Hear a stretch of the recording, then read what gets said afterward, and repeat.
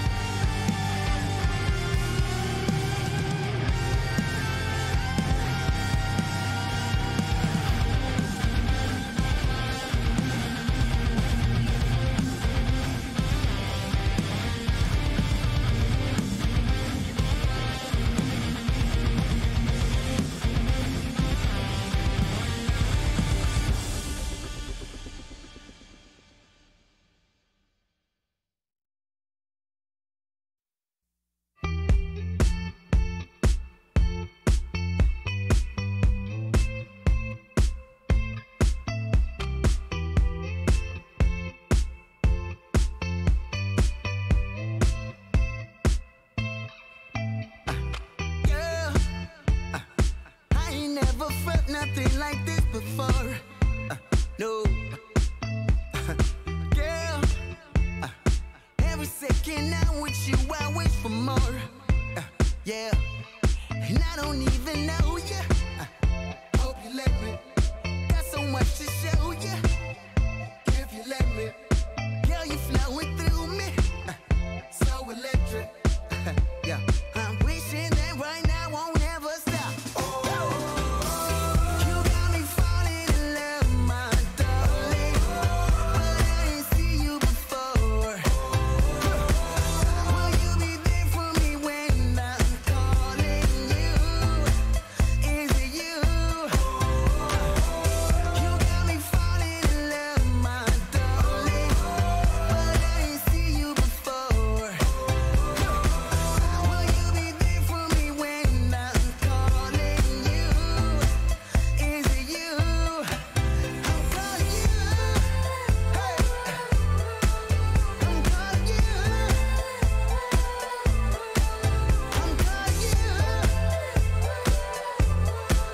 I'm calling you, darling. Damn, never saw you coming. Now you all I see. Yeah, yeah, yeah, yeah. Damn, asking myself, could you be the one for me? Yeah, yeah. And I don't even know you. Hope you let me. I got so much to show you. If you let me. Cause girl, you're running through me. So electric. Yeah, I'm wishing that right now won't ever stop. You got me falling in love, my darling. But I didn't see you before. Will you be there for me when I'm calling you? Is it you? You got me falling in love, my darling. But I didn't see you before. Will you be there for me when I'm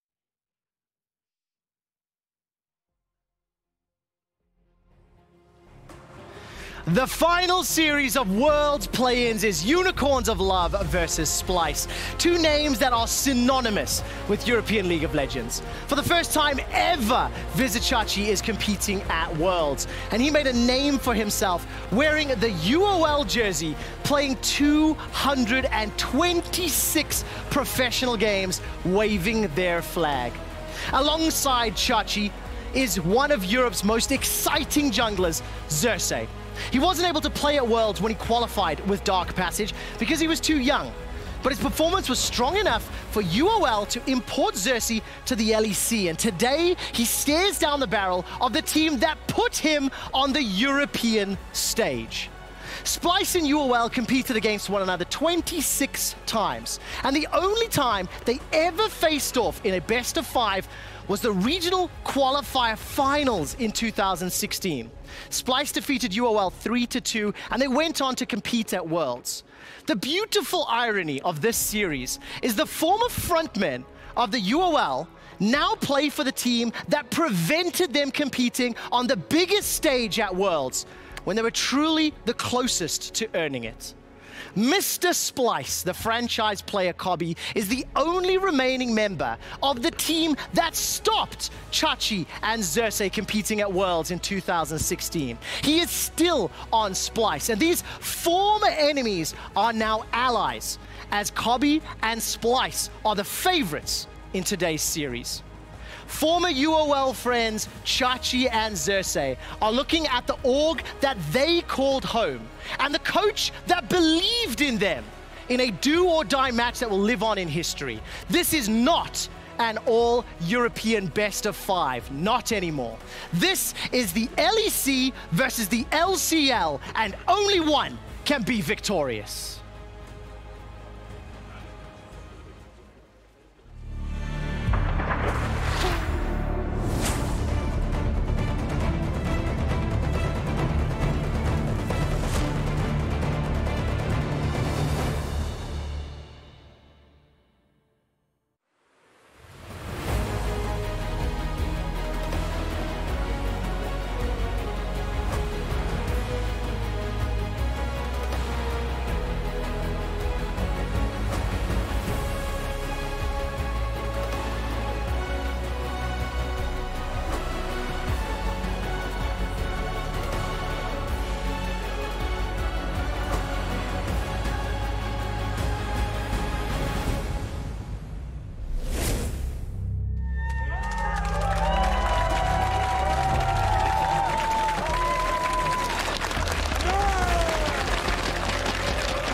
Welcome to Berlin, Germany for more Worlds 2019. I love that the fans are bringing pineapples to the Unicorns of Love series. Before we get to that though, we've arrived at the final day of play-ins and the last 2 group stage spots are up for grabs. Our first series has very big upset potential as Isurus Gaming look to send Latin America to groups for the first time at an international event. Hello everybody, I'm Quickshot, excited to get into today's action alongside Jat and Ejim. It's the last day of play-ins. Oh my goodness, it's been quite a ride so far.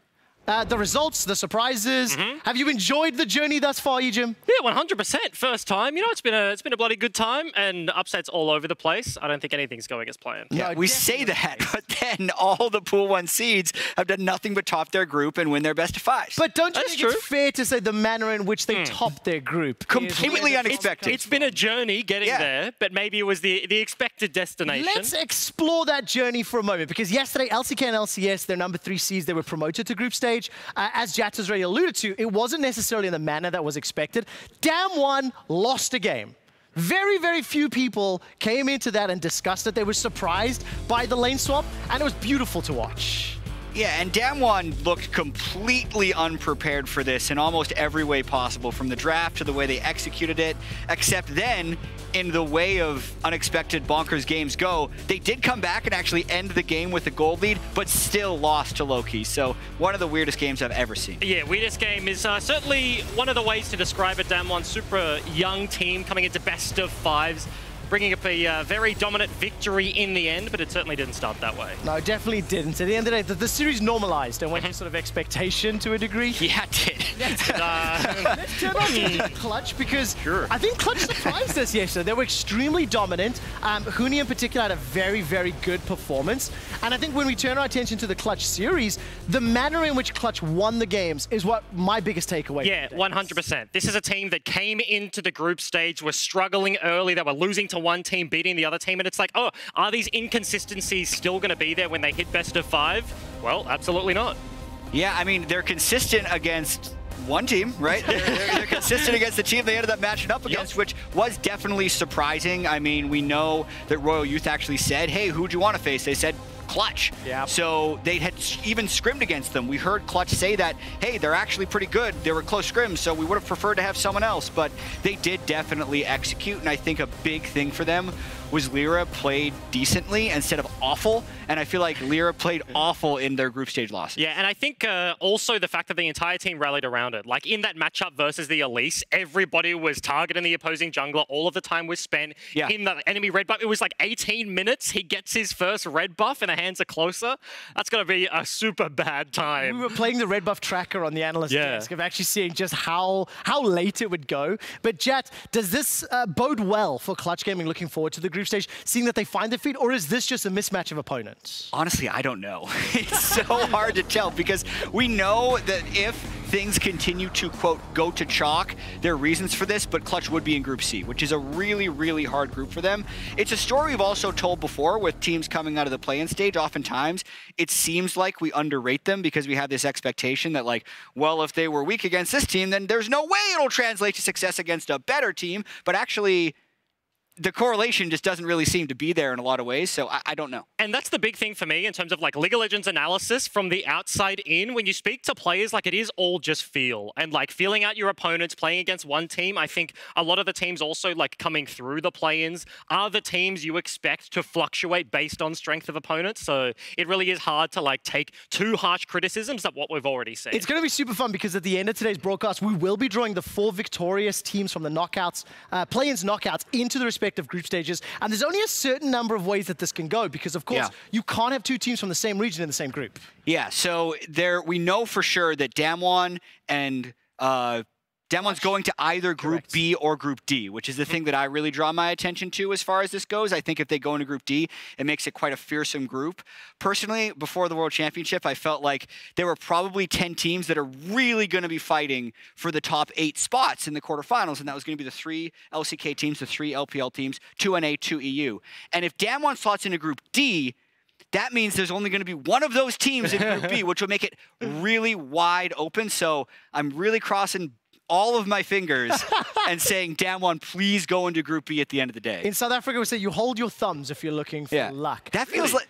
I know, I don't know why. I mean, that's very aggressive. This is much different. It would be very interesting to see what happens in Group B if that happens, you know, one of these other teams, because then all of a sudden you get this like group of life scenario. And there's a lot of theory crafting that we can do, but we need to find out who's going to win today before we draft teams into groups. And while the promotion to groups is definitely the reward that these players are looking for, we'd also like to award some well-deserved honors after yesterday's series. I'm going to start with Tilt Proof, which is Damwon's Nuguri, because he's won the award after activating the 0 and 2 power spike. Is that what Jatlis was saying on card? Yeah, Atlas was all about the Nuguri being stronger after 0 and 2. And in a lot of ways, it's fine because he does die twice and then he has the most goal on the team. So while he might get our Tilt Proof award, I kind of want to give it to the rest of his team for not opening after he starts 0-2. I mean, I have some experience in NA solo queue. I don't know if EU solo queue is any better. I just haven't experienced it enough. But usually if your top laner starts Cull and dies twice, you're going to be a little angry. I can say with certainty that EU West is a very nice, happy, friendly place. And the thing with OS open is the classic like top laner 0-10. Okay, guys, let's open and wait for them to push and then just kill them so you come back in. Nobody actually opened. I love that. Tilt Proof Damwon. We may have to give it to the team instead of Nuguri. Let's turn our attention to the GG Heart Award. That goes to Clutch Gaming's Cody Sun. When we turn our perspective of this, Huni's the one awarding him the honor, because when you can guarantee and rely Cody Sun's late game performance, you can play whatever you want. Yeah, God, it must feel good having that backup policy, the AD carry, deathless in this entire series. Yes, it was a 3-0, but the bottom lane, specifically Cody Sun, had a massive performance. You saw tweets, Reddit threads after the fact being like, this guy needs to be hyped up a bunch, and he's had performances at Worlds before, but nothing like this. And I think Vulcan and Cody really sealed the deal in Game 3 with the 2v2 kills they got multiple times in the lane. This was actually after they'd already been able to get a kill earlier on in the laning phase. So they really checked that last game into their own hands. It was a beautiful series to watch. I think all the wins were sub 30 minutes from Clutch, and Cody's son, he gets the GG heart. Right, we got one more award. It is great shot calling. This is going to go to whoever decided the low-key lane swap, the double demolish. And the award has to be given to Ender. Not only did he predict it in an actual factual way, he then went on to rant about it, and a lot of what he said came true. At least half. Like, at least half of what he said. But really, I do feel like a lot of it does go to low-key for having the guts to pull out a lane swap on the world stage against Damwon and then make it work. So you could tell Damwon wasn't prepared for it. You could tell this was very well drilled from the low-key team. They had a lot of successful stuff happening that gave Trist really more gold than I've ever seen that early in the game. And I actually would challenge, I couldn't find it myself, our stats people couldn't find something of when a Trist has been that more fed that early. I don't have the best way of saying it. He was mega rich. I was also debating with the analyst as guest on the day whether on the statement, when was the last time a Korean team lost to a lane swap, was going to be a fair statement to Back when lane swaps happened and it was a Korean team who beat them with it. Well, there you go. But it was really fun to watch, and like that game was crazy because despite the huge advantage that was generated early on, still kind of lost it in the mid game. Needed to have some drama at the end to pull it back, and there is our play-in knockout stage day 1 award ceremony. We do want to move on and talk about that lane swap a little bit more, and Egypt's actually going to break down some of the nuances that made it work. Yeah, absolutely. It's not a strategy we've seen for a very long time, but we will take a look at the what, how, and why of what Low-Key pulled out to get their upset victory over Damwon. So history-wise, Jack kind of alluded to it. Lane swaps, they have existed before. It's not a new thing, but is kind of new in 29 League of Legends. And the reason for that is the fortification of turrets. Top turret is just straight up tankier than the stuff on the bottom side of the rift. So in terms of putting your bot lane up there, it's just harder to take plates and harder to take down those turrets. So the goals of a lane swap traditionally were to hide weak side lane matchups. Noguri on his signature Vladimir into an Ornn. That's exactly what you want to get yourself away from. And also to accelerate a carry. In this game specifically, it is going to be Celebrity on that Tristana. He goes top, gets a bunch of gold, as Jack was alluding to, and then is taking over this game. And we'll take a look at actually how this one starts, right? Low-Key, specifically on the blue side, have an easier access to this top side invade. They walk in, Canyon has to lose his red buff, he has to take a really long path down towards the bottom side of the map, and that does force the split. So top side of the map is going to belong to DNK, bottom side of the map is going to belong to Canyon down there, and this is where your life as a top laner traditionally got super annoying, super frustrating to play against, because you see the Gragas just going to walk up, clear some camps, top lane TP's down to catch that wave, and they're just starting to pressure out the turrets. And these top laners now being denied gold, trying to catch as much XP as possible, is really the name of the game for them. And the last thing I will note is it isolates the mid matchup. New TF with the Triforce build, he's a little bit tankier, but he is exactly the kind of champion that just gets to sit in his lane, get to that level 6 mark, and that is exactly what you want to see. And so this is what happened early. The dive comes through, gets a little bit sketch, but let's fast forward. Let's look at where we ended up in the mid game. I mentioned the goals were to get towards Tristana having those items, and we'll take a look at exactly that. Celebrity had a monster performance here. You can see the difference at 10, difference at 15. I think it was like 8 minutes and 11 seconds where they push top, break that turret, or get it down to 1 plate, push bot, do exactly the same thing, and he's 2k over his opponent. And his opponent is a Garen. He's a Tristana whacking turrets the entire game. Garen is just doing nothing, and that's exactly where Low-Key wanted to be. The team fight items, they get the rapid fire, they get the IE, they get that spike of gold onto the crux of this composition, and then that looks good. And let's take a look at the compositions, right? We've talked about lane swaps just in terms of general stuff, but we've seen some champions here that we haven't seen in a long time. Ornn is the big one I want to point to first. He's not that good right now in terms of a blind pick top lane. Noguri getting Vladimir with Klepto is possibly his dream scenario, but because of the lane swap, he just becomes an econable top laner tank. He's hard to dive. He gets tons of value from XP, even though he's being starved of gold, in upgrading the Trinity Force, in upgrading the IE. And the IE, right, Tristana, she is the crux of this composition. We'll bring up the runes on your screen as well, because when you think of AD carries, turret pushing, there is the Jinx, but the Tristana is really the main one. The Satchel Charge, you just right-click, Demolish coming through, optimizing the build somewhat, and then you have the double Demolish there with Shen. He's an Aftershock support player. It's not something you don't expect to see him pick up, and it stacks even quicker when you're looking to push those turrets. And that's kind of just it. They push in the early game, did a big boon of gold on the Tristana, and yes, the game at the end kind of started getting away from them, but you have to look at it, right? Like every time the VCS has done well internationally, it has been through a unique strategy like this, and it resulted in Vietnam's first win over the LCK on an undefeated Damwon Gaming. Now, will we see more lane swaps as Worlds 2019 plays out? That's the question I pose both We of could. you. Yeah. We absolutely could. I think after seeing it work like that with that big of a mismatch, I think I would be surprised if we didn't see at least one. We have a lot of games going. We know there are going to be a lot of lopsided matchups, and if a team takes the time to drill it, I think it can absolutely work. And the one point I want to hit on is that the best teams in the world are no longer static. We have the IGs, we have the G2s, like everybody coming in and their previous successes have been off super dynamic gameplay. So I could see one of the world's best teams looking at this being like, hey, that's pretty cool. Because that game obviously didn't get finished out super cleanly, right? Yeah. All credit to Damwon for bouncing back, but at the end of the day, it was a victory that was picked up for the VCS reps. Let's turn our attention to today. The action gets going with HKA versus Isurus Gaming from the LLA, and that'll be followed by that best of 5 between the Unicorns of Love and Splyce. So a lot at stake. Let's talk a little bit about that Splyce versus UOL matchup, as we won't have as much time later in the day.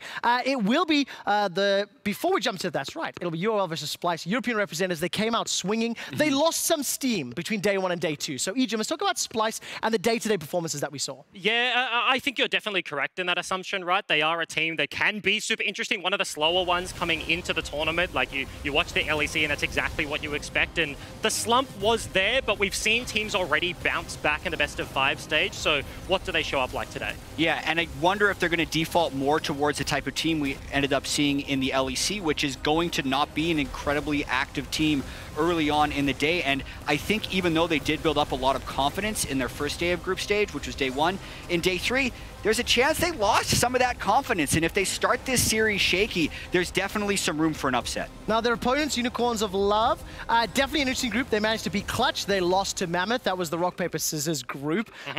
Unicorns managed to make it in the tiebreaker. They stepped up. They've got some unique picks under their playstyle. And it's something that they're quite famous for historically and even within the LCL. Yeah, and like Edward in his interview, he's like, how do they know what we're going to draft if we don't know? And obviously, it is a big joke, but they are going to be the ones to introduce volatility in this matchup. The bottom lane specifically, you have something super standard in Mr. Splyce and get me to team fights, get me the gold leads, and I will win the game that way, versus Heimerdinger Fiddlesticks, just flash fear, blow you up in a grenade cooldown. This is going to be an exciting side of the map to watch. Yeah, and I think No Man's is legitimately a force to be reckoned with in the mid lane. So the picks that I'm looking at in this series is going to be the Kale mid and that Heimerdinger bot lane, and whether or not Splyce is ready to deal with those things, because we actually know that Splyce decided to start the series on red side for them. So if you're thinking about red side bans, Pantheon seems like a must. Syndra? Qiyana oftentimes seems like a must, though, just because we've seen UOL succeed with that as a jungler. Syndra is another one that they would want to play bottom lane because they like made his bottom lane. It does mean that Splyce is probably going to need a way of actually dealing with one of these champions on the Rift, and I think that's potentially a problem, because I think No Man's Kale could be a very big pick this series. I also think the Qiyana from a Splyce perspective is also an important pick. Not only have we seen UOL use it, but Xerxes used it particularly well. Humanoid added some really great assassin performances to the end of the season when he was stepping up for Splyce. So draft could be insanely crucial as this game is going to play out. Egypt, we are looking a little bit forward into the day. So what are the other danger man? We saw a pineapple from the crowd, from Nanasik, and we've not mentioned him yet. So what are expectations of his shoulders? Also, like, I love that. That's actually hilarious. Like, getting a pineapple into the venue, he's holding it above his head. I just imagine them going through security, going like, this is important. This is hit it with a metal detector, and it's like, no, it's just fruit, man. It's but fine. More seriously, about his play in particular and what he could do to disrupt Splyce. Yeah, I think him and Xerxes are much like the opposite junglers, right? Like, he's super proactive in the early game, like coming out swinging. He often goes for risky invades. It's not a surprise to see him against priority. Just look for like a cheeky steal away and stuff like that. So for UOL coming into this one, like, he's going to be the big man to watch. Yeah, and I'm looking towards the bottom lane because I think that's where Splyce ends up winning a lot of their games. Kabe has been such a big late game carry, and the question will be whether or not Unicorns tries to play that straight up, because we've already seen the Heimerdinger, we know the Syndra exists. I think there's potentially a lot more stuff out there if UOL has committed to going down that direction. They haven't had that long since the group stage, and we know that their fallbacks, especially in their tiebreakers against Mammoth, against Clutch, did end up being traditional marksman. But if they really wanted to commit and they were willing to say, we're not going to beat them straight up in 2v2, I think that would be fascinating to see. And that's the thing, right? Like, we kind of alluded to the side selection earlier, but I think it is super important. Like, as the series and just play-ins progresses overall, we saw the best of fives yesterday. The ability for flexibility on red side, like, yes, you do get more, like, you get the 5th pick to round out whatever you want, but the bans are proving super difficult for teams to deal with, and, like, selecting sides is going to be very important. Going to be insanely crucial, and of course, just a reminder, the number 1 seed will get side selection in games 1, 3, and 5. Let's turn our attention to HKA versus Isurus, and for more on that, Law standing by with Adi. Thanks, guys. Laure here, and joining me right now is Adi for Isurus Gaming. How are you doing, and how did the scrims go lately? I'm doing fine. I think the scrims are going good, and we have a lot to show in this game. Let's talk about the confrontation, because Nuki got picks. I know that Crush played a lot of Lee Sin. Do you think you could focus this pick? Either you play it or you ban the champion, maybe? I don't think his Lee Sin is going to be a problem. I think we have a lot of chance to just counter him. So yeah, we don't think that his Lee Sin is going to be a problem. Gotcha. So which champions should you be careful about? Maybe Kiana is probably a pick that they can first pick, but we have a lot of confidence that we can play against them, so we just gonna be sure that they don't snowball. All right. Well, if they do pick, right? All right. Looking at game time, I saw that you average 43 minutes game time when HKA averages 33 minutes. So tell me about your game plan to the mid game and late game, because it takes you guys a long time to close out games. I mean, that game against Japan, it was kind of messy because we didn't want to risk a 50-50 Baron. So we're just going to go all for it, win or die. So yeah, I think the game is not going to prolong so long as that game. All right, so tell me your expectations for the series. You win, of course, but... I think we're going to win. It's going to be a close match, I think, the first 2 games.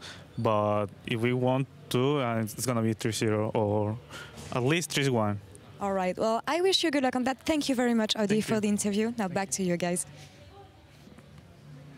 Thank you very much, Lauren. Welcome to the Analyst Desk. I would like to welcome Teal Wolf for joining us today. Thank you very much for coming to help us out for this game.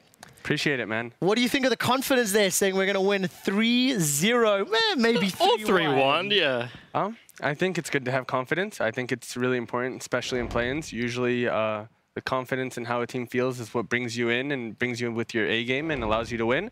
So it's good to be confident. I don't think it'll be a 3-0, but I do think it will be a 3-1, 3-2. Yeah, I'm somewhat in agreement with it's going to be a long set and a long best of 5, not just long games. But I think it is interesting that the interview is also with Adi. Coming from the first day performance, he's literally tweeting I solo lost us this game. It's been a disaster. And then the bounce back to the no, it's a 3-0. We're chilling. It's fine. It'll be very chill. Let's talk a little bit about Adi and sort of expectations for his performance today. One of the reasons we have Teal Wolf joining us, of course, one of the first, if not the first, exports out of Latin America, if I recall correctly.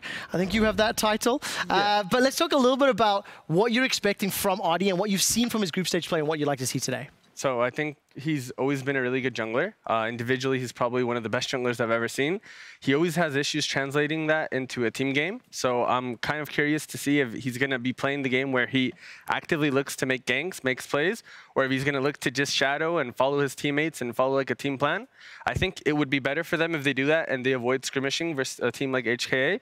So it depends on that, really. Let's talk about HKA a little bit, because as far as Isurus are concerned, HKA was probably the best draw that Isurus could have hoped for. When you look at the opponents in the group. So what are the chances? And then, as Teal Wolf has already alluded to, in terms of the strengths and weaknesses of the respective teams. Yeah, I think they are fairly similar. Law was alluding to with the question, they do go to long games in both of them. These are both the teams that have now played Quinn top as well, kind of funnily enough. But at the end of the day, transition is the big word, right? Whatever happens in the early game, I think there is going to be like a key focus on what happens around Baron. Like how many Barons does it take you to close out a game? What happens in the mid game? You mentioned specifically like Isurus might not want to play early game skirmishing style versus HKA. I could agree with that. Just slow it down a bit. But from the other side, like introducing volatility for a lineup like HKA, look at the top side of the map. Like 3Z, this guy is like one of like the shies of the world, right? Maybe not to the same caliber, but the same style of gameplay of like the knife's edge, just like forcing things whether they are super risky and going towards that to build leads could be it. Now, we've talked a lot about some of the late game expectations, T-Wolf, and you've mentioned it already, but when we were talking about the late game times or the longer game times, what is your expectations for how these teams are going to play and then how they're going to close out? So I think the way the games are going to be closed is usually probably a fight at a neutral objective, whether it be the second Ancestral Drake or the second Nash. But I think it's really important that these teams come in with the mindset that's needed to play a long game. I don't think that either of the teams getting a lead in the early game will be able to close the game. So I think if they find a way to either play a good side lane or find a good way to group up and fight the objectives they need to fight, set up traps, good flank TPs, I think that's the way they're going to win the game. Now, what's your take on Warangelus? I want to dive into one specific player. I think you've played against him in finals before as well. So knowing your history and seeing how he's performing on the big stage, we have been impressed. Have you? Yeah, I mean, I'm really happy with how he's played. He's a player that plays with a lot of confidence. If he's confident in his play, he will E forward with Ezreal. He'll generate those plays. I just feel like if his team that day does not follow him, as good as he looks, he can also look bad. So hopefully that he brings his A game, his team follows him, and he can generate the plays he needs to close out the game. And I really like that you hit on like mentality, right? Because like coming from pro background, it is like it's all that matters. You get to game days, like what happened in groups, that's now like a couple of days removed. It's like a different opponent. You didn't play them in the group stage of play-ins, and confidence is super big in terms of like predictions and stuff for the series as well. We've both said like maybe it will be a close one. Oddie was super confident in a 3-0, but like I'm expecting very differing games than what we saw yesterday. Like a first game slip up for Damwon into basically a 3-0 after that, and then Clutch just straight up. This will be much closer between these two. But we do feel that today's matchups, both of them should be more competitive, right? When we actually look at the opponents, and that's the expectation. We've not touched too much on Hong Kong attitude and some of their, team fighting. We've sort of came in and saying, we think they've got worse team fighting in ISG. We also don't think they're really going to be able to split push. Is that something that you agree with? And we can see some of the stats between the 2 days of groups play they had. So I think that their team fighting style is different. I think that HKA are really good at skirmishing and fighting, small fights. I do think that ISG are really good at the 5v5. Okay. I think draft is going to be really important. HKA has been giving a lot of priority to Rakan, so it's going to depend on what ISG has as a response to that. I feel like Nautilus is good in laning phase, but what's going to happen when they're playing 50, 60-minute game where Rakan is going to be 10 times more useful? So I think that the priority on Xayah Rakan bot lane today is going to be really big, and either they're going to have to ban it or find a response to it. T-Wolf, how do you approach drafting strategy if we assume both teams know this information, if we assume you come in and then you obviously have to prepare an answer to the Rakan, but what goes through the conversation process and how you find what that answer is? So I think there's two ways you could do this. You could either give them the Rakan and play red side and look to counterpick maybe top lane, play around there, or you could just simply ban it out and see what else they have to offer. I think there's not many other supports in the game nowadays compared to Rakan that has the explosive engage that he has. So if you ban Rakan, maybe you could have Nautilus versus Thresh or something like that in the bot lane, which could be a lot better for a 40-minute, 50-minute game. And that's kind of the thing that skews, right? Like in terms of just champion strength in general, and then you apply the context of like lack of closing games, like not being able to transition lead. It's like, where does the meta actually land? Like we've seen Syndra's be super successful already in the group stage, but it's like, is she actually going to be relevant once it gets later in terms of like jungle priority? Like if you're picking the Lee Sins of the world, you saw in the montage just there, like Crash, ganking bot, gets flash, kicked him into Narnia, and it's like, is that a good idea? What I loved is you just said, where does the meta land? I'm going to quote you, Marta Cannon. I'm going to say, play your game. The meta lands the way you can beat your opponent. We're a minute away from game number 1 of the final day of play-ins, and I need predictions from both of you. Who will win this series? What is the game score, and why will it be that way? Okay, I'm going to go with a 3-2 to Isurus. I think it's going to be very close, very long, but eventually I think they are a little bit of a smarter team. They should be able to figure it out as this one tracks onwards, and that will be the edge. Wolf? Yep, same thing for me. 3-2, ISG. I think they're a better team in mid-late game. I think they're going to be able to punish the rotations. I think that their strengths today lie in the right places. I think that if Bugax wasn't playing as well as he was playing today, they could have maybe lost the game through there. So I think that they have a really good matchup. I think they have an edge, and I really think that they're going to win today, 3-2. Well, there we go. Analyst Desk is in favor of Isurus. HKA failed the last time. They were in the knockout stage. Let's see if history will repeat itself.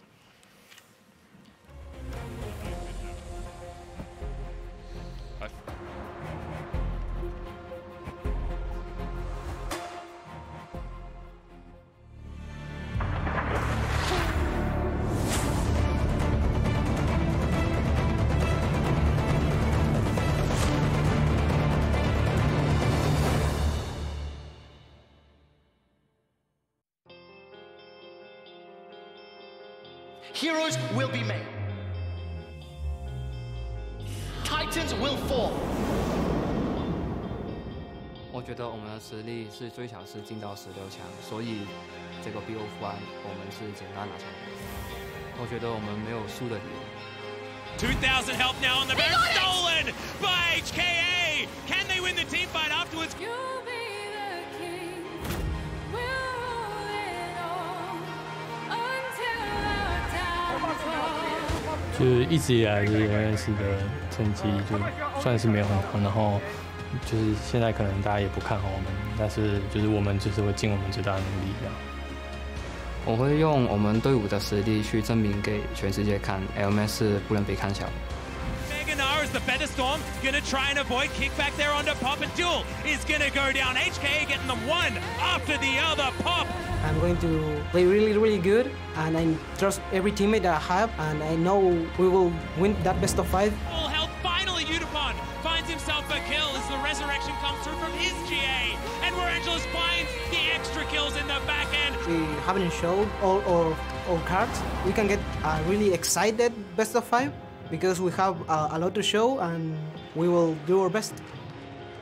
To take it all, break it all. We can get out of groups for sure, and we're gonna try even harder now to actually get there. То, что мы заняли второе место, на нас, скорее всего, повлияло так, что мы будем больше вкладываться в тренировки и, возможно, покажем хороший результат. Inax jumps forward, yet to see a unicorn fall. The unicorns are dominant. Every time people have doubted Splyce to win a series, we've proven them wrong, and we're about to do that again. Now as well, but it's not quite enough. Great knock-up. That's going to grab Slow for the first kill. Immediately, Seiya follows up as Vizichachi gets a huge wallop onto two. Werangulas, you can't killer instinct your way out of this one. The Nexus turrets are next, and Splyce will be 2-0. All of the hard work we put in this year, starting from spring, has led us to this point now. I think we're really confident to beat anyone. I think I'm the best AD in this playing stage for sure.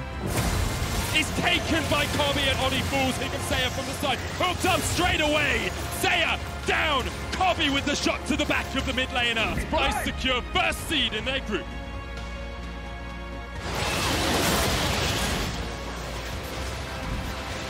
And at the end of it all, we'll have our champion.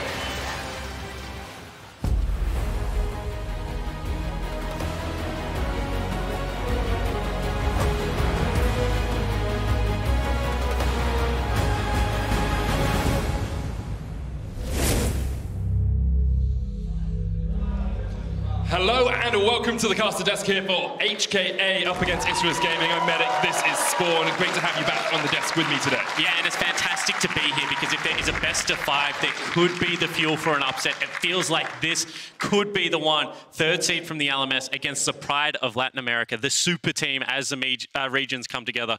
This should be an absolute banger. The first year we've seen all of Latin America combined into one region. The first time we've seen Isurus Gaming really stride forward on the world stage. And here in the knockouts, we'll see if they can take down HKA, because HKA did struggle in their groups. Although they went 3-1, a couple of their wins, especially against Mega, were very much more on opponents' mistakes than their proactive plays. Yeah, look, let's not kid around. Both of these teams struggled in their group stages, right? When you have a look at HKA, they did drop that game, and then they were able to come through because of the fact that Mega took the win versus the 2nd seed. So I think that this is the time where you look at it and say, how much did they really deserve that top seed? They did have some topsy-turvy performances, but at the same time, Isurus kind of looked lost on day number 1. This is a team that was not able to take the fight to Splyce like maybe some, including myself, thought they would be able to.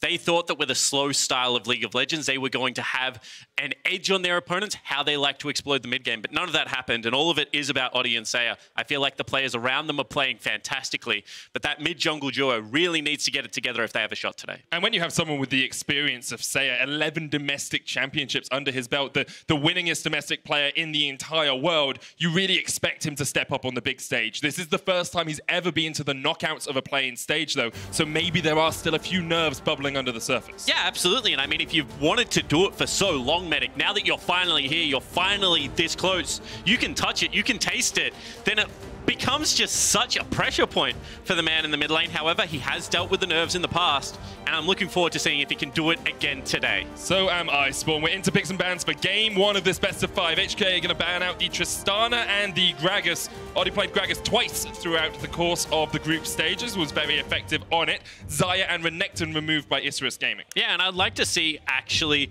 a Lee Sin ban come across, because Crash is a really good Lee Sin player. It's one of the few champions he has in his arsenal to be able to get the early game rolling. However, in saying that, Pantheon is right now 100% presence and 100% win rate. So you do also have to respect the strongest champion in Summoner's Rift and get rid of it. And the question is, do HKA go for the Syndra that has been so contested in pick and ban, or do they look towards that Lee Sin? Syndra will be the first lock.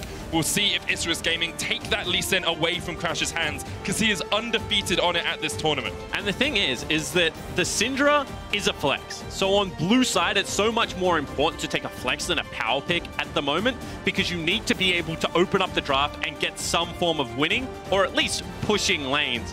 You see that response is going to be there. Jace nearly guarantees a pushing lane in the top lane. Yep. He is so hard to deal with. And the Yuumi is very interesting, because we already heard about the Rakan priority that we're expecting to see out of HKA.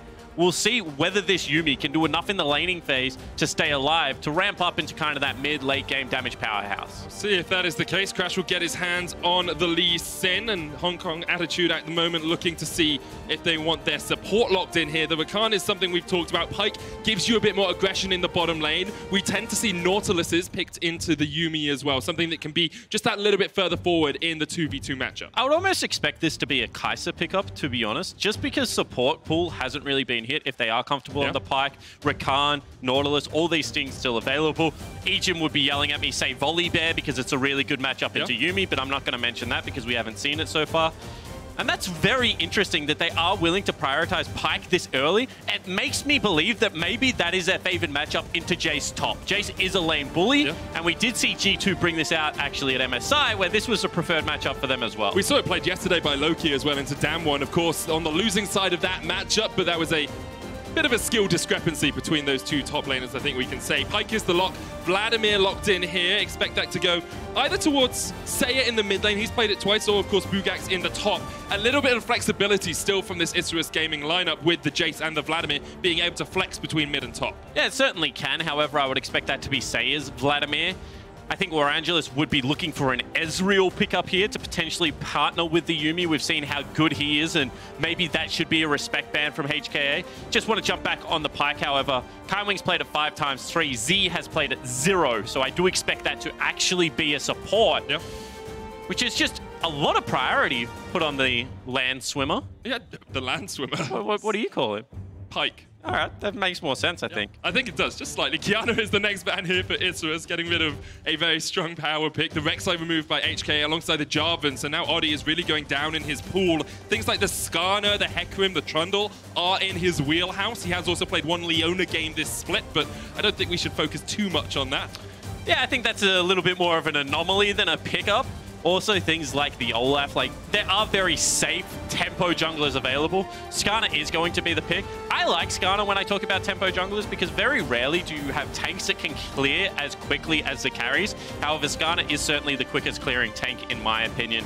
As soon as you get the shrines, you can just scuttle around, and everyone has to start paying the tax. I talk about it a lot, but the QSS tax, especially if you're not having the best games, as Oddie hasn't been, just allowing, you know, that 5,000 gold sink for the team to go across already gives you an advantage. Incredibly expensive to deal with. Nar will be the next locked here for 3Z. Didn't play that in the regular season, so that's going to be a second pick at Worlds for him. And that's interesting, because Jace smashes Nar. Yeah. Like, that is not a good matchup whatsoever for the Nar player.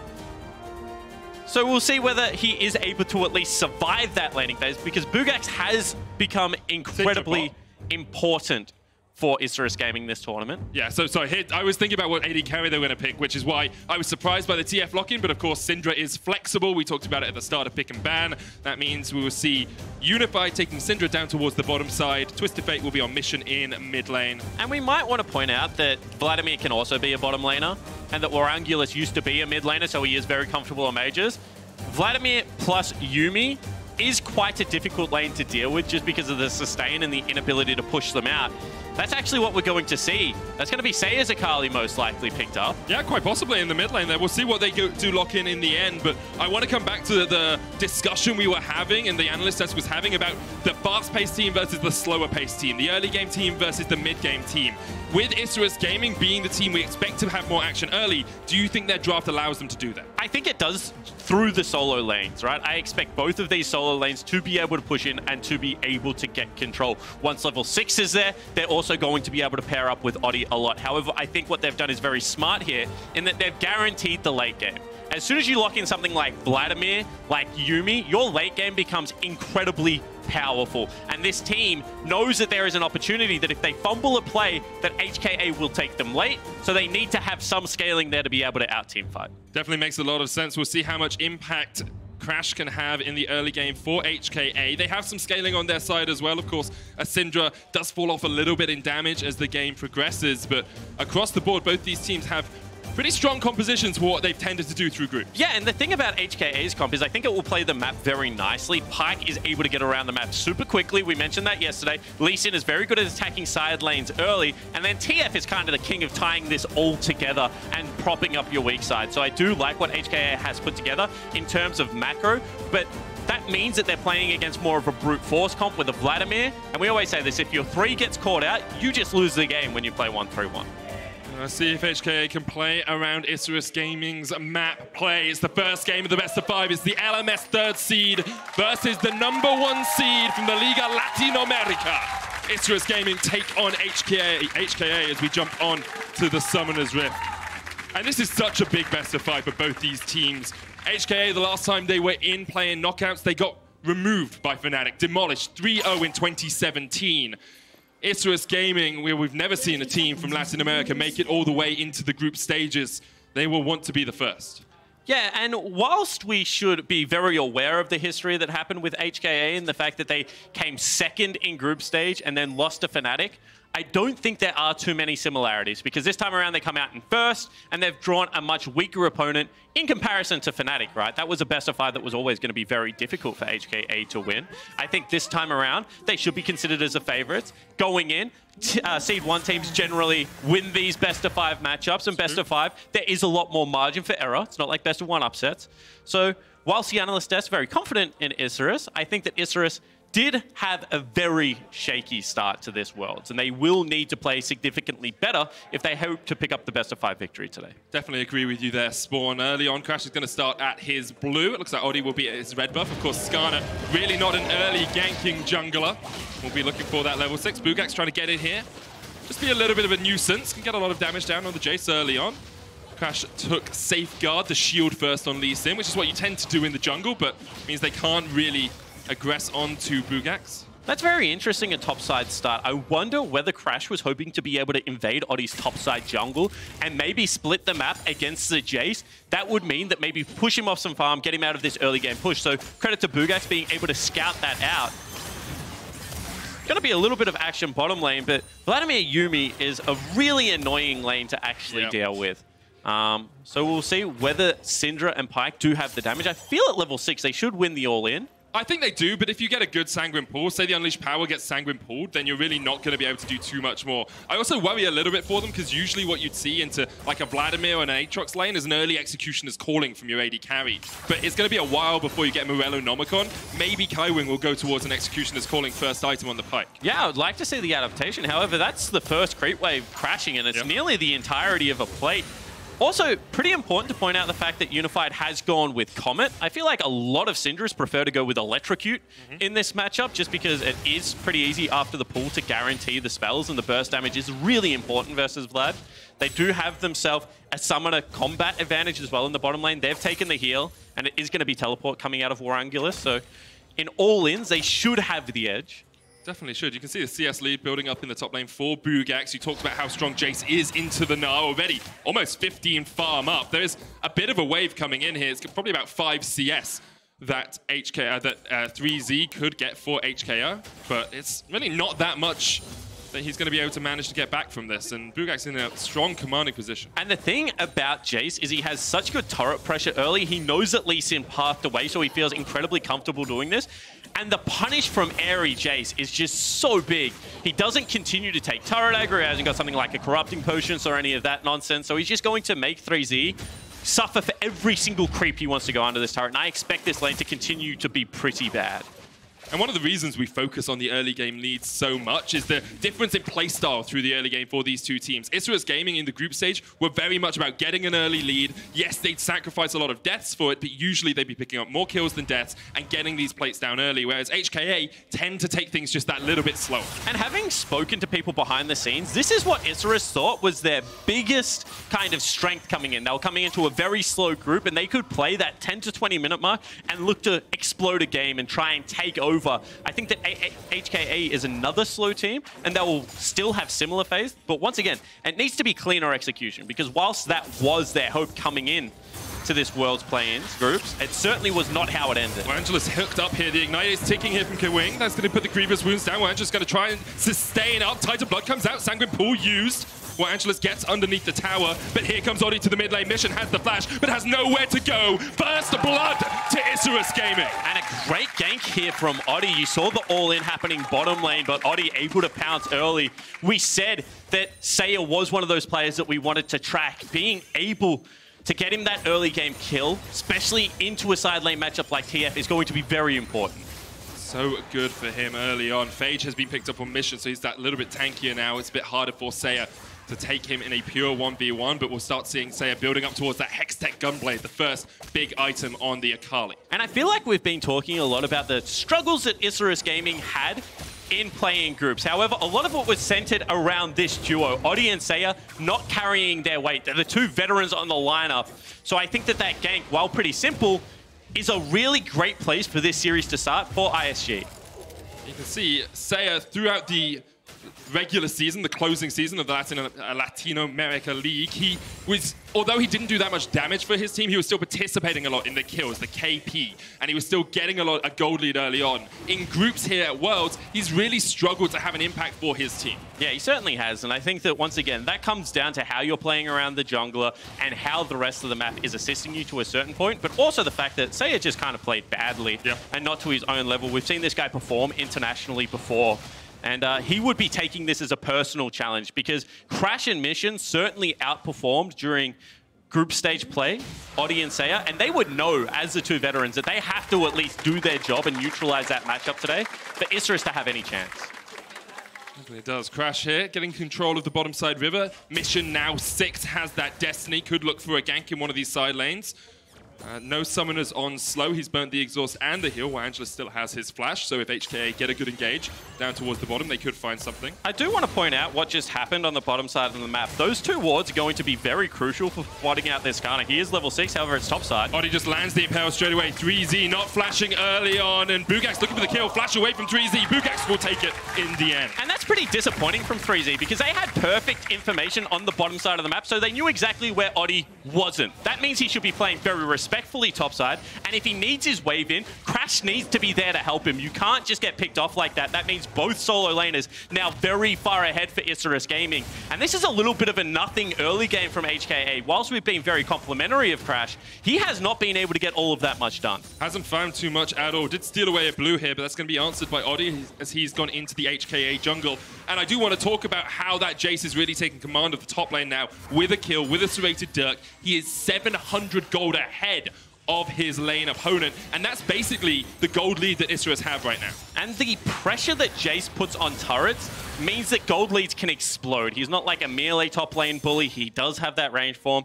And I don't think that this lineup from HKA will actually pressure him all that much in team fights either. There's not all that much backline dive. He should be able to land his poke at the start of the fight. And this could be getting very bad. I mean, it's still an equal gold lead. Bottom lane is going heavily in favor. Hold that thought. Destiny coming out. We wondered where the first TF would be. The flash is not available for Bugax. Caught underneath the tower. The Gnar comes in. This is a great gank from HKA. They will get their first kill of the best of 5. Meanwhile, in the bottom lane, Kawing is going to land a skewer where Angela's looking for Jace. Won't be able to find anything more. And that was a great first teleport there from Mission. Being able to use that Destiny to get up in the top lane, that lane that was really suffering. As we mentioned, this bottom lane is going very heavily in favor of HKA. They've been able to get themselves a similar lead in the bottom lane as what was happening top. But we do expect the Vladimir to be able to scale very well into the matchup. So not necessarily as much cause for concern. Yuumi also is just a terrific scaling support. The fact that she goes towards things like the Luden's Echo right now seems very unfair.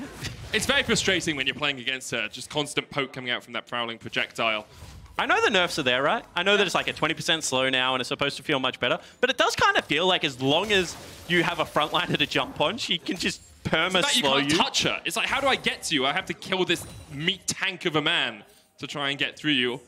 Here, obviously, Vladimir is that tank and has a lot of escape tools alongside being pretty darn tanky when he wants to be. And not only Vladimir, I mean, this is going to be a Predator Skarner running at you with maybe even a Righteous Glory in the mid-game, right? This is going to be a very quick composition. When they want to start team fights, they're practically going to be able to do it at will. So it's all about being able to navigate it, having your side lane set up, you know, not getting caught out in those situations. And that means that the Twisted Fate as well as the Gnar needs to be able to get ahead. You can see a decision made here by HKA. They know it's coming up to that 10-minute mark, so Unified and Kawing are on their way up towards this Rift Herald. Where Angelus doesn't have the TP, he won't be able to join a fight if it starts. Oddie's playing up towards top, but he's sitting on a ward. Destiny not available, but this is everyone rotating up. Kawing's going to find out. Oddie, Gnar into the wall off towards the top side of the fight as Bugax goes low. 3Z going to catch him out for the moment. Oddie's the one to fall. Death from below as X marks the spot of Oddie's demise. Here's the follow-up. It's a double, and HKA find the perfect rotation to find their picks. Yeah, and once again, it's going to be Oddie. Thinks that he has the information, was sitting on a control ward medic, but just did not drop it in the brush. That means the rotation from HKA was flawless. They should be able to take this top lane turret. They're going to be able to save the Herald. And the gold lead has just exploded. Yeah, 2,200, almost 2,500 gold lead now for HKA.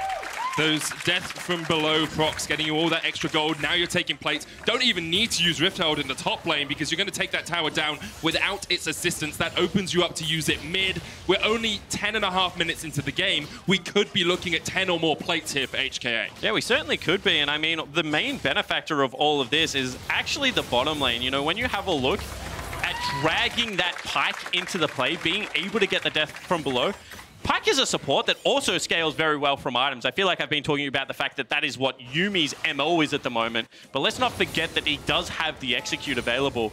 And Bugax just feels like he can play as aggressively as he wants to because he has Oddie here. However, the early rotation from the bottom lane, well spotted, mid lane. Mission flashes away. Oddie decides he doesn't want to use the Impale. Like ships in the night. Yeah. Except one of them with the ability to blink a short distance. Exactly, like ships in the night. Don't know what type of ships you're using there, Spawn, with some upside down stuff that's going on in Australia. But as you say, Mission getting away, now has to teleport in. That means his flash is down, so Oddie can look for a repeat gank towards the mid lane. But at the moment, everything is in HKA's control. They have that 3,000 gold lead. They've got the Rift Herald in mid whenever they want to use it. And they could look for their second dragon of the game. Instead, they're going bot. Kawing trying to get onto War Angelus, who pops a Sanguine Pool to escape the scat of the week. And now it's a 3,000 gold lead, and they're also dropping Herald. Only 12 minutes in the game. This should be another turret falling. quite easily 10 plates here for HKA. Isurus Gaming only picking up a couple across the map. That's 2 in the bottom lane, 1 in the mid. Hemoplague doesn't really do too much there at all. Angelus will be able to clear out the wave in the end, but HKA are looking devastating early on here. And we asked what Crash was doing. Well, Crash has now really come alive. All of HKA have come alive as a team, and now you have to wonder how are Isurus Gaming going to claw their way back into this game. Yeah, and kind of a strange early game, right? Because it looked like Isurus were winning mid and they were winning top lane. And when you have control over the solo lanes, it is very hard for the enemy team to be able to generate pressure. But whilst we said it was Crash, I think it was the trio of Crash, Unified, and Kaiwing being able to take one pushing lane and rotate around the map to generate advantages. It was perfectly at that 10-minute mark. And you can see now that Isurus are very much on the back foot. And when this happened in group stage, Isurus just did nothing throughout the entirety of the mid game. So HKA certainly have the game back heavily in their turns. HKA haven't always been the most proactive team with a lead, though, so we'll see if they can keep this tempo up, if they can keep the pace of the game going, keep clocking through these towers, because the first set of turrets is always the easiest. It's very simple to take them. You don't have to go too far. You don't have to set up too much vision to take that out of tier 1. We'll see after HKA do try and break through this mid lane tower, whether they can get some deep vision in, deep wards in, and then look towards those Baron plays, towards those flank plays that we expect from them. Yeah, and the thing is I still don't know necessarily whether they win this top lane split push. So I expect 3Z to play a very defensive side of the map. Does not want to be caught out by Oddie and Bugax. So wherever the TF is, you know, now that he has a Quicksilver Sash, now that he has the Trinity Force completed to be the side of the map that they actually push play towards, then it's about getting the ability to get control of one side of the jungle and force them off mid lane turret. Very hard to dive a Vladimir as well as the Skarner. However, you feel like that's the stage of the game that we're at, only 13 minutes in. They need to be able to continue this gold lead rolling. They really do. We'll see if they can manage to do it. First couple of Skarner taxes have been paid. Kaiwing and Mission getting themselves QSSs before even level 2 boots on Mission. Just roaming around the map as quickly as he can. But the thing is if you're even in gold, this feels shocking, right? You spent like 3,000 gold on picking up 2 items that you don't really want at this stage of the game. Mate, you're 5,000 gold up at the moment. You don't really care what you're buying. You're just beating people over the head with your wallet in every single one of these team fights. So I'm really confident that HKA kind of are giggling about the Skarner tax at the moment. Oddie, whilst having 2 very good early game gangs, has fallen off a little bit now. And as I said, 3Z even has the ability to push in. So everywhere on the map seems to be a playground right now for HKA. And at the moment, Isurus are just trying to find ways to get some items under their belts. No completed item on War Angelus. Hextech Gunblade is there for Seiya. Still, Bugax has yet to complete his first item as well. So they are just so far behind when you look across the board and see a Ludens, see a Trinity Force, see a the Triforce with a QSS as well. That's so far ahead here for HKA. War Angelus pops the Sanguine Pool a little bit early as Kaiwing lands the Bone Skewer. Hemoplague was used. That's just to clear out the wave and try and dissuade HKA from going any further for the fight. However, they do get the first anti-dive shield out. That's the Hemoplague there from the Vladimir that is going to make it very punishing to dive a turret. However, Yuumi didn't use the ultimate. Oddie still hold onto the Bone Skewer as well. So this is going to be a hard turret to crack. They have got the first few steps underway. However, that's a very good weak side ward underneath mid lane. And they've been able to push in with 3Z and now group up. See whether ISG can prevent this from falling.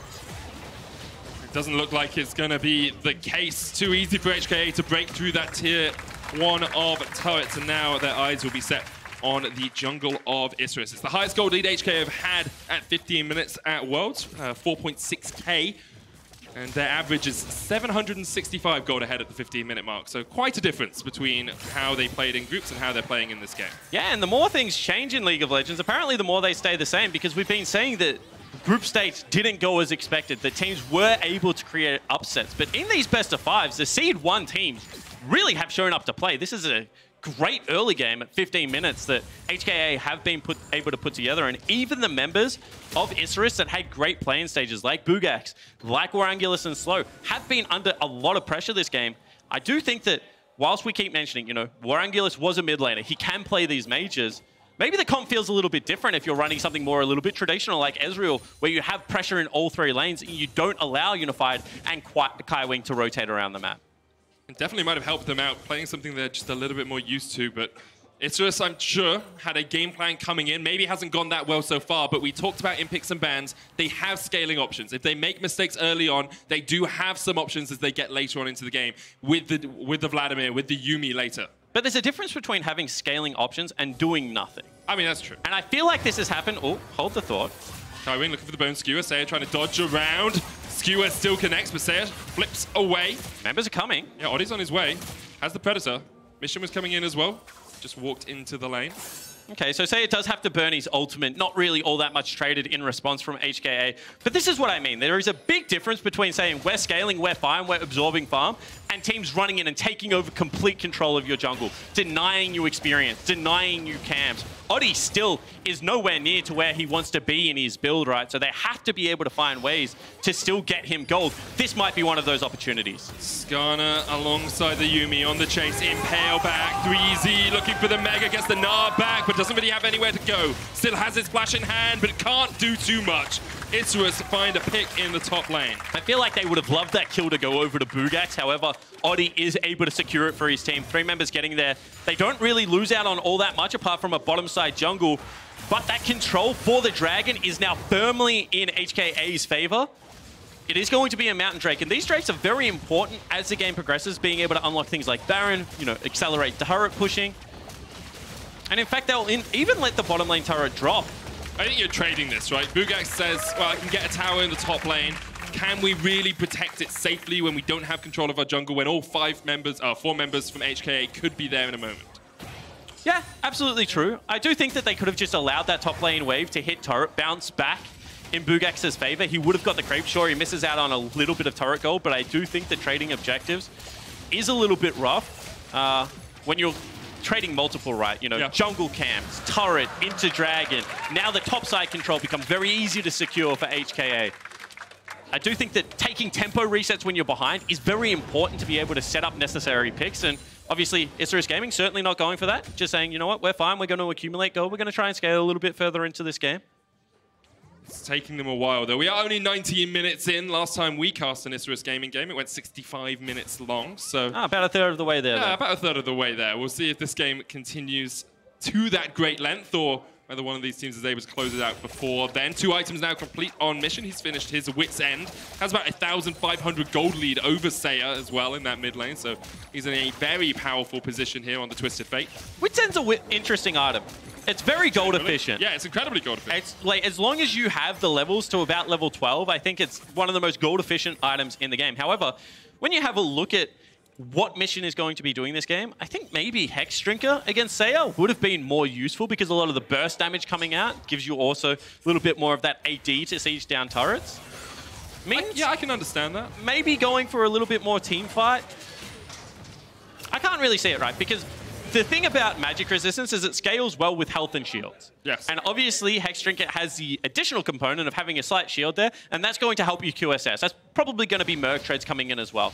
All of these things do start to add up. If you just go flat resistances and you don't have all that much health, obviously just a little bit of health from the Phage in the component of Trinity Force, it's just not going to be mathematically probably the best build you can go for tanky stats versus magic damage users. I understand the logic. You have to remember how much pressure these guys are under in the moment to make a decision. Yep. I guess you could see, like, if Saya continues to trade in with his Q, if Angelus is there trading in with a few Qs, the extra life steal you get back out of it when you're below 33% health might help. But and the other thing is, if you're not used to playing marksman, and I talk to Bryce about this all the time, or Ejim, he says attack speed just feels good. Yes. It allows you to weave your abilities and get things going like much more naturally than if you have perfect feel of playing, you know, that marksman type role. So maybe a Band-Aid solution as well in that case. Oddi flashing forward, looking for Crash, can't quite find the connection, but Kaiwing now a little bit over push. Saya going in. Not going to chase any further. And that's a little bit of a hint at where that Akali nerf really hit Akali. Yeah. In that situation where stun is still on R1, I feel like that would have been a pick onto Kaiwing. However, not there, just going to have the damage component. So everyone's able to exit stage left, and Akali just has to kind of watch them go. HKA may have overstayed here. Angelus does have a flank position. Oddi and Slow teaming up in the jungle. You mentioned the Skarner Yuumi does work incredibly well. Yeah, look, that's Scorpion Cat, I guess it's called. That's an equal numbers fight, however, and they do have TF ultimate. One of the biggest benefits of TFs during team fights is just the ability to press R and have perfect information of exactly what's happening. Means your setup can be a little bit slower. And I don't feel like when you're 7,000 gold, you want to fight in an equal numbers fight. However, with Baron started up, they might have to. Yeah, Baron has been started. Oddie was starting to back away, but now he'll realize that perhaps something's going on. There's no blast cone. Oh, there is a blast cone there for him to try and get in. Of course, he hasn't got the flash. Teleport coming in here by HKA. Oddie is going to look for the steal. Destiny comes in. Angelus now on the flank. Here goes Oddie, trying to get in, stunned up straight away. The final chapter coming in as well, as Isurus look for the fight, but the Baron has been secured by Crash, and now all of Isurus are diving into the pit, diving in for that fight, maybe to get themselves back in this game, but they need to find catches. 3Z managed to jump out of the back, and Isurus still haven't found the connection. It looks like Mission's going to get away. Crash chased off towards the top side here. Unified. Shock Blast does not connect. And now all of HKA can actually just collapse on this. Slow is with Bugax. It will be a 2v4 if they make this outplay. Bugax going to jump in onto 3Z. Unified gets a knockback. Slow jumps off. Bugax down. Unified takes the kill. Another goes down for Kai Wing. And HKA clean up around the Baron. And now it's a 10,000 gold lead. And HKA have the Baron, have everyone up and alive.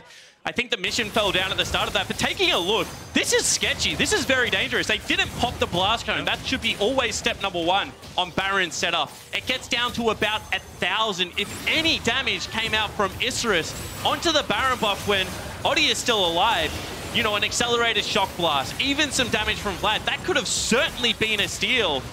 And then HKA, they do the right thing. They split, they make sure that at least some members are going to live. But the decision-making from Isurus is once again so strange. Chasing into an area where you know that 3 members have just exited towards. You're now effectively fighting a 2v4 with 2 members trying to siege mid lane turret. This is just not a team playing cohesive League of Legends right now. Not at all, and Hong Kong attitude are making them pay for it. Now HKA going to go for that 1-3-1 split that we talked about all the way back in pick and bans. 3Z up towards the top lane. Mission down towards the bottom. HKA pushing in mid with the last 3 members. That turret's almost fallen. The inhib tower almost down here in the bottom lane. Crash is going to jump in. That's the inhib tower gone. And now HKA can start to siege onto this inhibitor in the bottom lane. And this is only 24 minutes into the game, Medic. This game has been accelerated so quickly. We kept saying that HKA were a team that maybe wanted to scale coming into this best of 5 and that Isurus would be more comfortable with the pace of the series. However, HKA is showing that they're no slouches when they get the correct compositions. They're also willing to skirmish very heavily and take control of areas of the map. I mean, this is so much quicker for them. The average game time so far this tournament is 33.5 minutes, and right now, it looks like they could end it in the next couple. Baron's still for a minute. Angelus knocked back, goes into the Sanguine Pool, will stop the Unleashed Power from doing any damage, but meanwhile, again in the bottom lane, Mission is just chipping away at this inhibitor. And Oddie really can't react, isn't going forward. Crash jumping towards his enemy man, but will bounce back. Bugax now trying to trade against 3Z, but 3Z has Mega on the way. Angelus going in the final chapter, trying to get the damage in. 3Z almost on the back line. He's going to come in with a Mega Gnar. Crash already takes down Slow, and now Angelus has to get under the turret. Great Sanguine Pool to dodge out from the Gnar, but the tower has fallen, and HKA on the warpath, jumping into the back line. Saya just about takes out Crash, but here comes Mission with the Destiny. Angelus goes golden. Bugax trying to open up. 3Z on the front line as Bugax pulled back. Unified will knock him back with the Scatter of the Week, and instead HKA say, we just want the inhib. Oddie trying to find a connection here from the side. Doesn't have the ult, only has the smite for the slow. HKA will get out with 2 inhibitors down. A very even team fight, but the base now in ruin for Isurus Gaming. HKA just know exactly when they need to back away, and I love the patience to sit in 1-3-1 and just break open the base in multiple areas. The next push after this Dragon and the recall has been in should be the final one of the game. 13,000 gold now, the lead at only 25 minutes in. It has been an exemplary performance from HKA. This team fight, a little bit messy, you have to say, but they got what they wanted out of the end of it. Yeah, they certainly did, and you know, the patience to sit TF bottom lane, they'd already started to pressure out Warangulus and Slow. And the damage is just insane from the bottom lane of the Syndra and the Pyke. You know, great flank from 3Z coming in to ensure the back end of this team fight. You got to remember the Bugas had already been forced out. And, you know, low health bars everywhere, but it always looked like HKA were the team pressing forward and Isurus were playing on the back foot. Definitely did. Now the question for HKA is, do you just wait for the next Baron? Because you can. Those inhibitors will not have respawned in that time. You don't need to. You can 5-man push mid. You can get the pressure in from a side lane with Mission, who can then Destiny into the fight if you want. But if you want to be as safe as houses, could just wait for that next objective. I think if this was a best of 1, you can make the argument of let's wait for Baron, let's just ensure that we get the points on the board. In a best of 5, especially in game 1, how you win is equally as important. You know, get Isurus on the back foot. Make them start questioning what their game plan and their preparation was coming into this. They've shown their hand that they want to play mages bottom lane and that they want to be able to pressure top early. Well, that hasn't worked. If you close them out in 25 minutes with this kind of composition, they have to go back to the drawing board. It looks like that was what HKA want to do. 3Z on the Gnar is in the bottom lane, pushing in, just gone Mega. Kaiwin looking for Bugax here. There's no flash. The Destiny coming out. Bugax stun lock. No way to get away from that. Unified now on a killing spree. 3-0-3 on this Syndra. And that gold lead continues to skyrocket through HKA. 15,000 ahead. 27 minutes in the game. HKA step into the base of Isurus, and Isurus really have no way of stopping them. And you can see that the waves are starting to come in. The pressure is going to be there. They need to make the call on Unified. However, the base might just die. Call is to chase onto Unified. Oddie going in with the Predator, flashes forward as well, but really not doing too much. Wangela's caught on the backside of the fight. Look at the damage onto Unified. He's almost fallen, but meanwhile, the base is the target. 3Z and Mission just step straight in through the front door, and Isurus allowed them to step into their own home. HKA with a dominant performance here in game 1 will go 1-0 up in this series. That was a shellacking. I mean, as the Nexus is about to fall down, HKA, after going down 0-2 in laning phase, just flipped the switch at 10 minutes. They get the kills top lane. They translate it into an early Herald and 2 towers. And after that, there was just no room for Isurus Gaming to work their way back in. You can see HKA have a little chat about it afterwards, but not really too much to talk about. That was by the book League of Legends most of the game. And you saw in their pre-game interview, this is a proud team. They're from a proud region. They said, sure, the LMS, lately, we haven't done that great, but we want to give our fans something to be proud of. Yeah.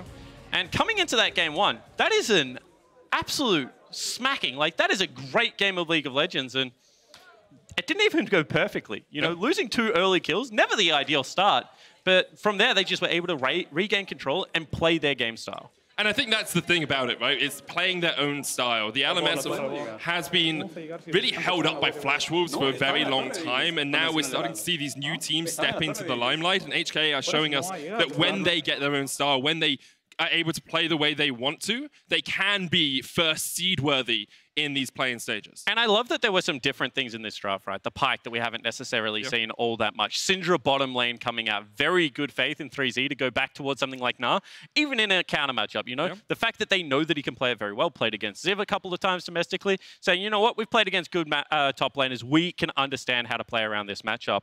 I think that all those things point to a very confident team coming into this best of 5, and having a game 1 performance like that only going to improve the confidence as it progresses. It definitely is. That's it from us for now, but for more on that game, we're going to hear from the State Farm analyst desk. Thank you very much, Medic and Spawn, and welcome back to Tearwolf and Ejim. There was a lot of things that were expected in that game, but a 27-minute win was not exactly one of them. Let's go back to the draft. Picks and bans plays out. We know that Hong Kong Attitude had a side selection, and they went blue side. They opened up with a Syndra. We started discussing it, but Ejim, take us through what stands out for you. I think a couple of things the casters were just mentioning at the end, like going back to the Gnar and getting those sort of matchups, but it really was the end of the draft that kind of got a little bit weird to me, right? We saw the Syndra early, and I see the Syndra Pyke and the Vlad response from Isurus, and I'm like, okay, this could be like Vlad Yuumi. You can throw that into the bottom side, and that is what ended up happening. But last pick with Akali into TF, like when the changes came through for the Akali, she loses the obscurity, the like true invisibility cannot be revealed by anything, and that goes away. Like TF was one of the champions. It's like, okay, if you give him a decent laning phase, you throw him into the side lane, and you can also reveal the Akali when she's invisible, is just a really good time. And Isurus really struggled to make anything happen around the early game with that Akali. Yeah, I mean, I think that it's always really important that when you get red side, you make a plan and you stick to it, and you look to counter top lane or counter bot lane. I honestly felt that the moment ISG showed both solo lanes and their support pick, it kind of goes out the window, and the other team can already have an idea of what to expect. So, I mean, even though they had that little twist at the end and swapped it up, I don't know if it's one of those things that you tried too hard to change the draft and you ended up with like a soup and a mix of champions, but it's definitely something to look forward to. Like, what's the spaghetti? What's the, with all the letters? Yeah. Alphabet soup, right? That's where we ended up.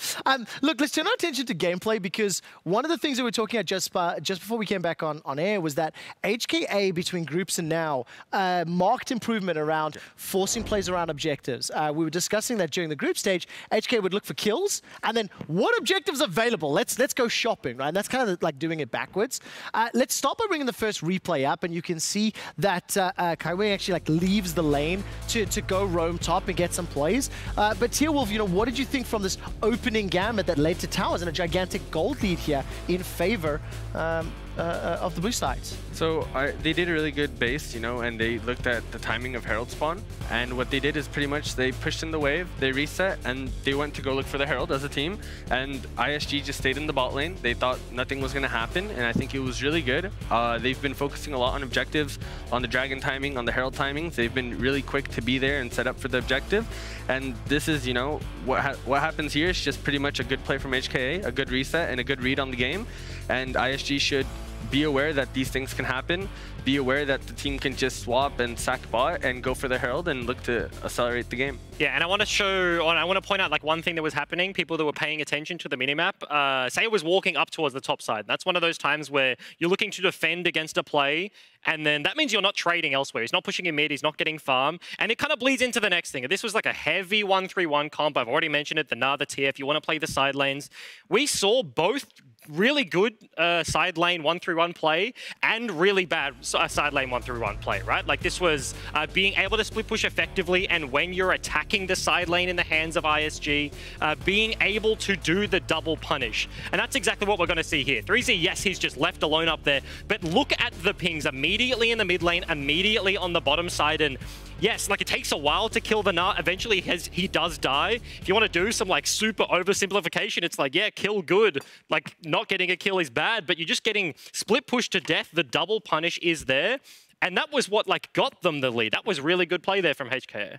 What did you think of the next one, though? Because we saw really good, like, 3-lane pressure. Now, set us up for the Baron fight. We liked a lot of what HKA did, but there were some critical thoughts around why they go for Baron here, Tearwolf. So, I mean, earlier we saw they were doing a really good 1-3-1. They were pushing in their lanes. They were getting towers. They were winning the game the way they should be. And for some reason, having such a big gold lead, I don't see why you would want to do Nash and look for this 50-50.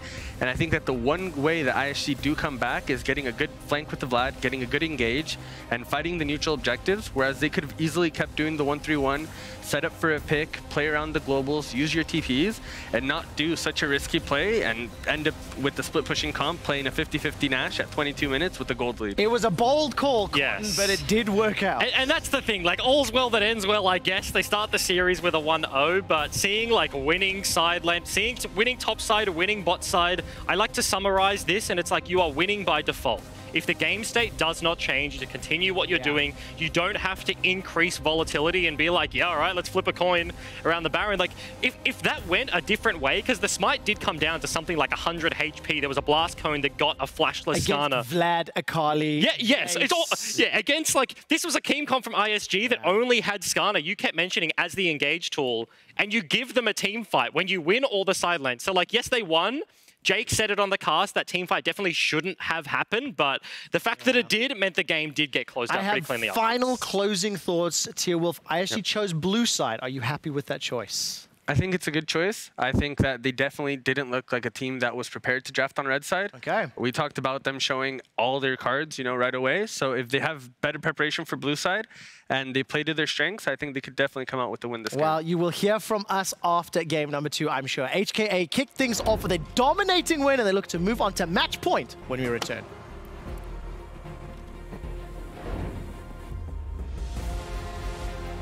But here comes Odi to the mid lane. Mission has the flash, but has nowhere to go. Wing's going to find out. Odi now into the wall up towards the top side of the fight as Bugax goes low. 3Z going to catch him out for the moment. Odi's the one to fall. Death from below as X marks the spot of Odi's demise. Well, Angelus now on the flank. Here goes Odi trying to get in. Stunned up straight away. The final chapter coming in as well as Isurus look for the fight. But the Baron has been secured by Crash. And now all of Isurus are diving into the pit. Pushing in, just gone Mega Kaiwin. Looking for Bugax here. There's no flash. The Destiny coming out. Bugax stun lock. No way to get away from that. HKA with a dominant performance here in game one will go 1-0 up in this series.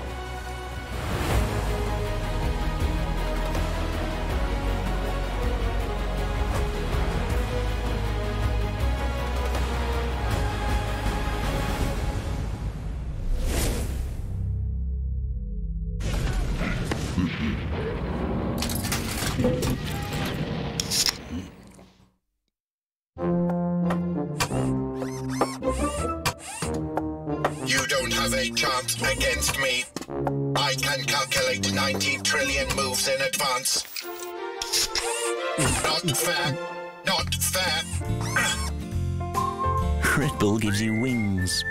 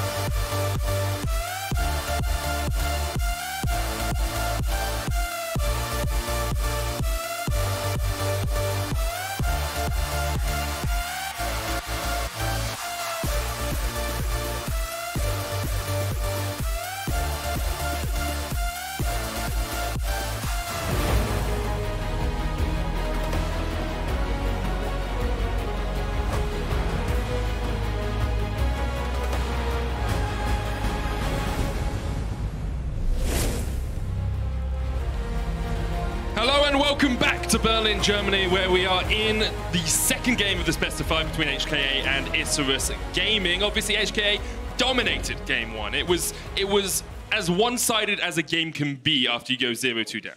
Yeah, that's one way to put it, for sure. I thought that the early game was actually pretty good from Isurus. They were able to get Oddie and Saya those kills early and tried to swing the top side of the map. However, when you fall behind against a Twisted Fate, it is so hard to regain control of the game. And I was very critical of the inability of Isurus to be able to get vision in key areas that they needed to be able to. But ultimately, you're always fighting against an uneven numbers mismatch. When you're playing against here, you know, the ability to just port in, light up the map, give you perfect information for HKA was ultimately that tool that was impossible to overcome. And that was how they were able to get themselves the early Baron. It was how they were able to push in and siege out those 2 early inhibitor turrets. And that just creates a gold lead that is insurmountable for Isurus. Definitely doesn't. I think you can see Isurus realizing some of that roam potential was what cost them. Getting rid of the Pike, who is a very good support roamer. They'll remove the Kiana as well. Means that Zaya's on the card. Syndra taken away and alongside the Gragas by HKA. And there is the Zaya straight away for Isurus Gaming. But I do like this. I mean, when you are going to leave up Zaya, you may as well leave up Kai'Sa as well. They're the 2 big team fighting 80 carries. And you can see that HKA just acknowledging the, I guess, power of Syndra on the current patch. Coming into day 1 of play-ins groups, I was certain this champion was going to be very hotly contested. The ability to be able to flex in the bottom lane, create kill lanes, and ultimately have push versus nearly everyone does just mean that Syndra, as far as mages go, is towards the top end. And there are so many good AD bruisers to partner with it at the moment that it just fits into any composition. I feel like there is no downsides of this champion. We will see the Rakan and the Ezreal locked in straight away by HKA. So taking the Rakan away from Isurus Gaming, but also Kaiwing's played it 3 times at this tournament and won every single time. So this is one of his signature champions. It will be answered by an Akali from Isurus. Okay, so the Akali was able to get an early kill, was able to get towards items, however, did not do all that much in the side lane. So I feel like Saya going back to a comfort pick is good, however, needs to have a better mid-game performance. Once you pick up Gunblade and Boots too, you should be uncontested on Summoner's Rift as an Akali, especially if you're going to run Ignite. You have to look to kill your opponent. That's not what happened last game. So Saya needs to step up. I think that mid-jungle 2v2 is definitely going to be a focus point for us across the course of this series, because Oddie and Saya have been those players that really haven't stepped up for Isurus so far.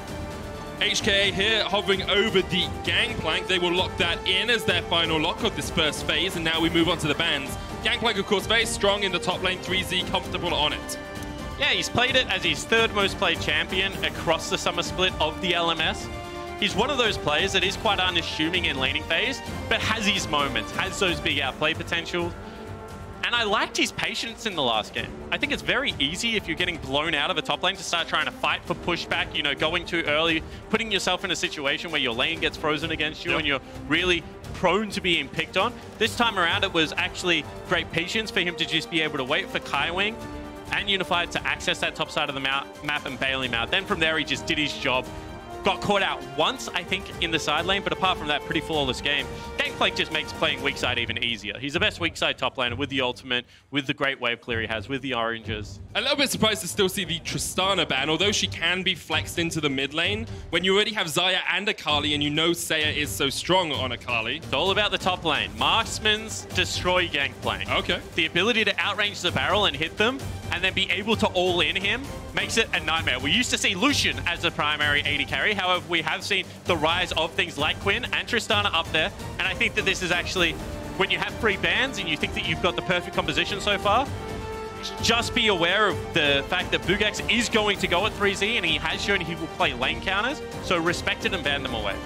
Makes sense, Spawn. That's why you're the analyst, and I'm just here shouting about the team fights. Lee Sin will once again go across towards Crash. He's 4-0 at Worlds Play-In, so still not as much respect as perhaps you might expect from Isurus Gaming towards that pick. They'll lock in an early game jungler for themselves, though Oddie is going to be on Elise. And the saying stats don't lie is actually the biggest lie that a lot of people tell you, right? However, in this case, I feel like Crash is a very good Lee Sin player, and it should be respected. Eventually, you do expect to see it taken away.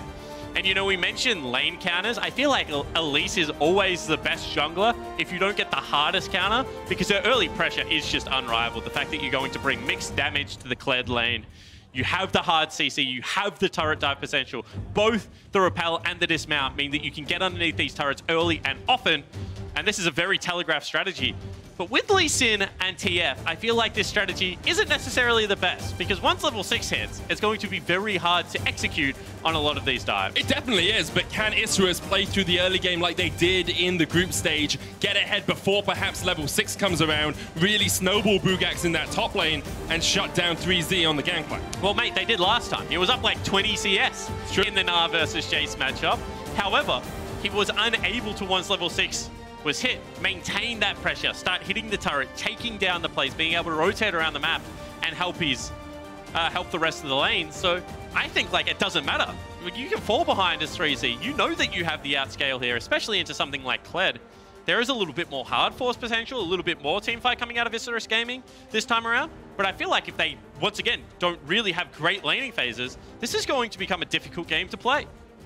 Kind of the story that we saw in game 1. Isurus putting a lot of stake in their laning phase, in the pure mechanical matchups that they have found themselves in. Bugax will be trying to get ahead of 3Z on that gangplank. Bot lane is one we haven't talked about too much. Of course, Ezreal's so safe down there. Rakan as well, a relatively safe support. So don't expect HKA to be doing much proactive, but a Xayah and a Thresh can find picks, especially around that level 6. Yeah, so we'll see whether that is going to be the area of the map that Oddie prioritizes, because we do say that Oddie does like to impact top side of the map, and the Warangulus and Slow are just there as the insurance policy, as the late game scaling. However, the problem in this game in particular is the one thing you can't buy is range, and it's going to become very difficult to get onto the gangplank, to get onto the Ezreal. So I would like to see an early visit down there, you know, trying and shut down Unified.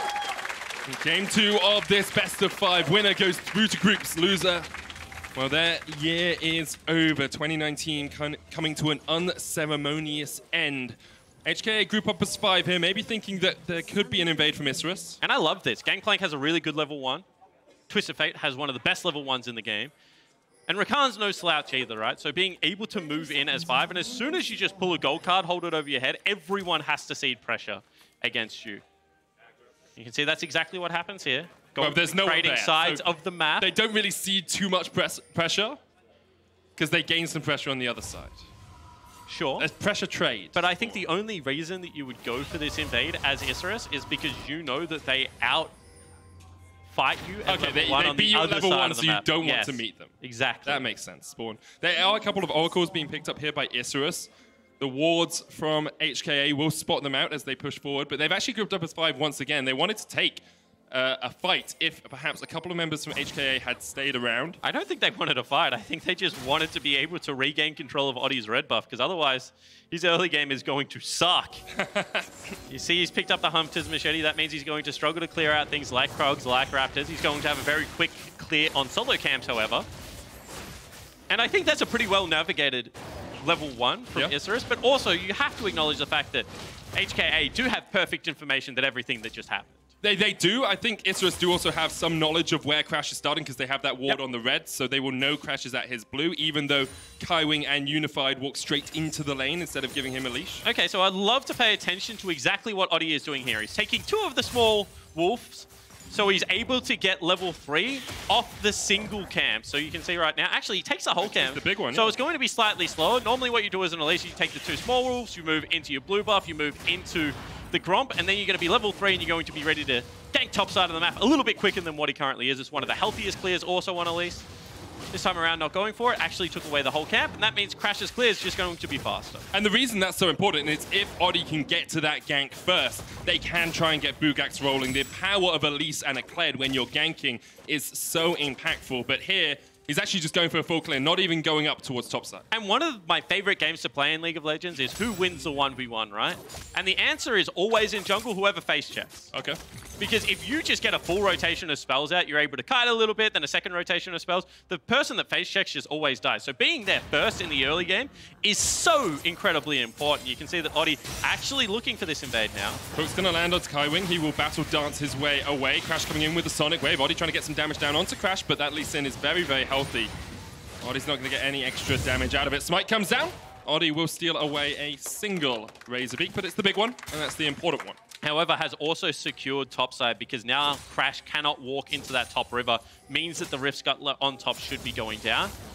No camp. Oh, Hook's on. Yeah, slow, landing another great hook. Ignite's already popped here.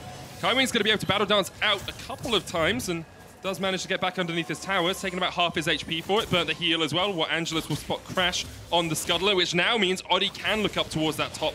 I think he's clearing out a ward right now with his oracles, and the question mark pings come down from 3Z. However, you can see no priority over the mid lane, and there are no camps up there either. So if this dive does not work, it is ultimately Oddie that's going to miss out on 2 jungle camps worth of golden experience. The wave's coming in right now. They're going for it. 3Z underneath this tower. Bear Trap on a rope was a mile wide. Even with the Cocoon connecting, they do get the teleport out of mission. That's something, but that Bear Trap on a rope was nowhere near. And I feel like Saya in the bottom lane should be defending Oddie's camps right now. He's getting counter-jungled for both of the big camps, and no one has moved at all out of their lanes. That lane is actually pushing back in. They would have lost nothing if they cheat into the Fog of War. Jungling is a team game, always Medic, and you can see right now that he's not getting the most help. Yeah, Oddie is fortunate that Crash decided not to go for the Krugs, maybe respecting how quickly Oddie could get back onto the map. Pretty sure both of those Krugs are remaining, but only one Razorbeak, just a little baby chicken for him to pluck later on. And HKA have a small gold lead early in this game. A lot of that's the CS in this bottom lane. You can see just a slight lead for Unified. And of course, he's running Kleptomancy, as is Mission in the mid. So they're going to have small leads across the board. Isurus will be looking for that first fight, looking for that first kill to really try and get this earlier game composition online. Yeah, and potentially a gank in the bottom lane as well. We already saw the aggression earlier. So Kaiwing still has Flash and can jump away. Unified actually burnt his Flash there. Had to. That was the prediction coming in. Knew that the Ezreal was going to E back towards the lane. Very good knowledge there from Slow to be able to throw out the skill shot. And whilst that doesn't look like much, that is a successful gank and should help with the lane pushing. Bugax trading here onto 3Z in the top lane, jousting away from the barrels. Bugax has him on a rope. He's going to pull him back. One pocket pistol would be enough. 3Z flashing preemptively there. Didn't want to get caught out by the shotgun from the Klep. Okay, so I thought that he was just going to early flash there and try and guarantee one last auto on the rip back. That's generally what you see Klep players do. However, Bugax very aware of the fact that a TF ultimate is going to become back up and available. So I like the fact that he didn't actually go for that play. Instead, holds on to the summoner. If Oddie ever comes up, should be able to ultimately secure himself a kill, as another hook is going to land. Slow's really got his eye in this game, I feel. Yeah, Thresh play has been phenomenal. There is an Infernal Dragon to fight around as well, so Isurus Gaming do not want to cede control of this bot side jungle. Last time it was just Clouds they were losing, and Infernal early on can be the difference maker in games like this. Oddie's fighting very much for control of this river. And you can see that Unified actually up in gold even though he's down 10 CS, and that's just the power of Kleptomancy and the ability to be able to sell out items in the early game. Tabby is picked up for 3Z. Being safe, Oddie here, the teleport coming in, Saya in the mid lane, trying to fight onto Mission. The Destiny is gonna come out, and that means Mission will get underneath the tower. Saya chases him down. We asked him to step up, and that's exactly what Saya has done. What a beautiful play there from Saya, you know, once again taking the Ignite, saying, I will kill this lane. Is able to follow into the Destiny with that E. That is just great play coming through from the veteran from Latin America. Perfect stuff there from Saya. Now he's 1-0 up in that lane, and Mission, no Flash, no teleport, no Destiny, is going to be in no man's land for a while. Oddie could look for a mid lane gank. TF, very easy to land a Flash Cocoon onto that Twisted Fate. Crash clearing out some vision as he can. With the Sork Boots picked up, I don't even know whether you need to go for the gank. This could just be a one-on-one. As we have a look at this play, that is just aggression from Oddie. Early Ignite down as well. The E is there to follow out onto the Destiny. That is beautiful play. That's really, really well played there by Saya. Using the Flash at the end to avoid that final turret auto attack could have taken him out. And now we'll see how much the 11-time Latin American champion can have an impact on this game. And it's the little things in League of Legends. Yep. You know, having spoken to pro players and worked with them in the past, the smallest things can change the attitude. You know, one good play in a mid-game can get the whole team really back aligned and on the same page. All of a sudden, game one seems like a very long time ago if you're saying you've got yourself that 10 CS lead, you've picked yourself up a solo kill, and because of the manner in which it is in, you've probably got a little bit of that swagger back in your step as well. Got some confidence. You have people like Bugax on the Kled who can roam down towards that mid lane as well, but at the moment, Oddie and Bugax looking up towards top. 3Z, no flash. Here comes the charge. Trying to catch him out underneath this tower. Cannon Barrage used the flash in from Oddie. 3Z surviving for the moment. Tower aggro still on Bugax. He's going to fall. And 3Z has just absolutely outplayed them. Crash flashes in. Oddie goes down. HKA collapse in the top lane. And again, they go for the turret dive. And again, it is 3Z that just stands tall, calls his top laner into the right area of the map this time around, and styles on Isurus Gaming, Bugax, as well as Oddie. That was one of those plays that could have broken the game wide open. You're looking at plays, you're looking at a top laner that no longer had Cannon Barrage, no longer had TP, but because it went so bad, that has just changed the course of this early game. You can see HKA now have 1,000 gold lead, predominantly off that play. And once again, it's Crash on his Lee Sin that is making these counter ganks work, that is finding these kills. He has just been absolutely monumental on this pick. And again, up until that point, the early game was going so well. Top lane was getting bullied. Saya picks himself up a solo kill. Oddie looked like he was in the right places at the right time. But now it is still a 1,300 gold lead for HKA at only 9 minutes. It looks like all this proactivity, all the ability to make these plays is leading to ultimately nothing in the early game for Isurus. They are going to be able to get this Infernal Dragon. Crash was on the top side of the map, so Oddie knows he's relatively safe in getting it. Still only level 5 on that at least, though. Level advantages in the top lane and in the bottom lane for HKA. So this time around, we're in a similar situation where both teams probably want to play 1-3-1. However, with the Rakan, so we actually take another look at this replay. So this is 3Z. Dancing around his turret, making sure that he is kiting out as best as he possibly can. Creates great distance, actually, with the minions there. Minion block is one of those things that you can really exploit in League of Legends. So fantastic job. And once again, just calling Crash into the right area of the map. You know about 30 seconds beforehand when they're stacking waves into you if you're about to be dove. And I think that that play was very easily read, very easily telegraphed. Maybe it should have still worked, but certainly did in this case. Yeah, all it took was a bit of a mechanical outplay from 3Z to survive. You can see Crash's record here at Worlds 2019, 4-0 around his team. A substantial amount. That's the jungle proximity, 40% of the time between 3 and 15 minutes. He is by a teammate and gets a small gold lead for himself as well. Yeah, and I think this is a way to play Lee Sin, especially when you have a support like Kai, when you probably want to be linking up as much as possible. If anyone brings CC to a Lee Sin to guarantee, you know, early damage, he's got the execute in his kit, he's got a lot of that burst. So I think that playing around your laners, playing around your supporters Lee Sin is very important, and Crash and Kaiwing seem to enjoy being on each other's screen. Oddie actually going to start up the Rift Herald here. Didn't realize there's a ward in the back of the pit. The Oracle's not going to catch him out, and Oddie in no man's land once again has to jump away with the repel, but he didn't clear out the back of that pit effectively. However, they now have more numbers up here, as it was the early rotation from Wara to come up towards the Rift Herald. I like this play. They need to get the early game back in their control. I was starting to hint at the fact that this time around, not only have you got a TF ultimate, but you have Kaiwing to attack the 3. They need to have an early game lead. HK know they're taking this fight with Saya and Slow from the side. There's the play, pulls 3Z back. They're looking for the damage on him. Saya, decided there. Didn't want any piece of that action.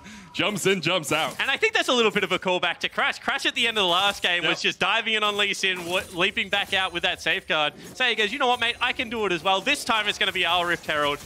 And this is what I'm saying, one play, and all of a sudden the spring in Saya's step certainly appears to still be there. He's definitely got his swagger on, as you said earlier on. The Rift Herald sitting on Oddie. Isurus will be wanting to use to get some of those plates. We're still only 12 minutes into the game, but HKA do have the gold lead. You've got teleports on Unified and 3Z if fights start off towards the other sides of the map, so HKA can be there very quickly. And now you have 2 minutes as Oddie to pick your next play. You want to be able to get something rolling with that Rift Herald. Pick a lane. get the early vision down, look for your kill, and then be able to translate it into some turret plays. We've already mentioned they've got the rage advantage, they've got the global advantage.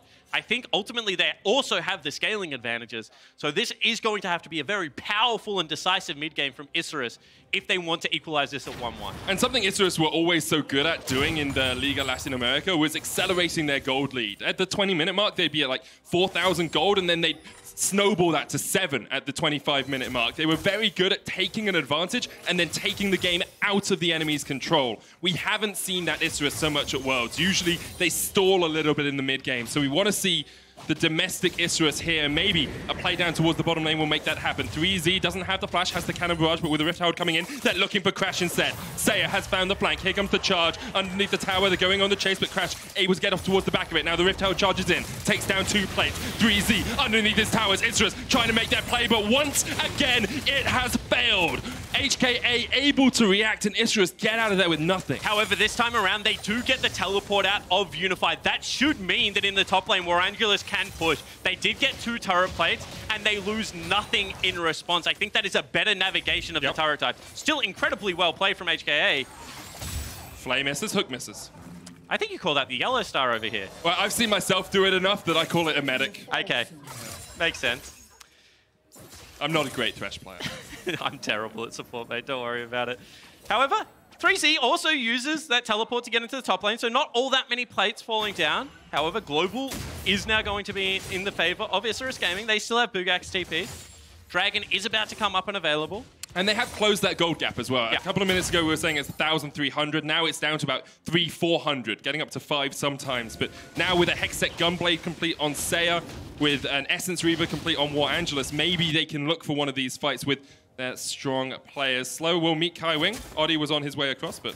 And thank goodness. I was like, Saya, where are you going, buddy? You got your 2 items. Why are you going back towards that mid lane? Side lane. Get in the side lane. Make sure that you're looking for that 1v1 outplay. You've got all your summoner spells back up and available. There's only Merc Treads into that TF. I think the thing for Saya is, though, because he is running the Ignite, doesn't have the teleport, if a fight starts somewhere else, it's a lot harder for him to get there. No, it's not. You just have to land the perfectly timed E and then be disciplined enough to not take it early in the fight. That's how you do it. Sure can flip in. Here comes the quickness from Kai Wing. The Destiny following them up. Mission hasn't got an E on him. No chase going in, but Mission's low already, having to flash away. Here comes Saya, looking for the engage. Perfect execution over 4. Could be there. He takes Crash. He jumps forward. That's 2. Saya stepping up for Isurus Gaming. And the chosen one of Latin America, Saya, able to pick up the kills there. We said that this game was going to be on him. Generates the early game gold lead, gets the mid-game skirmish, and now they have the gold lead at 15 minutes into the game. What a play. That was the play they were waiting for. 5 kills to 2. They're going to break this mid lane tower. They'll get a Mountain Drake alongside their Infernal. They take turret in the bot lane. Isurus Gaming have upped the tempo. They've upped the pace. They have put their foot on the accelerator, and now it's on HKA to react. And we thought it was going to be Bugax and Oddie dictating the pace of this game. They pick for it in Champion Select, but they fall back to the legendary mid laner. Really nice start to this play, because once again, you have a numbers mismatch. However, it is the small micro decisions that are here for Isurus Gaming. And then as soon as you're in this situation, as an Akali, you are so happy. Everything has been used. There are no summoner spells left up and available. And you can just see the raw damage at 1 item completed is enough to clean up the back of the team fight. Gets the triple kill, already has an Oblivion Orb. Hope he doesn't get that up into the Morellos. Doesn't really need it this game, but the extra penetration you get from just that part of the item can do a huge amount of work. The only time you need it is if you think he's going to be playing into 3Z, because oranges are very annoying for Saya to deal with, and Ignite obviously has a cooldown. You don't want to be dealing with that. So I can understand why he would go Morellonomicon this game if he feels like he must continue to kill people in the side lane and snowball. However, I agree with you. I would just love him to see go towards something like a Deathcap, maybe a Zhonya's Hourglass if he feels like he needs to team fight a little bit more.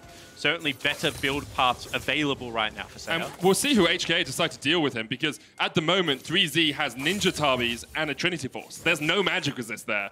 Mid lane, Mission has the Merc Tread, so maybe you want to put him in the side lane, but he's been struggling to deal with Saya as well. All of Isurus Gaming here up towards the top side, apart from Bugax, who's isolated down towards bot. But another tower falls. That's all of the outer turrets down as Isurus continue to put themselves in the driver's seat. Bugax here needs to get away, but can just joust. Kai Wing pops the quickness as well. Very preemptive there from the Rakan. And I love what Bugax was doing there. He knows that he's weak side right now and he has no vision, so he has to use his body as a ward. It is very hard. 3Z trying to deal with Saya, but he is unstoppable. He takes a lot of tower shots. Would have fallen, I think, if that final one had hit. But now, Saya, 5-0-1. This has become the Saya show. And you said, who are they going to send to deal with him? Well, I think the answer should be not the Gangplank, because that wasn't even close right there. You can see this is going to be another turret falling down, and there is no response on the other side of Summoner's Rift. You can see that they're using the control they have in top lane jungle to be able to pinch that creep wave, ensure there's no push mid. And we already talked about how well Bugax avoided being dove in that bottom lane by scouting out the rotation early. Isurus look like a transformed team. They really do, and you can see this is that gold acceleration I was talking about. In the Liga Latin America, at 20 minutes, they'd be 4,000 to 5,000 gold ahead, and they would keep that scaling up to the 25-minute mark. Here at Worlds, they've really struggled to keep that gold on the up and up. Yeah, they certainly have. However, this game seems to be a little bit more like home soil. You know, getting more comfortable. Their mid laner performing much better than we've seen at Worlds in its entirety so far. And everyone else still doing their job. Where Angela's still on track to be that late game scaling AD carry. We've talked about the lethal tempo plus double crit item build before for Xayah. It means that her power curve is very smooth on the current patch. And I just feel like, you know, 4,000 gold in the league, it's not going to be the same pressure style game that we've seen out of HKA. Now they need to do the things we're talking about. You know, maybe shadow the Gangplank in, look to pick on Bugax, trade an objective for topside control. I would really like to see some creative solutions out of HKA, because what I don't want to see is another passive mid game into Baron into closeout for Isurus Gaming. I feel like you need to be able to do something here to shake that up. But HKA in groups were more passive. When they were losing to Mega, they waited for Mega to make a bad call at the Baron, and then they struck. They're a reactionary team if they're behind in the mid game. So as much as I agree with you that I would like to see HKA try and do something proactive, go down swinging at least, I doubt we're going to see it. I think Isurus Gaming will be the ones to dictate the pace for the rest of the game. And I really love the fact that with the Dragon coming up and available in a minute, it's going to be a very early Baron. Bugax might be caught out. Oh, he uses the charge. Dragon Rage kick is still available, but just knocks Bugax away from Crash. Crash didn't want any more of that. Okay, when it's a 3-on-1 and you're kicking him away and saying, you know what, go on, get out of my jungle. That's a pretty bad sign. And what I was going to say is they're actually playing heavily around Saya. They're using him as a strong side and gaining control. And always Bugax is looking for information before he goes to his lane. So he's not getting caught out. You know, in fact, in this time around, he soaks up a lot of that pressure. And now Isurus can either look to dive this turret if they think they have the numbers advantage, or collapse back into Fog of War, get themselves an Infernal Dragon, and then look to control topside. You can always tell where Isurus want to play around by where their wards are. When Saya was up towards the top side, they had littered that red side jungle with wards. Here, I think the pictures speak for themselves. 8 or 9 wards sitting in that blue side jungle. And Saya is the one pushing in the bottom lane, where Angelus will take a Lantern to safety, and the Infernal Dragon up in just 16 seconds time. Saya 1,500 gold ahead of anyone in the game. And now, is that going to be enough of a chunk for them to feel like they can challenge this Infernal? Looks like no. Looks like they once again want to get Crash into that top side. Very good pathing here. Has avoided all information. So Bugax doesn't have charge. And I think that is quite important. Bugax does show, but Crash, as you say, spotted on control ward. He's not going to be able to do too much. Okay, so seeding bottom side control, just ensuring that this wave doesn't get frozen, that they're able to ensure that off the bounce, 3Z will continue to accumulate farm. Certainly is important on something like a Gangplank. Going for a very reserved build. It looks like he's going towards what should be a Sterix as his second item. So he picks up his Drone's Fist as well as the pickaxe. But I feel like this is another non-contest. They weren't able to trade objective. If you allow the next objective to go down, which is most likely going to be the Baron on the top side of the map, that is going to be very rough. I would like to see, with the vision they currently have, just get people down into this river. Try and lay a track. You still have yourself a Rakan with his ultimate available. You have yourself a Trinity Force Ezreal. Doesn't look like they're going to be there in time, however. Yep. Not a good tempo reset. And it should be Isurus Gaming that are first onto the map. Isurus have a 4,000 gold lead at the 21-minute mark. Double needlessly large rod on the side of Saya. He's very powerful now. I think he's sitting about 500 gold away, about 800 gold away from finishing his Rabadons. So that is a incredibly powerful Akali, especially when you look at Mission has the Wit's End. You've got Trinity Force on him as well. Doesn't have that Hex Drink that we talked about last game to save against the burst that Akali's going to put out. And when you talk about fundamental League of Legends, this is what we mean. look at how Isurus Gaming waited for numbers to show. They saw TF topside, they see 3 people mid lane, they know they can go in and sweep out that control. Once again, Saya is looking for numbers before he goes to a wave, and he might have caught out Mission here. Mission flashes away. Saya didn't hit the shuriken flipper. He's going to chase forward with the Hextech Gunblade, forces Mission away. And now they just have complete topside control of the jungle. As simple as that, they're not going to be able to be pushed off this. You can see that Gangplank, bottom side of the map, still hasn't got 2 completed items. He doesn't want to fight. And if they just hold vision line here, eventually they know, because there is no control ward in the pit, all other wards will expire, and then they can go back and collapse onto Baron. As long as they continue to hold priority over these waves, and it has to be a face check from HKA to regain control. And this is the thing, people don't always respect the slow waiting game when you push into the enemy jungle, because it's not just about clearing out vision in the enemy jungle, it's also knowing all of the wards that were in the river have now died. Maybe we didn't sweep one, maybe we missed one. We might as well just wait for them to die out. We've kept HKA penned back so they've never been able to reach the river, and then we can make sure we go towards that Baron. And that's exactly what Isurus Gaming are doing here. And you can see how low Crash is. You know, every time they go forward, even though the skill shots are currently whiffing, they're just chipping away at health bars, ensuring that more and more damage is coming across. They're taking away jungle camps. You know, you're losing out creeps right now on the mid lane wave as well. This really is very nice macro play from Isurus Gaming. And because they have push in bottom lane as well, if they do want to bring Gangplank to the play, as they have done, this bottom lane turret now becomes pressured, and you don't have to force a play.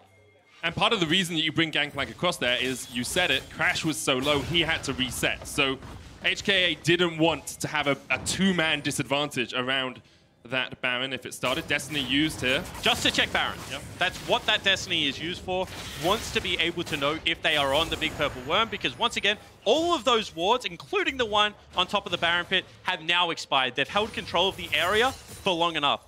They should now be looking for this pick. This is the time right now when you go. They're going in, looking for Crash, who jumps across the wall. Kaiwing still there, acting as a bodyguard for his jungler. Unified clearing out mid. Mission still up towards the top lane. Has managed to sneak a control ward into the river bush, which I don't think Saya is going to check. So there is a flank ward potential for HKA. But who's going to flank?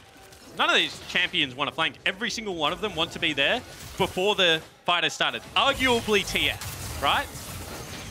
However, Oddie goes in.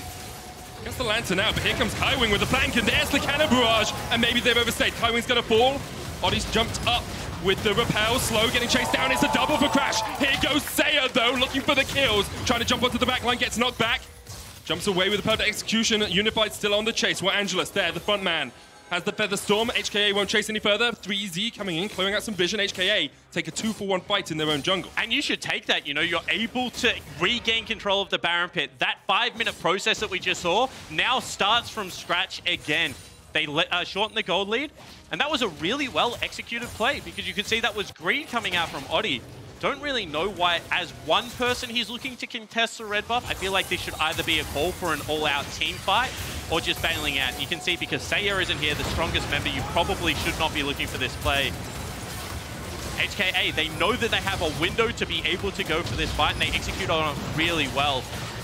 Crash, once again, with the hero play, picking up the double kill, and I feel like at this stage, you can't get onto the backline. You know that you get outranged. It is very hard to deal with Unified with the TF there to peel, and you just have to back off. You can see the damage that 3Z put down in that fight. The cannon barrage was zoning. There was no real way around it. Now, well, 3Z's not in the best of shapes. Saya will help Oddie get that kill. Destiny comes out. They're looking for War Angelus in the mid lane. He still has the Feather Storm and the Flash. Crash going in, the Destiny coming out. Oh, but War Angelus takes down one. He does fall in response. And the reason that's so important is because you feel like if that was Crash still alive, it could be a Baron call. The jungler would still be up, and the AD carry, all that consistent damage is gone. However, the ability to trade 1-for-1, sure, you did have to use your Flash, but it means that you don't lose anything else on the map. Isurus Gaming, 26 minutes in, have double Infernal, double Mountain, and a 3,000 gold lead. We'll have another look at that play in the mid lane. And this is a TF ult purely for information at the beginning. You can see that they know, due to the TF ult, that is a completely isolated War Angelus. Sure, it will come in the end. Oh, Isurus have started this one up. Mission's up towards the side. Crash only just back alive, 1,000 HP. There's the cannon barrage. Unified trying to get it, but Oddie will secure it with the smite. And Isurus with a good call there, knowing the enemy jungler was down. And knowing that, you know, if you don't have an AD carry, most people aren't going to expect you to be on the Baron. You don't have that consistent damage. However, Bugax on the Kled is going to bring a lot of that. So I think that that's a really smart call to be able to go towards that objective. Now with double Mountain Drake, double Infernal Drakes, and a Baron, this is going to become one of those closeouts that if you get anywhere near a turret, they just fall over. Especially since Seiya has got himself a Rabadon's Death Cap. Black Cleaver and Titanic Hydra finished on Bugax. 3 items on the AD carry, Infinity, Essence Reaver, and Rapid Fire Cannon. There are items on HKA. They do have, as we said, they've got the range advantage as we get towards this later portion of the game, and they haven't fallen so far behind in gold that it's an insurmountable deficit. But the real concern for HKA has to be who deals with Seiya. Yeah, absolutely, in the side lane. And how do you deal with this Baron buff, you know, with the double Mountain Dragon? So if they get through this Baron, I will say once again, they have an opportunity to be able to stall, get items, and try and look for, you know, a 40-minute team fight. However, this Baron is a task at hand right now. You can see that it's going to be the full court press. Every wave is going to be pushed up, and they're going to try and pull this HKA team across the map, make them make bad decisions, and an opportunity now for Isurus Gaming to break the base in this series for the first time. Tier 2 still stands in mid and in the bottom lane. Bugax is all the way back near the midpoint of that bottom lane of the map. Kaiwing getting some vision here onto Seiya. The cannon mitten just doing a little bit of chip damage over towards the inhibitor, and you can see how much the gold snowballed in favor of Isurus, but how little they've actually been able to make that mountain climb higher throughout the course of the game. It looked like it was on track to climb higher, and then that one team fight happened, right? So I think that we should still give them the benefit of the doubt. Now, pushing in waves, they're actually being able to sync their waves up, get multiple waves on the turret. This is when it becomes much harder to defend if you are HKA. The decision-making now starts, and you can see that they're trying to prop everything up, not forcing on one particular side of the map with that TF ultimate, and they're going to start losing turrets. That's the second one that's fallen down, and just this Baron buff, and there's no reason right now for Isurus Gaming to back away. Gold lead goes up to about 6,000. The Baron power play, 3,000 already in their back pocket just from this single buff, and a minute left for it to go. Wave pushing in, mid wave a little bit earlier than perhaps the side waves. Here goes Crash, just getting onto the cannon minion. This wave has been cleared out. Seiya still trying to do some damage in the top. Bugax down towards the bottom. You can see all inhibitor towers have been chipped away at, but none yet to fall. And once again, it's Mr. Consistent. It's actually Warangelus who gets chunked out, and that means that it's very hard to now approach this turret. They should be defending mid right now, however. Turret will still fall down just thanks to that cannon creep. Yeah, Seiya able to stay in range, keep the Baron buff on towards the minions, and that is the first inhibitor turret of this push broken. Now Warangelus in the mid lane has healed up, looking for an inhibitor tower here as well. Bot lane is very low, but now Baron buff about to fall off in 20 seconds time, and it looks like Isurus Gaming are satisfied with their results for now. Okay, so only breaking the base in one area, and I feel like that is a good injection of gold for Isurus. They are about to get a third Infernal, and they probably want to be up on map with a fresh shop to be able to fight for that. So I do respect the tempo reset and being able to get on map early for the objective. However, HKA, they do weather the storm. They do still have very good scaling on their composition. So I think this is an opportunity for potentially HKA. You're probably going to have to let another Infernal go, but on that 3.5 item mark, try and contest around the next Baron. And one of the key carries for Isurus throughout the course of the split and throughout the course of this game has been Seiya. Played in 12 splits, has made it to 11 finals, won every single time. Been to MSI 3 times, World 2 times. This is his third, I believe. Absolutely, and we know that, you know, it's now Warangelus who is the primary carrier of this team, that Bugax has been having a terrific run, but with the caliber of mid lanes you're coming up against, Seiya needs to be able to elevate his performance from domestic split to something like what he's showing in this game. He's been very good in the past in international events of being able to step up when his team needs him the most. And, you know, 5-0 and 2 on this Akali pickup now with the 3 completed items, the core of the build. You know, next to no magic resistance, really going to be available right now, apart from a Hex Drinker, you know, maybe a Wit's End, but that's not really going to do all that much. So certainly in prime position to carry the game. 5 dragons strong now on Isurus. They also have the Elder Dragon win condition, with 5 minutes left for that if the game continues to get delayed. And I feel like even though that is there, they don't want that to be the win condition. Yeah, you shouldn't play through that. In a similar situation where I said HKA are going to look to close this one out in a very decisive manner in game 1, Isurus now will be judged on their ability to close this game out. Sure, it would feel very good getting the early lead that they were able to, you know, getting the highlight play in the bottom river, but you also want to show that you're on a similar level, that when you do have these gold leads, that you don't allow windows to come back in. I feel like if this game goes for another 5 minutes, then HKA has had at least one shot at winning the game through, you know, either a good team fight or a Baron secure. We are getting towards the portion where AD carries matter most. Sonic Wave doesn't connect. Angelus coming in from the side. The hook's going to connect. Crash goes golden for the second. But Angelus keeps putting feathers down. Kaiwing jumping onto the back line, looking for the charm. Angelus pops into the feather storm. Here comes the charge from the top side of the fight. Crash already down. Isurus now looking for more. Mission flashing forward, but he will fall. It's the double for Angelus. 3Z falls as well. Bugak's the one to take the kill. And Saya looking for some just desserts. He flashes forward, goes golden. Here comes Bugak's Kaiwing. Will fall, Saya escapes, and Unified is trying to fight up against a very tanky clan. He'll lose that. Clean ace for Isurus, and they are looking to close this one out. And we said we wanted to judge them on the ability to close out cleanly. Well, they do that. They don't wait for the objectives. They take the fight, and they will take game 2. After a demolition in game 1, Isurus will not go down without a fight, and they equalize the series. And in the wise words of Max Atlas Anderson, that was 5 kills and 1 turret away from being a perfect game there, Medic. A much better performance this time around from Isurus Gaming. And a lot of it was on the back end of, you know, that veteran presence in the mid lane. A much better performance from Saya. Did not die that game either. And I feel like he would have a huge grin and a lot of belief now that this Isurus Gaming team can get it done. That's the thing, it's about the belief. Angelus was one of the key carries for them in groups. He played well again this game, 5-1-2 on the Xayah. But when everyone starts stepping up, when everyone starts performing well, that's when your team really comes alive. And there was still some botch plays, right? You know, that turret dive didn't go to plan. A couple of situations where Isurus Gaming did fumble on the micro level. But I feel like their idea of how to gain control in this game and how to be able to hold it and choke out resources showed that this is a team that can do damage on the international stage. It's never really about the individual skill. It's about how you apply it as a team. And I think that this was the first sign that Isurus are starting to ramp up. Well, we'll see if Isurus can keep the tempo up in the next games of the series. For now, we're going to hand it over to the State Farm analyst desk, who's standing by to break that one down.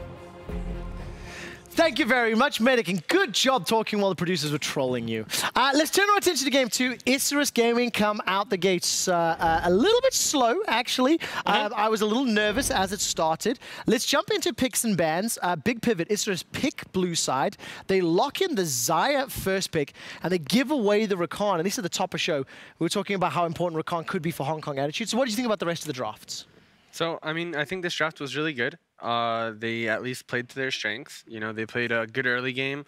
I would have liked that the least proposed a bit more, played a bit more through the Kali lane, and then looked to do the dives on top lane. But I'm pretty happy with how they drafted, and I felt like they were more prepared for blue side than red side. Yeah, I would agree. I think blue side is, as the best of fives are trending, becoming like more and more favored. I don't know the stat immediately off the top of my head, but we could look it up, like absolutely winning more games. And HKA coming into this one are a team that have really solidified their identity, and this game was an extreme of that. You take away, like, first pick Xayah for Isurus, and then it's matched by like a Rakan Ezreal. Like, you're obviously going late game, just blind Ezreal, GP. They round that out with a TF. We've been saying 1-3-1 like the entire series, and that is really going to be the name of the game here. But I like that Isurus locked in multiple engaged tools. Like you were mentioning in game number 1, it's just a Skarner. Yes, that's reliable, but it's 1,300 gold away from just being a dead R button and not even useful, right? And they have the Kled. Thresh is there, albeit unreliable, but if you are landing hooks like he was, then it can be super good. It's felt like both of these games has been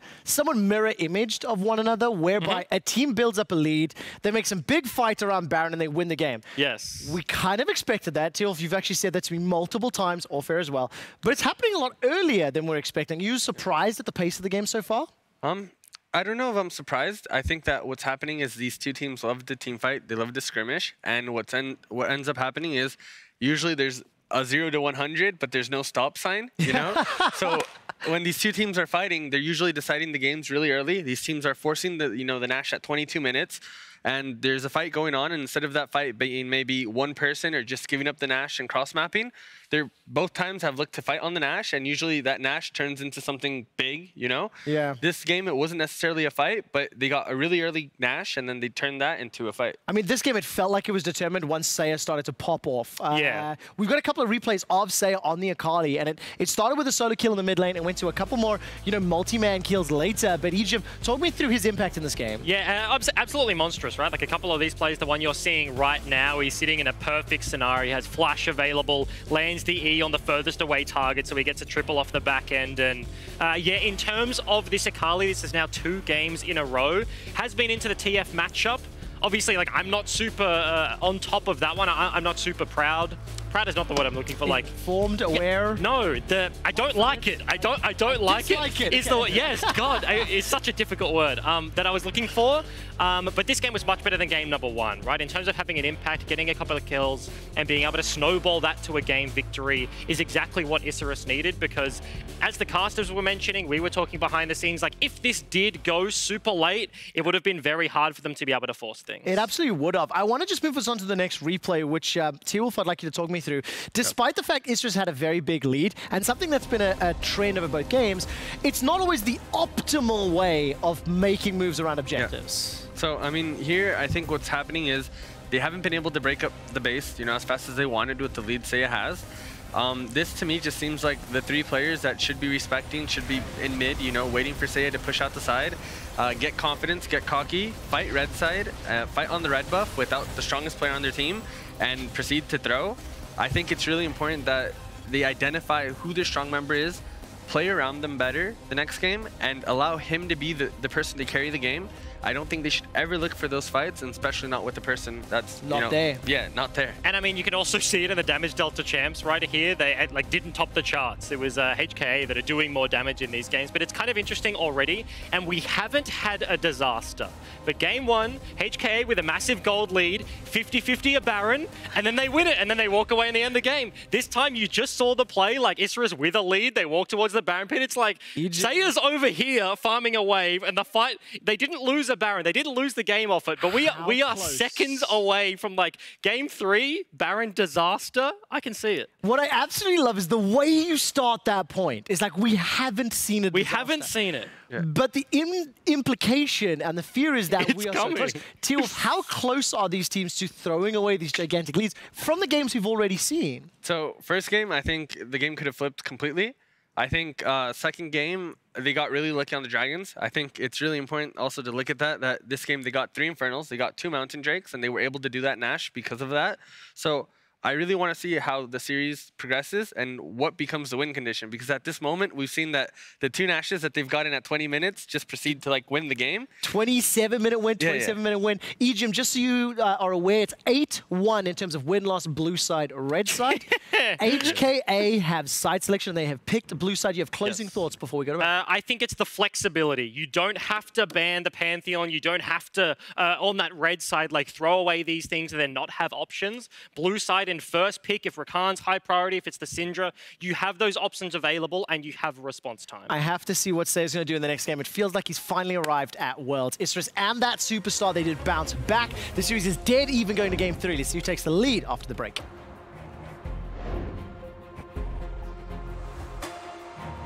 Already here, the teleport coming in, Saya in the mid lane, trying to fight onto Mission. The Destiny is gonna come out, and that means Mission will get underneath the tower. Saya! The Cannon Barrage used the flash in from Odi. 3Z surviving for the moment. Tower aggro still on Bugax, he's gonna fall. And 3Z has just absolutely outplayed them. Crash flashes in, but Mission's low already, having to flash away. Here comes Saya, looking for the engage. Perfect execution over 4, could be there. He takes Crash, he jumps forward, that's 2. Saya stepping up.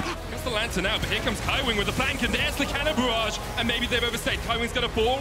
Odi's jumped up with the repel, slow, getting chased down. It's a double for Crash. Well, Angelus hops into the Featherstorm. Here comes the charge from the top side of the fight. Crash already down. Isurus now looking for more. Mission flashing forward, but he will fall. It's the double for Angelus. 3Z falls as well. After a demolition in game 1, Isurus will not go down without a fight, and they equalize the series.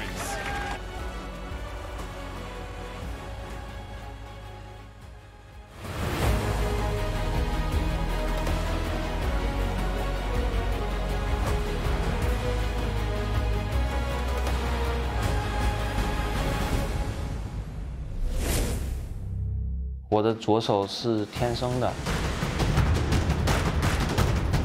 在我最艰难的时候，英雄联盟给了我力量。钻石3，这是我现在的段位。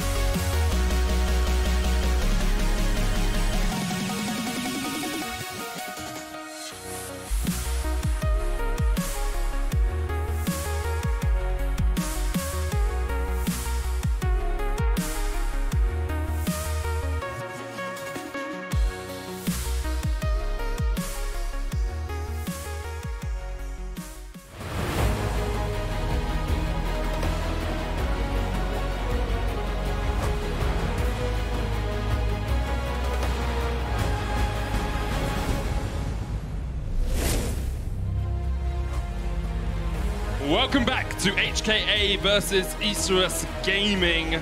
1-1 is the scoreline so far, Spawn. It's been a pretty back and forth affair. 2 blue side selections, 2 blue side victories, everything going according to the script so far, no divergence. You can't tell them we have a script. And it's going to be another blue side selection, this time for HKA. And I think that this series has shown 2 vastly different Isurus gamings. I think that HKA has been quite consistent in their approach to the game. However, this time it was Isurus taking the game by its horns and really being able to generate that gold lead 10 to 15 minutes when we thought that they were going to be able to for a lot of this tournament. Well, we'll see if they can do it again here on the red side, as you mentioned. Hong Kong Attitude deciding that the blue side is their choice. Gragas banned away, Pantheon banned away as well. No real surprises so far. There's the Tristana early on from HKA. So maybe prioritizing something like a Gangplank in the top lane. They like the way that played out for 3Z. I thought it was also quite good. And blue side is interesting to me, because if you think there is 2 permabans, which I'm starting to believe there is, in the Pantheon, in the Syndra, blue side gives you a lot more flexibility in what you can actually take away from your opponents. And on the world stage, where everyone kind of has those counter picks, as they ban Gangplank themselves, that's kind of weird. They did this in game 1, and then they got the Syndra first. So okay. Isurus last time banned Xayah, Renekton, and Panth. They banned Panth and Pyke, which is the adaptation they made on the red side. There's the Syndra ban. So that means the Xayah or the Renekton are available. And as I said, I think the Pantheon and Syndra are must ban. So the only flexibility in the ban you really have is throwing Pyke in there. See whether this is going to be something like the Renekton early pick. Hasn't seen that much success outside of Damwon Gaming. That's true. I really want the Echo to come back. Although it was like 0-4 on day 1, I thought it was a really good pick. I thought it can work. Why did you think it was good? Because this jungle clear is amazing. He has really good team fight as well. Too many people were playing him like a new Elise, where you try and dive towers early on. Instead, play around the team fights. Play around the zone control you have with parallel convergence. Doesn't matter, hasn't been picked yet. Makan is the first lock here for Kaiwing. Because I was willing to keep an open mind, and I know that you're trying to get me off it now, but you brought it up and it's your fault. I watched it play. I was like, okay, this champion sucks. And then everyone talked to me and I was like, maybe it could be good. And then I watched Tien, one of the junglers I hold in the highest esteem from Fun Plus Phoenix last night, feed his absolute little booty off on it. And I was like, you know what? I'm throwing this champion back in the it sucks category. Okay, so saying a player played it badly makes it a sucky champion. I will remember that for the future. Correct. Xayah locked in for Angelus, Akali as well. Once again, expect that to go to Seiya in the mid lane. Crash will get his Lee Sin, and it looks like we are going to see Unified on the Ezreal once again. Yeah, and I like the Ezreal pickup. Once again, I think that this is a composition that is very hard to get on top of.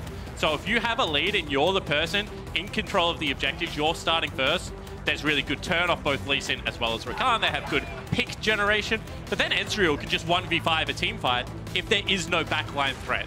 And I think that Seiya got very far ahead, so created that almost single-handedly in the last game, but you can't rely on that consistently happening. That's definitely true, but so far we're seeing very much the same draft as we saw in game 2, and that ended up working out for Isurus Gaming. Yes, the bot lane wasn't the key focus. The Xayah Thresh did well. Slow was hitting all of his hooks, but a lot of it came through that mid-jungle duo. You say not the key focus, but you do have to remember that one gank that got the flash out of the Ezreal, and that meant you had to play the lane with supreme respect, because if you did not, then there was always going to be the piggyback lantern into, you know, Cocoon, Death Sentence, Charge, whatever else you want to throw on the back end of that. So I think that it is still important to be able to burn summoners down bottom lane, because this lane, if played aggressively, can have very good pressure. Definitely can. Isurus going to ban out the Galio. Rek'Sai, the next ban from HKA. Isurus before looked towards Corki as their final ban in game 2. We'll see if they go down that route once again. Instead, it's going to be the Mordekaiser. Okay, so Mordekaiser, another one of those weak side top laners that we've seen 3Z play. When I say weak side, it means that you're not going to get all that much jungle attention, right? You're going to be left on an island, you know, survive the ganks as best as possible. If we have time, we will rotate up there and try and save you from the stacking waves, which is what we saw last game. But ultimately, you're going to be alone. Mordekaiser obviously turns that situation into a 1v1. That's why he's so powerful on the current patch, and I like that that's respected. It looks like Isurus are going to keep their final pick for the top lane. At the moment, they're hovering over the Olaf. Kiana is another powerful jungler that we have seen, and Nocturne does a very similar job. Great at diving onto a backline, great at turning fights from a 2v2 into a 3v2. And kind of ruins Twisted Fate's day. We've seen that right now, Mission is very comfortable in the TF versus Akali matchup. Game 1 it went well, game 2 bit of a disaster, but once again, I think you can write that off as an anomaly. And obviously, Darkness is just going to make that very difficult to play around. However, this time the change-up is there. You mentioned it was banned game number 1. Corki as a laner is very good into Assassin, surprisingly, because he's got very good upfront burst damage when they dive on top of him, also has great wave clear, and just ultimate safety when he has the package. You really can't take him down. Really easy itemization as well. You can go towards that Hex Drinker as a first item. You do delay the Trinity Force, but gives you a lot of safety in the lane. Corki is locked in. That will go to mission in mid, and it looks like 3Z is going to play Renekton in the top lane. We'll see where Isurus decide to put their counterpick. In fact, switched it around, locks in the Gnar in the end. Okay, so we've seen the Jace into it once already today. It did well in the early game, then got camped out. Nocturne should help that. Not all that much magic damage. I mean, Akali does do magic damage, but she isn't, you know, the big team fighter necessarily, so itemization could be a little bit tricky if they want to over-index into that physical. Rumble has got a fairly good matchup, does get the push very early. And that's a little bit different. That is a little bit different. I think we're both a little bit surprised by that one. Bugak's cracking out the Irelia in the top lane. Now, he only played it twice during the regular season, but the most played champ he had was Gnar at 3 picks, so it's not really a champion that he is unused to, but not one of those power pocket picks perhaps we were expecting. And the thing is, and I would love to get I wish I had a pro player that I could just steal right now, because obviously I have access to the Yoast pros, so I'll just tell you what I know from my experience. And that is that old Irelia had a really great matchup into Gnar and would destroy him. Yes. New Irelia, not so much. When you get Phage as well as the Tabbies, you're able to withstand a lot of it. It's going to be double physical damage on the top side of the map, so you're not really all that concerned about having to build something like Mercury Treads. And I think this is a lane that 3Z isn't going to excel in, but can survive. Now, obviously, kills skew everything.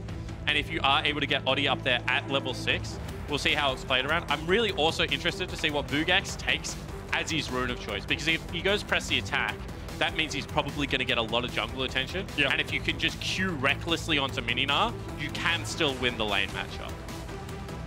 We'll see if the top side of the map is the focus for Isurus. Hong Kong Attitude going for a very similar composition to what we have seen from them before. Crash on his Lee Sin, safe mid laner for mission. And then Unify playing a safe bot lane alongside Kai Wings Rakan. This game obviously doesn't decide the series for anyone, but winning, getting one game up, getting to match point is incredibly impactful for these teams. It definitely gets you one step closer to winning this series. Yes. When you only have to win 3 games, one is 33% of the way there. Quick maths. It wasn't actually that quick, I got it wrong. We're going to jump onto Summoner's Rift here. HKA versus Isurus Gaming, 3rd game of this best of 5. We are now essentially in a best of 3. 2 wins takes it home. And if you lose twice, you are sent packing. Sent swimming back to your destination. Okay, so this is really interesting from me, because they, once again, grouping up as 5 to try and get control of top side of the map. And this makes me believe that Bugax is very comfortable in the Irelia matchup. Also not Grasp with the Undying from 3Z, which I think is just straight up a mistake. Fleet Footwork early game gives you like no health back. I know people think it's a heal, but it's really not. It gives you like 3 HP when you hit those creeps. I think Grasp would have been certainly much more useful. Resolve as a primary as well, and Gnar is actually quite good. So we'll see exactly how it goes, but if they are able to get early pressure here, split the top side of the map, you can see that they actually used Oddie's ward to scout out the starting position of Crash, then every time Bugax can queue forward, should be able to get a lot of damage out. HKA have done a good job of at least getting 1 ward in here that sticks around. Ooh, second potion. Gets a second potion from the Kleptomancy. I hate Klepto. I'm really not... I know I shouldn't probably say that, but RNG elements, like being able to take 2 potions into a lane can just be lane changing. All of a sudden, what you thought was a really good lane for Angularus and Slow, you know, you can trade more aggressively as Unified. It makes it a lot harder to predict the way a lane matchup will play out. I agree with you there. It's very frustrating to be on the receiving end of it and very enjoyable to be the one who's getting the extra potions. See, I don't play it. Even on Ezreal, I play Aerie. I'm a man of principle. Okay. If I don't like something... I'm a man of winning games. Ah, okay. We're very different people then. Definitely are. And the early potion will definitely help out Unified. This ward will spot Oddie as he goes for a full bottom side clear, then up towards the top lane. Nocturne, of course, very good at ganking at level 6. Before then, can do some stuff in a gank, but tends to struggle. Great flawless duet there from Bugax onto 3Z.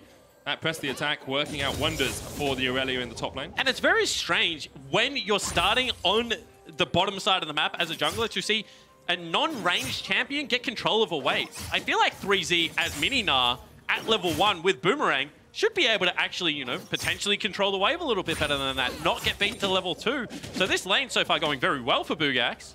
Thought it would be survivable and scalable for 3Z, and then once you pick up things like Frozen Mallet, Black Cleaver, you know, Ninja Tabby could become difficult, but right now, this looks like a wash.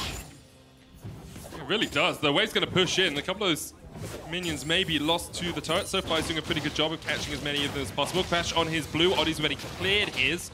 Now, Crash does have Smite, and Oddie doesn't have one of his own, so although they are looking for a bit of an evade here, Crash will be able to secure it now. Has just used the Sonic Wave. Here comes Oddie from behind. Crash could look for the jump across the wall, will land it. The fear won't connect.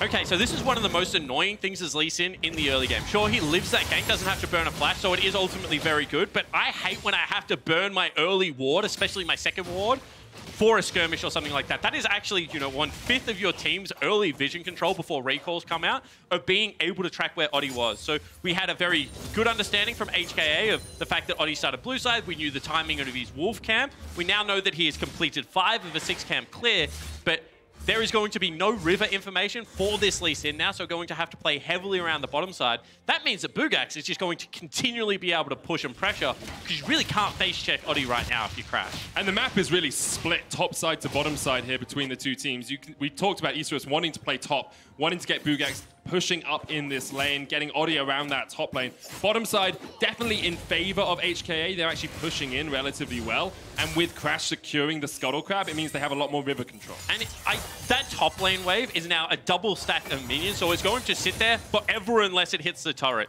So if Boogax is able to drag here, then that means that 3Z is in a lot of trouble and under a lot of pressure of actually being ganked despite where the Nocturne is. You can see Nocturne, however, really wants an early recall and feels like this early game is just going to allow him an early level 6. So Boogax willing to allow this wave to push back.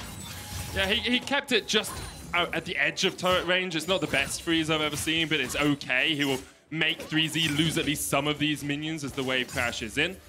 But for the moment, still HKA ahead in terms of gold. Double Kleptomancy on them once again. They are 700 gold in the advantage. Both teleports burnt though. Mission and Unified have used theirs to get back into the lane, whereas Saya is once again running the Ignite, and Angelus has yet to get back to base. And the thing about Klepto in the Corki matchup specifically, you know, a lot of people think about Fleet. I think it's a better scaling room, maybe, in the late game, in the team fights. But Klepto, with its use of pots, you know, you can see a couple of the mana potions in there with the control wards and other things you can pick up, actually becomes a really good laning option for Corki in tough matchups. You also get to itemize into Inspiration, which means you get useful things like the biscuits for the laning phase as well. So one of the best defensive runes when coupled with a Resolve secondary for Corki, I think.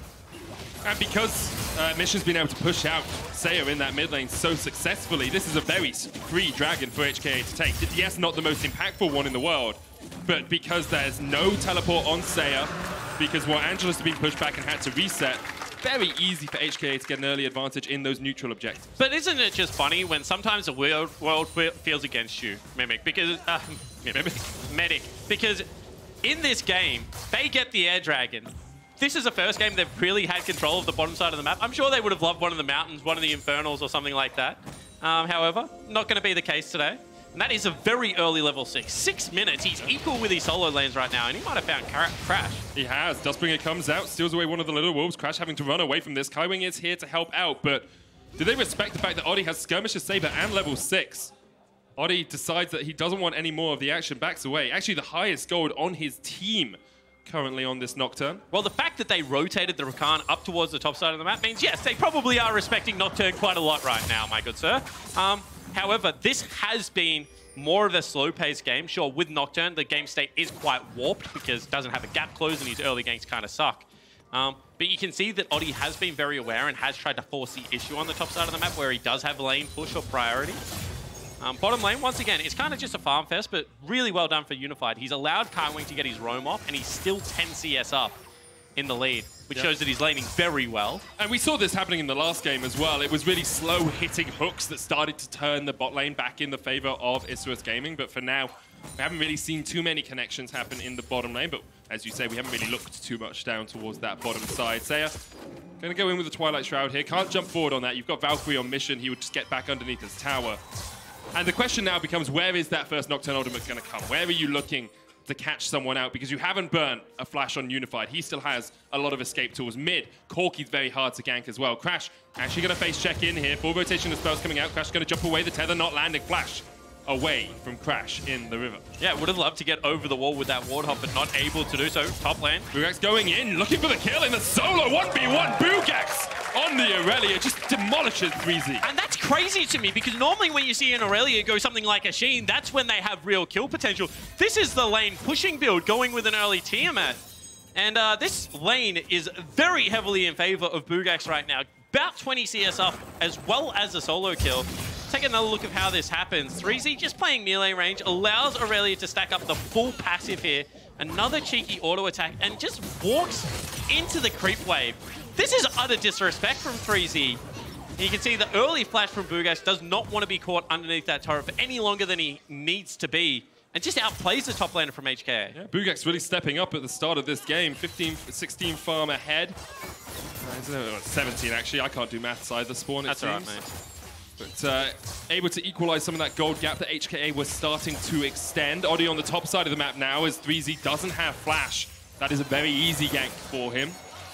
Yeah, I completely agree. And the really bad thing is you did this to yourself, right? It's not like a 2v2 went a little bit wrong or it was a slight misplay. This was just very poor understanding of when he can walk into a fully stacked creep wave. Now this lane with Oddie on the top side of the map is in the situation where they can gank, instead they're going to respect it. And the patience of Isurus has been near legendary. They really are not overforcing in this game. So far, so good for them. Bugax had a good playing stage. It's about average on isolated deaths. That's with deaths where your teammates aren't near you, but top of the group in solo kills at 6, and high damage on him as well. He's one of the players that really carried this team through that group stage. Yeah, and I think a large portion of the damage stat is, of course, the fact that Saya did underperform, so you've got to take all stats into consideration. However, the isolated kills, you know, the ability to generate your own pressure is what teams dream about when they think of top laners. If you're able to, in a melee versus ranged matchup, you know, continue to push in this now, get good topside vision, you know, kill him yourself, then it's going to lead to very good things. I tend to find if I can 1v1 my opponents, the good things happen for my team most of the time. Yet to see Oddie pop that paranoia. As you say, we have seen a lot of patience from Isurus. HKA, though, once again bringing Kawing and Crash to team up. Oddie's going to Dustbringer away. Uses a good shield there to not get knocked up by the Grand Entrance. And you can see that they knew the flip was coming and they didn't have perfect idea of where Unified was out of base. Obviously, teleport is up and available, so he could have teleported to a tier 2 turret, being a little bit quicker to the play. And that's why you back out of the river and see control. They also have Warangulus rotating up towards that top side. They want to be able to contest this next objective in the Herald spawn, and keeping Bugax around means that if a contest goes there to a fight, they're probably going to win it. And 3Z has to teleport into this one to make it a 5v5 if they want to go. Here we go.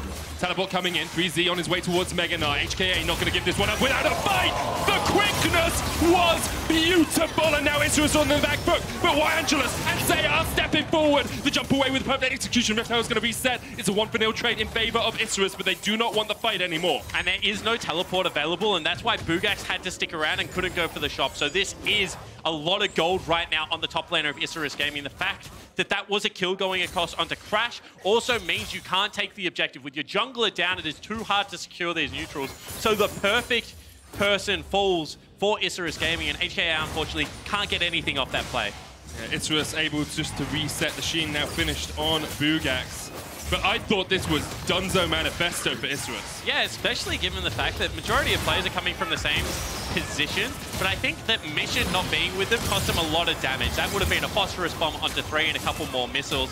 So a lot of the damage missing at this stage of the game. Also no bounce there from the Nah means that he's not able to get a big ultimate. So things certainly going a little bit pear-shaped there for HKA, but well navigated from Isurus Gaming. HKA have just seen Bugax on the bottom lane. They know also the Cloud Drake was just taken by Oddie, so they will get a Rift Held. This is being traded for plates in the bottom lane and bot side control from Isurus. And I don't hate when this happens, because if you feel like you have push in your 2v2, which we just saw that they do, as well as the push in the 1v1, mid lane is the only real area that you can drop Herald right now. So as long as you're willing to use this teleport from Bugax to rotate to the numbers play, you can actually defend quite well. Also, if they don't send anyone bottom lane, whilst this is going to take top lane turret, they're also still trading for a turret on the bottom lane, so they do go for a higher percentage play. It's a small danger here for Angelus and Slow if they stay around. The quickness is almost off cooldown, and Angelus doesn't have the Feather Storm yet. He's got his flash if he wants to get away, but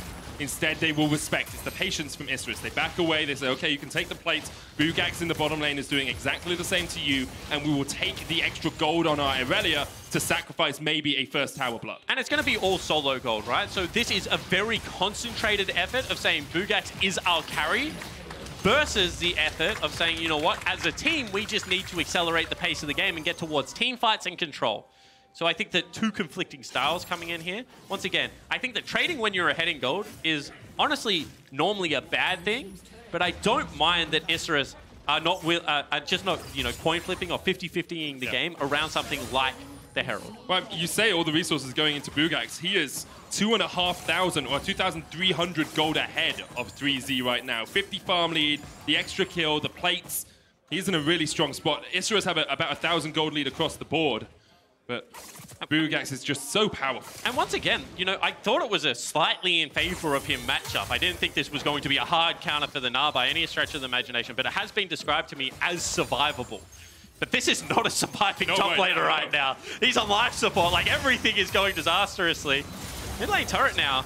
Yeah, Oddie has... Oh, well, Angelus is not here, so this is really given up for not too much. And now that's just a bad play, right? You have two teleports available. You were there in the right position on the map. You decide not to fight, and you lose your mid lane turret. This turret is so crucial in being able to control the game, and ultimately what is going to come down to a 1-3-1 for Isurus Gaming. As soon as you lose your mid lane turret, if they can push up that mid lane creep wave, which you can do quite safely on something like an Ezreal, then you're just able to get vision wherever you would like. Obviously, this composition of something like a Nocturne is much better at catching teams in that rotation. So could still be an area where Isurus Gaming can look to generate fights, but I feel like that should not be an objective that you see at this stage of the game. We've yet to really see Oddie make that catch play. Right? We saw the Paranoia at the Rift Herald, but since then, haven't seen another one used, haven't seen him teaming up with Bugax in a side lane to really find those catches. And part of that, of course, is HKA have very safe players. They're also playing quite predominantly as a team, teaming up together, and it's hard for Oddie to find a connection, but when he hits level 11, I really want to see him using that ult. Yeah, also, once again, the kill items have only just came out. You know, you go Tiamat so you can farm very well in a lane. It's not necessarily what you look for the 1v1 kills. However, Trinity Force now completed. Gunblade and Sork boots there for Sayer as well. So as long as Oddie is there to sneeze on the opponent, majority of the damage will be provided from his solo lanes.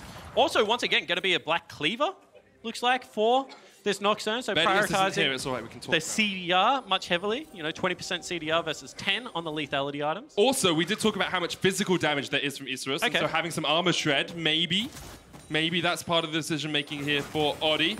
I know Vedius would prefer something like a static shift, something a little bit more aggressive, but the Black Cleaver here is the choice, it seems. Sayer once again off into the side lane. Bugax already pushed up to the tier 2 in this bottom side. Doesn't really have the ward control I would like him to have for him to be this far forward.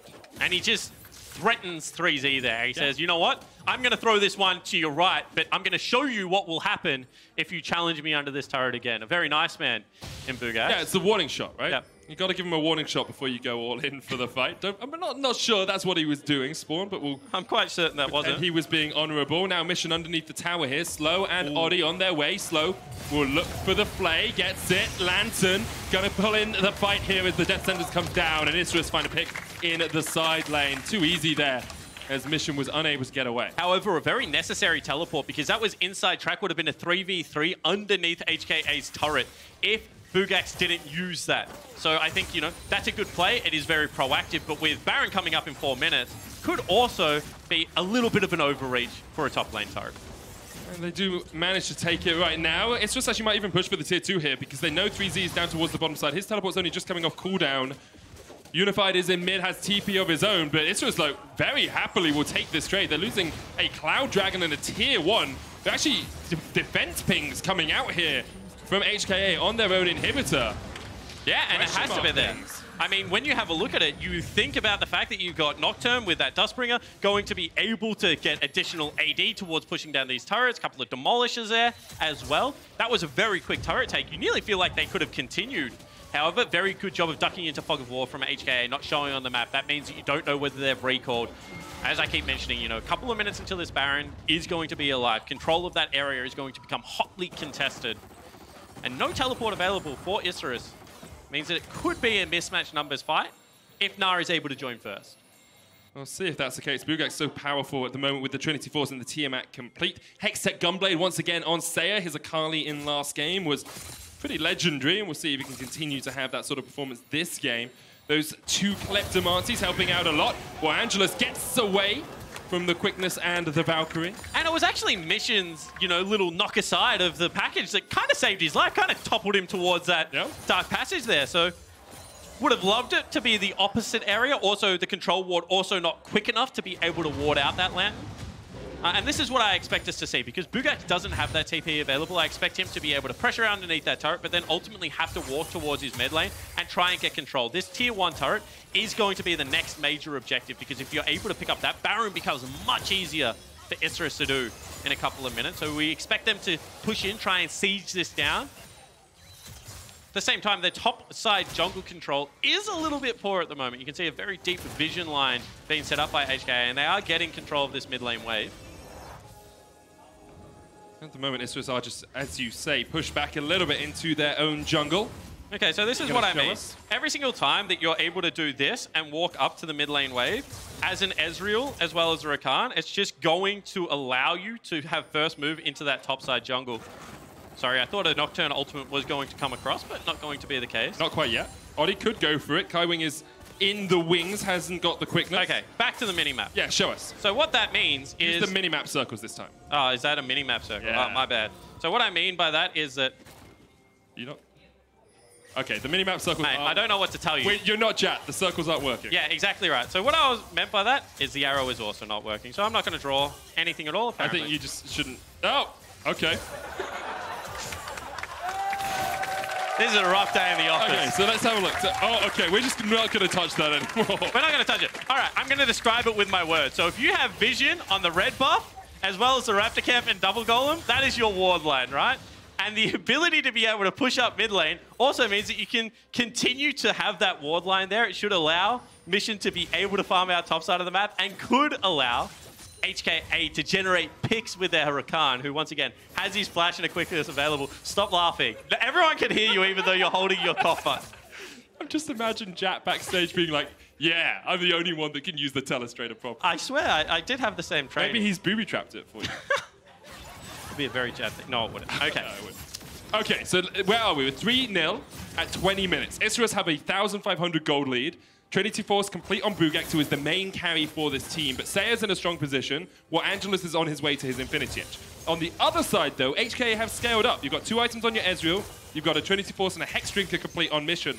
So, in terms of a pure all-out brawl, it doesn't feel like Isurus are that far ahead. No, Isurus are behind in a brawl, because Bugax can't get there, and he's 3,000 of the gold lead, so if you do some quick maths, they're actually down 1,000 gold on the other carriers, and that's why I keep saying if they can generate a fight over topside jungle that Bugax can't join, it's actually a winning team fight. So every single time Bugax pushes that wave, he can't sit and hit the turret because he has to be able to float his pressure towards mid lane, because otherwise you're in a situation where, you know, Rakan with summoner spells, Ezreal and Corki so hard to get on top of, could actually be a winning team fight. Kaiwing's going in, lands the charm onto slow, he flashes away. Unified jumping onto the back of the fight. Bugak's trying to do what he can to act as a bouncer. The Lantern will get Odi to safety. Bugak's not here yet. Seiya still in base, doesn't even have the TP, so couldn't join this fight even if he wanted to. And that is a very good job of Isurus in disengaging.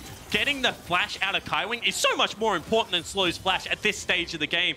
That was the all-in engage that we were expecting to see. However, it does not result in any kills. Could be some pressure on mid lane turret. They do have the Demolish on Kaiwing. He'll be able to get one pock of that off. Slow is on his way, but burned the flash in that last engage. And Isurus, 5 members strong, will try and counter-push out mid here. Bugax has a flank position. But this is the thing. Unless Bugax can get behind them, then he's not actually... He's gnarred into the wall. The chase comes in with the grand entrance. There's a Lantern there for him, but he's kicked away. Bugak's able to survive. Vanguard's Edge flashes away. And this is... True shot barrage, it gets him! That's sniped! That is such a disaster for Isurus Gaming right now, because I kept mentioning it last game, but the rage advantage, the ability to kite back on this team composition, now that they've got themselves a Corki, it's even more dangerous. And whilst they have this huge side lane advantage, the inability to push in due to that teleport usage has stalled out this game for so long that Corki and Ezreal are just taking over the mid game. If that Infinity Edge comes across on the next shop, I actually think that it's nearly impossible to team fight this composition. And that means that Seiya needs to be able to generate side lane pressure. If he cannot do that, Bugax in the bottom lane is not going to be enough. Totally agree with you there. You can see Seiya realizing that he needs to be killing Corki, needs to be killing the Ezreal, has got himself a Void Staff. Obviously not the most effective unless your enemies have magic resist, but those Hex Drinkers are giving just that little bit of extra resistance to the HKA carries. Okay, so this was an attempted flank coming across from Bugax because they wanted to be able to get control of the Infernal Dragon. So you can see the turn is going to be there. But once again, if Bugax lands that at the start of the fight, it's going to be a very impactful ultimate. As we take a look at the True Shot Barrage, that was very well fired. Yeah, really well fired. To be able to clean up the kill. But if Unified and Mission are untouched, un-CC at the start of this team fight, then no one on the side of Isurus Gaming can do enough damage as they dive onto the backline. It needs to be a concerted effort. That means that you need to be coming from different angles. A team that I actually really love watching do this well is Clutch Gaming. I think that Demonte is very creative in the way that he is able to get onto different angles. However, it's about their vision control. Yeah. They are so good at keeping control wards in their inventories and making sure that no matter where Demonte's standing, he can't be caught out. Now, Odi has been caught out, has to flash away. Bugax trying to come in from the top of this, lands the flawless duet, but can't fight it because he's in a 4v1. And so what they've done, they've said, Bugax, you're really strong. You're still 30 CS up. You go towards the strong side of the map. Maybe if you're there, we can actually contest this. Odi, you just push in. There's only armor right now on 3Z, so you're going to win the one-on-one.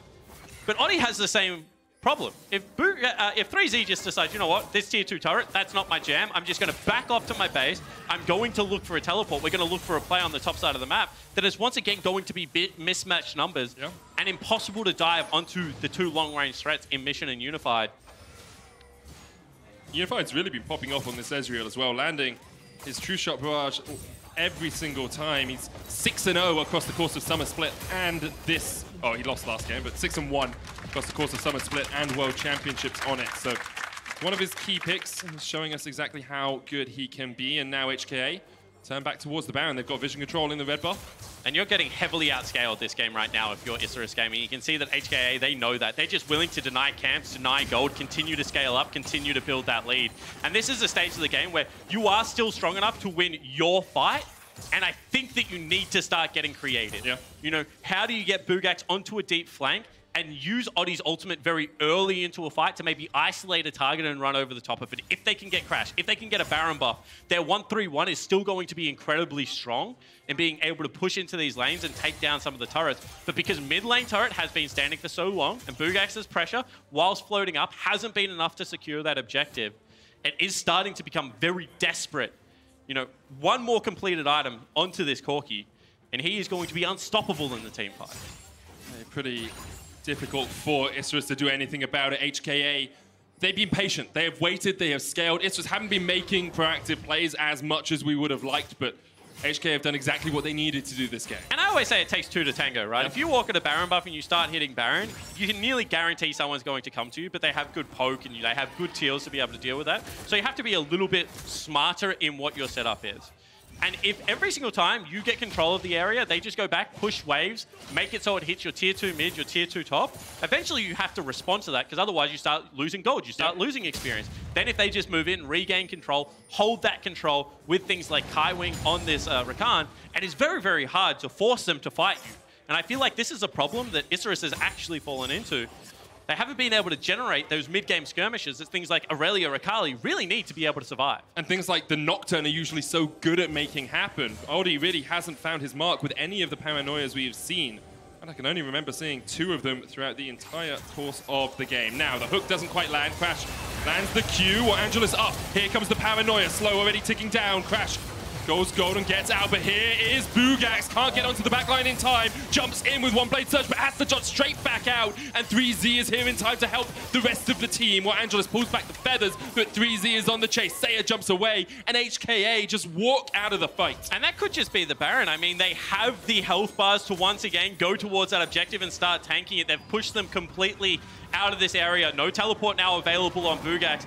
And the frustration of having to deal with Corki Ezreal. You see, if you do not one-hit them at the start of the fight, they just continue to bring you back, sucker you in, and then their turn is so powerful. HKA have played such a flawless mid-game in this third game.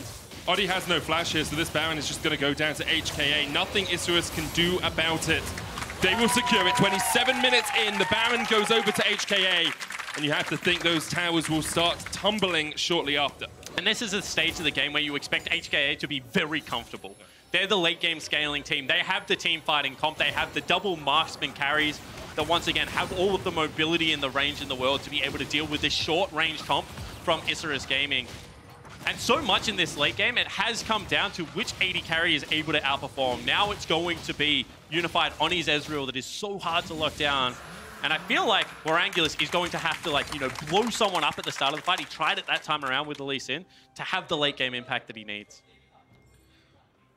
Isurus Gaming have fought in the longest game of Worlds so far this year, the 65-minute epic against Detonation Focus Me. They were pushed back many times in that matchup, but the scaling was pretty even across both teams. Here, the scaling advantage has to go to HKA, has to be their strength. Especially when you get towards poking and sieging with this Baron buff. And every single time I say this, people get tilted because they're like, what about rapid fire cannon? Well, they're not buying it on Aurelia, Nocturne, or Akali, mate. That is true. You can't buy range. At a certain point in the game, when your range carries have more damage, it's just impossible to team fight against them because they continue to kite them out. They have the defensive tools to be able to deal with. Iceborne, oh, hooks on. Only onto Crash, pulls him back with the Flay, but Unified has the flank position here, and Kaiwing's going in with the quickness, and Slow is deleted, obliterated, just disappeared off the face of the map. And that is now Bugax on the flank. They feel like they have to force. Vanguard's Edge coming in. The Paranoia is going to chase in as well. Kick away on Bugax, but Isurus may have found their fight. They find 3, and Hong Kong attitude overstepped. They overstayed. Kaiwing tries to jump away with Grand Entrance, but Bugax is still on the chase. Isurus will look for mid. They'll try and take whatever they can off this advantage. And that started so well for HKA. However, it was 3Z that didn't want to rotate towards the play. Ultimately, they now lose the team fight. None of the carries left alive, and Isurus Gaming need to be able to push in. Maybe even look to break the base here. Not going to go for it. Creep wave not big enough. So not going to be the death blow there for HKA, but shows that in mismatched numbers team fights, when they do get the flanks, they can still look to contest. And that was kind of the perfect storm there for Isurus. They had numbers advantage, they had a great flank position, everyone had already burnt their cooldowns on the side of HKA. And this is one of those times where they show on mid lane, so you feel comfortable to be able to face check. You know there can only be 2 people there, you can see 3 other people on the map. So look how aggressive Unified is willing to go on Ezreal. However, 3Z not rotating to this fight. You can see he's turned around, he's heading back to the top lane. Mate, the team's being engaged on. They still have the tools to be able to force if you are giving them free team fights. And this time around, it is going to be the perfect storm. Pinned against the wall, inability to kite out due to a very good Nocturne ultimate, coupled with Bugax's ultimate there on the Aurelia as well. I mean, it happened once, could potentially happen again, but I feel like that's a lot of it on HKA's setup. I totally agree with you there. 30 minutes in, HKA still in the driver's seat in this game, although the gold lead is in Isurus Gaming's favor. 4 dragons on HKA with another mountain coming up in 2.5 minutes. Could be a target for them. Their Baron power play is about to expire. They lost about 1,000 gold off that. Not a bet I would usually take, but HKA will have realized that they continue to scale well. And I'm so surprised that they decided to play multiple lanes with this composition. Because when you have a look at it, Ezreal, as well as the Corki, if you have your front line there, should just be able to siege down and pressure what is a very low wave clear composition. So playing 2 lanes, I feel like in this situation, was very greedy and did present an opportunity for Isurus Gaming to be able to take that one shot back into the game. Now, they had to use a lot. You can see flashes down on Odi, on Bugax, as well as on Warangulus. So there is going to be a time in this game where there are carries with mismatched flashes. You know, maybe 3Z or Crash can very much make them pay for that. But certainly removed the Baron buff, removed all of that siege threat. Now we just go back into this strange scaling situation. So Odi has ult. I think Isurus are trying to do something maybe they should have done a long time before. Paranoia comes out, Flawless Duet still going to land. 3Z with a Gnar into the wall, but he is feared up, and Isurus have managed to collapse in the bottom lane. 3Z though flashes away, and the quickness comes in. Crash kicks them back. Bugax going in with a Vanguard's Edge straight onto Crash, lands another Flawless Duet. Say off to the side, Bugax gets a double, and Isurus have found two kills in the bottom lane. But look at the frustration, right? The carries are still alive, so they're looking to kite this one back. They will be able to get the picks that they're looking for. That was a very well orchestrated side lane gank here for Isurus Gaming. Their mid lane and their top lane were enough of a push out that it didn't cost them any of their base. But they're not able to flawlessly ace, not able to be able to pick up any of these major objectives. Baron not available, Dragon still not up for the taking. So it is just going to be slightly more pressure relieved and a little bit more gold into their back pockets, but ultimately not map state changing. And I think you can see from the way they set up that play how important it is to take mid lane tower. We talked about how long it had been delayed for Isurus. You can see both Bugax and Odi come from towards that mid lane tower. They've managed to get vision control around this. It makes it so much easier to gank 3Z. Yeah, exactly right. And control of the mid lane allows you to attack side lanes. And you can see right now that 3Z, because he has gone towards that defensive armor item build, that if Akali isn't here, he's going to just survive for a very long time in these team fights.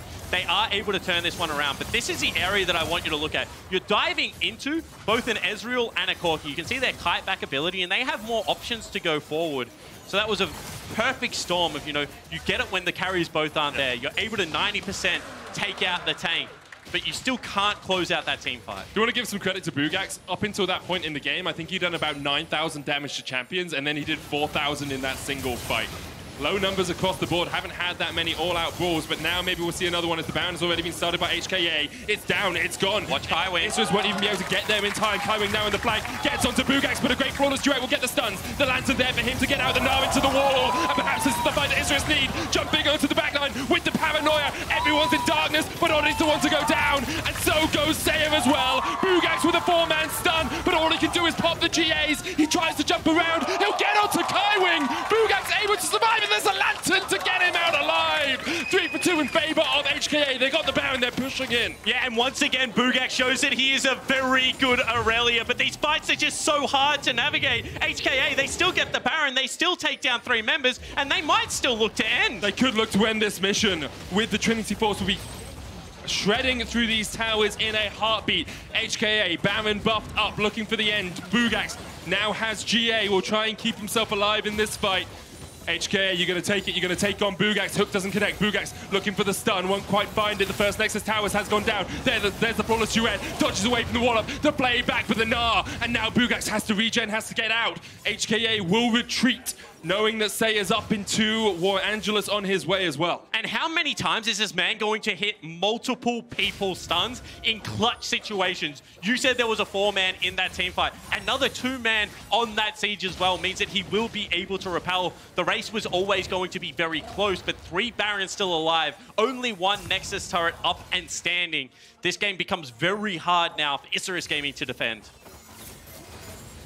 Only 3,000 gold behind, but it might as well be all the money in the game. Here comes the quickness from Kaiwing.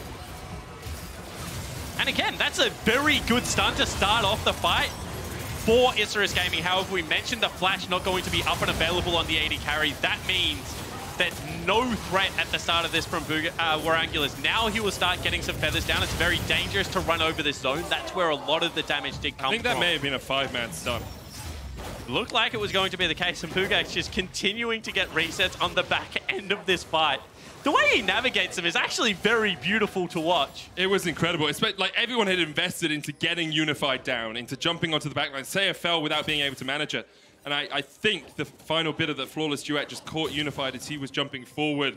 You can see how swingy this game has been. Isurus trying to fight back, trying to wrench back control from HKA. Baron still, a minute left on it. And that's a lot of damage going down.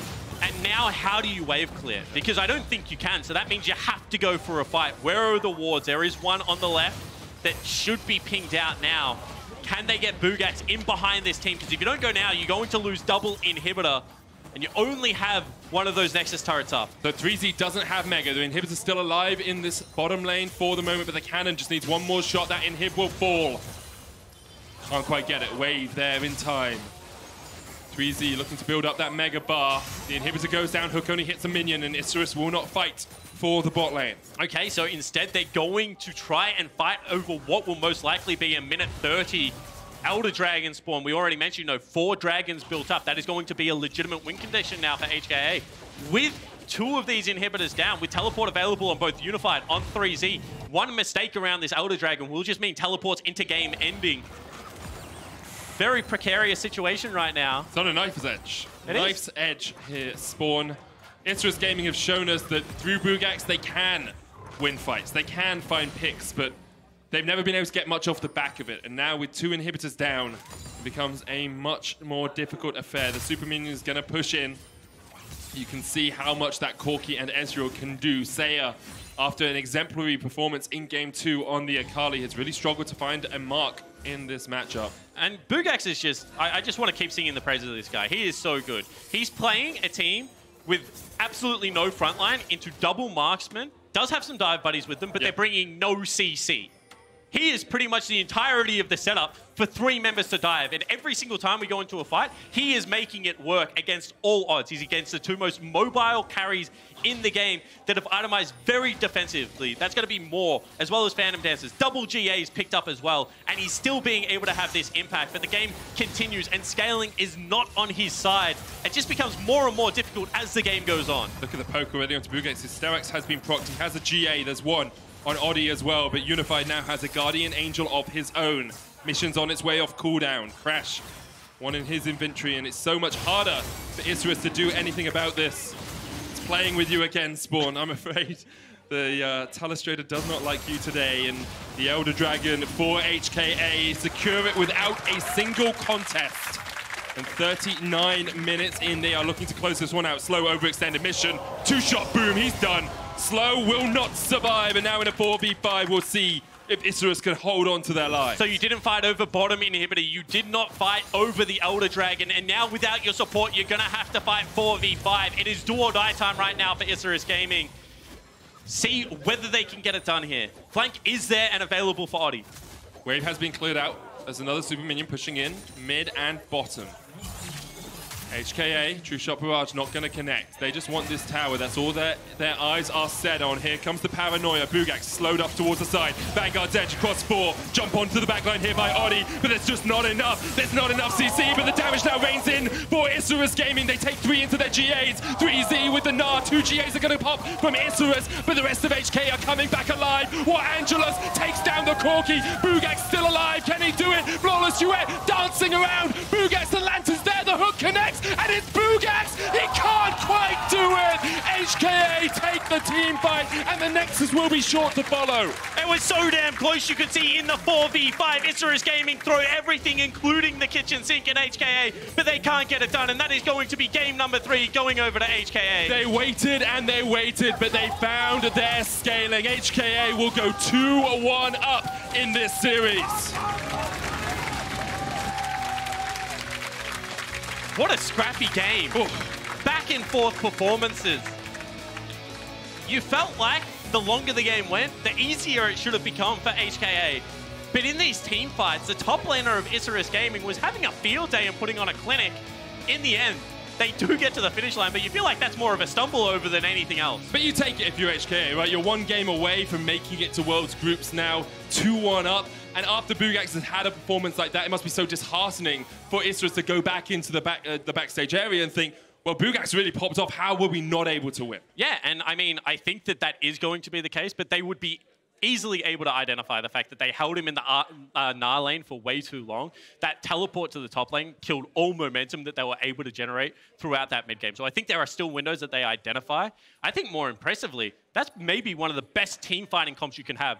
Rakan, double marksman, as well as a frontliner like Gnar, into a no-tank composition, and you're able to navigate team fights. Maybe just get a better team fight comp yourself and say, you know what, let's just throw caution to the wind and try and go at these guys 5v5. I agree with you there. I think Isurus have options coming into the next draft, but of course it's do or die for them there. HKA will be looking for that final win, and scaling has worked out for them. Game 1 was very quick, very one-sided, but the scaling here and in groups has been their modus operandi. Yeah, and I think that they would be really happy with how Mission has played Game 1 and 3. Obviously, Game 2 was a complete disaster. You write that one off due to the kill in lane. But otherwise, he has had very good control around Summoner's Rift, and his pressure has been incredibly high. So I think that, you know, as long as Mission continues to have that form of kind of performance, they'll be all right. But HKA are 1 win away from World's Group Stage and step on stage for match point after this.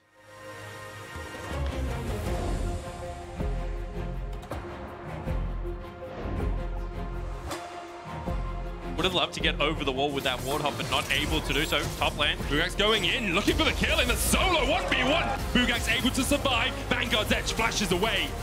And this is... True shot, Barrage, it gets him! And that is now Bugak's on the flank. They feel like they have the force. Vanguard's Edge coming in. The Paranoia is going to chase in as well. Kick away on Bugak, but Isurus may have found their fight. They find 3, and so goes Sayer as well. Bugak's with a 4-man stun, but all he can do is pop the GAs. He tries to jump around. He'll get onto Kaiwing. Bugak's able to survive, and there's a lantern to get him out alive. What Angelus takes down the Corki. Bugak's still alive. Can he do it? Flawless Duet dancing around. Bugak's the lantern's there. The hook connects, and it's Bugak's. He can't quite do it. HKA take the team fight, and the Nexus will be short to follow.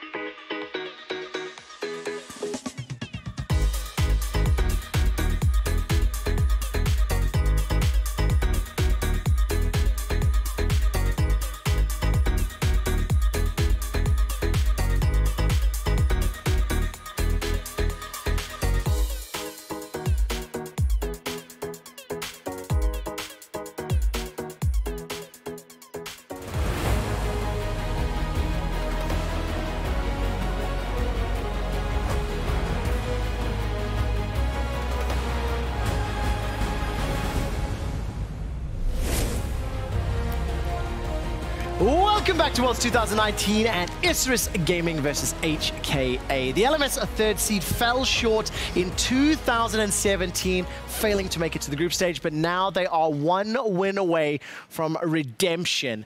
This series, at least in games 1 and 2, absolutely was determined by an early Baron that resulted in an early game victory. Yep. Game 3, we had a couple of Barons, and I actually have both of the Baron replays, which I'd like to talk about and discuss the similarities we're seeing from the previous games. So this is going to be the very first Baron in Egypt. Maybe I'll throw it to you to start this one off. What are we seeing from HKA and Isurus? Yeah, it has kind of been interesting tracking it as you head out through this series. I want to see that the scrying plan actually did split out that ward that's being hit by Corki right now. That ward has been just straight up MVP in multiple games. But yeah, certainly, as we are setting this one out, I like the setup coming through. They're clearing out a bunch of the vision. They're getting mid-priority. They're walking over top priority. You can see grouping up is the jungle and support of HKA, and that has been a super big thing this series. Their combination, the 1-2 punch for the LMS roster here, is just straight up winning them games. Now, what do you think of this, Wolf? As you can see, obviously HKA, they clear all the vision. They start setting up as if they're going to go for it, but then obviously ISG, they managed to find a few picks in a fight of their own. So, I mean, the series, I think, is turning out like we spoke. There's going to be a lot of neutral objective fights. There's going to be fights over Nash, over Drakes. We haven't seen as many fights as we thought. They're still contesting, you know, Nash. Honestly, at this point, I think that it's a trap for both of them. I think it's really important that they start using the side lanes more. They start putting pressure there and forcing them away from the neutral objectives. And I think that if the team that figures that out and starts doing that instead of being baited into waiting for Nash to win will definitely do a lot better, especially in the games like this one where you only got Cloud Drakes and you really didn't have the condition to do an early game Nash like the first 2 games. Now, what did you think of the vision that was set up and how ISG sort of, you know, contested that? They had all of the red wards, it was pushed all the way into the river, but then ISG could get that mid-prio. Was that the right decision? Yeah, certainly. I think so. At that point in time, like, there is the ebb and flow of League of Legends where, like, even if you are the winning team, you lose setup, you lose vision on a Baron like that. So with a gold deficit, ISG walk in, they get all the vision control in the entire area, and that is just something that happens over time. But that was one of the disaster fights where at the end of the day it was like Saya, Akali, damage charts come up after that one, literally sitting at a fat 0, and it's like, okay, the setup may have been good, we want them to contest, but if they're not doing it, maybe we can stall out for a little bit longer because the fight is just not it. So give me another rate on the next Baron. I believe this one was a little bit more from the HKA perspective, if I recall correctly. And again, the reason we're focusing on the Baron, you'll notice Isurus, they're going to start them out in the Peel North. This entire series has been around those neutral objective fights that then moved on to the next one. So, Ejim, when you see ISG moving from Mountain all the way up, what are you thinking? And that is the big thing. Like, once again, we're going to highlight the wards on your screen right now. This series has been just blind. Neutral objectives because of the fact that early late game leads aren't transitioning super quick. And then you see Kaiwing, big knock up onto multiple people. He forces flash out from almost both of the solo laners. It did get cleaned up a little bit in the end. Bugax is just kind of keeping the dreams alive at this point, but this really has been a series where stepping into it, we were like, okay, maybe these are going to be 2 of the slower teams, and we get to the late game team fights, and that's why we are harping on it here. Yeah, absolutely the case. I got one more set of replays. This time I'd like T-Wolf to talk to me. The solo laners have popped off. Bugax and Saya in the last 2 games have been trying to 2v8 everybody. That Irelia play was 6 Sayas Akali from the previous game. How much pressure is on these guys now that they're down 1-2 in the series, but we've seen what they can do? So I think right now both solo lanes are really overperforming. They're playing really well. They're playing carry style champions. I think that the most important thing for ISG now is going into this next game is to get more reliable engage so that they can force when they want to force, you know? They're playing with just a Thresh Hook. They don't have another way to engage. It's a Nocturne ulti. It's not reliable, and that's the thing they're missing. I would even go as far as to say, this game you have Irelia Akali, go Sejuani, get a form of engage, force, and play through that solo lane. We had a solo kill on top in the Nari Irelia matchup. They didn't punish it at all. Nocturne didn't get an ulti, didn't generate a play, didn't get a kill, and at this moment I feel like if he was playing Sejuani, he would be way more useful. Okay, so we've actually got some win conditions. Isurus Gaming have chosen blue side for what could be their last game of Worlds 2019. And as T-Wolf just said, add reliable engage to the draft. And what would you like to see Audi do? So I think that the biggest thing that Odie is missing in all these games is he's missing the initiative to actually generate plays.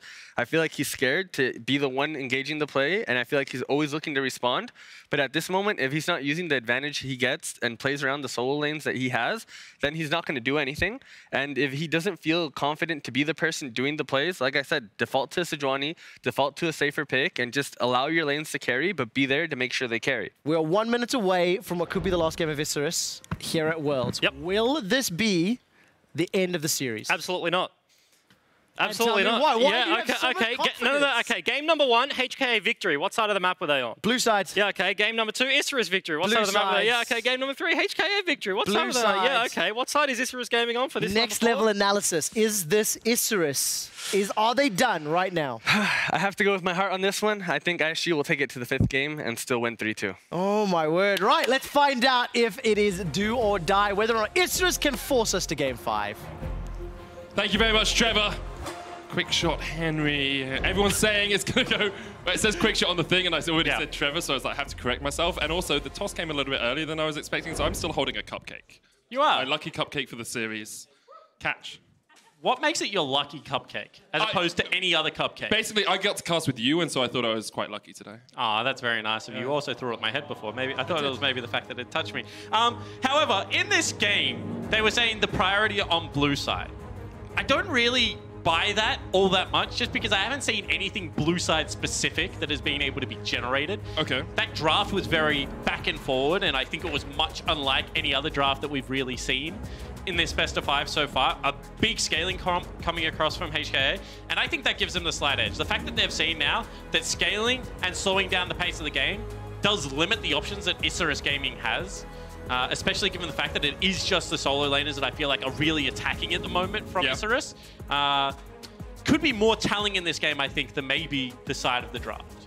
It definitely could. We see the Pyke and the Ezreal bans coming out. Pantheon removed from HKA, and the Gragas once again. Odie's not going to get his hands on that. I do like taking the Ezreal away. It's, Unified has used it to play very safe in the bottom lane, and as you said, it was only really the solo laners of Isurus that are attacking. This gives you another avenue to attack if you're ISG. Yeah, and potentially, I mean, this is what blue side does give you, and we said this already, maybe more flexibility in bans than what you get on the red side, given the fact that maybe Pantheon is definitely a perma ban, and at the moment, maybe Syndra is joining Pantheon in that category. Qiyana, Qiyana, indeed. Last time we saw Isurus on the blue side, they did also ban the Qiyana alongside of a Necton. And there is the Akali. So Syndra available here. Spawn. Play it. I love it. I think that Warangulus has already shown this series that, you know, as he was a mid laner, he can play mages, and Qiyana. Syndra is playable in the bottom lane. Saya also has the opportunity to take that. However, not going to be the case. Yeah, well, Angelus is going to get his Xayah once again. Nautilus immediately locked in by HKA to answer. And I'd like to see the Syndra pick here from HKA. They're going to agree with me and they'll lock it in. I mean, easiest draft decision of your life, right? Why would you not go towards it? This, however, will leave her the Rakan, as the Xayah Rakan Lover's Shore lane could be the answer into it. I think that has really good kill potential if you're able to gain brush control against something like Syndra.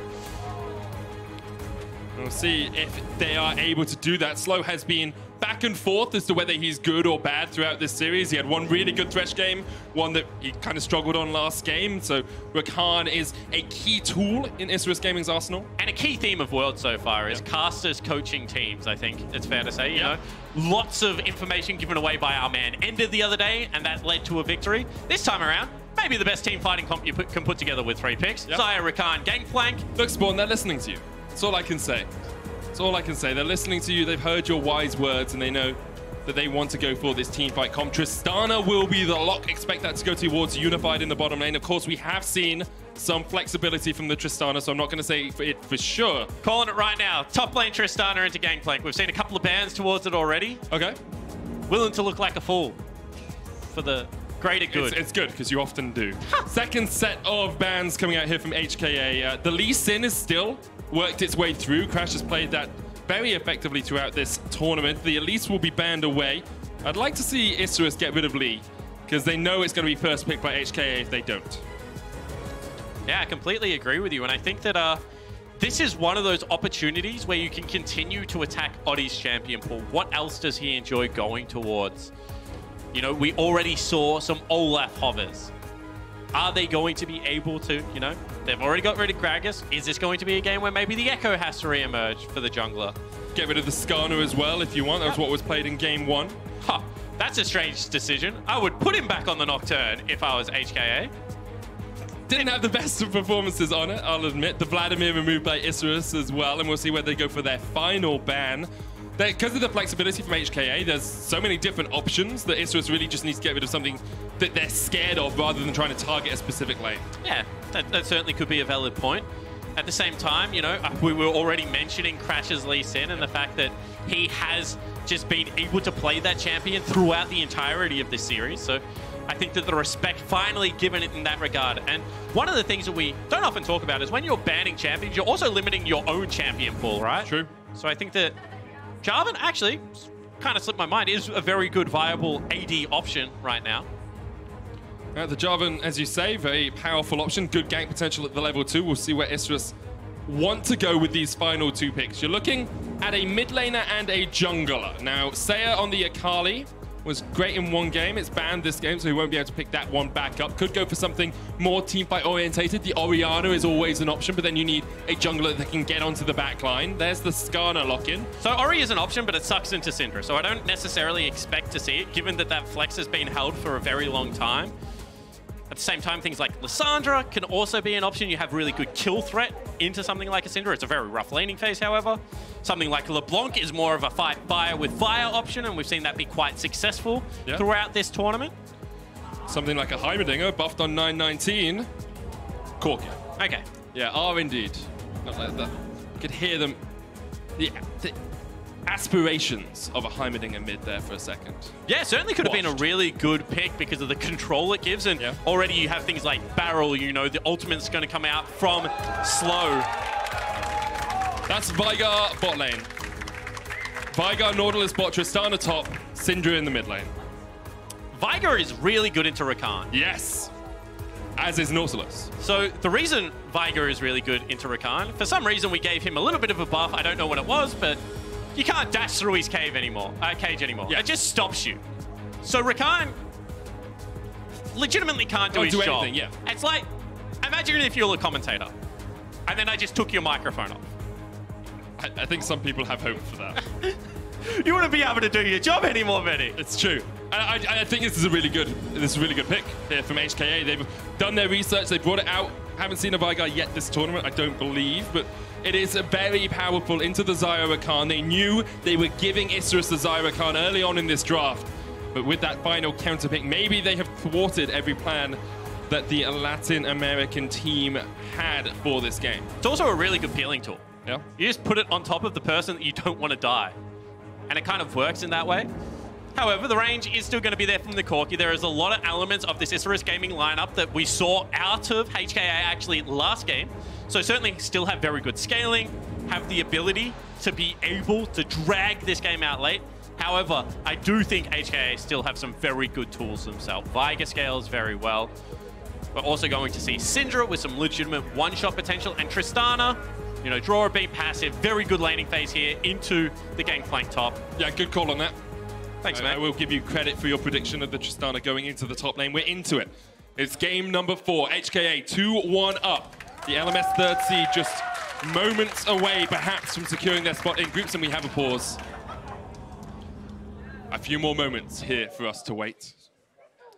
Certainly is going to be, and I think that I want to talk about something that I've just spotted out, and that is the fact that Veigar is going towards Glacial Augment. Ooh. And the reason that's really interesting to me is because this is going to be a Veigar that is all about the control. Yep. He's going to be building, you know, most likely Spooky Ghosts. The Twin Shadow pick up there is also probably going to be a Hextech GLP. And that means that he is very comfortable going backwards. What is normally a champion that isn't all that good if you're diving onto him. Now, with the fact that he's going to be providing those slows, the kite back is going to be there. This could be a very successful weak side bottom lane. It's going to be hard to pressure the turret due to the wave clear that he's going to have. He's going to have very cheap itemization as well. So I actually like this. I think that when you pick Tristana top, you kind of have to play around the Tristana top. So this is going to be a very self-sufficient bottom lane. He's got teleport, he's got glacial augment, he's got a big bodyguard in the Nautilus. That's certainly where my eyes are going to be, because I feel like if you don't have impact onto that lane, it could be quite difficult to have a win condition here for Isurus Gaming. Because Gangplank, he wants you to play towards bottom lane. He wants to just be able to farm up and then drop ultimates bottom lane whenever he can. He definitely does, and I think that's where we're going to see the balance between these two teams. Will Isurus be able to find those plays? Because last time we saw Odi on the Skarner, he really didn't manage to find many connections before people started picking up the QSSs. And here, HKA, Crash on the Jarvan, easy level 2 ganker, very easy gank setup onto something like a Gangplank as well, who can't obviously get away from the knockup that easily.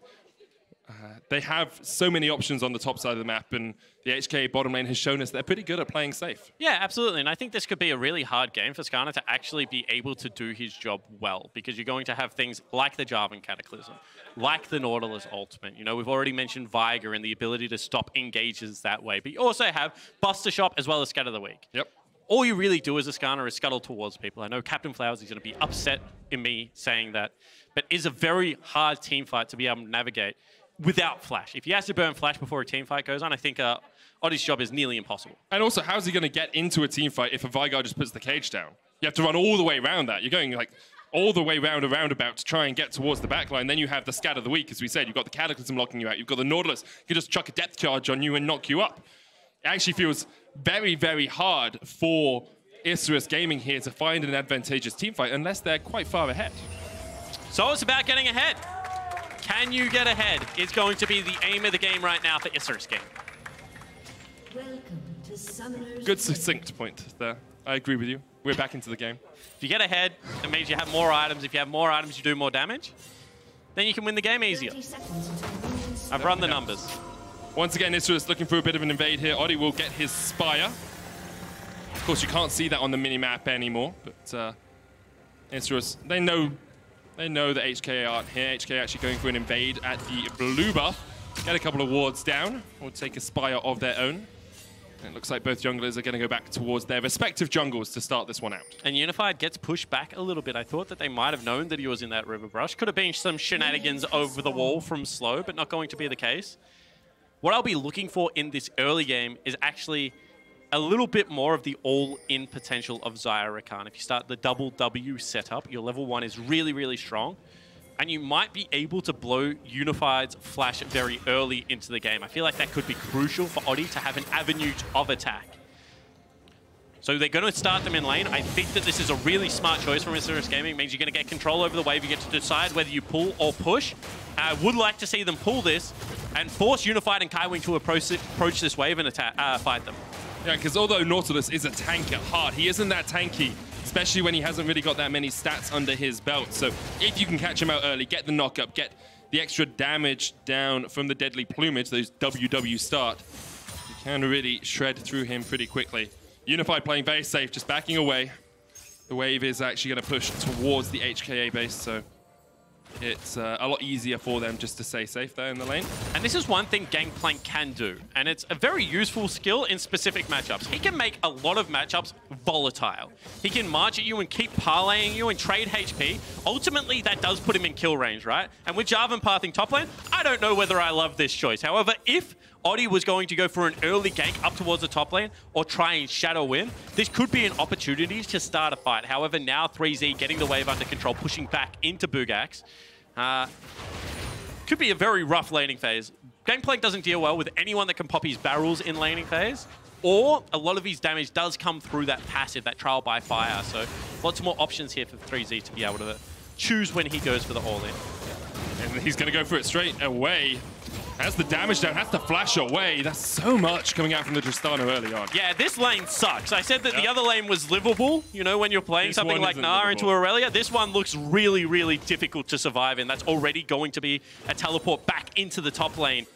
And just going to be taking a Fairy Charm up there, which unfortunately doesn't really do all that much. Does mean you can use more parlays though. And in pirate speak, parlay is when you try and call a truce to have a conversation about things. I'm pretty sure that's what Bugax is trying to do in this lane right now. It's like, 3Z, please, let's just have a chat.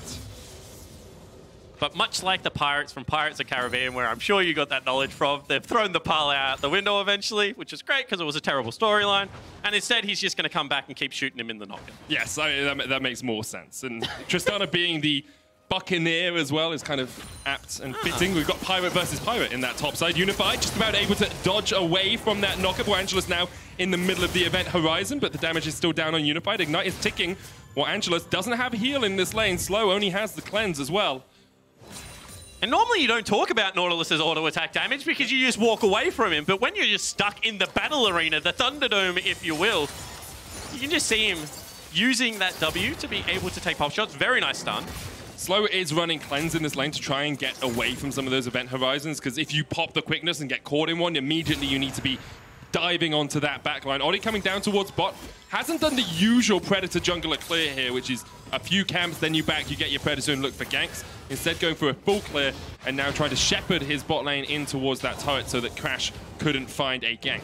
Okay, and I'm going to do something that I never do on broadcast. I'm going to pray that this doesn't blow up in my face. Okay. You're a Rakan jungler, a Rakan I'm a Rakan support player, yeah? yes. You're a Rakan player. Have you played much into Viger?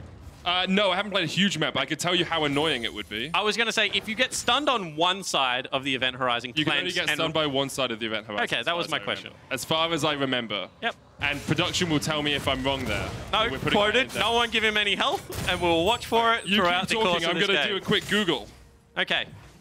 So we have Bugax trying to recover top lane. This is actually quite good. He's only 8 CS down. He has burnt his flash, however, and now his waves pushing out. This is when the lane becomes a little bit disastrous. Tristana will... Oh, just jump straight in. The explosive shot is ticking away. Bugax down to a 3rd HP. It's the oranges. There's K for the moment. I'm going to say you can get stunned on both sides of it now. Did you check? I didn't check, but I'm doubting myself, Spawn. Don't doubt yourself, Medi. If there's nothing else that we've learnt from playing, self-belief is all important. Sure, you got to play your own style, even if the knowledge you have for that style is incorrect. Crash here, invading the jungle. Slow coming in. Going to look for the knockup, lands it, but Kaiwing's going to land at the dredge line. Dodge away there by Slow with the Battle Dance. Gets himself back towards his jungler, but that's a good little invade there from Crash. Yeah, it certainly was, especially given the fact that Mission is level 6 and it's only a level 5 for Seiya. You can see he's starting to really struggle in this lane. 13 CS advantage for Mission. Should get a little bit easier if he's able to get towards that Phage, maybe even some Mercury treads for himself. But you can see right now at Cole, a little bit of a nightmare lane.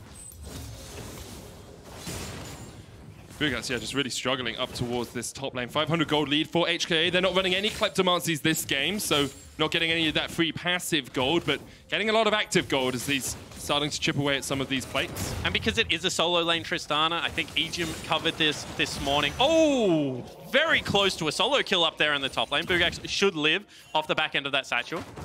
Yeah, his manager's just about to survive that. Explosive charge, not quite enough damage in the top lane, but that CS lead is starting to build for 3Zs, about 15 ahead. And this wave crashes in, and Bugax, no teleport to get back to the lane. Does have the cannon barrage if he wants to burn it. And so pressure now is on Odi. We said this is going to be a game with a heavily split map as cannon barrages actually drop top side of the map. You can see mid lane has been pushing in all game long. Top lane, absolute nightmare for Bugax. So Odi needs to be able to get something done on the bottom side, or hope that he doesn't get counter-ganked on a play on the top side of the map. That is very risky to go for. So would more expect him to try and attack Kaiwing and Unified, but I already mentioned this. I can't think of, maybe even a better weak side duo lane. They're so non-committal in how they have to don't have to do anything. Yeah. If you ever engage into them, it's just like, okay, we put the depth charge down, we put an event horizon down, lock you in the baby cage, and stop you from going anywhere. Wait until some help arrives. Double control ward in there. Doesn't give you twice as much vision, but the smite will come down. It's Odi who secures it. Grand entrance I use. There's the impale. Level 6 was hit off that blue buff. Here comes the event horizon. The disengage is there for HKA. Crash jumping in. Burst blood comes out for Unified. Just pops the ult and pops down Odi. And now it's a 2v3 mission on his way. While Angelus having to flash out of it. Slow getting chased in. While Angelus there with the Cataclysm. Seiya running down towards the bottom 5, but HKA take 3 in their own jungle. What a terrific fight from HKA. They stall them out enough. They make it so that the mid lane priority allows the rotate for a mission. They fight on the mismatched numbers and they take over this game. That is now a 2,000 gold lead at only 8 minutes in. And in this situation, all series long, Isurus Gaming have very much struggled to regain control. HKA just take a huge early game lead here. The Mountain Dragon, their next target.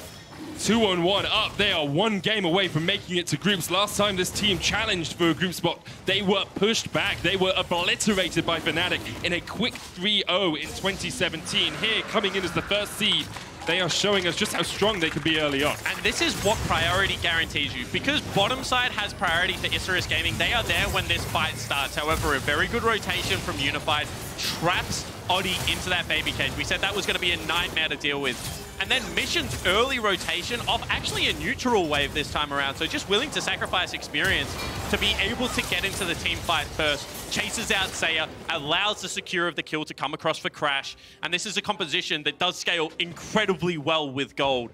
You can see right now that the 3 gold leaders in the game are all from HKA.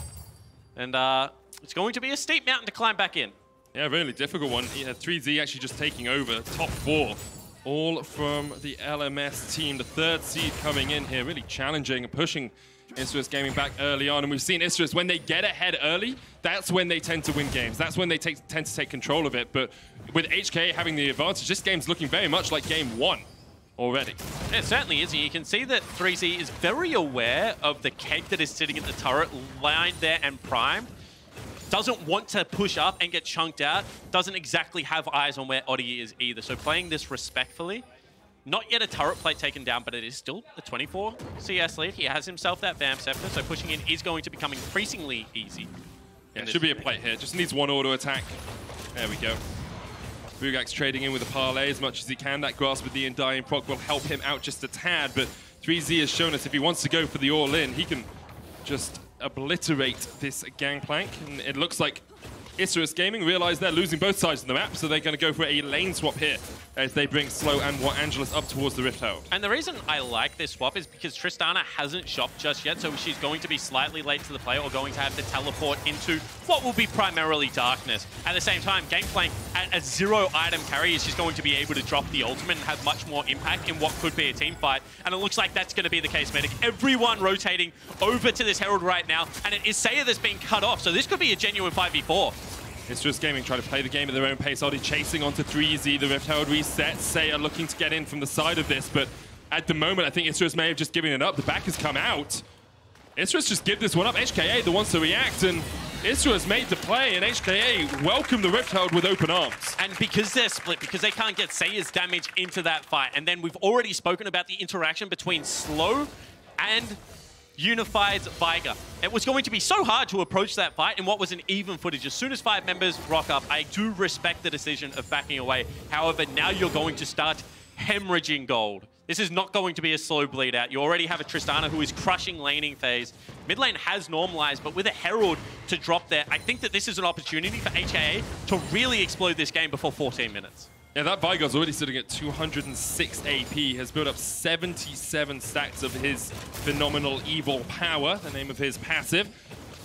And it's just so much damage coming out from HKA, so much CC potential. It is the GLP build that you talked about earlier on for the Vigar. Isurus Gaming trying to play towards the weak side of the map. This is a gamble. They're actually throwing multiple members down to 3Z. Here they go. Here comes the quickness, lands the charm. They're looking for the Impale as well. They've got the suppression off, but 3Z able to survive, lands the buster shot at the end. In the end, Isurus Gaming take the kill, but HKA are playing the top side of the map. Okay, so what do you lose? They drop Herald actually on the top lane. They're going to deny a lot of money away from Orangelus here. However, at least it is a trade. When you're behind, 2,000 gold especially, I do respect the boldness to be able to go for that play, you know, taking members away. They do also get a kill on top of what should be a turret going down. However, 3Z does have teleport, might be able to come back and save this. I mean, he might be. The Bulwark is giving that turret a lot of extra stats. Of course, the more plates you take down in quick succession, the tankier the tower becomes. And now with the Rift Herald coming in, Unified looking for the damage. Primordial Burst is not enough to kill off Saya. That's the Vigar ult used. And the tower will not fall. That tier 2 still alive. 3Z came in with a TP. Cannon Barrage used just to stop 3Z in his tracks. Yeah, really nice use of the Cannon Barrage there, and as they still don't have any eyes on the Scorpion, not willing to, you know, maybe go forward and press it into that. Maybe could have won the 1v1, but yeah, if Skarner is there, certainly would have been, once again, throwing his life away. Turret still for the taking. So instead, it's just a kill for a turret. 3 plates were still collected, however, for Isurus Gaming, and gold stays exactly where it was. Yeah, about 2,500 the difference at the 13-minute mark here. A turret to nil, a dragon to nil in favor of HKA. First item starting to come in, the GLP for Unified. Looks like Blade of the Ruin King is going to be first up for 3Z.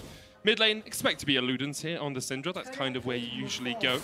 Completely. On the other side, you're looking for those Trinity Forces. You've got a Phage, you've got a Sheen on Bugax, you've just got the Sheen on Seiya. So when you can get that Trinity Force, you are a lot more powerful here for Isurus Gaming. And then it becomes about how you approach the team fights. Can you come from enough angles? Obviously, we've talked a lot about the event horizon, maybe made it seem a little bit OP. But if he drops it in one direction, and we are able to see a flank come out from Isurus Gaming onto the backside of the fight, there are still legitimate ways to be able to win this.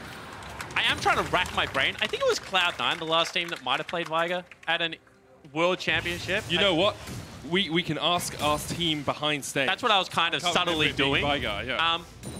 I think it was played, in the mid lane. It was played a lot with Caitlyn. It was played in these Siege comps. And I'm looking down the line at kind of the Siege capabilities of HKA right now. If these side lanes do break, I would expect them to play more of a 4-1 style as opposed to a 1-3-1. Yeah. Looking to just collect waves and turrets as opposed to trying to, full court press. And that could allow, Isurus Gaming to pick up more side lane farm than you potentially would think in a situation like this. And that's the hope for Isurus. They just need to get whatever they can right now, because as you can see from the turret plates, HKA have been very much in control of this early game. Bugax here pushed back underneath his turret. Didn't get the connection with the 3 barrels, and now he is not in the best of shapes. Knocked up, stunned up, rooted. The CC chain comes in and Crash gets his second kill of the game. Yeah, beautifully played there. As soon as that kill doesn't register, he knows that he's falling down. Doesn't burn any of his summoner spells either. That is just a well-executed gank, and they might even get the 2-for-1 special here. We'll see if Isurus are going to be able to take top lane and mid lane turrets. Kaiwing coming in means it's very difficult, and the Vigo again so able to defend this sort of situation. That's the tier 2 falling in the bottom lane. HKA get the 2-for-1 special you were talking about. Yeah, I mean, they push in the first turret, with Bugax going down, no ultimate going to be available either. Second turret is going to be pushed in on as well. Creep Wave was still surviving. However, they are trading gold onto the carry members. We mentioned the fact that Corki, very, very powerful in these late game situations, has cashed in his cull, will be able to go back with the gold from the turret and probably be able to nearly complete that Trinity Force as well. And this is one of those games, because it's not a complete blowout, where the QSS tax becomes more relevant, right? Yeah. When you're only 3,000 gold up and you consider, 15-ish is going towards that, it's going to be a very, difficult situation for Mission, because he has to make the choice. He has to go for this, because otherwise in rotations he's just a sitting duck. But it's certainly not his favorite itemization. The good thing for him is the other carries on the team are in a really good spot in terms of damage potential. So Mission losing a little bit of damage early on isn't going to cost them too much in these fights. Of course, as you say, it is a big investment to have to go for, and he does have to do it.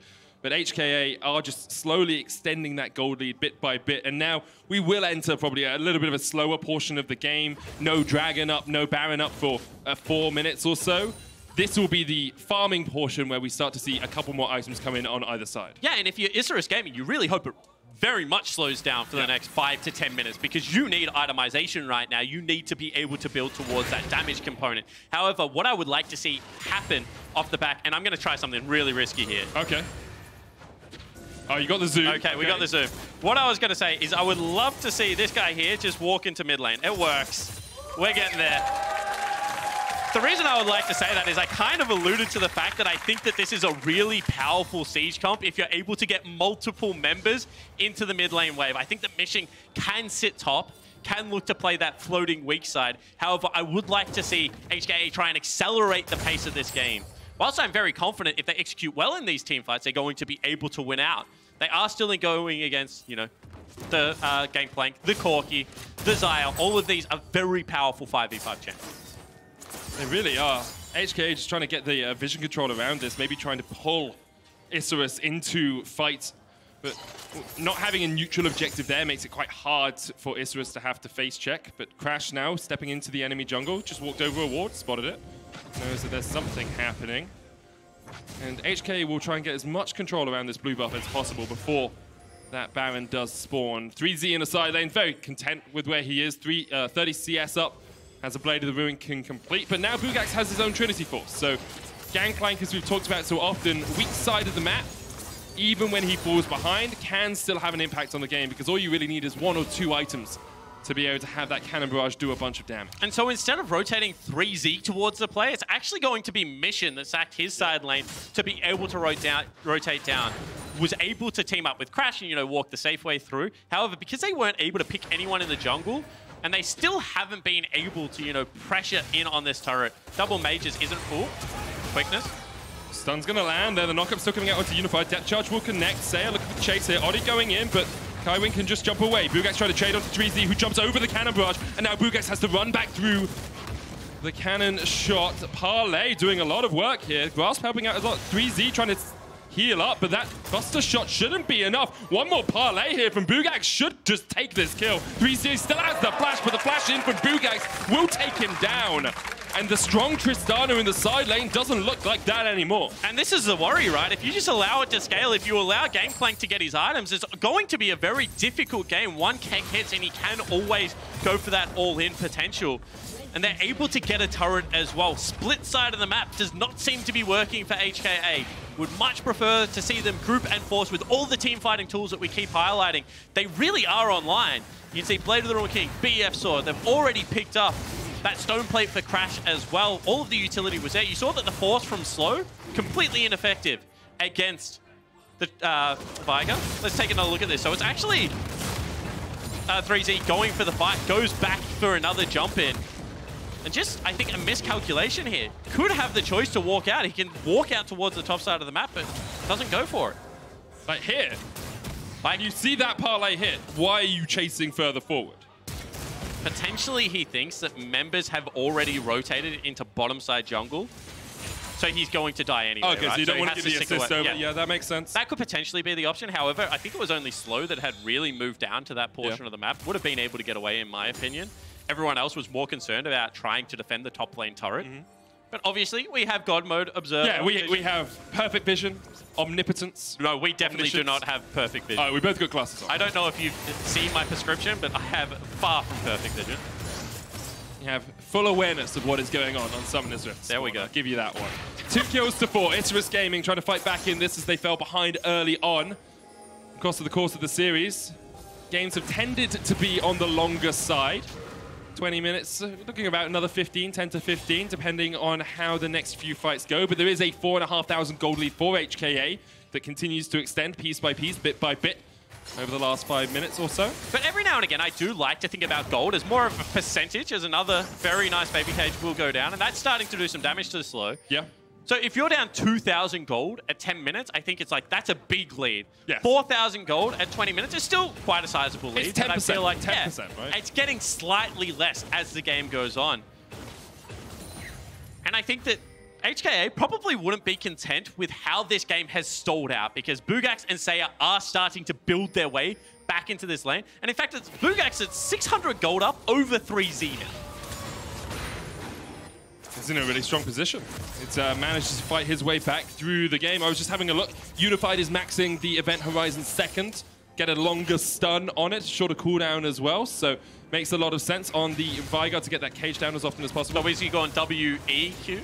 No, he's gone Q-E. Now he'll go W as the final. I mean, that makes a lot of sense. So depending on the amount of creeps that you pick up, depends on the cooldown of the W coming across, and it's just a big AP ratio as well. I mean, he's got 150 stacks on his passive already, so he's sitting about 380 AP without really going for down a normal AP route. You know, there's no Ludens, there's no Rabadons here. It's the Super Soaker Spooky Ghosts build that we see when you go for the Glacial Augment. And this is what you would expect to see, probably because he has item cooldown reduction as well. He's going to go towards something like Azonius. He realizes that he's eaten this composition for his utility and the ability to be able to keep 3Z alive and healthy. Getting an additional rotation out of that Event Horizon is probably going to be more valuable than any damage he can do at this stage of the game. So I really do like the build. Eventually, he's going to go for a Void Star. As you mentioned, just through farming, he's getting these big AP values. So wants to be able to itemize as efficiently as possible. But you can see that the game was kind of being played slightly on Isurus Gaming's side of the map. You know, they were getting pushed past neutral, but they were doing a good job of keeping their turret up. Both tier 2 side lanes are down.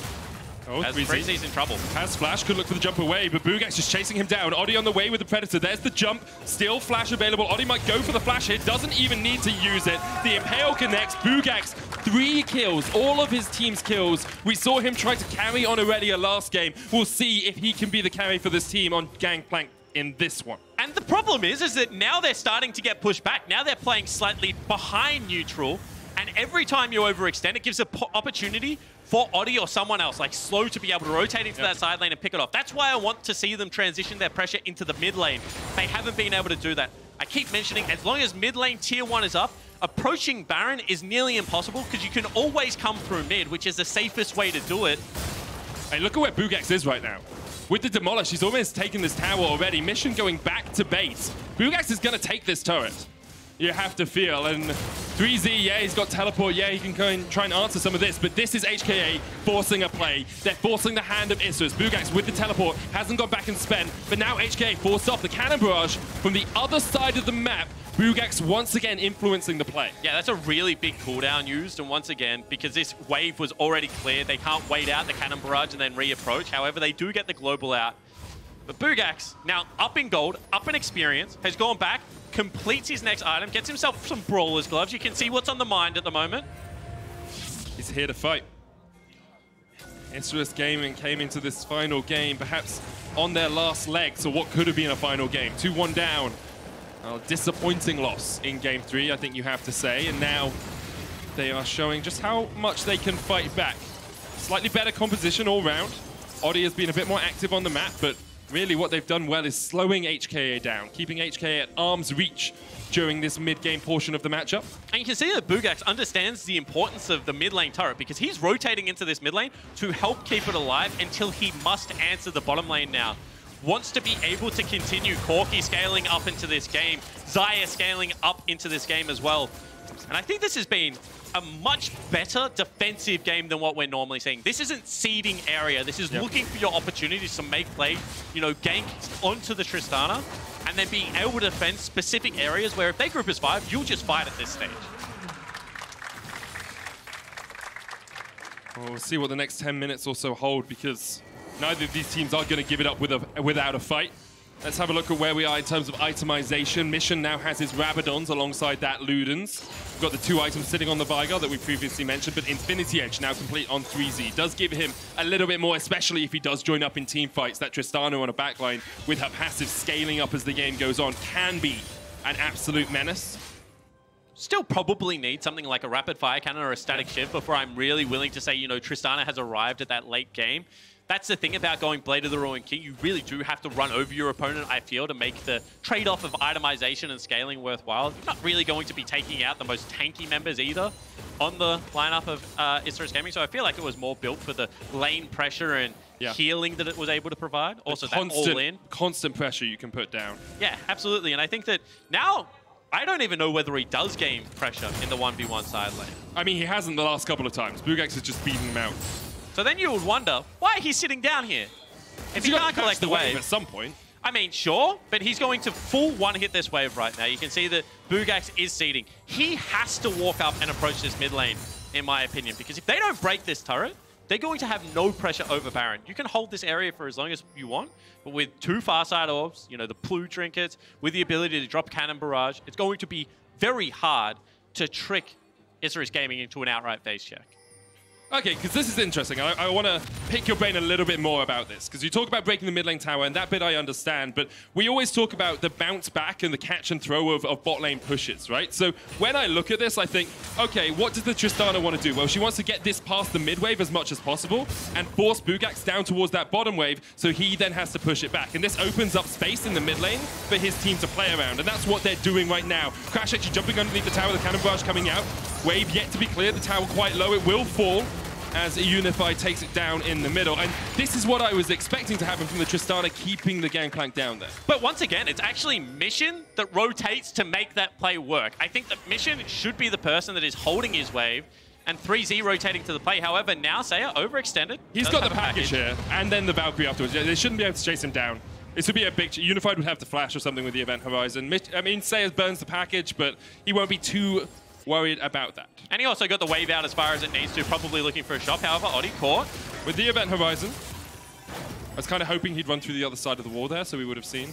He's got an adaptive helm. He's actually really beefy against everyone apart from 3Z and what they have to offer in the current team composition. So now with mid lane turret down, you can see that it is more of a group and force attitude that HKA want to have. But I feel like, you know, we were talking about a 2,000 gold lead at 10 minutes and 4,000 gold lead at 20 minutes. Now, It's like a 3,000 gold lead at 30 minutes. That's nothing. And there's 100,000 gold in the game, so you're looking at 3% of the total gold in the game here in HKA's advantage. Not too monumental at all.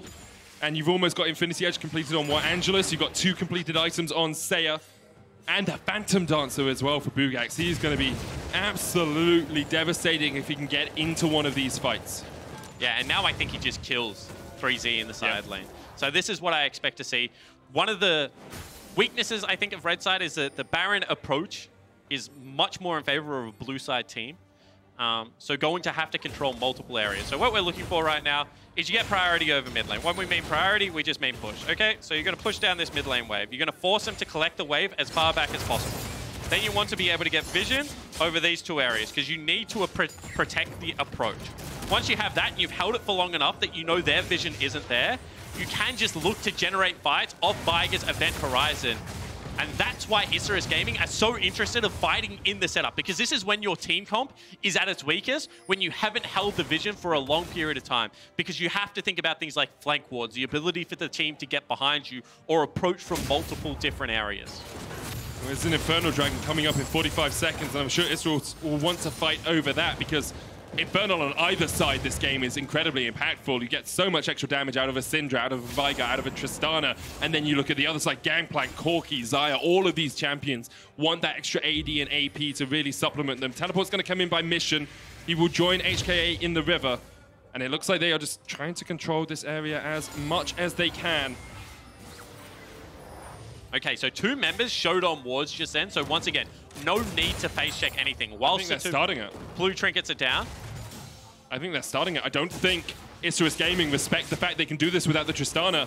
It's already down to 9,000 HP. Isurus need to react. Odi on his way, unified there. Acting as the bouncer, acting as the middleman between HKA and their targets. Odi going in with the Predator. The Baron down to 2,000, and they're still targeting it. Odi needs to get in there, but already it's been secured by Crash. Charm coming out, Kuing goes golden. 3Z on the back, the Impale coming out, that's 1. Crash is dead, 3Z looking to jump away, but he's stunned up. He'll kill slow. He flashes the wall, and HKA get out with 4 Barons left alive. So really good job of HKA, you were right. They thought that without Tristana that was going to be too slow and they would be able to arrive in time. It is ultimately just a 1-for-1 trade, however, and as Jungler is dead, this should be an uncontested Fire Drake, so still something back on the other side of the map. Whilst we said things like Veigar, Syndra, they're going to love an Infernal Dragon.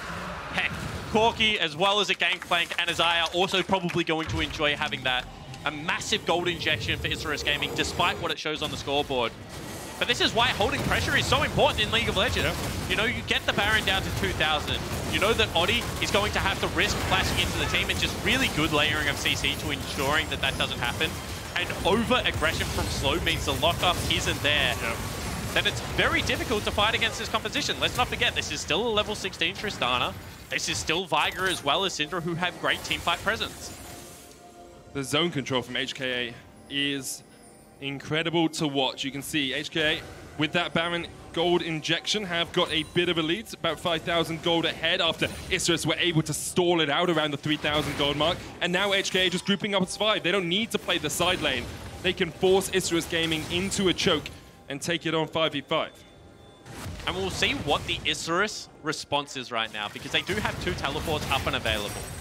So they can look for a creative flank, but you're talking about a Corki, you're talking about a Gangplank, or maybe a Xayah in the backline. These are not necessarily the targets you want. So the siege is going to be quite difficult to deal with, I feel. Baron up creeps, very hard. They're looking for Slow. They're going to see if Slow can get in here. HK have done a really good job of getting Banshees on Unified, having a bunch of QSSs as well, which makes it very hard for Odi to pick a target, because basically everyone can just get out. So whilst you're right, they're looking for Slow. These 2 wards right here are going to ensure that they can have a side of the map to hug. They know that every single time they approach this mid lane turret, they can just hug top side. And Slow's not going to have any opportunities to be able to get the engage he wants. And this is really smart from HKA, because all you need to know is where he isn't to give you some form of safety. You don't necessarily have to have eyes on the Rakan, especially with no flash available. You know we used that in the last team fight. And now with Baron, the siege becomes relevant again from 3Z, because it is going to be very difficult to clear out these waves. Sayers the one dealing with him in the top lane. Bugax in the mid with Angelus and Odi. Top lane turret takes a little bit of damage. Mid lane down to about half HP. Oddie looking for the engage, the Event Horizon onto Bugax. He's stunned up. We're not going to be able to find anything more out of it. HKA just chipping away. Baron's still there for 30 seconds. They have another wave to play with. And you can just see that they're willing to bounce the waves in, not perfectly in unison, which means it is much easier for a team to be able to rotate and cheat through the base to defend. Would like to see 3Z actually grab his next wave without pushing in. However, the base might just be broken without it. Inhibitor tower goes down in mid. The slow coming out onto Angelus and Oddie. Bugax down towards the bottom side of this, unable to join. 3Z almost booking that top lane inhib as well. Now HKA go down towards bot. The Baron about to expire, but they might look to take away as much of the Isurus jungle as possible. There's not really much left for them, so they won't get anything. But for now, HKA with a 6,000 gold lead have broken that mid lane inhib. And it is only going to be the base broken in one area, and mid is the easiest area to deal with. Everyone on the side of Isurus Gaming just destroys super creeps at this side of the game, so I don't think that's necessarily the game-winning play that HKA were looking for. However, now that they've shoved them back as far as possible, you know, things like the Elder Dragon setup becomes much easier.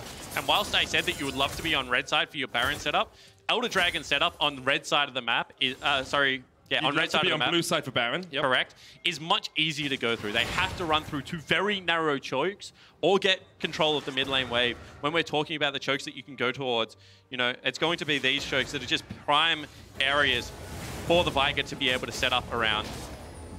Maybe not even necessarily going for it, however. Yeah, slow stepped quite far forward here. HKA just trying to get control over the blue side jungle of Isurus, which tends to imply they want to go for the next Baron, which is up in a minute and a half. They know that that inhibitor tower is low. Here comes Crash straight onto Angelus.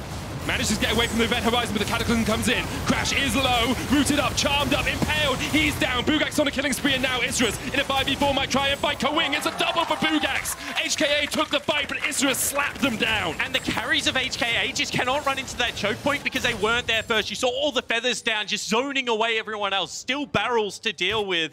That is an overreach from Crash. Using everything, and with only 59 seconds left until this Baron is going to respawn, there is now an opportunity for Isurus Gaming to be on map first and maybe even be there with the Elder Dragon. We'll see if they can get there first.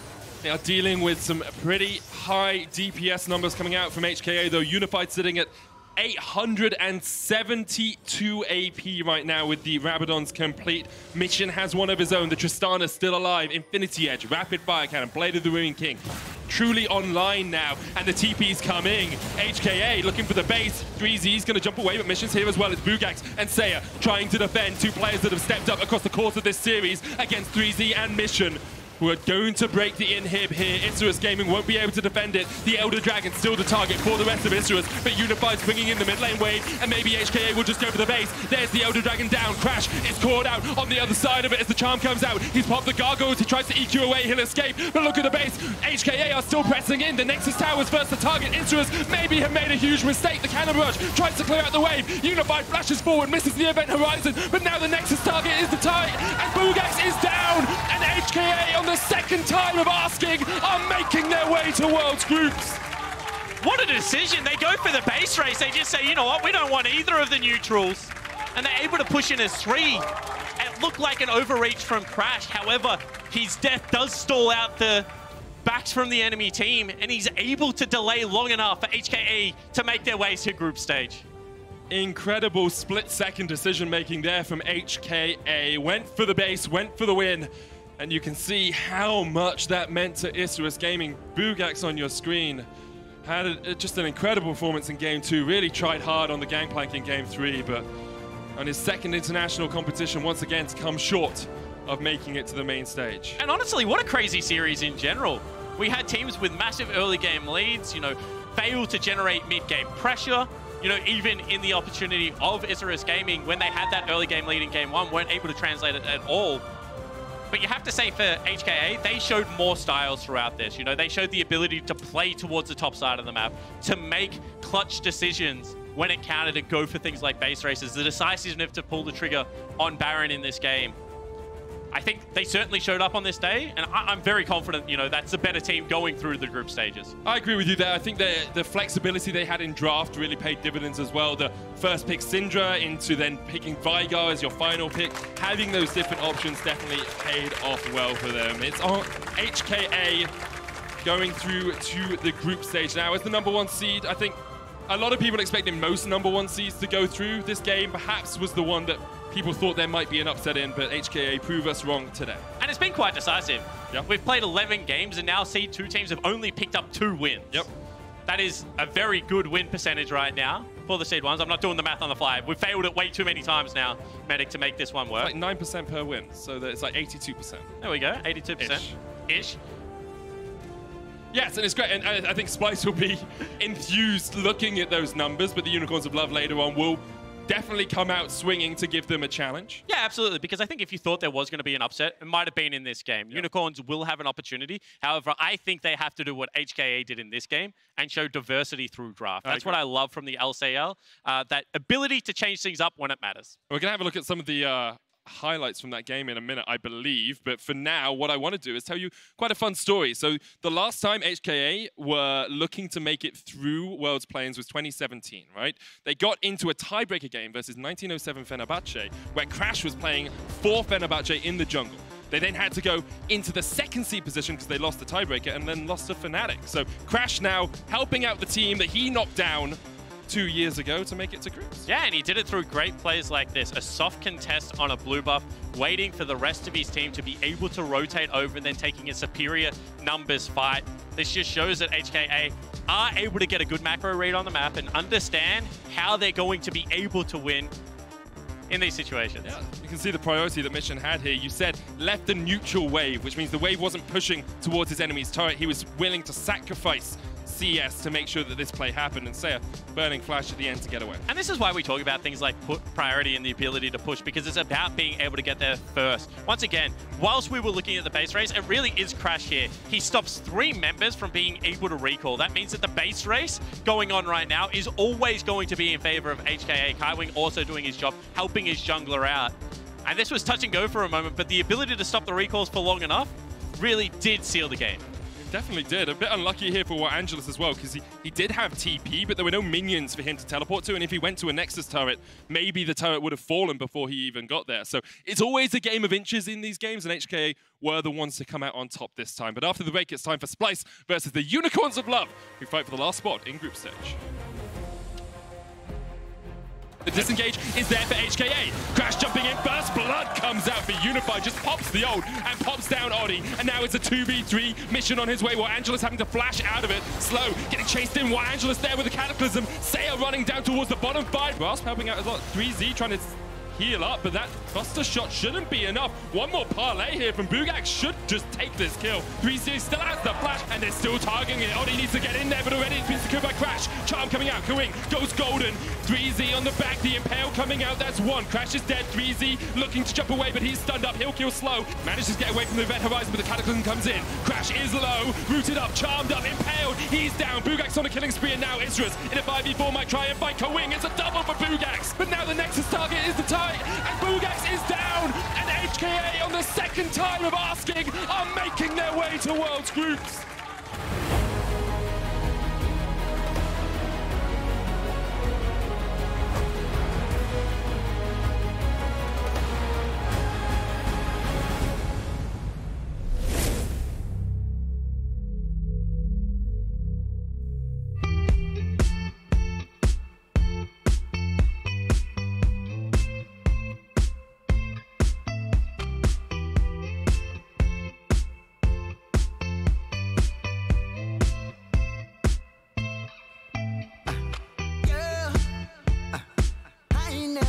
Nothing like this before.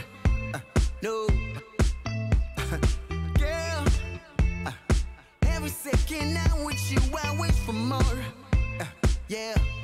And I don't even know you. Hope you let me. Got so much to show you. If you let me. Girl, you flowing through me. So electric. Yeah. I'm wishing that right now won't ever stop.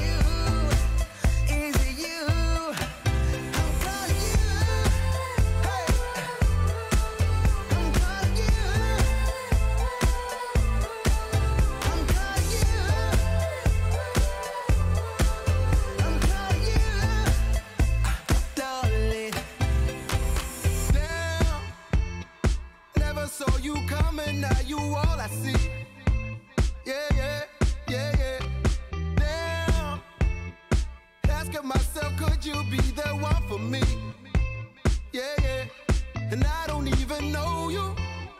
Hope you let me. I got so much to show you.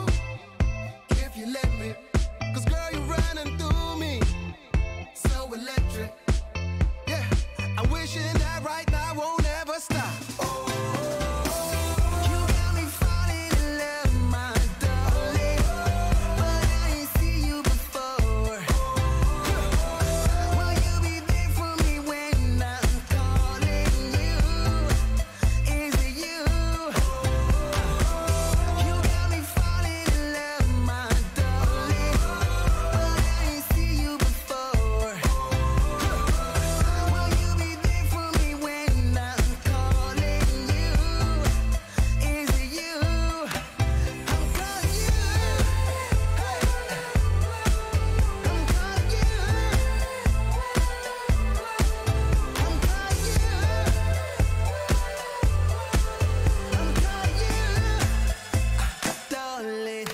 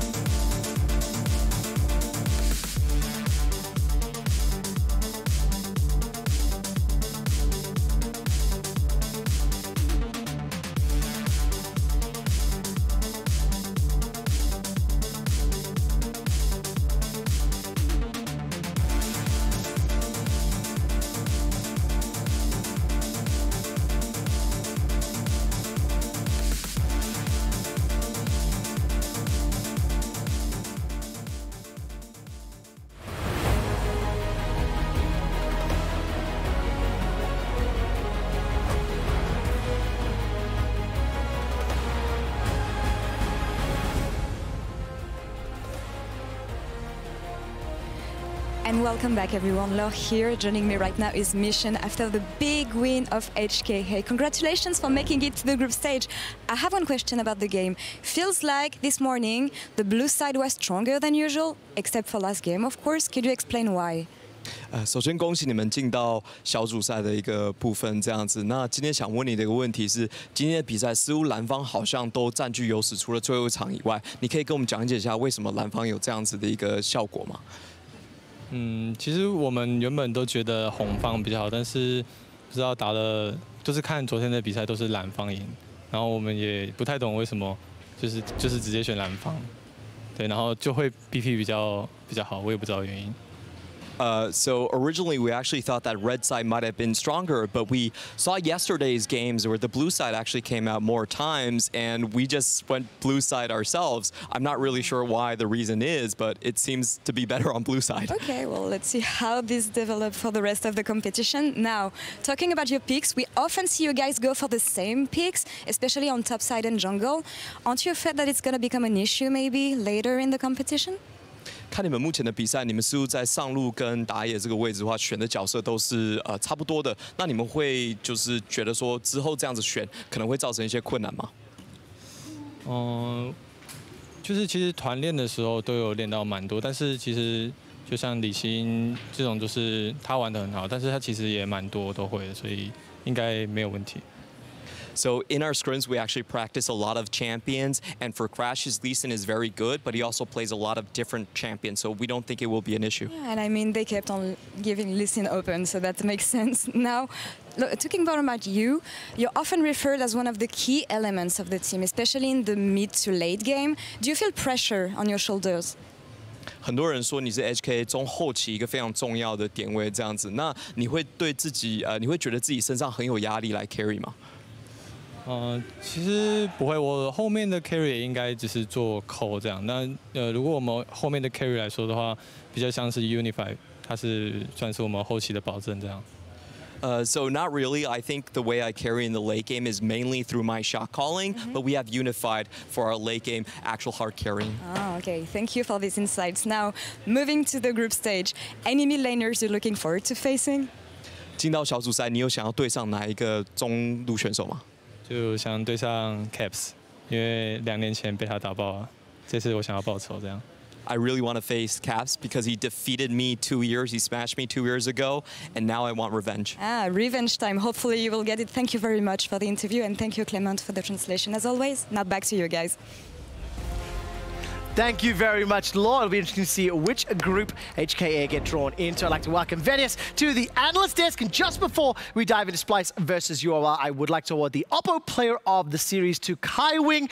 We had quite a difficult time narrowing down exactly who was going to be our Player of the Series, but Kai Wing won the vote. I think bot lane, absolutely, in a series that was about the Baron setups, the neutrals, and getting active on the map. This is a player that linked up very well with his jungler, as you're kind of seeing here. There were ganks top, there were ganks mid all over the place. In a late game team fight, we were talking about the Rakan. He came up huge. Yeah, absolutely nicely done. Congratulations to HKA and Kai Wing.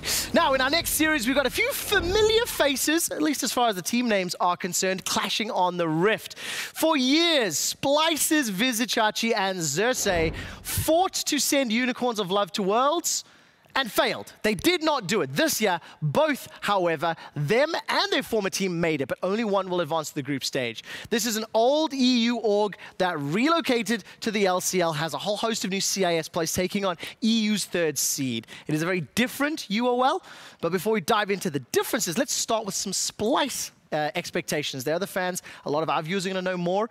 Day 1 versus day 3, Vedius, what's your... Oh, it was quite the contrast. And they came in on day 1. I was having questions such as, are Splyce the best performing team in play-ins? And I was a little hesitant to say for sure, but honestly, they looked very clean. They looked calculated. Xerxes was dominating in the early game, and they were team fighting exceptionally well. But then you swap that over to their second day of performances, and they were taking bad fights. Their players were getting caught out of position. They were fumbling in the mid game, which is something that we have often criticized this team for during the regular season. And one of the big questions we have, and I think many fans have going into this series, is which Splyce will show up in this best of 5. We are going to find out. Let's turn our attention to the Unicorns of Love and discuss their group stage performances. They were on the verge of winning their group, and they ended up getting obliterated by Clutch in the tiebreak. Yeah, unfortunate end to the group stage, but the best of 5 is where they're looking to make it count. And you were kind of setting up this match, the battle of the European representatives, all EU org, and I super like the fact that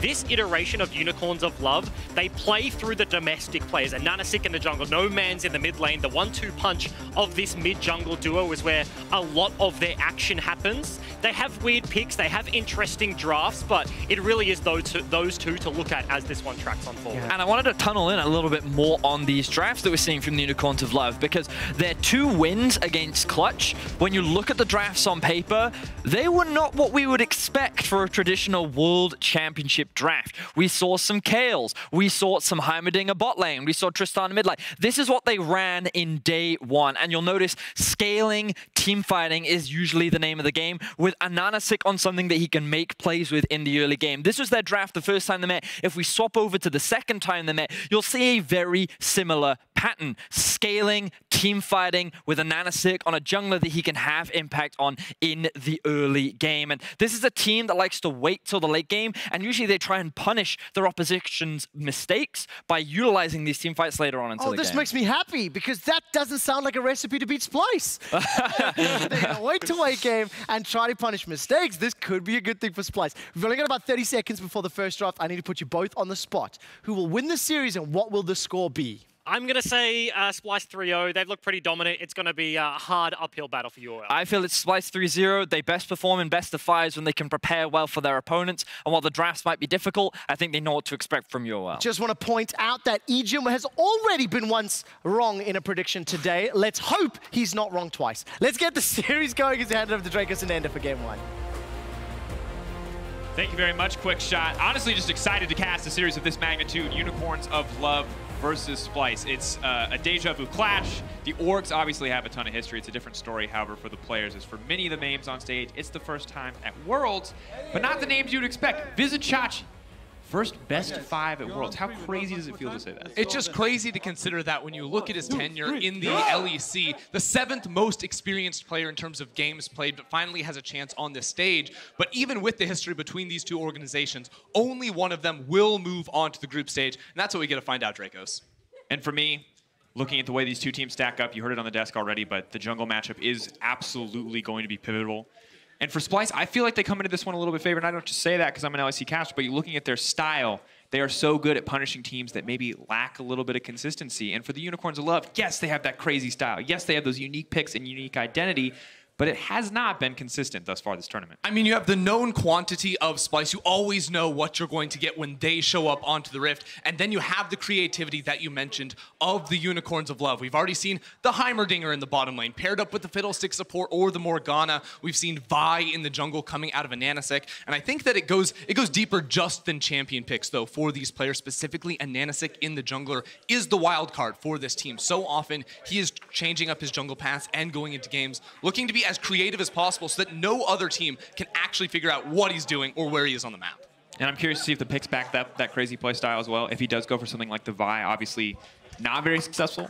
And that's the thing. I'm wondering how much of what this team wants to experiment is going to work out for them today. We know the Heimerdinger is terrifying. We were running kind of mock draft simulations against each other earlier, Ender, and the Heimer was an intense pick, and I kind of expected to be banned after running through a lot of the simulations, but Splyce might have other ideas on how to deal with something like that. It's certainly a possibility. I think the most interesting thing about going through these mock drafts was that when you were doing them, it was super easy to draft for Splyce. You always sort of know what you're going to get with them. We're talking, you know, prioritizing their bottom lane picks very early on to the draft, taking a blind pick, safe option for Vizichachi, and then allowing, you know, Humanoid to be on something that does have that late game insurance to carry as well. Whereas the Unicorns of Love, it was all over the place. You never knew, do they actually want to go for these mages in the bottom lane and really mix it up and pick ban, or maybe sometimes just go looking standard? And I think for us, we tried to identify what consistencies we could on the side of the Unicorns 11. It feels like No Man's is pretty consistently in the camp of scaling. He likes to have an option that, you know, can survive early game, can do okay, and then can be a huge powerhouse in mid to late game skirmishes. But that does very much limit what he can bring to the table. Time to see, though. Unicorns of Love, no doubt, will have something special cooked up for this best of 5. And the question is, do we see it here in game 1? They are on the blue side. Splyce, of course, having the luxury of final pick on the red. See how this draft unfolds. And Splyce is a team we always talk about in the LEC that are good at preparing against their opponents, so we'll have to see what kind of counters they have up their sleeves. Already, the standard bans for Splyce throughout the entire tournament thus far has been Pantheon and Syndra, and then leaving open one ban to target away at the opponent. That's where we could think something like the Heimerdinger is focused down, or perhaps even Morgana if they want to lock in that Zyrocon early.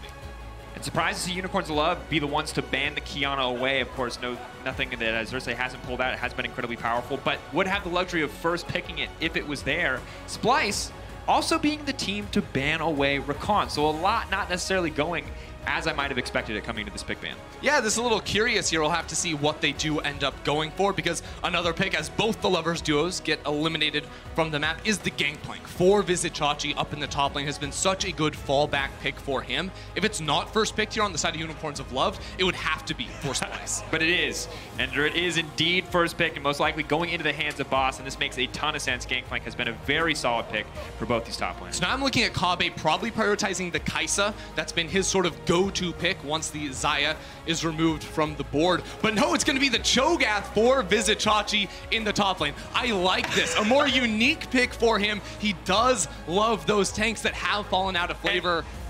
And look, Ender, if you're at home and you're watching, you're like, Casters, you told me that Splyce were going to draft the normal stuff. We were wrong.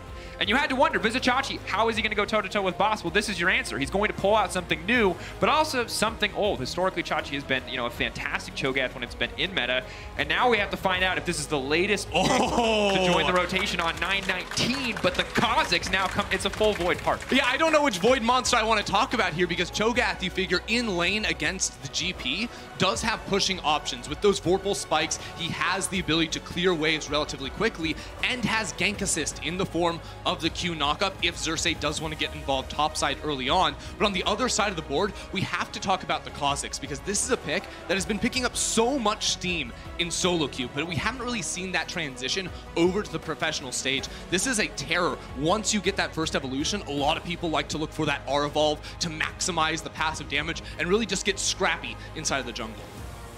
And find out what the early jungle matchup looks like. Xerxes going for the Nocturne, something we've seen him have success on domestically, but not necessarily something you would normally associate with a lot of early game impact. The final pick will be the Thresh locked in from the side of Splyce, taking something away from Edward, making sure Northscaring gets something that he's comfortable on.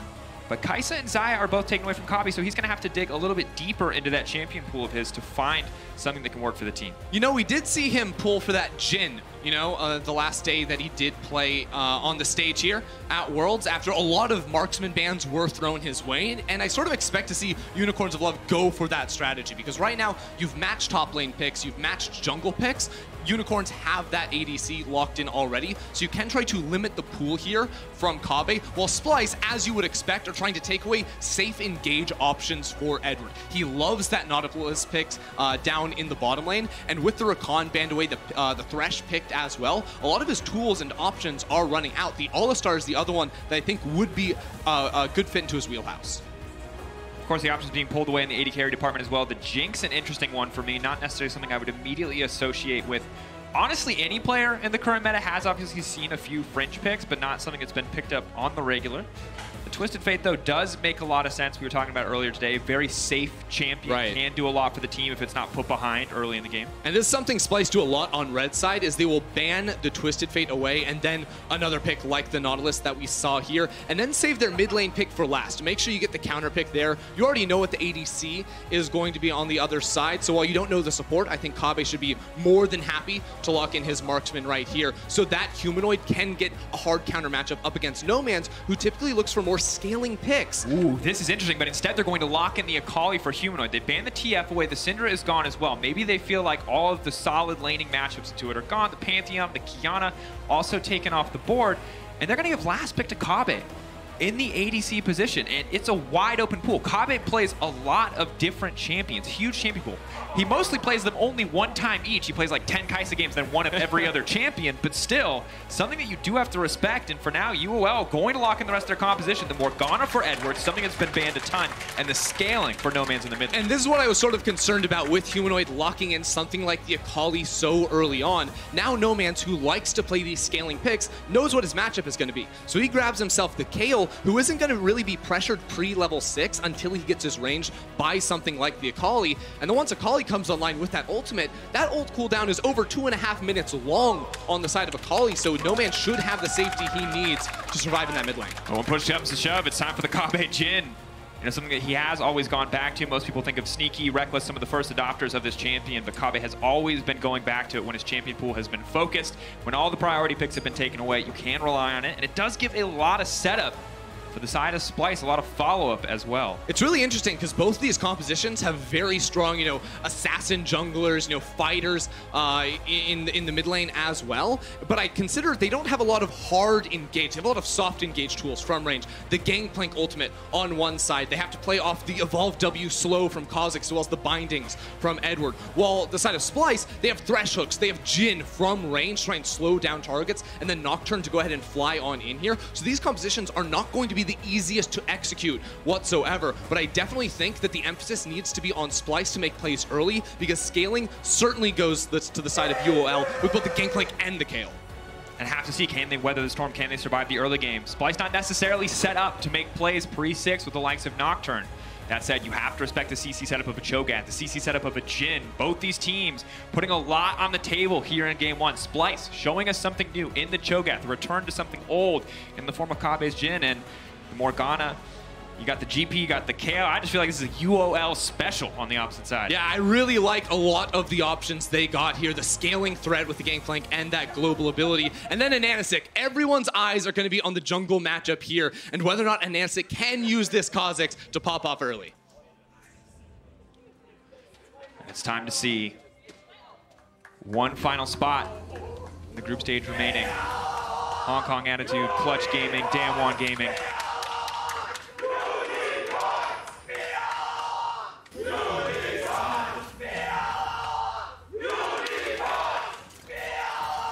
But if you can't hear that, that is the sound of the Unicorns of Love fans. And they are here. They're loyal till the end, no matter what league, no matter where they go. The UOL fans follow, and now it is following them to Berlin. But level 1 setup is something that we have to keep our eye on, Ender. Look at this prep here. They know that Boss is going to be in the bush. 5 members collapsing onto the Gangplank. Boss is going to have to flash. Pull back. Really not what he wants. Flashing out in that early lane will be much more difficult. Rupture, not the hardest skill to dodge out when you have boots, but in the early laning phase, it's going to be very difficult to deal with. And now I think I want to bring us back. Actually, I'm going to hold that thought. Make sure the rest of this level 1 doesn't result in any kind of bloodshed. But it looks like Edward spotted on a ward. Humanoid knows not to push any deeper. Xerxes will get a bit of a leash from North Scare, and as Kave walks over a bit late, but should be fine to get to lane on time. So seeing Xerxes go start on the bottom side of his jungle right now is, I think, a very clever move from him so that he can pick up his blue buff and then get up towards the top side of the map, because ideally there is room to maybe bully out the Gangplank. Now, we talked about the Cho'Gath versus GP matchup a little bit in the draft, and push is definitely going to go the way of Vizicachi, especially because Boss is going to be handing over a leash right off the bat. But this is a situation now where I think that if they were to try to set up a bounce off that tower around the 3-minute mark and then look to gank Boss when he is exposed in that lane after it pushes back, that type of move. And a rough trade for Noman's in the mid lane, but I do want to Splyce should be keep talking about the jungle matchup because I do think it is pivotal for these teams, especially when you look at the way that both players have played over the course. And you can see a lot more activity, Xerxes, a lot more K+A. He has been the catalyst for a lot of this team's early game action. That said, on the opposite side, one thing you don't see here for Anonystic, something that you track very closely, Ender, is his ability to counter jungle. Exactly. Out of all the junglers we've seen so far play at Worlds, he has the highest counter jungle percentage of anyone. And that is because he loves to play high risk, high reward League of Legends where he gets into the enemy jungle and tries to steal away camps. He is the unpredictable jungler. He is the risky jungler for sure. And in a lot of games, the end result is that he gets a really big lead and is able to use that to carry. But also, there are games for Unicorns of Love where he is a problem, where he does get punished. And that's where I think this jungle matchup becomes so interesting, because Xerxes is a guy that's never going to lose the game for Splyce. He's the consistent rock that, likes to outthink his opponents and try to track them. Sometimes he's the one to pop off early game and get them that lead, but never going to be letting them down. And when you see these two styles clash, one of them will come out on top. Either Xerxes and Splyce can track Anonystic, or Anonystic is going to be able to build up big leads on his own. And one difficult point for Unicorns of Love at this moment in time is that Splyce have 2 pushing lanes right now in their favor. Vizicachi for now able to sustain that top lane push, and Kale, of course, pre-6 early on, can proc Klepto, but can't really do much else to interact with the wave. So a little bit earlier, I was talking about bouncing the wave in the top lane, and basically what that means is full pushing it into the tower so that the minion wave will die to the tower before the enemy's minion wave arrives, and then the lane will reset where both minions are in the center of the lane. And Vizicachi missed that window by just a little bit. He was a little bit late on that push, so a gank top lane was not going to be ideal. Now you see that a little bit, though, with a lot of ranged minions on Boss's side. That lane is going to push in towards Splyce's side. Bouncer looking pretty good. Xerxes, is he going to go for the play? Of course, you have the oranges, but it won't stop the knockup. Oh. Bit awkward there. Vizicachi walking down, trying to look tasty, but here comes Xerxes. Red buff the flash forward. The fear now proc. Boss is going to need to get out, but he's not going to have a chance. First blood comes through. And remember, that flash was gone from level 1. A fantastic punish from Splyce. And this is the early game plan we are talking about, and Boss gets sort of hung out to dry right there with the lane pushing away from him because Anonystic started topside and pathed on downward. He had no jungle attention, and lane was in a position where he was able to be ganked. And this is what I mean when we talk about Xerxes. They come in with a very solid level 1 plan. He's able to get that flash with the team and then time that gank around the 3 to 4 minute mark, just like we would have expected. And that's going to put them in a bit of a difficult situation. I mean, falling behind a Cho'Gath is never ideal. Despite not seeing the champion recently, I can remember him getting feast before you get your ult is a pretty miserable experience. And for Noman's, he's just surviving here, but I feel like he's just going to have to give up a tower plate in this mid lane at some point.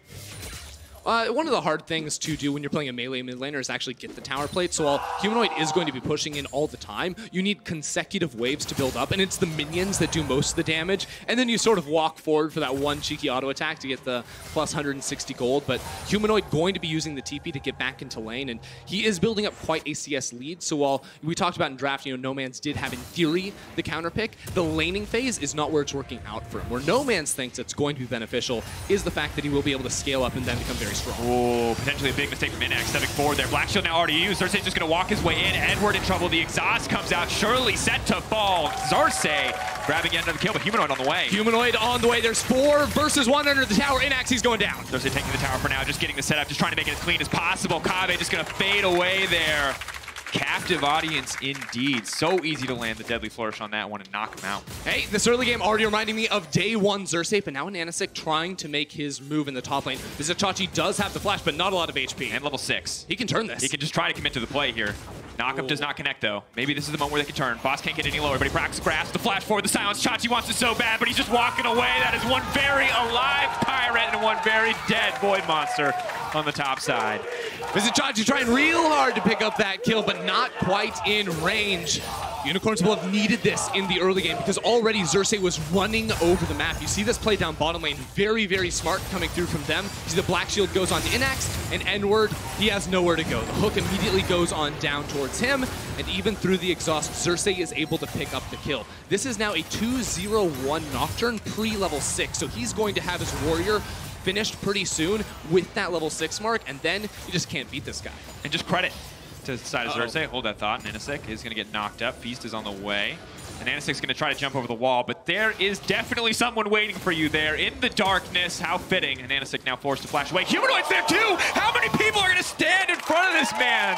There was no path out. He jumps, surprise Splyce member. He leaps, surprise Splyce member. This is exactly what I was talking about, though, Dracos. Nanasik will go for these invades so often. And one thing we didn't get to set up is that Splyce is a team, they listen to Xerxes. He is so vocal on this roster, so when he thinks he's getting counter-jungled, you better believe that the rest of his team is going to respond. Vizichachi was just walking the lane, but Humanoid was called all the way up to pick up that kill. And look, if people stop killing each other for 30 seconds here, we got to take stock of what's happened. Because Splyce, they were crushing before the kills started coming in. They already had 1,000. Now they're up about 2K in their favor. And this is only going to go from bad to worse as the Nocturne continues to get ahead. The Warrior enchantment now coming through. But this is what you said they needed to do, Ender. You said the scaling very clearly on the side of UOL. UOL are not getting the chance to scale. Not even a little bit, and that's going to be super problematic for them, especially now as Humanoid has a kill and an assist in mid lane, already has the Sork shoes, and there's no MR on the opposite side, so he's always going to have control over this mid lane, I feel like, for quite some time, because, you know, he can just drop the Shroud and then spam out the Shurikens to try and clear away the minion waves.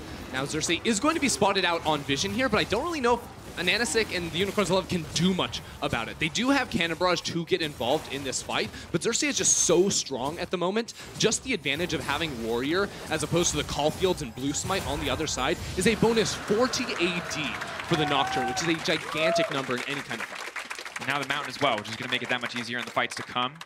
And this is just not a team comp that you want to be behind. Because if you try to start a fight on a Jhin and you start to lose, you're not getting away, he has ultimate. And the same is true for a Nocturne. Try to start a fight on a Nocturne, he still has ult. You better be sure that you are going to win, or it's just going to completely fall apart. Yeah, be scared of the damage dealers, but also be scared of Vizichachi, because yes, he's fallen down once, but you look at the Unicorns of Love, they're very low range composition. Even Kayle and Kaisa, when they do have range, are on the lower end of a lot of carries. So Vizichachi, he has so much effective output when people are nearby him, because the Rupture becomes easy to land, you can land a multi-man silence as well, and then the Feast comes in, you can't react. He's very good at setting up for his team just instantly burst through targets. So that makes team fighting on a champion like the Kha'Zix even more difficult, because if you get silenced when you go in for an assassination, you just sort of sit there while you get one shot by the Feast as well. And it is brutal, but once again, the pressure is now on Splyce to execute. You see Ananasik moving in for a bit more counter-jungling. High risk, again. I think very high risk, but he does have pressure on the top side, so it won't cost him too much. Needs to be careful, though. Ulti now coming in. Might want to turn his sights on a Vizichachi. He doesn't even know Humanoid's there. Time for a bit of stealth and time to leap away. I don't think it's going to be enough. Ooh, he's juking, but it's not good enough to stop Humanoid. Chasing him down. Is there another proc on the ult? Won't even matter. One more auto. Humanoid just cleans it up. Really nicely played right there. Humanoid always on the roam. How he often picks up his kills back in the LEC, but working very well with Xerxes, I feel, whether it was punishing the invade attempt from Ananasik or getting up topside to make that gank happen. It's going super well for him, and he's making it on good timings too, because he's not falling behind in CS. A lot of that is carried over from the early laning phase, but oh man. Shuriken Flip connects, that's huge damage. Electrocute proc is gone. There's no Gunblade here. Humanoid just smashing and trades, and this is something that I think we have to talk about. Humanoid's playing well with the team, but also Kale's a scaling pick, yes, but right now Kale is just useless, losing lane pressure constantly, and Humanoid has been on the top side repeatedly. And it's really interesting because usually you think about Kale and she's really good into most assassins because most assassins rely on their ultimate to actually kill you. But because Akali has such a low cooldown on her Q spam as well as the Shroud, she can take a lot of extended trades against you and just whittle you down without even needing to pop her ultimate. So you get one more look in the top lane. The perfect setup from Vizichachi to get Boss low enough. Not quite able to get the bonus stats with the Feast mark right there, but Humanoid plays this very, very nicely as well, using all the gap closers to make sure Anastic has nowhere to go. Difficult, and you can see No Man's continuing to get pressured out in the mid lane. Things very quickly going from bad to worse. 2.8k in the favor of Splyce on top of the mountain Drake. Good news for the Unicorns of Love is the Herald has gone in their favor. Edward now stepping in. The binding won't connect. They're just trying to help No Man's push out. Everything's get a bit easier for the KO. Obviously, now that she's level 6, has the range. Was nerfed a bit. I believe 525 now. Will be 575 as she gets more stacks, of course. But, yeah. Ender, at this point, it just feels like Splyce are completely dictating the pace of the game, and it's just on UOL to grab what they can. Well, it's going to get even faster, too. Norskaren walked into the enemy jungle to put down Deep Vision to make sure that this play was going to be easy. Now, Xerxes going to miss the spell shield right there and take a little bit of damage as the Rift Herald is placed in the top lane. So this is a chance right now for Unicorns of Love to get a lot of money. All they need to do is hold on bottom lane. And with the Cannon Barrage too, if the push does come through, I think Boss can use that to stall out a counter siege from the side of Splyce. They're going to go for the dive on either side though. Nocturne ulti now coming in. Black Shield goes golden, uses the stopwatch, tries to buy a better time, but Xerxes gets out of the tower. He turns on to Norskaren. Norskaren, the perfect highway, the perfect avenue of escape. They're going to get that kill as well, but the hook still goes through from the corpse of Norskaren. Inax is going to be forced to flash away. Comet trying to swag it up, but it can't happen, but no, Humanoid here to clean up the fight. Splyce coming on top for now. The flash right into the binding. Here comes the curtain call, but it's not going to be curtains for anyone. One more, maybe? One shot connects. Humanoid wants to finish it off. No Man's there to block, not even necessary, but now he's rooted. The stopwatch kills him. This is an insane skirmish. Sight top lane. And Chachi's still getting dived. The knockup is there. Anonymous goes in. Anonymous goes golden. They're going to finish it off. One shot, one kill. No, he's taking the tower. Visit Chachi. It stops Inax. Unbelievable right there because Splyce do win the extended dive in the bottom lane. Humanoid picking up 4 kills now. 4-0-1. And Vizichachi even able to trade on the top side of the map. It is just continuing to stack more and more in the favor of Splyce. And the more Unicorns try to force plays, it feels like the worse they end up here, Dracos. But you look at the gold, Ender. Still 1.3k between them. And Unicorns of Love clearly a lot more confidence to take these plays. And we are getting a kill a minute at this point, so look, I'm not complaining. It's exciting. That's for sure. Watch this play down bottom side one more time because the Cannon Barrage, I feel like, comes in straight underneath the tower to try and pick up a kill. That's what we were waiting for to maybe clear away the minion wave, but then Norskaren to land the last second hook and eventually set up for Kagame to try to get this kill. The ultimate effectively wasted here from No Man's. Inax gets down not a whole lot of bonus damage off of that spell. If No Man's held on to that, this dive underneath the tower probably would have gone even better for the Unicorns, but ultimately a nice Zonius from Edward will delay the inevitable, but Kabe is perfect on the timing right there to make sure that that kill does go over. And the top lane just continues here. Vizichachi landing everything on towards Boss, who tries to flash away, but then realizes he picked up the tower. Not sure quite how that happened, whether it was Corrupting Potion keeping him in combat with Vizichachi, or perhaps the passive stack right there. And that does look odd visually, but the knock-up made it... Well, that's like the only time you get a true headshot in League of Legends. You're literally knocked in the air. It's the only part of the hitbox you can hit. There you go. And here we go. Breakneck pace of game. UO speeding it up. We have to check in on the gold once again. 1.5k difference, but Jin obviously very comfortable on the Swifties plus the Infinity Edge. And UO have managed to get a lot of turret plates, courtesy of the Rift Herald crashing. But can they actually get anything done against Vizichachi? This man has been a rock on the top side. Well, it's interesting, right? Because we've been saying, you know, everything going pretty well for Splyce, but I think Unicorns of Love are coming out of this, you know, only at 1,500 gold down. They do have a lot of scaling options on their side. So if they can keep this gold gap just about the same for the next 10 minutes, they're going to be looking real happy. But at the same time, Splyce do now have all the tools to try and accelerate the pace of the game. You know, you finished off the first item, Gunblade for Humanoid, the Infinity Edge for Kabe. All the damage is there, and on top of that, you have the Righteous Glory from Vizicachi, which is going to be so brutal when trying to set up ganks onto Boss in side lanes. You run him down with Xerxes coming around, that's free kills every time. The ultimate, trying to find the knock, will not connect on the Boss. Xerxes now locked him under the tower. The GP ult not coming out. Xerxes has to be careful, but Vizicachi's there to tank. He takes one too many. No, perfectly placed. Oh. He's still going to get the 1-for-1, though. Messy tower dives back to back. Vizicachi's still going to get one, but the 1-for-1 in the end. Yeah, felt a little bit overforced. Now Unicorns have a chance to attack on the opposite side of the map. No one here can respond unless TPs do come through, but it is very hard to dive onto Akali because of her Shroud. Also, she's 4-0-1 and has a Gunblade. Sure. But KO is pushing in. Obviously, full stacks, level 11 now coming through. Important point for the KO, just continues to get stronger and stronger. One item done. And as we mentioned, scaling an important thing to consider for the side of Unicorns of Love. They're fighting like they're dead even in the game, which is something that you definitely have to respect, but Splyce can't afford to fumble and put more gold into the pocket of GP like this. So I think the coordination here just wasn't quite there. The Q missing from Vizicachi at first, and then he's just sitting on the edge of tower range saying, I can tank tower shots for you, but I think he maybe would have been better off just committing into that fight right off the bat, popping his ultimate, and then trying to escape, but ultimately I think fumbled that tower dive just a little bit. No Man's looking a lot more confident now. Oh, you spent the first 11 games or 11 levels of the game, Humanoid bullying this lane out, but things are starting to look a lot more difficult. Almost impossible to use a full burst rotation when KO has that ultimate just available to save her life at any point. It's really interesting how Splyce are trying to play the map right now because they're actually leaving Humanoid on the weak side. All the, the river line of vision is this pathway up towards top lane where Humanoid isn't going to be around. They just want to continue to bully Boss here, probably because they think they have a better shot of diving a Gangplank than a Kayle. I mean, Chachi is just getting tanked here. This tower is going to do negative damage to him in a few minutes. They're going to walk right under here. Boss, I don't think he can make his way out of this one. Chachi tanks a few extra shots, and they pick up the kill. It's been a long time since you've seen a tank in the top lane, but that is the power. It's very easy to dive. You call that a tank, I call that someone with a lot of HP that still assassinates you, because Cho'Gath doing a whole lot of work right there as they're able to push out that lane and deny minions. I actually wonder if this is the type of game where you mind leaving that tower up to keep looking for dives as bot lane. Dive in progress. Ulti comes out. Humanoid though just waiting. Can leap back in right as it falls. No Man's backing out. Black Shield is there. Humanoid shut down. Tons of gold now going into the pocket of the Cossacks. They're going to grab the tower as well. Just as Splyce grabbed one. Very even play, but now the GP might just be dead once again. It's not even the GP, it's the Kai'Sa trying to leap to safety. Vizicachi on the hunt. Not going to be enough. That's Attack on Titan if I've ever seen it. Way too easy for Vizicachi to just walk up and out of that one. All right, so both sides of the map going to be trading here right now. I think Unicorn's going to be like, okay, No Man's, you're getting your money, even though Boss is getting denied.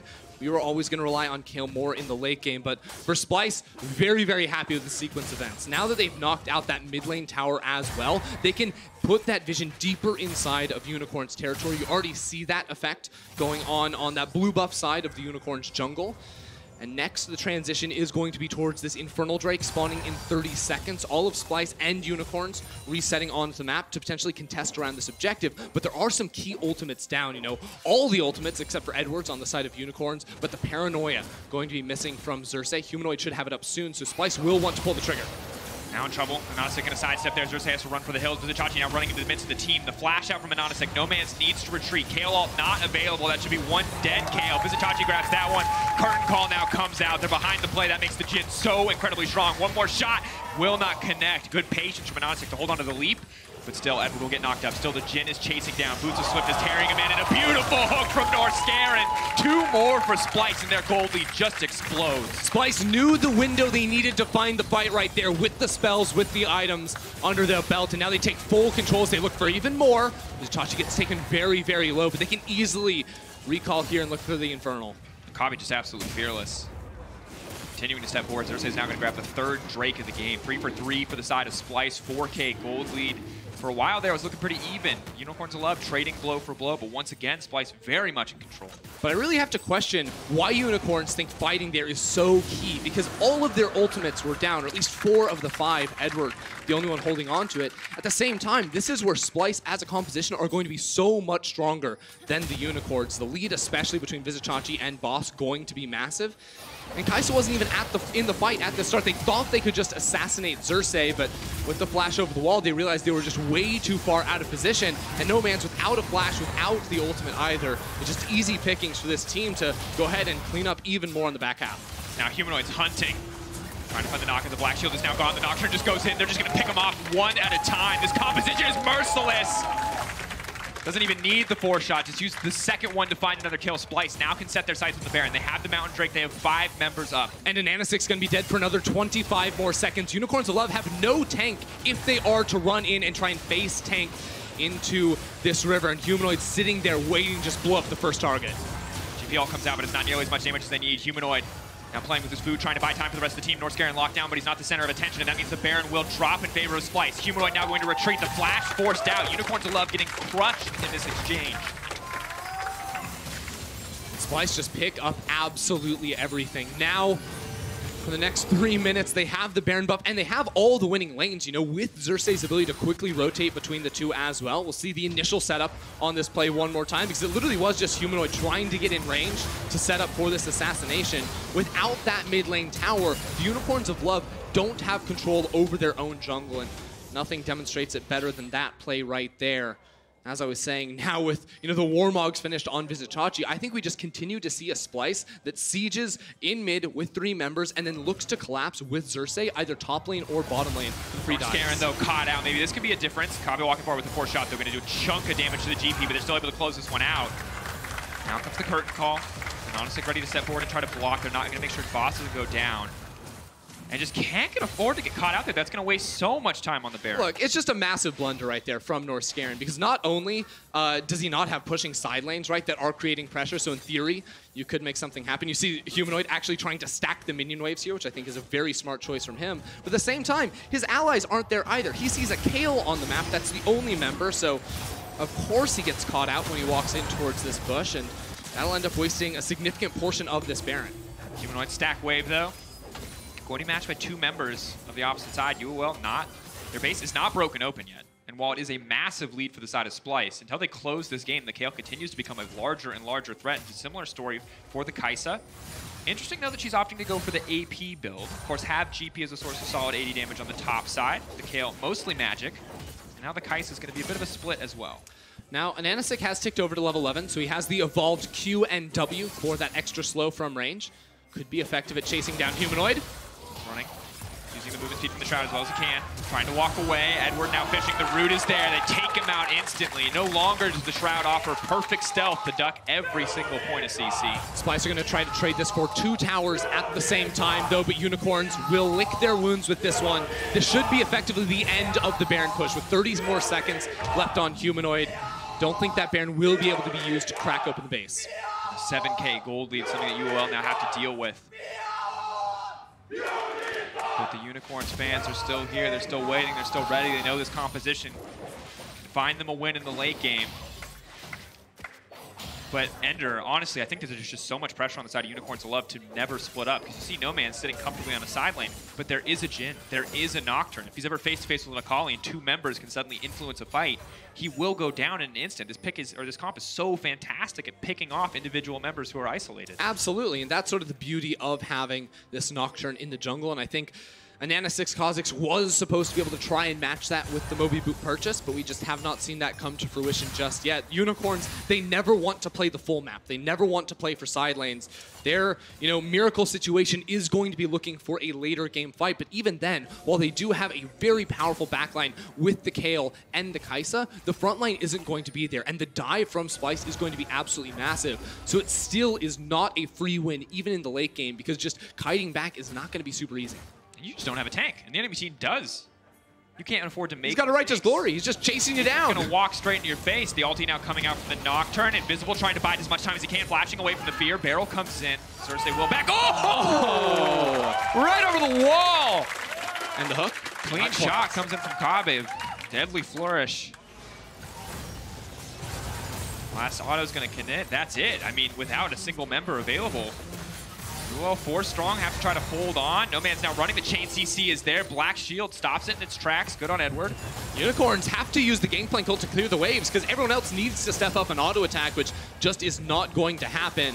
They'll hold on to their base, but now Splyce are going to pick up their second Infernal Drake. More and more things stacking in their favor. I realistically don't see much of a window now for Unicorns trying to fight against this.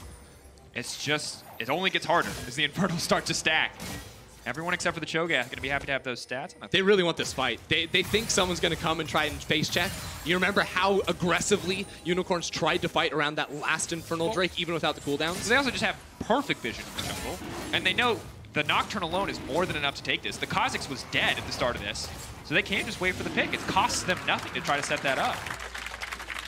Of course, on the opposite side, always have to get a little to creeps. We talked about scaling. Second item for GP. Not really where he wants to be. Maybe 3 or 4 would be ideal. It's a similar story for the Kayle. The good news is the Kai'Sa, after grabbing that wave, should be pretty close to third item.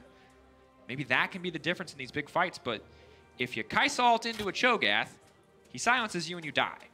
So it's not easy at any point. I mean, how do you actually kill Cho'Gath now with Adaptive Helm versus both Kayle and Kai'Sa? That is going to be slashing through and cutting down all of the on-hit damage that both of those champions are dealing. And even if you do, you know, chunk him out a little bit, let's be real, you're not going to kill him. He has the Warmogs to heal on up, so you must attack Humanoid, but that's a 3-level lead.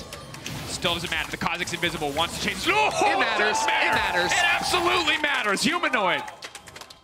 Now trying to run away from this one. Nomanz can hopefully clear it out. The 1-for-1. Not ideal, but not bad. The shutdown going over to the side of UOL. A bit over-aggressive from Anonymous. Definitely worth there for the Unicorns. Of course, Baron has not quite spawned just yet, so not going to be punished off of that. But it will actually be a 10-second window where Baron's going to be on the Rift and Anonymous will not be. So with Humanoid's TP being up, Splyce are still going to try and set up here inside of the jungle, maybe look for a pick. Well, despite the jungler being down, UOL fans, ravenous, the crowd looking for some action here. Maybe Boss can be the difference maker. Nomanz. If he has to burn his ulti here, it's going to be less than ideal. Vizichachi runs right into the Kayle. Despite the adaptive helm, good damage comes out, but it's not enough. The ulti comes in, stopping Cersei's ult. But now the ultimate comes in from Kave on the backside as well. The curtain call, the shutdown now into the jungler. They just did not have the full team there. Humanoid is still down. Northscare now has to run for the hills. The hook goes wide. The box buys a bit of space. Chachi sees an opportunity though. He flashes forward. He's looking for a little bit more, but Anonymous can just look to clean up. He's half held by Kabi. But now here comes Humanoid to the win. Humanoid to the backside. Eyes on the Akali. One shutdown. But the Akali can't just clean up. UOL.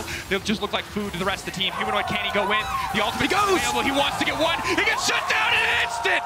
I can't believe it. It seemed like a clean, easy closeout for the side of Splyce, but UOL find their moments. Unicorns of Love find the fight in the jungle right there. The 5 versus 4 as Splyce get caught out. And now, unless there's some miracle to come through with Kabe's 4th shot, there is no smite for Anonymous. They're actually going to try and wait him out right here. They waiting for the reload. They see him on the ward on the other side. Oh. Will not get it. Baron to the side of UOL. They are right back into this game. A 4K deficit. Double Infernal going to be difficult to go up against, but UOL punishing the mistakes here on the side of Splyce. Splyce, again, it's a 4v2 right off the bat, but Boss and Nomanz able to kite it back, and then they're stuck inside this tight corridor. Kabe has to walk away. Just where is the damage coming through from the Splyce team? If Kabe isn't autoing, if Humanoid isn't even in the fight, they actually can't deal the threat on towards the Unicorns of Love. And this is where they just go way too hard on the side of Splyce. Humanoid's coming around the corner, but he doesn't have his ultimate, so entering this fight is almost impossible.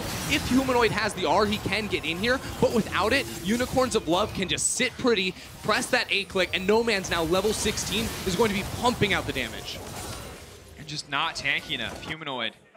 The burst damage is there, and you can see happiness, claps, cheers, sighs of relief, every emotional reaction you could assume a Unicorns fan could have in a single coach cam. And Ender, we're talking about a very different game now.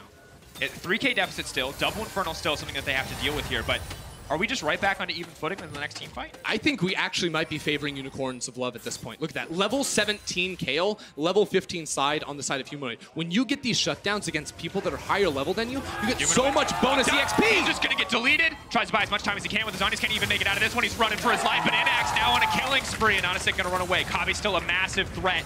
Nocturnal just to stop the play in its tracks. There will be a knock up there. GP still willing to move forward. The play does not connect.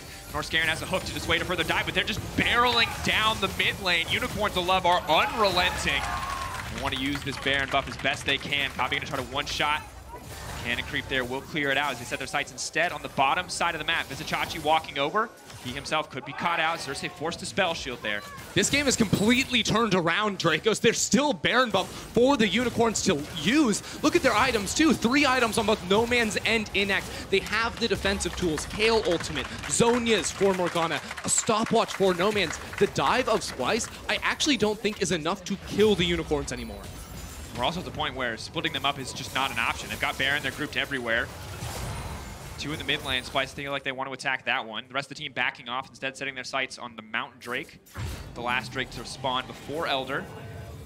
The game gets real interesting now because on one side you have just rapid fire consistent DPS. That's going to be the Kayle, that's going to be the Kai'Sa coming from the Unicorns of Love. So our eyes have to be on those 2 players to be pumping out the DPS and to be staying alive until the end of the fights. Whereas Splyce, their damage comes in bursts. You know, you have Cho'Gath's ultimate, the Nocturne Assassination, Humanoid as well, and then Kobbe, he's got 4 shots and then he's got to reload too. So Splyce need to be much more cognizant in these team fights of calling out their major cooldowns. When they can go forward and fight, and when they're on CD, when they go back. Because if they just walk in a line towards the Unicorns of Love, Kayle's just going to swat them down. The AoE is disgusting. I mean, between the Kayle and the Acathian Rain from the Kai'Sa, you really have to respect this team. And you know, you have a Mercurial Scimitar. You've got a Maw. You've got an Adaptive Helm. It's not enough. There's too much magic damage. These champions scale too well as you move later in the game for single items to really be the difference maker. It's now all on Splyce to execute in these coming fights to make sure they never end up in a situation where Humanoid is coming to the fight, you know, 10, 15 seconds later than he needs to be. The question is, can Splyce play full map press one more time? And with how strong the core of Unicorns of Love is, that doesn't seem to be a possibility. So right now, Splyce are sending their soul lanes to push out those sides, but the Unicorns are never going to match them in the 1v1s. They're just going to go over and pick up minions, and they're never going to be forced to match because they are stronger when they group up in the mid lane. Splyce no longer can pressure all 3 lanes simultaneously.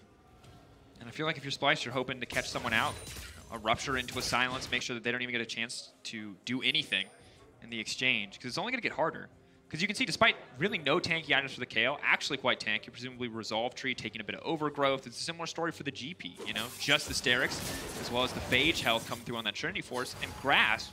But these champions are getting harder and harder for someone like Humanoid or Kobbe to 100-0 before the enemy team can do anything. I mean, if you just tick over to the gold numbers right now, you'll see Boss, who was absolutely bullied by Xerxes and Chachi in the early game, now has more money than Vizichachi. You see mid lane 2 for Noman's, an advantage as well. Bottom lane is where there still is a difference, but even then, Inax is matching itemization with Kobbe at the moment. And it's all going to come down, I feel like, to a fight around the Baron in 1 more minute, because Unicorns of Love are just waiting for their moment. They're not pushing forward to get caught out, overextending lanes. They know that time is on their side, and it's just these major neutral objectives coming up in the next few minutes that will determine their fate.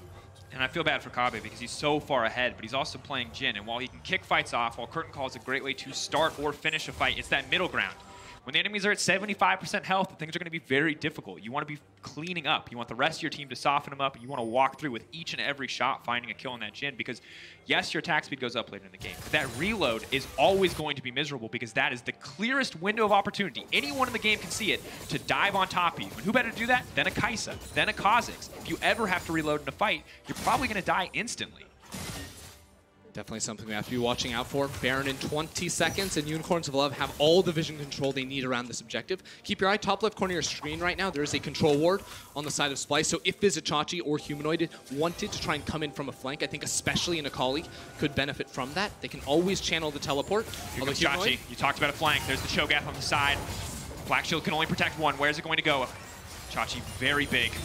They're trying to shred through him. The GP ult's coming in, but they're just grouped up right into the GP ult. Half health. Got a third of the health taken out. The hook will not connect, nor Scarron now in trouble. And Unicorns of Love are just walking down the mid lane. Where's the turn gonna go? Oh, he goes to the backside, the Kai'Sa! That combo was sick, but Humanoid, he can be the difference maker. He can be the one to clear it up. Here comes the curtain call. Humanoid to the backside, but he's been revealed. The shutdown is there. They've stopped the Kai'Sa. But that's all that they have stopped in this exchange. It is a 1-for-1. It is mid for AD carry, and Unicorns of Love have control of the mid lane, which means they have control of the pit, and Splyce will be forced to respond. A crazy trade right there. Vizichachi too far forward, has to use his flash defensively to try and escape without his team right there. Splyce had teleported into the mid lane to try and contest over the wave push, so they could be the ones to dominate vision around the Baron buff, but they lost their marksman, or they lost their mid laner now, so it becomes this contention one more time, where with Kobbe and Vizichachi, they will get control and can now walk up into that river and clear away Unicorn vision. Good that they can, but the fights are only going to get harder. No Man's, in the meantime, has backed, has cleared out bottom wave, and has picked up his death. They're going for it.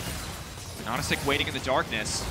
He has the crab, he has good vision, no man's coming. Humanoid doesn't have TP, Inax does. This is gonna go horribly wrong for Splyce. They're now retreating, they're now pulling up, and honestly can just start to slow these members as they walk away. The TP now being responded, the entire team grouping up to force this Baron down. They have a single mountain to match Splyce's, and they can, in theory, shred this objective. They don't want to take the risk, they don't want to take the 50-50. Scratch that.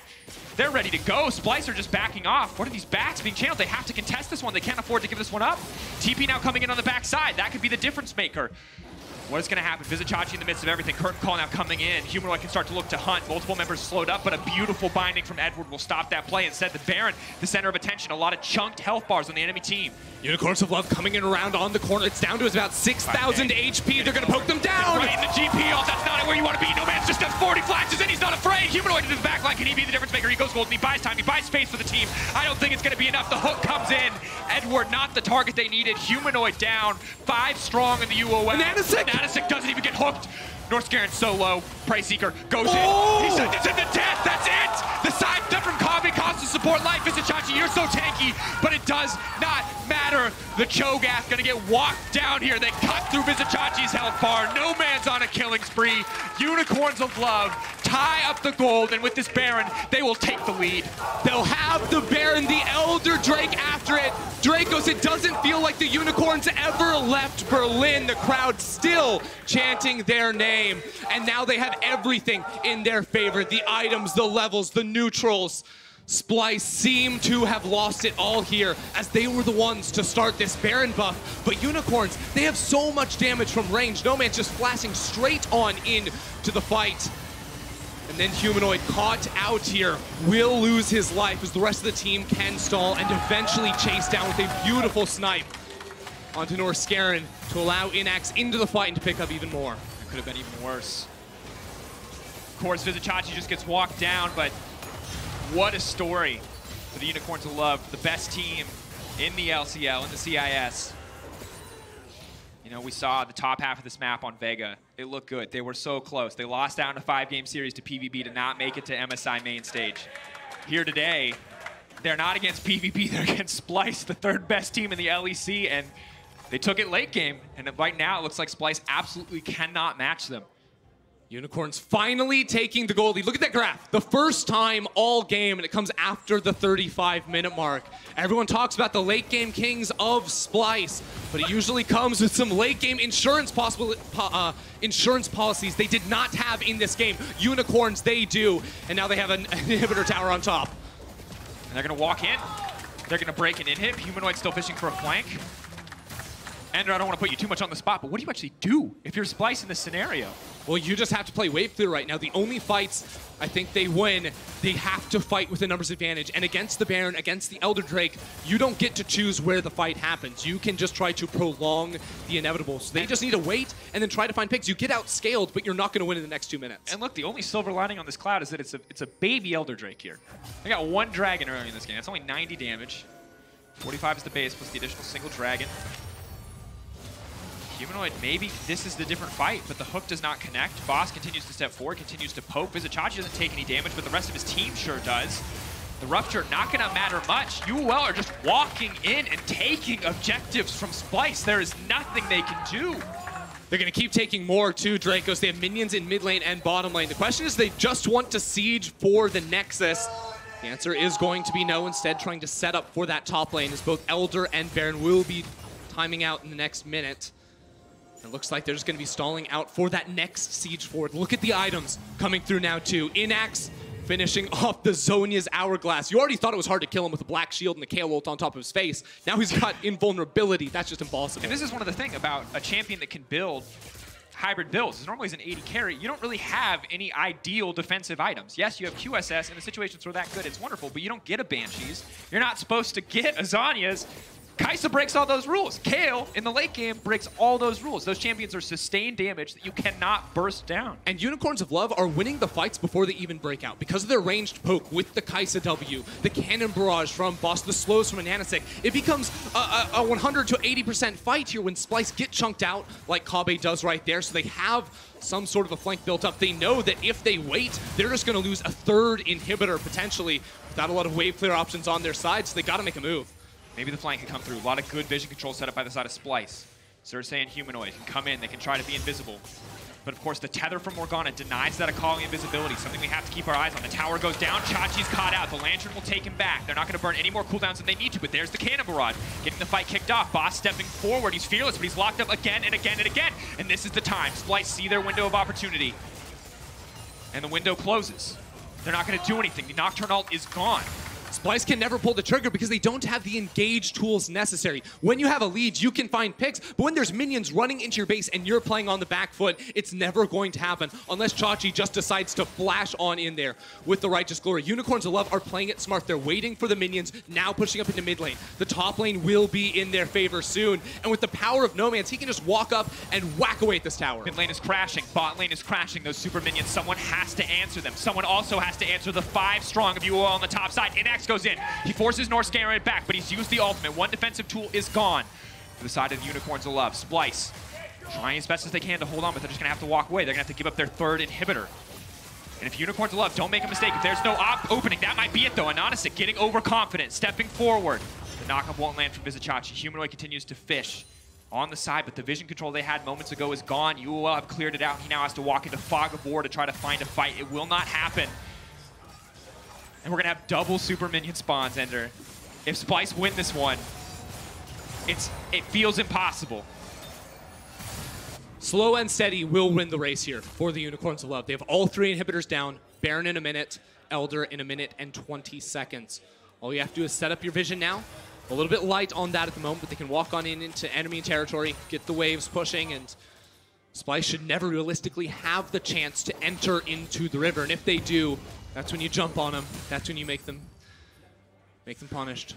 Consistency. Now what Unicorns of Love need, they know how to win. They know the Baron is theirs for the taking if they set it up smart.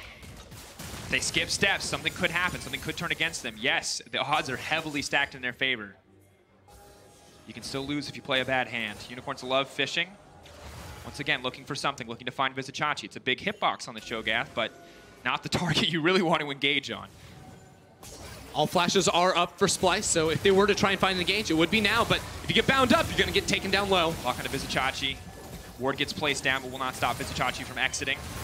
Ulti now comes out. They've gone it out on the Kayle, but the Kayle is going to stop that right in his track. Cersei now going to be in the middle of the team. It's not going the way that they wanted. Vizichachi with the stone plate proc is not tanky enough. Kabe has to run for the hills. The Kaze is just trying to find it, but a hero hook from Northscarer will keep him alive. Splyce have remained alive in the game, and now they want to turn it humanoid. This is the moment that he's been waiting for. The hooks from Northscarer. They finally connect. It was a long drought, but Splyce are back in this game. The shutdown comes through, and they're looking to take control. Look at the base, though. Minions in on the Nexus. The towers are going to go down. They have to teleport back before they lose everything. They cannot start up the Baron. And we're buying time. Splyce, hold on, but they have not won the game. Not yet. Even after the one fight where they have to commit so much to go forward, they lose both Nexus towers as the price. Both neutral objectives do still stand. And Splyce, without a jungler, cannot rush back onto the map, cannot try to take them down. It was a brilliant fight from them to be able to turn around everything and focus down Inax, get that kill onto him early. And I got to give credit to Northscarer in that fight, hitting 2 clutch hooks. Really the difference maker. You've seen the last few fights, has not been able to find it. Difficult against a team with Black Shield, with so much mobility as well. Hits them when they matter most. Stops Kabe from going down to the likes of Anonisic. Pressure now on. Northscarer going again. A lot more confident. He knows the enemy team is split up. This is a position they cannot afford to take. But that's the Nocturne ult, currently traded for nothing. Boss is able to walk away. Inax still has flash in the fight to come. It is not the same story for Kabe, for Northscarer, and for Humanoid. Xerxes and Vizichachi have theirs. Maybe they can be the difference, but this is a CIS special. Sneaking the objective, no vision. They don't know where Inax is. They must have to sniff this one out soon. It's the right setup here for the Unicorns of Love. All they have to do is hold their position around the Baron. That is the second Elder. They should win the fight, but even then, all they have to do is wait for Splyce to come around this objective. With minions down in the bottom lane, there's a possibility they could just try and teleport in onto the base. Clutch ward on the top side of your screen right next to Boss. Saving the day for Splyce. They throw in the blue trinket just to say, hey, we know you're doing this. Trying to buy time for the team to come back together. 5 members there, Edward fishing. At any moment a binding hits, it could mean the end of a fight. A lot of pressure on both sides. 7K, 11K dropping. Baron getting lower and lower. No Man's just shredding through this one. Humanoid now moving in. Can they move over the wall? Can they steal this? They have to. Chachi! The flash in! The feast! There is no chance to contest against the likes of a Cho'Gath, and the fight may still turn against them. They're trying to get it out. Comes the curtain call. Humanoid still off to the side. Visit Chachi still going down. The rest of UOL will retreat. Splyce take the Baron. A Look at him! Inax goes in, takes out the jungle. This could be the difference maker. It's still 5 members strong from the enemy team. Inax will not bite off more than he can chew, but Humanoid has something to say about the rest of the team collapsing. If he kills Inax, maybe they hold on. Maybe he can be the difference maker. Humanoid gets taken down in the exchange, though not worthwhile. 2 members left on the side of Splyce. Splyce stole the Baron, but they lost 3 members for it, and that is an exposed Nexus for 30 more seconds. At least minions coming down in the top lane. The Unicorns of Love have only one structure standing in their way, and a game 1 victory against Splyce. It is just Kabe and Norskeren left to try and defend against this siege, and the Unicorns are going to take it all. They're going to take the game, and there's nothing they can do. Unicorns of Love take it to the late game, and they take down Splyce.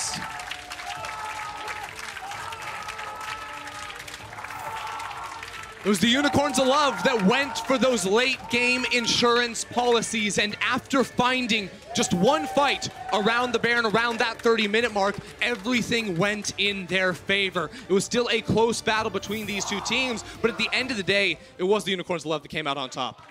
Just a wild game. You have to feel Splyce 7K up at one point in that game. It didn't look like there was any way they could lose. They pick one bad fight, and the game instantly turns against them. Look, Dracos, the Unicorns of, or rather, Splyce had all the tools they needed to close out this game, but there were multiple mistakes that came through. Norskeren getting picked inside of the jungle when they had their Baron, then finding a fight 4 versus 5 without their super fed Akali. This was by all means a game that Splyce should have won, but they dropped the ball multiple times in the mid game, which has been a recurring problem for them, and the Unicorns with their draft were able to punish that very heavily. And Splyce first picking a Cho'Gath. I think a bit surprising. Could have taken the Kai'Sa for themselves. Could have taken one of these high priority. The Xayah, of course, banned away. And was someone going to ban that Cho'Gath? Was that going to be the difference maker? Because Kabe had to stay back in every single fight. That's enough from us. To give us their thoughts on game 1, here is the State Farm Analyst Desk. Give me 4 more of those, please. What a fantastic game. What is Splyce doing? And what am I doing to these analysts, both who predicted a clean 3-0? There's no doubt. This should have been a game 1 win for Splyce.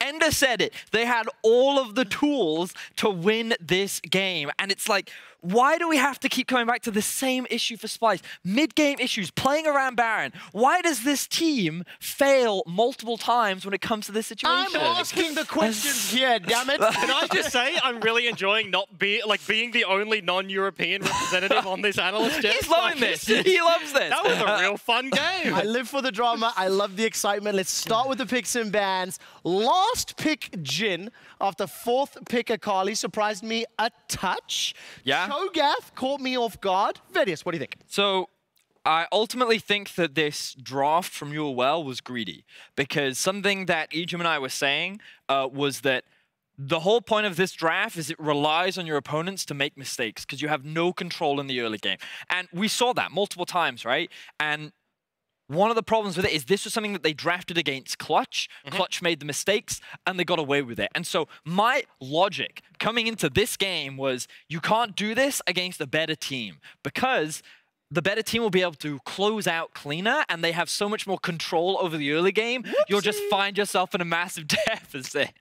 And I want to talk about on the other side of the coin, right? Don't want to spend too much time on draft, but I think for Splyce, you have to say early, I think this is genuinely smart. Maybe it's something to do with Vizicachi's champion pool, but Cho'Gath as an answer to GP, Boss hasn't played it throughout the play-ins group stage yet, right? It's been banned away 4 times. The one game that it was open was first picked, and they were on red side, so they didn't get their hands on it. So if you want to leave something like this open and then play a team fighting site like tank that can attack the side lanes with the Cho'Gath, you have the burst with the Nocturne. I think it was intelligent, but obviously the mid-game blunders just throw it all away. Let's get to some of the early game decisions, because the level 1 play out of Splyce, reading, prepping, understanding UOL, and then they come back to punish him. And this is exactly what I'm talking about. This is very prepared strategy. Jin towards the top side, Norskeren and Xerxes just down the river, and Boss is just like, Oh, crap. Okay, I'm going to lose my flash. Has to get himself out of there. And then the follow-up play with the revisit from Xerxes and being able to get a pre-level 6 gank kill on Nocturne, super useful. Yeah, I loved what Splyce did in the early game, and it very much ties in what we were saying in the draft. The Kazakhs can't do a huge amount, because even in the counter ganks, he's going to end up getting punished because of how weak his 2 solo laners are. And then notice how Xerxes abandons his camps, immediately comes to the bot side for another gank, and look, the Akali is roaming down, because again, the solo laners have control. And this is something that's so important in terms of the early game. UOL had very few options. Every time they wanted to make a move, all of this deep vision existed from the side of Splyce that could track what Kazakhs was doing, they could match him, they could counter gank, or they could just attack on the opposite side. So the entire early game, heavily in the favor of Splyce. And what they should have been able to do was close out cleanly off the back of it. But they couldn't, because... But they couldn't. There was a Unicorns of Love Baron that was picked up. So this will bring us to our next replay here. And Vedius, just before we came live, you said we need to talk so much about this Baron. And this was the deciding factor. Xerxes going in without the Akali even being alive. He then loses his life, and the thing about this choke point is it's very difficult for the rest of Splyce to follow up. You want to be playing front to back. You want to be having this Cho'Gath soak up as much of the damage as possible while your damage dealers are just threatening the backline, and they did not execute this fight the way they wanted to, and UOL were able to bounce back into the game. Yeah, and compositionally, they require the one hit. The Akali, the Nocturne, the Cho'Gath all have those buttons to just demolish one carry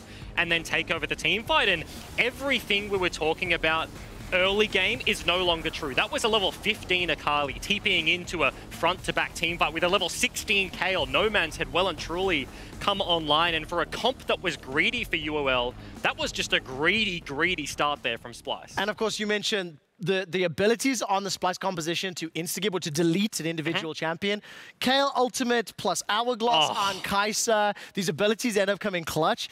There were so many fights in the mid to late game, but one thing I did want to highlight very quickly was the Kayle and Kai'Sa combo that became crucially pivotal.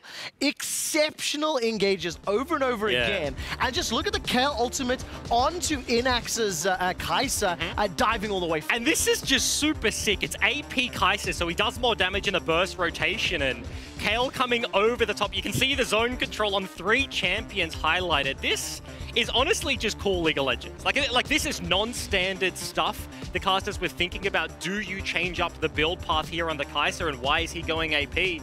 That's the reason. It's no longer the Twitch and the Taric.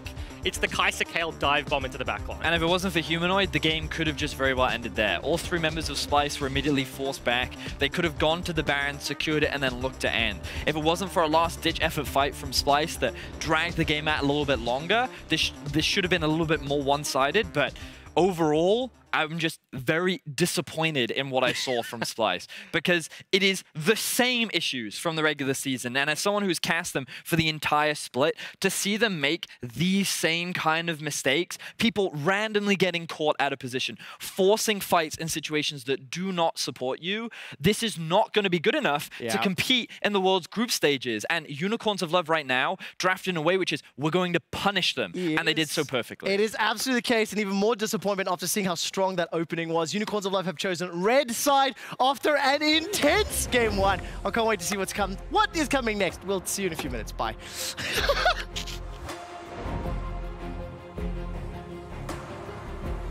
Humanoid on the way. There's 4 versus 1 under the tower. Inax, he's going down. Xerxes taking the tower for now, just getting the setup, just trying to make it as clean as possible. Bot lane. Dive in progress. Ulti comes out. Humanoid just waiting. Can leap back in right as it falls. No Man's backing out. Black Shield is there. Humanoid shut down. Humanoid on the backside. Eyes on the Akali. 1 shut down. But the Akali can't just clean up UOL. They'll just look like food to the rest of the team. Humanoid, can he go in? The ultimate goes. Available. He wants to get 1. He gets shut down in an instant. Vizichachi with the Stone Plate proc is not tanky enough. Kave has to run for the hills. The Kazakhs just trying to find it, but a hero hook from Norskeren will keep him alive. Splyce have remained alive in the game, and now they want to turn it. Humanoid, this is the moment that he's been waiting for. The hooks from Norskeren. They're going to take the game, and there's nothing they can do. Unicorns of Love take it to the late game, and they take down Splyce.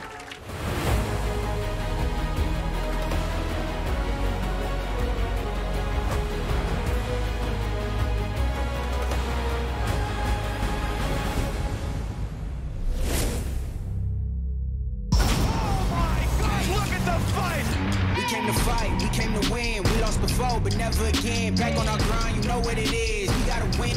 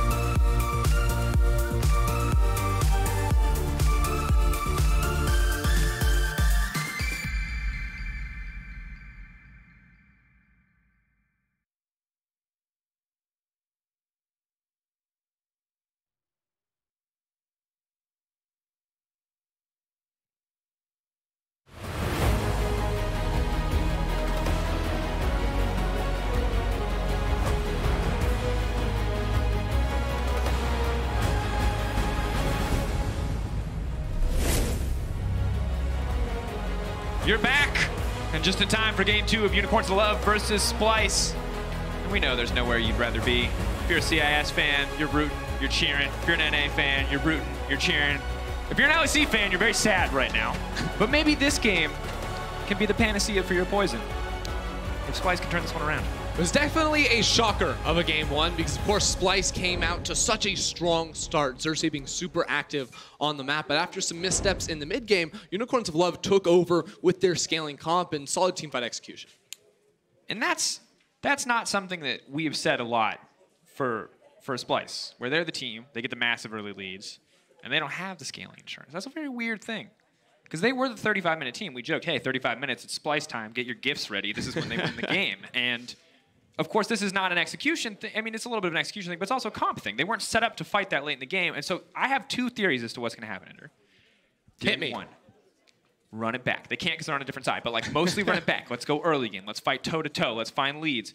Or fight fire with fire, or in this case, like nap time with nap time, and go 40 minutes, all scaling all the time, both sides of the map. Well, there are a few things I'm looking at specifically on the side of Splyce here. Whether or not they can get their hands on the Gangplank is going to be my first big question. The second is, what is the bot lane marksman choice for Kabe? Because we saw him on the Jhin in the last game, which was very hard to carry in late game team fights on. And I think if the Xayah makes it through, we'll definitely see him with that, or potentially try his hand on the Kai'Sa, because throughout the play-in stage, the groups of it, that is, he often went for these first picks marksmen. He would favor the Xayah first, Kai'Sa second, and then if either of those two are up, he would try and grab him up real early so he could be that late game policy.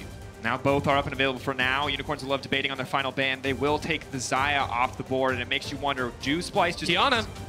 That's the choice. They had to choose between Qiyana or the Kai'Sa. You have to assume that that one goes over to Unicorns of Love. The Qiyana was banned against Splyce in every single game they've played so far at Worlds, and it's because it's such a strong pick in the current meta, but also Splyce can flex it around. We've seen Humanoid play it mid, we've seen Xerxes play it in the jungle. I personally am expecting to see Xerxes be the one to pilot it this time around, but it is just so potent in either of those two players' hands.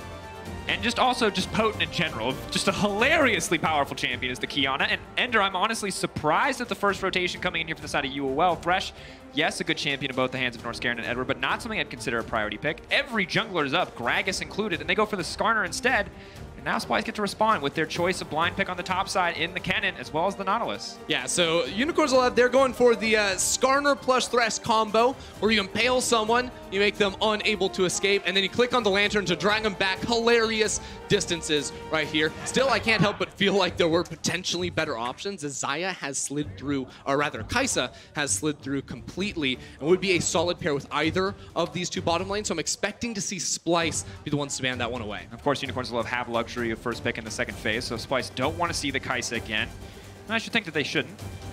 We'll have to ban it away here, but of course, a lot of options still up and available. Technically, the Aatrox a flex pick. We know it's a comfort pick for Boss, so very likely going to go in his hands, but could always be moved somewhere else. I think he's trying to run this into the Kennen, not because necessarily the early lane phase is going to be a walk in the park, because of course you assume Kennen with the push advantage is going to be able to bully the Aatrox pretty hard in those early levels, but Aatrox will provide pretty solid gank assist for something like the Skarner, especially post level 6. There are options for them to try and punish an overextended Kennen in the top side of the map, and that's something we have seen a little bit from Vizicsacsi throughout the tournament, is his tendency to fall to early game ganks.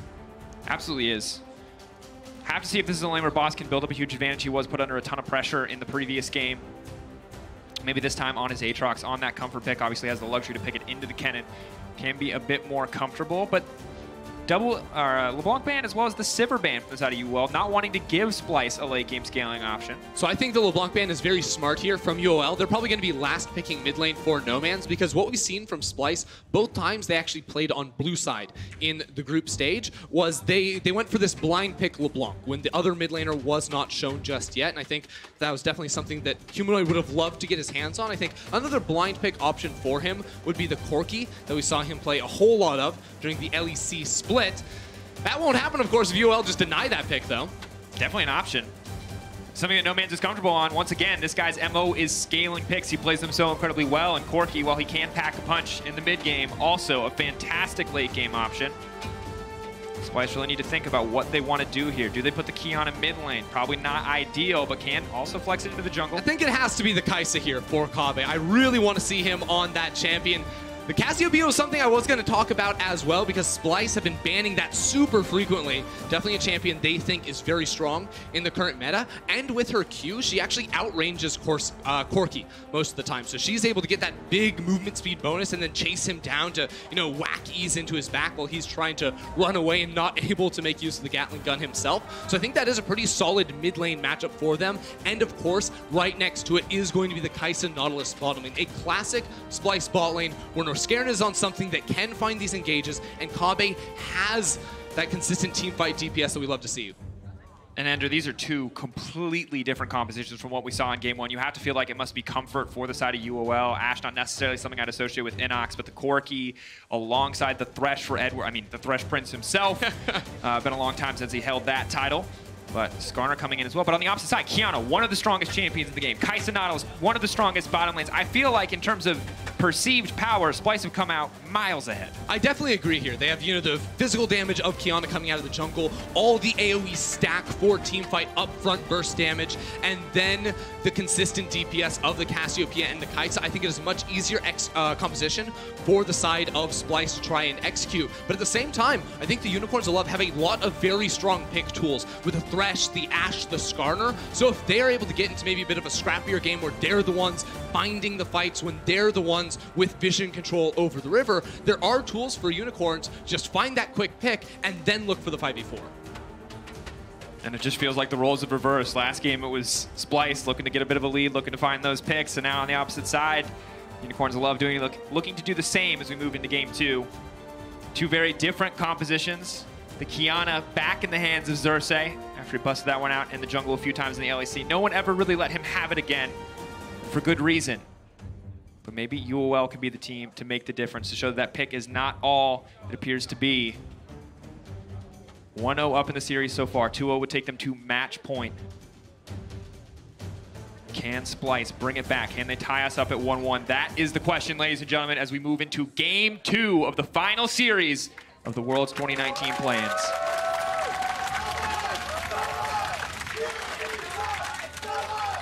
This game is certainly going to be having a different feel from match number 1 here.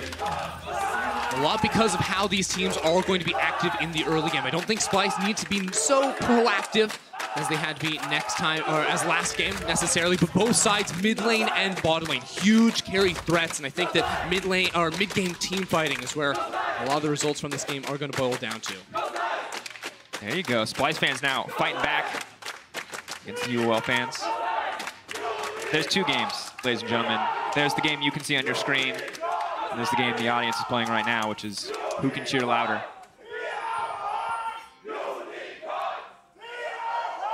And in both cases, Unicorns is winning. That's nothing new, though. We always knew Unicorns of Love had such a dedicated fan base for so many years, ever since they sort of burst onto the scene a few years ago. Burst is an appropriate word.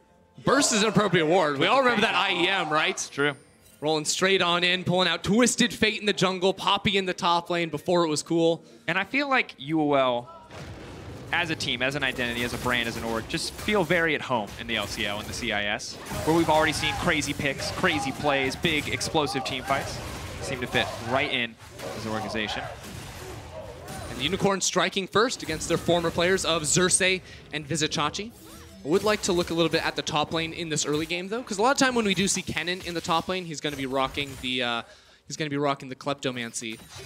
Instead, it's going to be Phase Rush this time around. There's a much more defensive option, looking for team fights. And I say defensive in the sense that with Phase Rush, it's really hard to actually get ganked because you can pretty much instantly pop that and get away from any melee diver. And the only time Kennen is going to struggle in laning phase is either when he's getting ganked or when a fighter against him is able to jump on top of him. So Vizicachi won't be able to build up as big a lead in lane as he would be able to with something like the Kleptomancy, but Phase Rush will keep him safe. And then, of course, be the superior team fighting rune later on so he can access the low mobility backline of Inax. Very low mobility on the Ashe. Of course, Thresh will balance that out to a certain degree. Have to see what Edward can get done with this pick this time around. No longer on the Morgana, no longer has quite as many defensive options to stop the engage.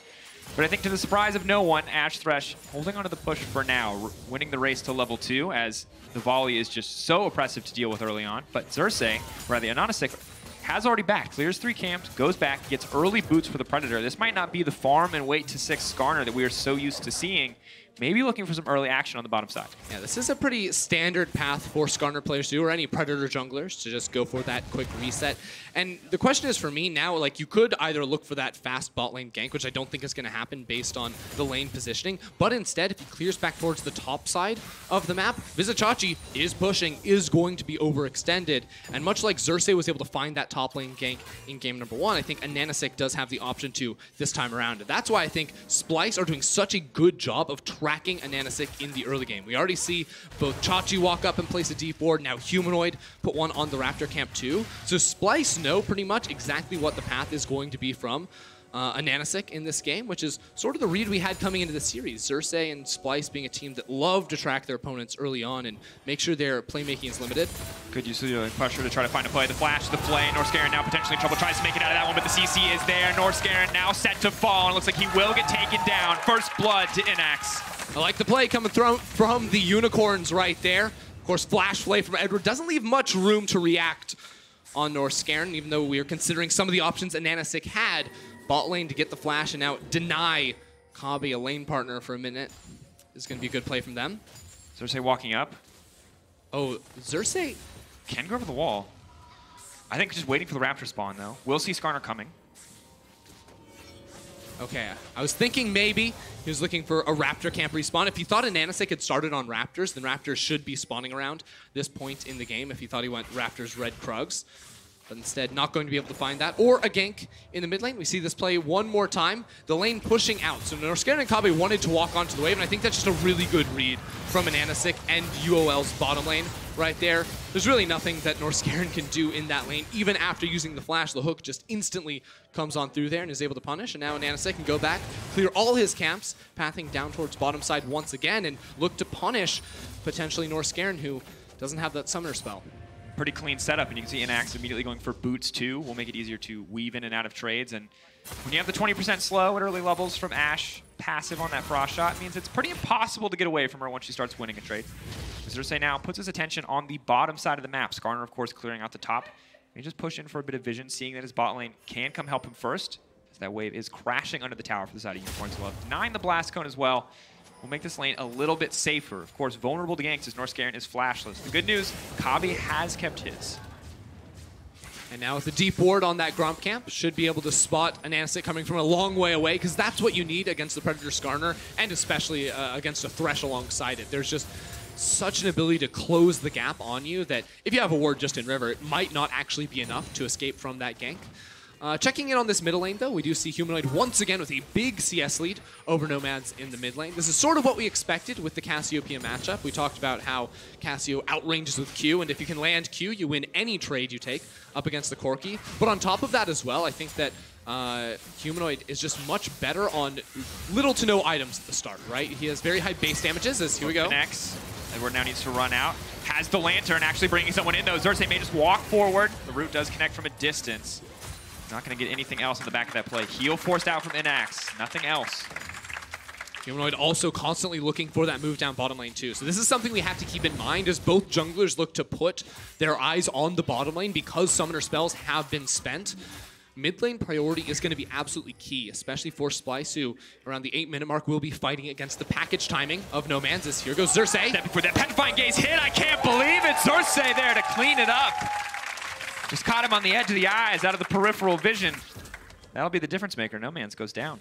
Shouldn't have looked to Nomads. That was a bad idea. Humanoid also going to get 160 gold off of this plate as well. I really like that read from Xerxes too. You know, of course, Humanoid is calling for that gank right there. Says, hey, Nomads out of position. Just tried to put down a ward. We can make this happen. Try to deny even more. There you go. Xerxes waiting and can he make the turn? Wants to turn around. Not quite. Right. I think he had the input in, but was spotted. He looked him Humanoid. straight in the eyes. That Petrifying Gaze came out. He tried to turn around. It was too little too late. And now you can see Humanoid and Xerxes both comfortably ahead of the opposition. And the remaining members of UOL kind of trailing behind, resulting in about this 1,000 gold lead that you see now on your screen. So this mid lane, the fact that Humanoid and Xerxes are leading in terms of gold and just also have very powerful skirmishing champions is going to continue to be a thorn in UOL's side, primarily because a lot of the playmaking you try to make on the map comes through mid lane first, and then you rotate bottom lane or into the top lane, especially once we get further into this game. And 2v2 is never going to favor UOL. So they have to turn that into like a 3v2 with a roam from Edward as well. That's why you see Edward immediately pathing out of base with mobility boots to say, hey, maybe we can make a gank happen. Humanoid doesn't have the ultimate, so at the very least we can buy some pressure. And it's doubly important, of course. Predator will come out, hold that thought. Sick now stepping forward, no Petrifying Gaze available. They know this. Edward going to try to run in, but they're going to flash. They're going to fully commit to this one. Pulled back. That's the combo you talked about. Takes the Lantern, drags Humanoid right back into mid. They just used everything they needed to right there. We bring 3 members into the mid lane, make sure we have a numbers advantage after seeing Norscarin in bottom lane, and then combo that right on up. Very nicely done from them. And you see the fallout of this effect, the ripple, as well as Edward goes into the enemy jungle, places a relatively shallow control ward. Now the team gets to move onto this very early Mountain Drake with a double marksman setup as well. It's going to make potential Baron setup so crucial. And because Unicorn's composition revolves a lot around finding picks to start off fights, if you can have this Mountain Drake, if you can force the enemy to face check into the river when you have control around an objective like the Baron, that just gives you free initiations. Does not give Unicorns a love the gold lead, but it is going to be a difference maker. You now see No Man's with the Hex Drinker feeling more comfortable. Will be forced to back out here as he's out of mana, but that can be the difference. Let's move later to get UOL back in. Ashe now level 6, something we have to keep our eyes on. Arrow going in, but Xerxes now pitching for a play. He's level 6 as well. Ultimate can come out. Where's the Wind Blast going to go? Supreme display of talent, not even going to be necessary, but Edward's going to flash out to safety. Kabe now going to go in, but Inax is here. And just continue to dish out damage. Steps forward, good bit, but Humanoid's there to package cover. On the way, Dracos. No Man's wants to get into this fight, but Inax, he might go too early. Rest the team, the flash out. It feels like he needed to act that one out just a little bit better. Not going to win an Oscar for that. If he'd waited a bit longer, maybe he could have been the difference maker. But now they see the Corki with the package. No Man's knows that going forward would probably be not a good idea. So Norscarin did take over to level 6 within that fight, so Inax very likely just didn't realize what had happened. Still a mistake from him, as No Man's going to try to get a little bit active on Humanoid. Little does he know Xerxes waiting around the corner.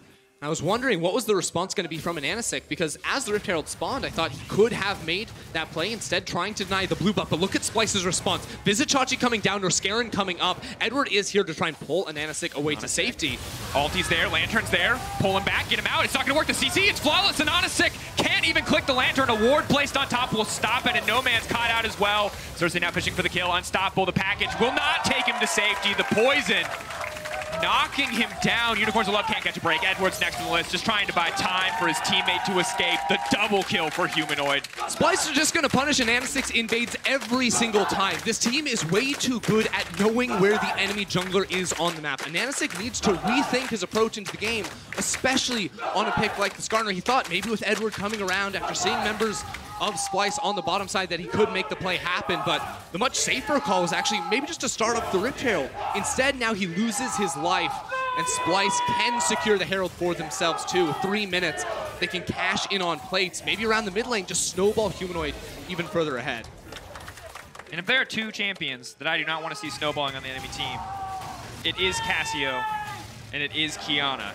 So something to look out here is that Anasik just gets chain CC'd. As the Lantern comes in, Cannon plus the Nautilus, a stun into a root there as well. The guy has no chance, and Xerxes misses the ultimate there, I think. Not quite able to knock him into the wall unless the grounding stopped him from moving. But the burn damage going to be enough coming through from Humanoid to find 2 kills on top of the 1 on an Anasik. And the nice thing about that ult from Qiyana is that while technically it missed the intended target, the AoE around terrain is so large that it did hit a single member of UOL. So it can technically claim 100% accuracy thus far.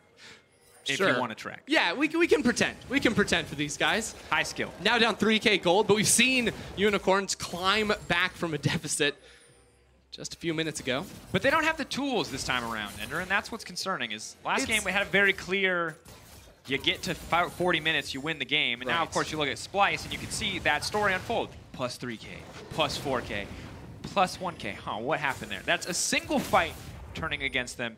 and a Baron secured by the side of UOL. So you're right, that it is explosive, but it's not the same comp. Yeah, Unicorns do have tools, I would say. They have the Corki, they have the Ashe. That's late game damage if I've ever seen it. It's more that Splyce now have the ability to fight back with a couple key carries of their own. So even if this one were to be stalled out in the mid game after Splyce, you know, get this lead early on, I would still give them a fighting chance for sure. And overall, I think I just like this Splyce composition more for the team. It has good scaling elements, it's got good team fighting elements. If it's ahead, Xerxes and Vizicachi push R, everybody dies. If it's behind, Xerxes and Vizicachi push R, and maybe they win a fight. Very similar. Funny that one. I think one thing we're going to have to track as Humanoid takes a nice trade mid and Herald goes down, so maybe we'll hold that thought because now all of Splyce getting involved around the mid lane, they're just first on the rotation. So Nastic comes over with the Predator, has the flash coming up soon, but do they actually want to force this? I don't think so. Oh, flashing in, trying to get the fight kicked off. Humanoid taking a ton of damage. Maybe that could be the difference. They pull him back. That's going to be 2 quick kills picked up by the side of Unicorns of Love. The Herald may have hit the tower, but Unicorns of Love hit Splyce right in the face. Really surprising there is Splyce, you know, sort of caught in transition. Some people walking away towards top, some people standing up forward. Nastic immediately is able to find the punish right there with the Predator plus flash. Maybe able to trade back some in the turret plate department as well as Rift Herald. Not going to be used to too great of an effect. That mid lane tower going to be very low for a future siege, but now problems continue as Vizicachi has 2 members of the Unicorns moving up towards his lane. Boss stepping in. TP is there. Ultimate going to be forced out. Boss now needs to escape. Turret plating has just fallen, so they're not going to be able to grab any extra gold. He's now trying to finish the kill off. Humanoid's going to be in trouble. They're locked into the tower! Oh, man. Baited and outsmarted. Splyce thought they had the play. It does not work out. They're still coming. Vizicachi's in trouble. One more auto. Phase rush. Oh, and that's what you talked about earlier, Ender. You proc the phase rush, you walk away. It is that simple. At the end of the day, still will be Splyce with the gold lead. 8 turret plates to the 1 of the Unicorns of Love, but this is where I feel like maybe the pressure getting to Splyce a little bit as they overcommit. You can see in this play, Vizicachi is running towards top lane. The rest of Splyce is backing up. Humanoid caught by himself in the front line as all of Unicorns are on the same page, and this is what we continue to see from them. All grouping up and getting ready to fight as Vizicachi tries to fight for a long time, and the play looks good at the start, right? With the TP coming on in here, but this is where Splyce can decide we can go ahead and back away. Instead, Humanoid stuck underneath the tower, nowhere to go. Ananastic right on the opposite side, and even the teleport too almost makes it a 2-for-0 in favor of the Unicorns. Once that cannon ult is down, he's just really not a threat. And for Boss, you know, you've got double magic damage threats, very easy to take magic resistance in the runes, but now you have a split profile as they collapse on him bot side. But if it's Cassio and Kennen trying to kill him, a single MR item is going to do so much work to just stop that from happening. Absolutely, and Splyce going to have to be paying the QSS tax themselves. Humanoid now, just the Archangel staff and the QSS on top of it. On the other side, No Man's also had to spend 1,300 gold to counteract the laning power of Cassiopeia, but you definitely have to keep these types of things in mind, especially when we enter a mid-game where Splyce, in theory, have a gold lead of about 1,300, but not a lot of power going to be coming through from that QSS. What do you mean they have a gold lead in theory?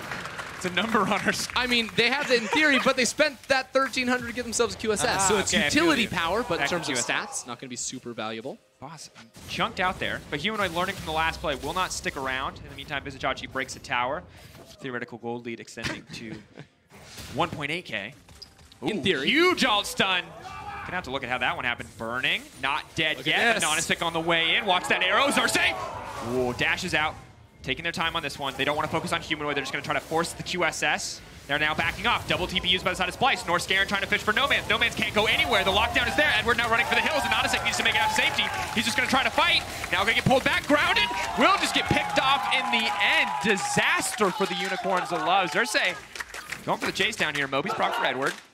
I don't think he can get out of this one, Dracos. There's not a lot of room, and as soon as he tanks the tower, he's going to get slowed down.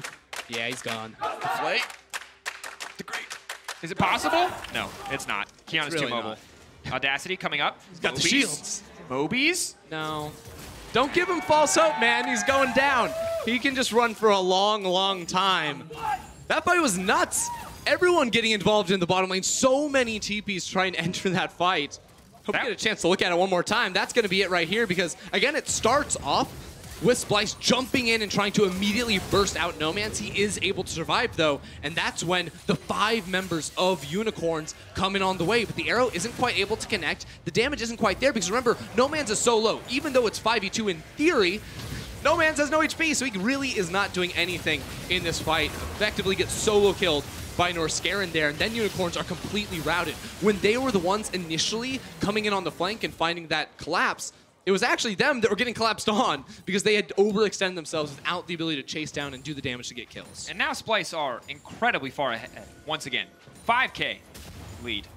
And Nomanz has to dash right out of that one. And things are only going to get harder here. Once again, scaling. Very easy for Splyce to win a team fight. We just saw what happened. It took 2 TPs and everybody died.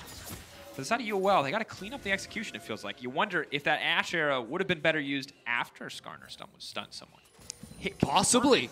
You can never miss it then. Here we go. Can't miss that. Kabi, though, that's exactly what they need. They're going to pull him back. Boss is here to do a bit more damage. Perfect pick and shut down in the mid lane from Unicorns of Love. That's what they're talking about. Kabi just not quick enough to react with a flash over the wall right there. Didn't necessarily know the rest of UOL was wrapping around on the side, and that's going to be much needed gold for the Unicorns. Has to be careful here. Xerxes waiting as well. They're fishing for the ultimate. Xerxes, watch him. Is he going to ult the wall? He can hit 3. He's going to grab 1. Dashes over. Huge damage coming in from this Kiana. Keeping the fight going. Norskeren on the flank. Humanoid coming around the corner here. Coming too. They need to run down. And honestly needs to run down. Edward has to flash out to safety. Blast Cone will take them away. Humanoid. Turn on him. No, they will back off. Splyce fans going wild, and rightfully so. 4K gold lead just about held down for Splyce, and Kiana is monstering this game. Huge performance from Xerxes. I really loved how Xerxes played in that fight as well. A lot of Kiana players are going to commit into that too quickly, but instead he played with the range, spamming out those blades with the Q, and then only went in when he knew the fight was completely won. We'll actually see it from him as Norskeren and Vizicachi see that Unicorns actually have no real escape here. So Xerxes on the bottom corner of your screen here is just going to poke away with the Q, not actually commit to the fight, wait until Unicorns have no real threat in that fight left. And because Nomanz is top lane, as soon as Inax went down, there's just no DPS coming through from this team. Yeah, Boss will be able to do some, but he can't do it while also running away. How many? Singe is the only champion who could do DPS while running away. I mean, AD carries can kite as they walk backwards. I think that's technically stop. Okay, we're not going to get into the nitty-gritty. Don't argue with me on this. They technically stop, turn around, auto attack, and then walk, Ender. Technically. Theoretically. Theoretically. Speaking of theoretically, gold lead. Now 4.5K. You will, of course, have the mountain. They have the ocean. The next Drake spawning will be an ocean as well. So not ideal for them if they want to contest. You mentioned earlier, double 80 carries. Very good at shredding through the Baron, especially when one has a Blade of the Rune King. That said, opposite team. Also very good at shredding through the Baron. Incredibly good. Yes, a Cassio, basically an 80 carry when it comes to theoretical damage output. Kabi, of course, probably the best in class 80 carry for shredding Barons next to Callista and that fake Smite secure. Yeah, and we should be seeing the Rylays, or rather the Leandries, come out next from Humanoid, next to the Rylays. He has the Crystal Scepter now, which is going to give him that slow and just be able to chase down targets even more. As well as just, you know, when Skarner's trying to chase you down, that's one of the primary initiation tools from UOL. Not going to be able to do it quite as easily here. As the siege setup is going to be nasty from Splyce and Unicorns. What can they actually do? Because they have to play around the big cooldown window of Ashe Arrow whenever they find an engage. Skarner isn't going to be the one to just try and flash into an initiation a lot of the times. He has to play around that cooldown so well because that's a 5-minute window when he has that flash up. And yes, well, often that's an instant kill. As soon as more QSSs come through and Splyce play better around that window, it's going to be much harder to make happen. Closing the game is kind of now the name of the game for Splyce. Of course, they have a sizable lead. They're breaking down tier 2s pretty easily, all things considered. The Cassio and the Kenna doing a lot of damage to towers with just the amount of flat AP they're packing. So when you look at these team fights coming through from Splyce, because we expect them to fight in the next five or so minutes, try to pick themselves up this Baron, I'm always going to be looking at Vizicachi and Xerxes. These are going to be the two guys that want to come in around on a flank. And they don't necessarily need to be the players to start the team fight. I think Norskeren, more often than not, will try to queue forward as hold that thought. Vizicachi really running. Predator coming out. Oh, it's a disaster. Here comes Xerxes on the side and the TP. Nomanz is just going to get deleted. Goes back into the wall, dies anyway. Supreme display of talent, supreme display. You can't run! You can't do anything. That was the slaughter. We said, hey, Splyce are going to need to win a fight. That's the fight. They won it. Baron is now theirs. There's no jungler left. And you know, Xerxes came around on the flank, so we'll say they did everything right there. Boss coming in with the TP, but it's 3 versus 5, and Splyce still have the spells to try and turn. Humanoid has ult up. Arrow's gonna connect. Oh! Forward Humanoid, it's clean. The R flash, he's gonna connect it. They're gonna wipe the floor with him. Trying to turn. Boss does so much damage. Norscarin might die to the Baron. Has to back off, but that is a clean ace for Splyce. They just massacred the Unicorns of Love. That has to be the biggest explosion of gold I've seen in a long time. From like 3-4K to 8 in a single fight. Those are the kinds of moves we were waiting to see from them in game 1. Seize these mid-game windows when you have the lead. And this is that moment. The TP call in means that Unicorns, they split up. And guess what? Xerxes coming over the wall stops Noman's in his track. And then with that, Riley's Crystal Scepter purchased second on Cassiopeia. Humanoid just able to train down Ananasik. Now we gotta watch this. Just watch this. Watch this. Is it alt flash or is it flash alt? It's our flash. Oh. Sick. The 3-man. Cassio mechanics. And obviously Aatrox's damage is big. If he had landed 2 or 3 more of those, he may have instantly won the fight, but it just doesn't happen. And now, you know, last time Unicorns were a little bit this far behind, I said the game was over, but this time it really does feel like the game's over. There's a Chachi. Gets hooked, but not going to get caught out quite yet. Waterblade will not land. 5 strong here from UOL on the top side of the map. Boss now moving up to help cover. It's really interesting because last game, you know, Splyce, they were splitting the map playing 1-3-1. Now it's very much about just parking Humanoid in the top lane, having Vizichachi group up with the team because right now he's going to be much more effective in a 5v5 and there's no one that can match Humanoid in the 1 versus 1. So they can just play all throughout this topside jungle, use the next 2 minutes of the Baron to knock down towers. And honestly, the wave clear tools from Unicorns of Love are not going to be super, super powerful. So TP comes in just to reset Chachi onto the map. Maybe they find a dive, but ultimately it's just the tower. Or should have flash out shortly. Looks like a few seconds off cooldown there, so we'll come back up. And I'm going to be honest, Andrew, the list of champions that can beat every champion on UOL in a 1v1 right now is alarmingly high. It's 2. It's Xerxes and Humanoid. And they're going to get more and more scary. I think it's also Vizichachi and probably Kabe too. To be fair. Norscarin is the only guy strong. that would lose the 1v. Yeah, not yet. You haven't seen his patented Wits End Nautilus build. It's not a thing. He doesn't do that. But I kind of hope he does. But honestly, at this point, very confident from Splyce, clearly learning from their mistakes in the previous game, built a completely different composition, still strong in the early game, scales way better. It's paying off for them here in game 2. The only thing they have to look out for is the Ash Arrow initiation when they are rotating between these 2 lanes. You know, if Kabe sticks in the mid lane a little bit longer than he should be, but otherwise should be very happy. Need to look out here though. Think Unicorns want to make the play. Be careful though. Ooh. The arrow sounds nice. The Skarner ult sounds nice, but they don't have really any burst damage outside of the Aatrox, which is pretty unreliable because Ashe and Corki just aren't there yet. Also, the problem is, even though Humanoid is standing so far forward without anyone in front of him, like a madman, he's got Cleanse Up, you know, with that Quicksilver Sash, so the Ash Arrow, also on cooldown, would not go to much use there. Very often when you see a Kennen in the game, it comes down to, can you burn his ult before relevant teamfight happens? And now it's, can you burn Kennen's ult and Kiana's ult and Cassio's ult before a teamfight happens? And I just don't think Unicorns of Love have the tools. There's, no matter how good you are as a player, I just don't think that there's much you can do to come back against this composition when it's this far ahead. The best thing for UOL right now is that Baron is timing out. I don't think they're going to lose any inhibitors off of this one. They were taken low as Norscan continues to fish with hooks that I think might end in disaster for Splyce, but if they can break it on this wave, it will be the moment. Walking forward, tanking the tower for the creep wave. Arrow will connect. Norscarin has to flash out to safety. Has the QSS for himself, though. They are just moving in. They're pressing forward on this siege. Might just back off on that one. Boss. I mean, top lane tower went down as well, so this Baron actually being used fantastically here from Splyce. They don't have to end the siege, although Norscarin is running low on HP. So probably want to take him home for a reset in the near future. And then, hey, 2 minutes off that next Baron buff. And again, how do you ever face check into Splyce? Because if you do, there's a Cassiopeia there, there's Kennen looking to flank on you, a Nautilus too. The turn from Splyce is absolutely nasty, so the fact that they do have a lead already in this game makes it really, really hard for the Unicorns to walk on in and do anything against them. And look, as we have this reset, as we start to gear up for the next Baron, 1:43 away, next Dragon's a Cloud, can't imagine that'll be a huge point of contention. I have to ask, because Vedius was I'm not going to say hard flaming, but very critical of Splyce in the previous game. So I kind of want to get your and justfully so, right? So is this, how much better is this game? Are you seeing everything you want to see from Splyce? Is this kind of the performance you were expecting from them upon entering the plans? So I'm seeing a lot, but I still almost expect more in a sense because their mid-game issues were sort of rectified because Unicorns overextended massively in the top lane. They were able to punish, so I'm going to be looking for further in this series is how they are able to take the emphasis themselves, you know, to make it come off of their good play as opposed to reacting and punishing the side of Unicorns. Of course, though, in this game, doing all the steps they need to be able to close out relatively easily. For UOL and this Baron spawning, though, I do think they must fight against it, even down in items here. I'm looking at Nanosick with the flash. He has to flash ult Xerxes or Chachi, get the combo with Thresh back, and find that pick.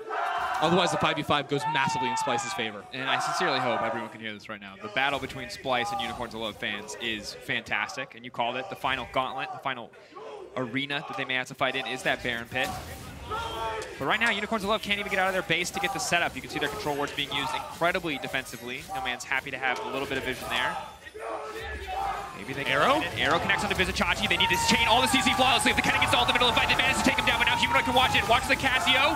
Can't you get the damage done? Boss is now taking out North Scare, and the rest of Unicorns of Love now pushing forward. Kabi and Humanoid still alive. They can shred through Boss, but they're backing off. Vizicachi and North Scare down at the price of no members on the sides of Unicorns. It's exactly what they needed, and it's off the back of a beautiful arrow there from Inax. No QSS or Zhonya's onto the Kennen, so they absolutely find the window to punish Vizicachi on the rotation there. And that's at the same time the Baron spawns. So now you will have this window to try and get vision that they never should have been able to get, Dracos.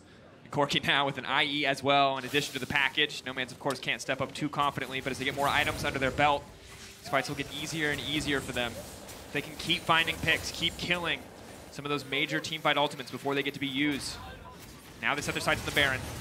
Kiana is right there. Kiana There's no TP. No ult, though. No TP for Vizicachi. Level 16 Kennen will not be a part of this fight if they keep going. They know this is their window. They know it's closing. They've hooked him. They've locked him down, but now Kami jumps to the backside. You know there's no threat remaining. North Scaren is there to back him up. They're taking out the jungle on the opposite side. It's a jungle for jungle trade, but Humanoid is going to be the difference maker. He's trying to plow through the entire team, but it is not enough. Boss says no. He drops the Darkened Blade right on his face, but Kami is unrelenting, and Vizicachi is here. Splyce will take the fight. It's a triple kill for Kami. He wants a quadra. He might just want the penta.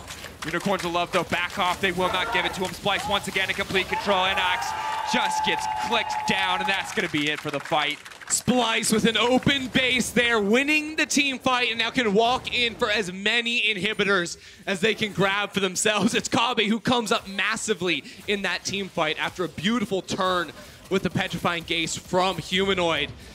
And all their woes go away, Dracos, in the blink of an eye. It's one team fight to put them right back definitively on top. Nearly 5k damage from the Kaisa. Ults into the more vulnerable members of the enemy team, not afraid to just wipe the floor with them. Well played. Credit to the whole Splyce team, of course, but Kabi gonna be happy to be the beneficiary Here we of the kills. And we said it was all gonna come down to the Baron fight. Well, Splyce won that Baron fight. Inox is still dead, no arrow available. This should be a Baron side of Splyce. Goodbye.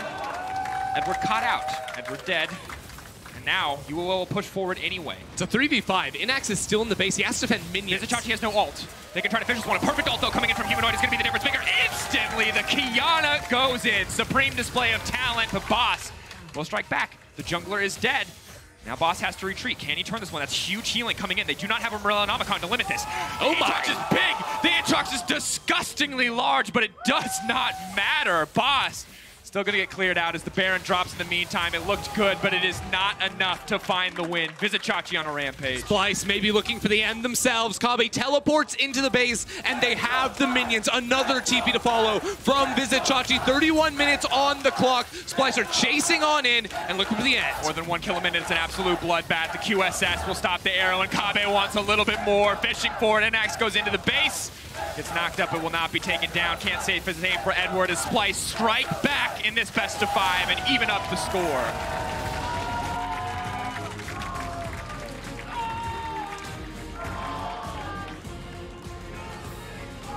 Splyce felt robbed after game 1, Dracos, and they came back guns ablazing in game number 2.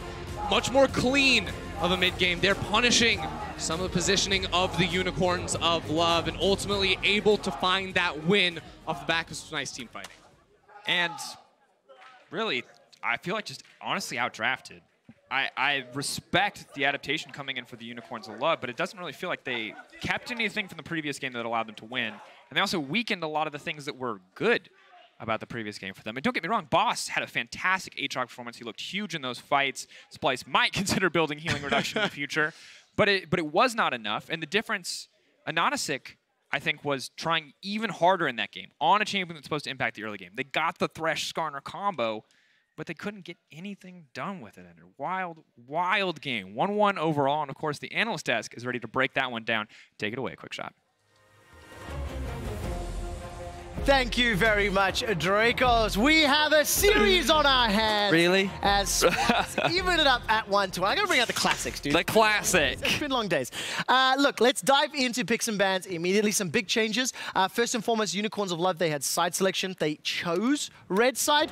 With Splyce on blue side, they managed to get Kiana straight out the gates. Fedius, what do you think of that? So the biggest difference from this game compared to game 1 is that this time round, Splyce were actually able to get themselves not only winning solo lanes, but also champions that outscaled. And what surprised me was, you'll see here for the side of the Unicorns of Love, they locked in the Aatrox into the Kennen. And on patch 919, I feel like Aatrox, after the nerfs, less viable in the mid lane, which means you're almost guaranteeing a losing matchup top.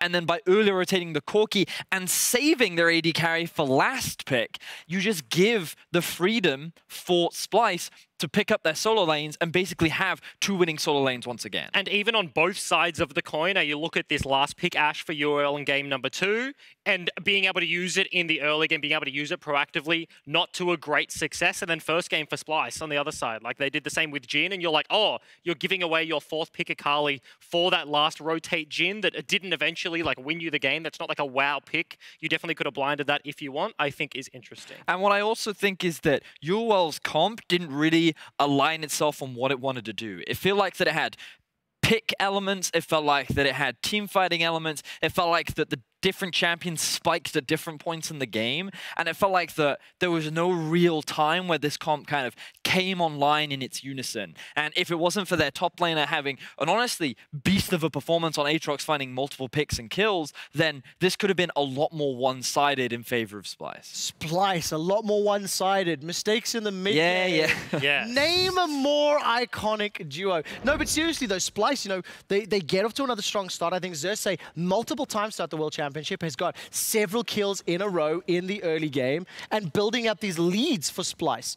But we were discussing and debating what happened next multiple times. We got a couple of replays that I would like my analysts to talk me through and sort of break them down one by one. Yeah, I think this is really the big thing that kind of starts off what I will call the disconnect for Splyce. My time as a coach talking about disconnecting and reconnecting.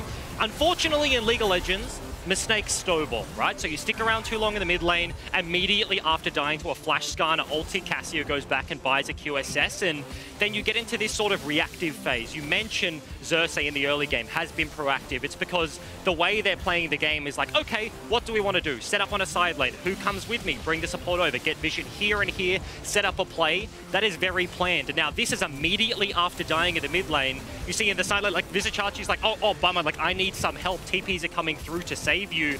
And then it's a reactive play on the top side. And exactly the same can be said for this one here. And you'll notice in a lot of these setups, again, the disconnect. There are 2 people in the bot lane forcing an all-in when the rest of Splyce is not in a position to answer. These teleports came in much later than they normally would because, again, the rest of Splyce were ready. Now, ultimately, they turn this heavily in their favor, which is great for Splyce. But the reason why they lost game 1 was because a lot of the plays that they tried to make did not have proper setup and they got punished for it. And we're continuing to see these plays happen again in game 2. And that's the thing, right? Whether you judge a play on like bad, good, great, the fact is like reliable and unreliable are the things that win you games in best of 5. And this was their first win, but those plays are unreliable because they're being incredibly reactive in the mid lane. Now, let's also give a little bit of praise here because both sides, despite being very critical, saying some of the elements of the Unicorns draft and then some of the decision-making, we're seeing some very exciting plays. We are are seeing some scrappy team fights, let's not kid ourselves, but neither team is willing to just fall over and concede the game. Boss in particular in this Aatrox performance this game, Unicorns in the previous game, fantastic team fights. What sealed the deal this time around, though, was a Splyce Baron that was set up because Unicorns were looking for a pick, and it didn't work out. Yeah, 100%. This is the best example of Ananasik being the jungler that he is. Chachi doesn't even know he's there. So this replay significantly earlier. There's a blue buff invade that then gets turned around.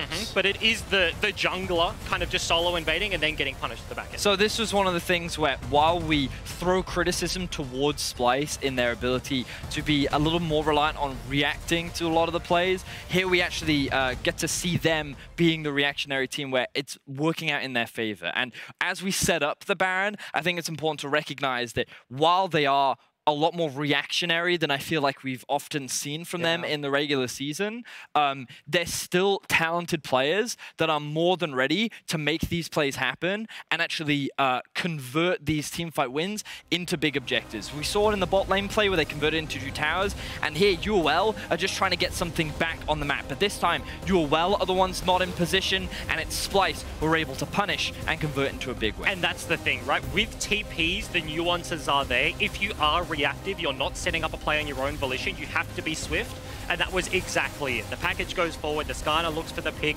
TP comes immediately, and they clean up massively. Now, we are nearly at the end of the segment, and we only have, we have some information that Splyce have selected blue side going into game 3.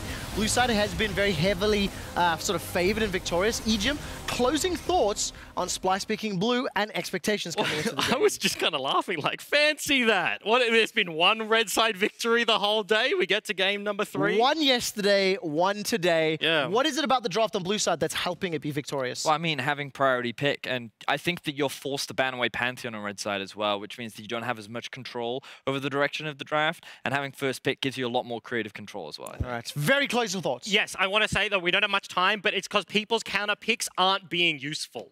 Like, straight up. The counter picks just aren't working. I expected it to be longer, but you nailed it. Good job, team. We're stepping away when we return. It's game 3 of Unicorns of Love versus Splyce. Do not miss it, because I said so. Cersei now pushing for the kill. Unstoppable. The package will not take him to safety. The poison knocking him down. Unicorns of Love can't catch a break. Edward's next to the list, just trying to buy time. Snorscare trying to fish for Nomans. Nomans can't go anywhere. The lockdown is there. Edward now running for the hills, and Anasik needs to make it out of safety. He's just going to try to fight. Now going to get pulled back, grounded.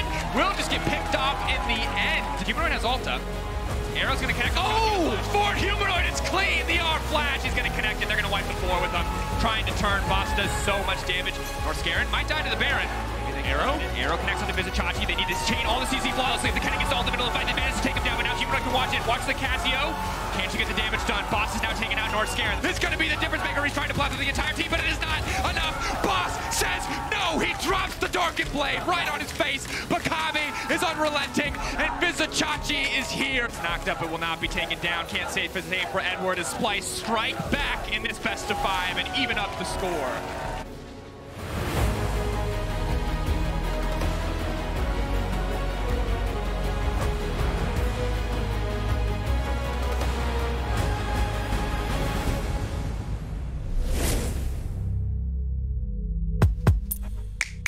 Welcome to Assist of the Week, presented by State Farm.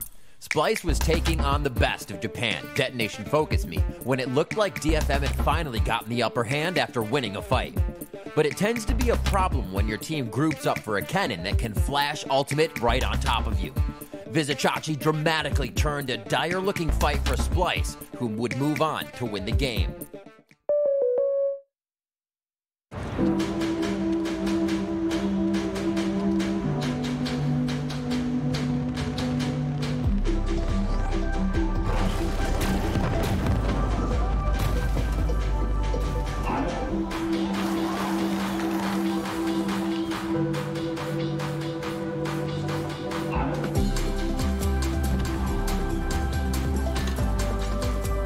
The new Oppo Reno 2 quad camera. Zoom into imagination.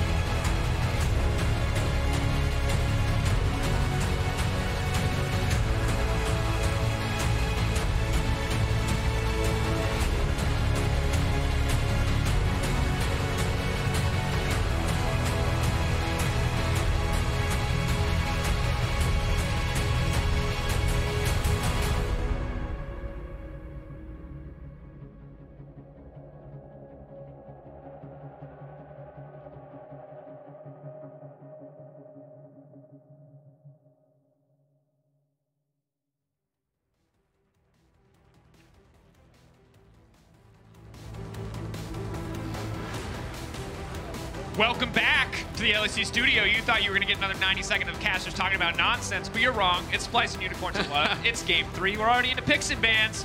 Hate to keep you waiting there at home, and it is the Kale, it is the Heimerdinger, it is the Pantheon, the GP, and now the Syndra as well. I'm still Dracos. This is Ender. Take it away, my friend. Yep, Splyce chose blue here, and they're running it back, but this is the ban I was looking for. It's going to be a Xayah first pick, almost surely for the side of Splyce. UOL on the red side last time around, banned the Pantheon, the GP, and the Xayah, but the Kiana was left open, and I don't think that's something you can allow to happen. I'm especially happy to see that UOL have the strategy prepared to counter out Xayah and Rakan. Caitlyn Morgana, super powerful laning duo that can play to push, can play to knock down enemy plates, and deny really any engage attempts of the Rakan. And of course, have to see, because we know how terrifying Xayah Rakan can be. See what the options are. The Karma locked in. Could be the blind pickable top laner for the likes of Vizichachi. I think it might actually be support Karma here. Karma into the Morgana. Otherwise, surely, if you're playing Rakan in bottom lane, you're surely going to pick that up in these 2 picks here. And I think Karma into Morgana has a pretty good laning phase. You can break through the Black Shield so easily. This is sort of a classic counter pick back in the day by having a mage-like support that doesn't have immediate CC. Morgana's Black Shield becomes effectively useless because you can burst that through that relatively quickly. And of course, the Mantra E on that Karma 2 is going to be a powerful team-fighting tool for the side of Splyce and try to allow Vizichachi's Gnar into these fights. And I think we've played against so many Karma bots. As we see the Camille locked in for boss, a comfort pick for him up against the Gnar of Vizichachi. But Karma is just a monster in lane. Mantra Q at level 1 is just so much damage. It feels like there's no way to dodge it. It's such a large hitbox, and you have to wonder if Edward is prepared for this kind of counter pick, if it even goes into the bot lane. Because at this point, the only thing that they probably know for sure is they're forcing a Rakan ban out from the side of UOL. Regardless, Unicorns were expecting to play against Rakan, and I don't think that is what is going to happen today. Now, Camille into Gnar, pretty strong matchup for Camille. Can try to trade back with W in lane, even though you typically expect the ranged matchup to be able to have the push lead and push you into the tower. You eventually just outscale in a side lane. You pick up that Trinity Force, you're going to take some really nasty trades up against this Gnar. And of course, once you finish Tiamat, Gnar can't really threaten knocking at your tower and taking away plates anymore. See what both teams want to do when they get into the early game. Junglers have not been picked up yet. Have been very often the priority for both these squads up until this game 3. See if Splyce want to limit the pool at all. Do they want to take that Skarner away? Not quite as scary as it was in the previous game. There's no Thresh to pair with it. It looks like it will be the Rek'Sai in the end. One of Banana6's more comfortable picks thus far in the tournament. So they tried to remove the Rek'Sai as a very strong early game jungler, because one thing that a lot of European teams like to do specifically against the Caitlyn Morgana is try to split the map against them, because if you have the stronger jungle matchup and you're able to invade the enemy bot side of the map and force the enemy jungler up top side, it basically makes it so Caitlyn and Morgana don't get to play the laning phase. That's why I like a Nanasik trying to go for the stronger early game champion in the Elise, can duel a lot of other junglers, as well as set up for ganks against Vizichachi in the top lane. With the Camille, Elise can go for these plays and try to shut him down early. And now I'm curious to see how exactly Xerxes wants to respond. Hecarim has been an interesting pick. He's pulled it out twice thus far in the tournament. Could look to play it here.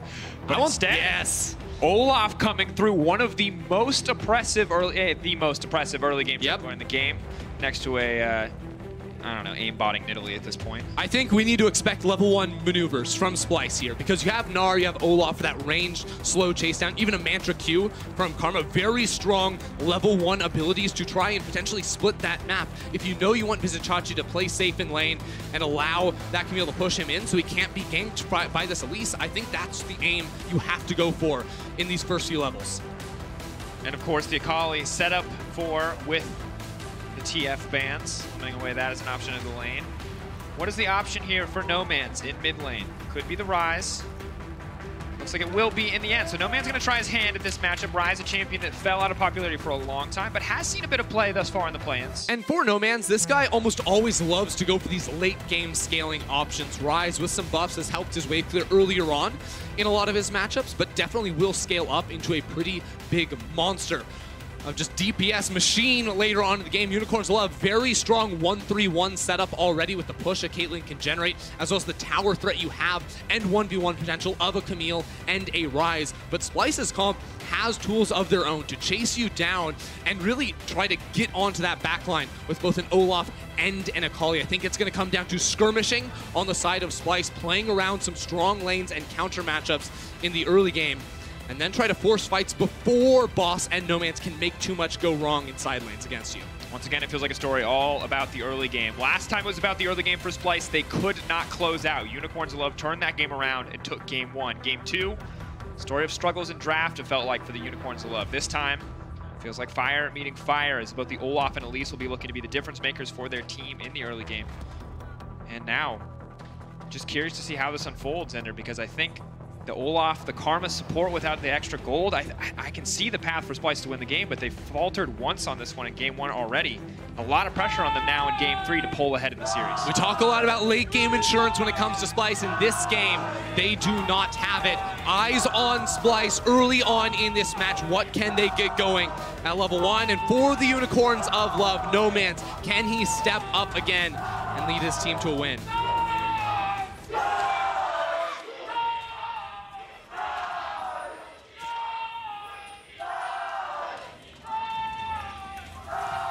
The fans of both teams saying it better than I ever could. It's a divided audience in-house today. Some are just innocent bystanders in the rivalry of Splyce versus UOL. You see them in the front there. They're in the back.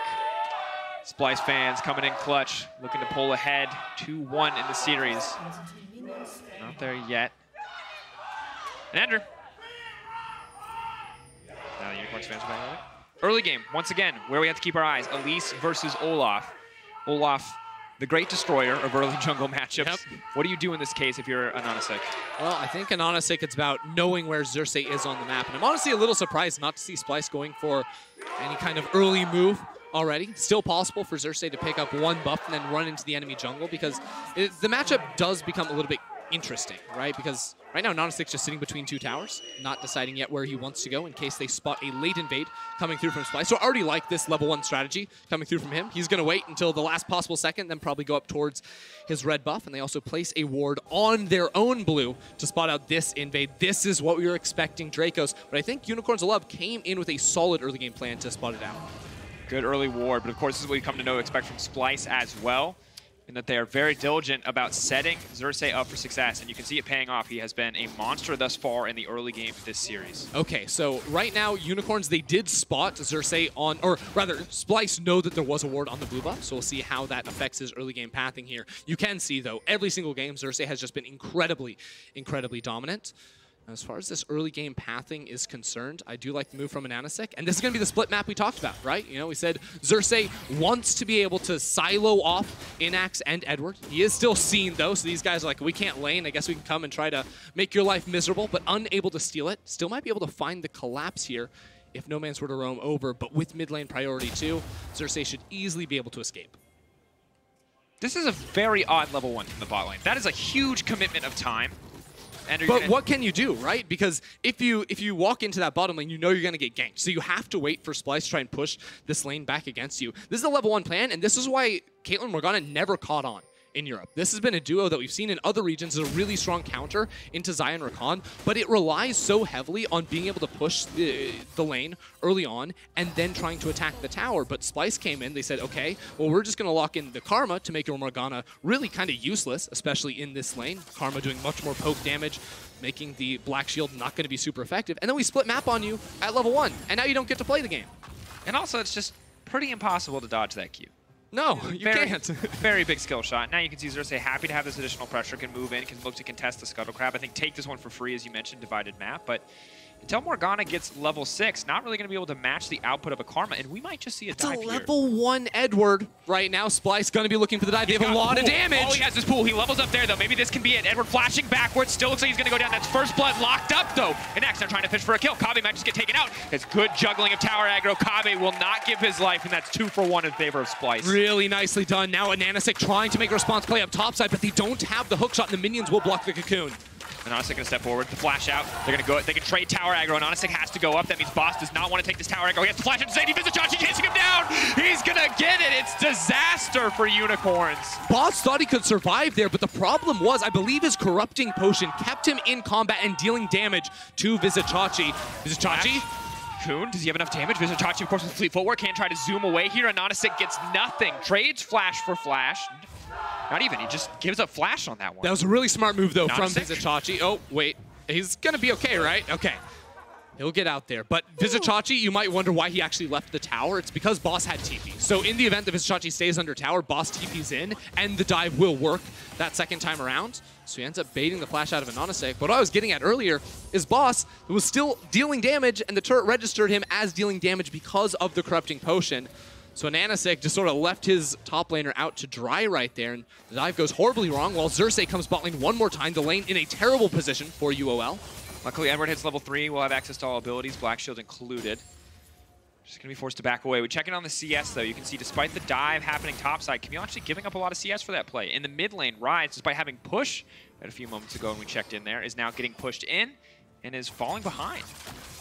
It's been the story of the game, you know, the series, really, with Humanoid winning all these mid lane matchups early on. Granted, in good matchups a lot of the time, but on this Akali in particular, he just looks so at home. One of his most played throughout the summer split, and able to play super aggressively in lane thanks to that Shroud. Now Anonasik, he's bot lane to try and help reset this wave and reset it back to neutral here. Just give the pressure that Inax needs to try and bounce this one, but I don't think that they're going to give much room here as Norskaran walks forward and gets a big chunk down, just styling on Anonasik as he walks into the gank, can't make it happen, and now Xerxes is in this bottom lane too.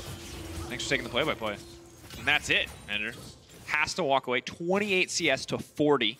Probably with 2 assists as well. And he can just walk into the enemy jungle now, too, right? This is what we call smart invading, smart counter-jungling from Xerxes. When he has priority in the lanes around him, he's walking on in here, and he's trying to bully. Make sure, hey, I'm going to take your Gromp camp. He took this one earlier, so it's going to give him a sizable amount of experience. Bot lane is going to continue to get worse and worse and worse for the Unicorns. I mean, this is just a shellacking. You also just don't outscale. And if you've played Caitlyn, you know, hey, before first back, it's a lot of poke, but when your first back is boots 2, things have gone horribly wrong.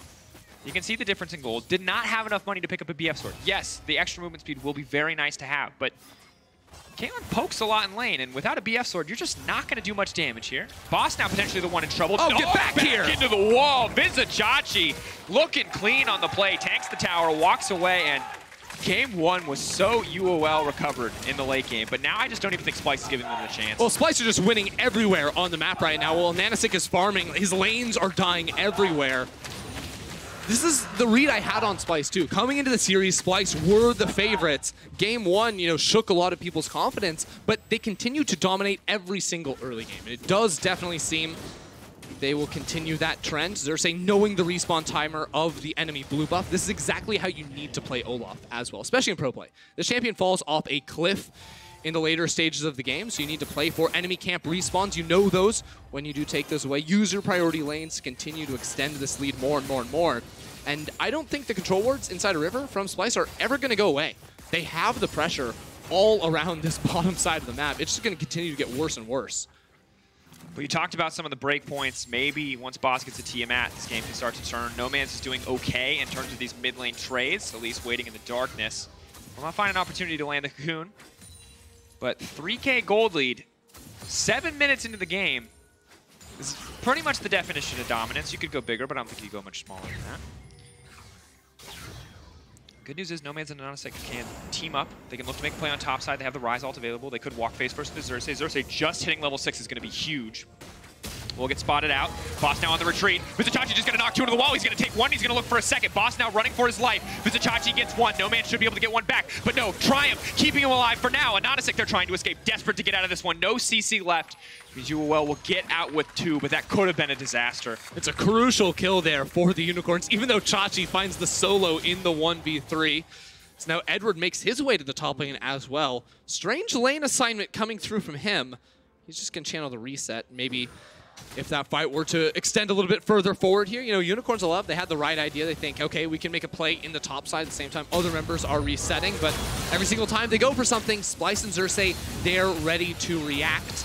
Well, ultimately, they are able to Realm Warp out of here. Without that spell, this goes much, much worse for them, as the level lead was definitely in favor of Splyce. And now that Olaf's level 6, I don't think he's ever losing a trade to Elise ever again. just ult through that cocoon with challenging smite. Remember, it's chilling smite on the opposite side. So 1v1's just already horrendously in favor of the Olaf, even more Olaf favored with the smite difference. And Vizicachi is no longer scared of this top lane matchup. Camille's stepped away from the TMF build path briefly just to buy a bit of health. It's interesting how aggressively Ananasik is playing around this mid lane, really trying to get things done. He knows bottom lane is pushing very heavily. Xerxes has read literally every play this game. It's unreal. Can just ult. Not going to do it yet.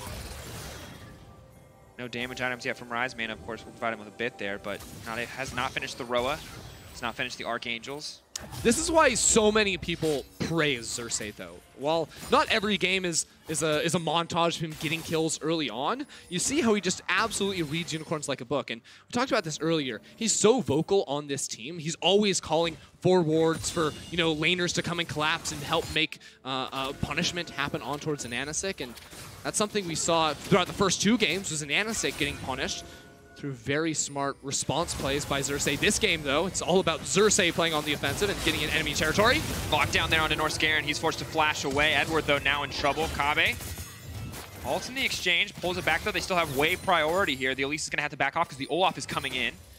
Looks like they might be able to grab another plate on that one. And Vizicachi going in for the 1v1, turning mini at the optimum time just to make sure Boss can never get access to that wave. Chachi did just get access to TP. Humanoids is going to be up soon as well, which will give them a lead on the top side of the map specifically. So they can continue to make plays on this bottom side as Vizicachi wins solo that top lane, now up to about 46. That's almost double the CS of Boss at the moment, even after some early moves from Ananasik up towards that top lane. While Boss will cash in on a lot of that, you can just see the state of the map is in disrepair for Unicorns. Every single lane is winning as now Humanoid teleports himself into the top lane as they continue to deny Boss. 1,500 individual gold deficit for Boss. 2 levels, almost 3 as Vizicachi just continues to get more and more resources.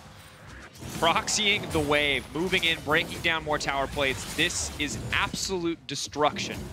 It's how you display dominance, right, Dracos? And for a team like Splyce, they've been waiting so long for recognition, I felt. Because for a long, long time, they've been a middle-of-pack team. This year, they said, okay, we built this team around Kabe and Xerxes. We can make something happen. And they waited, In the spring split, it was the top 3 teams very clearly, and Splyce finished 4th. In the summer, it was top 2 with them in 3rd. Now they make a play themselves. Humanoid running in. Has the ultimate available. Second stack going to do so much damage. Edward running for his life, but that Olaf is unstoppable. Humanoid will give nothing back in exchange as the binding goes wide. Unicorns of Love simply cannot catch a break. It's just that, whoa, Boss going deep. Dive extends the range. They're desperate to kill Norscaran. They finally get something, but Humanoid might step forward for more. In the end, he's going to walk away from that one. Does not want to take the risk. Can't afford to give over that shutdown. Take everything you can get right here. They got to make sure they can pick up the minions on the opposite side of the map. In theory, Unicorns have some scaling options with Rise and the Camille and side lanes, but ultimately in the team fight's never going to be an easy task for them up against the composition that Splyce has put together. And as we were saying, Splyce, always a team coming into games and having to prove themselves. So many times, people do not believe in this squad, but you can't help believe in a player like Humanoid in a game like this, just running straight on into enemy territory. And looking for redemption after game 1 and finding it. Admittedly, this play, Edward with a good stopwatch to make it out, but this is really the only sign of life we've seen from Unicorns of Love so far this game. Every other play has gone against them, but at least they're able to take out Norscaran. Of course, always the scaling factor with a Rise on their side. But at 12 minutes, when the gold lead is this large, it does feel actually pretty done and dusted for Splyce. Of course, they do have to close. TP behind. Very hard, and now it's Vizicachi, level 10, running for his life, building up Rage. I don't think they want to take this fight.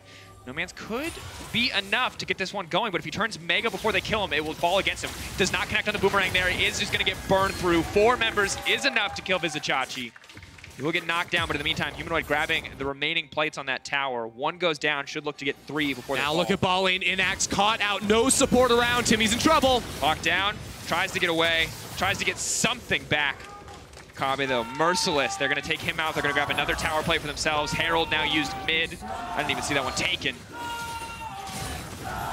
Splyce going to try to break the mid lane tower. Boss getting a few plates back. It's not going to make up for the massive CS discrepancy as Splyce will break down bot lane tower, and even more gold goes into the back pocket of Kabe. I mean, just take a look at the minimap right now. Look at how deep those control wards are from Splyce. You got one on the enemy blue buff. You got one on the inner top lane tower. You're going to be able to track Unicorn so well in a game like this. Top lane, though, is going to be the point that Unicorns continue to try to attack. Because you can't attack bot lane, you can't attack mid lane, you can't attack jungle. They all are way too safe of champions, so you must continue to look towards this top side of the map, continue to force. Because Splyce are just taking every other objective. The kills are all you can have. They're trying desperately to set up here on Vizicachi, a little bit more rage. 14 plates to 2, Dracos. Again, Mega Gnar, something that they have to respect. Trying to outmaneuver this one, needs to dodge the cocoon. They knock him into the wall. He flashes away, needs to get more rage. Trying to transform, does not get the chance. Enough burst from the side of Unicorns of Love to make sure that he gets taken down. They'll grab the tower as well, but meanwhile in the mid lane, Splyce are already in position to get advantages back in their favor. Inax taking the long way around. They're going to lose this tower, most definitely. The Unicorns continue to find these picks. That's what they have to do, and it's actually a large reason why I felt like they were able to make some headway back in game number 1. Now, we saw Splyce change their tune in game 2 and stop actually playing the entire map. Just group up as a team. If you're stronger than your opponents and you are concerned about potentially getting exploited on opposite sides, stop going 1-3-1. Just go for a 1-4 or just a 5 right down a lane, walk into the enemy jungle, and continue to press your vision deeper and deeper. And then there's a lot less room for error. It's harder to blow the game wide open, but certainly less room for your opponents to come back. I mean, when you've got a lead like this, you can 1-3-1, you can group a team fight, you can pretty much do anything. Except for leave your Gnar alone versus 4 people. But even then, they're getting objectives, Draco, so it's still true. worth. And I think the thing is, naturally, the person I want to keep my eyes on the opposite side for Unicorns of Love is Nomanz. Always scaling picks, has a rise, can still be a late game, massive late game threat for the team. Needs to get there, but Roa, you know, you've got the tier as well, scaling up, stacking up, looking towards that Archangels. Probably cannot afford to take a full-on 5v5, but as the Olaf starts to fall off as we get towards the 2-3 item mark, the rise is certainly going to take off. And it's about keeping him alive on the backline when the inevitable dive of Olaf, Gnar, and Akali reach for Nomanz and Inax. Boss also trying to jump away himself right there. And I do like this move. Binding does land. That's good luck. Fishing on Humanoid. They have locked him down. No matter how many dashes away he has, he's still spotted out by the Ignite. Forced to burn everything there in the retreat except for the major cooldown in Flash. Fun interaction there, of course, between Morgana and the Shroud from Akali. Will reveal after a few patches ago that was changed, so Edward was able to see Humanoid even inside of a Shroud, but it wasn't enough to keep up with all the mobility that the Akali does have. Still has Flash, by the way, so it was going to be fine regardless. Nanosick, probably not. Running, goes up in the air. There's nowhere for him to come down, and that means that he will... Wow, absolutely sniped. Ooh, good buffer there from Boss. Of course, if the tethers are in the air on that hook shot, even if you get CC'd and they hit the wall, they will still pull you in. Yep, got to attack them after it hits the wall, and then you can force them out of it. Now, Boss going deep. Chachi, Mini Gnar's about to come out. He's going to be a lot squishier. He's locked up. Nomanz is coming in here as well, but Kave is just murdering absolutely everyone. They walked right into Splyce. They thought they had the advantage, but Kave now running in for more. Kave is absolutely fearless. He wants to close this one out. He knows things went wrong in game 1, but he's turning it around here in game 3. A rampage for Splyce's main man. Kave looks like he took something they said personally right there, going right over the wall, finding all those kills while Humanite continues the push down bottom. And Nanosick, you just don't have the damage. This doesn't go up. Come down. Yeah, yeah. Here comes the axe. Come right back. They're going to let him live. This time. But you tell your friends, don't do it again. What? I don't think you win this. The Olaf is very strong. They're going to try to burst down Norscaran. The snare, not going to land. Norscaran now running hookshot wall dive. They will be able to grab Norscaran. Good pickoff from Unicorns of Love. Very brave. Did not have perfect information on the enemy team. Could have gone wrong for them. I actually think you need to take those chances, though. Even though, like, that could just end the game. I mean, Baron's not up, so a couple deaths there probably not going to cost it. We'll watch this play one more time, because I do think looks so good at first. It does look good, but then Kabe's over the wall. He's like, you can't hit me, I can hit you instead. Nomanz has absolutely nowhere to go, and then he really chases him down. This is where he gets angry. Even using the flash, not quite able to connect it, but it doesn't matter. He's got the items. You won't like him when he's angry, Ender. Scary, scary man, that Kabe. 2 items now. Inax just got his IE. Not ideal. Right. Maybe can start to poke out, and well-placed Caitlyn ult will tickle Vizicachi. He's going to need a lot more than an IE before he starts doing damage. It's true.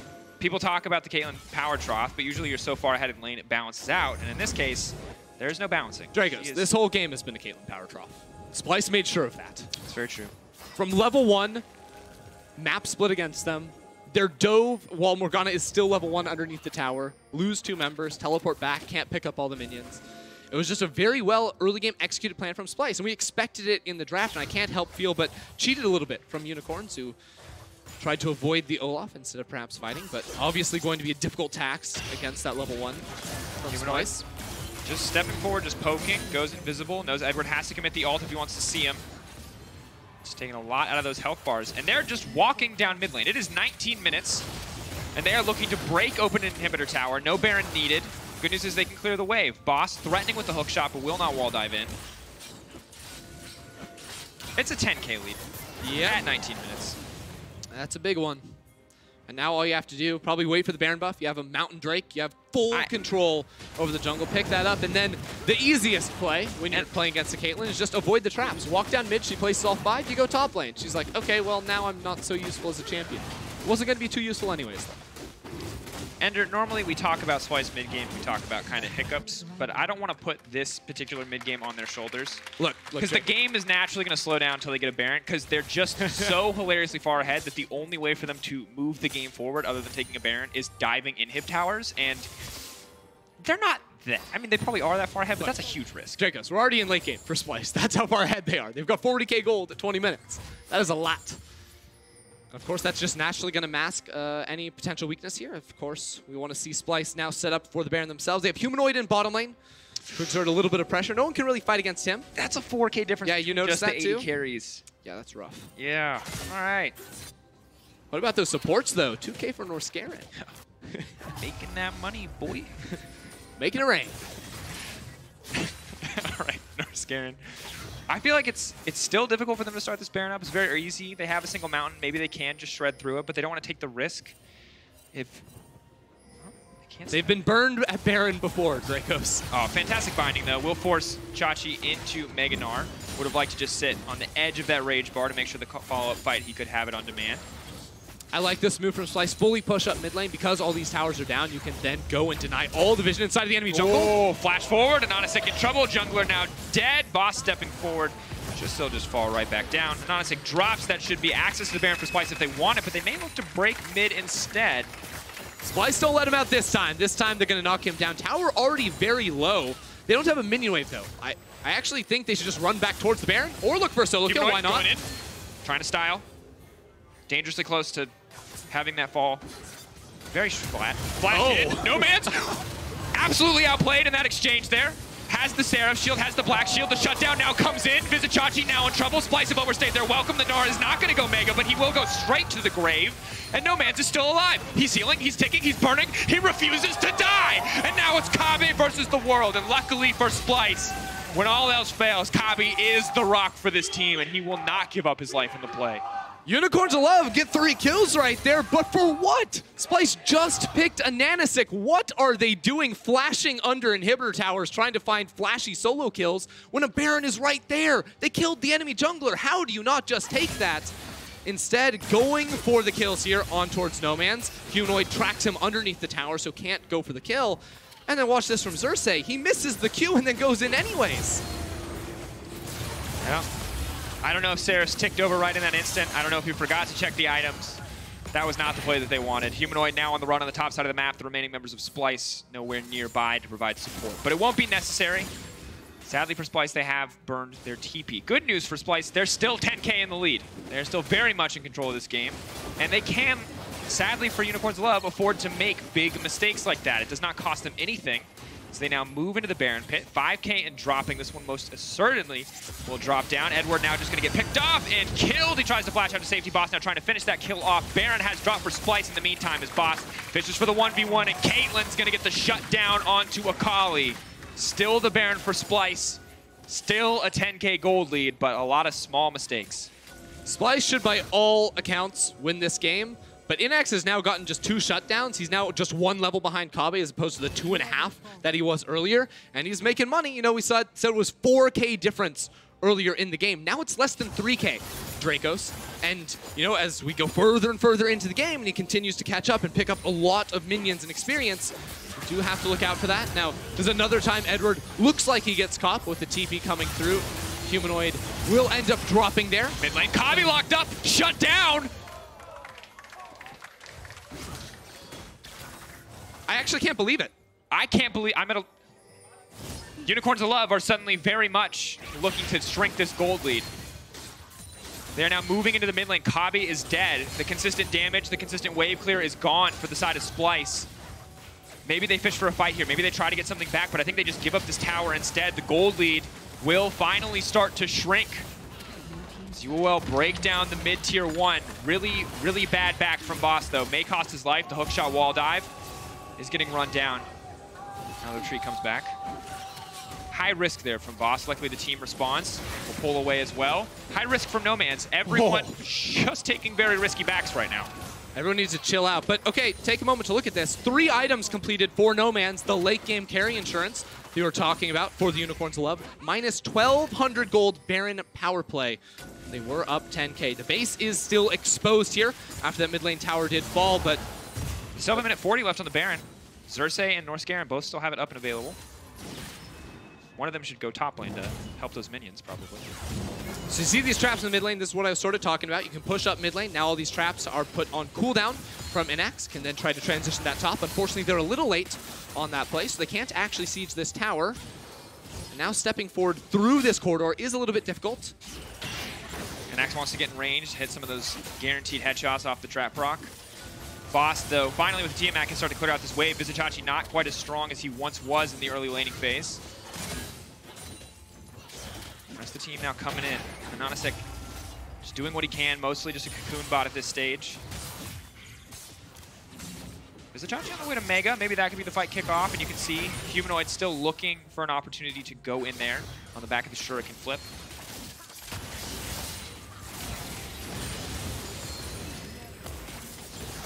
Yeah, I don't think Splyce can actually use this to siege forward here.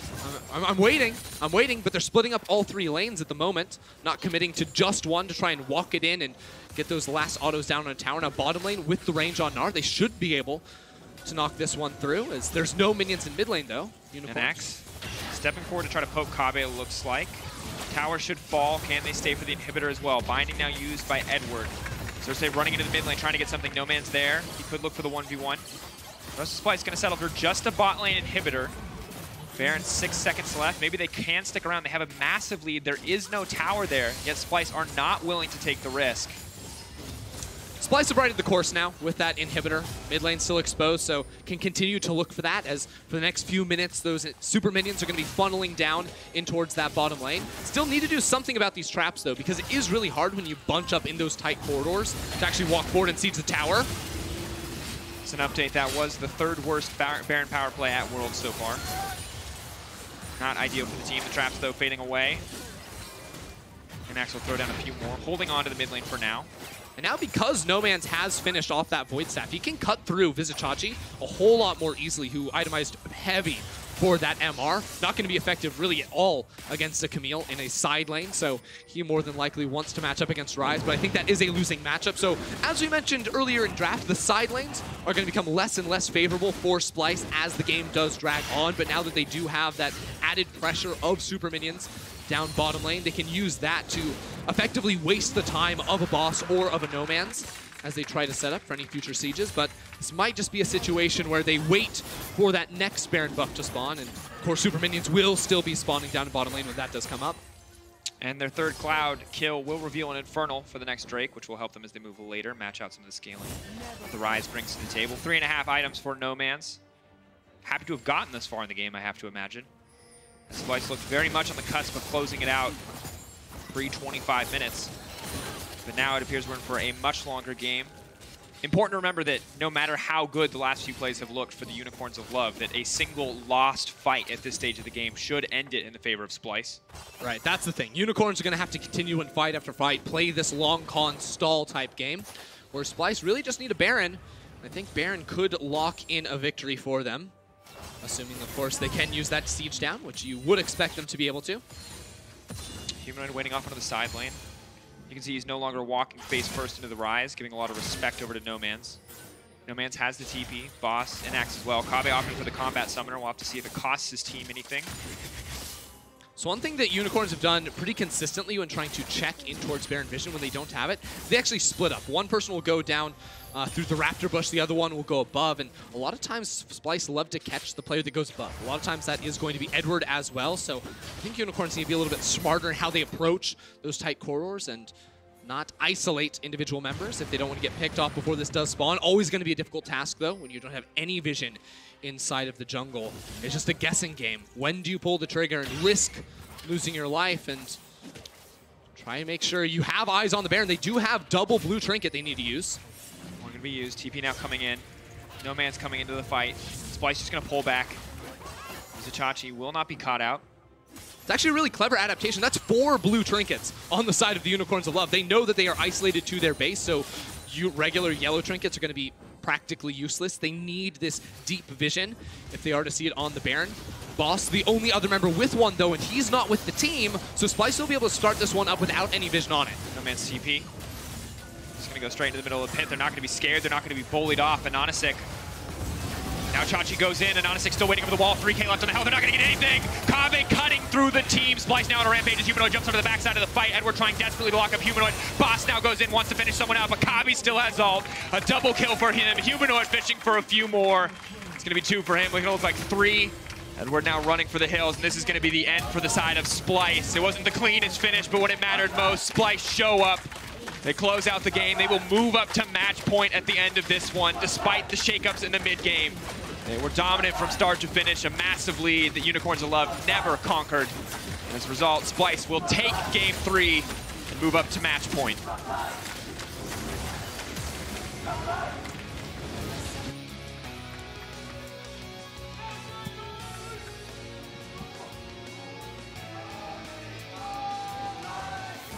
And Splyce looking progressively more dominant as the series has gone on.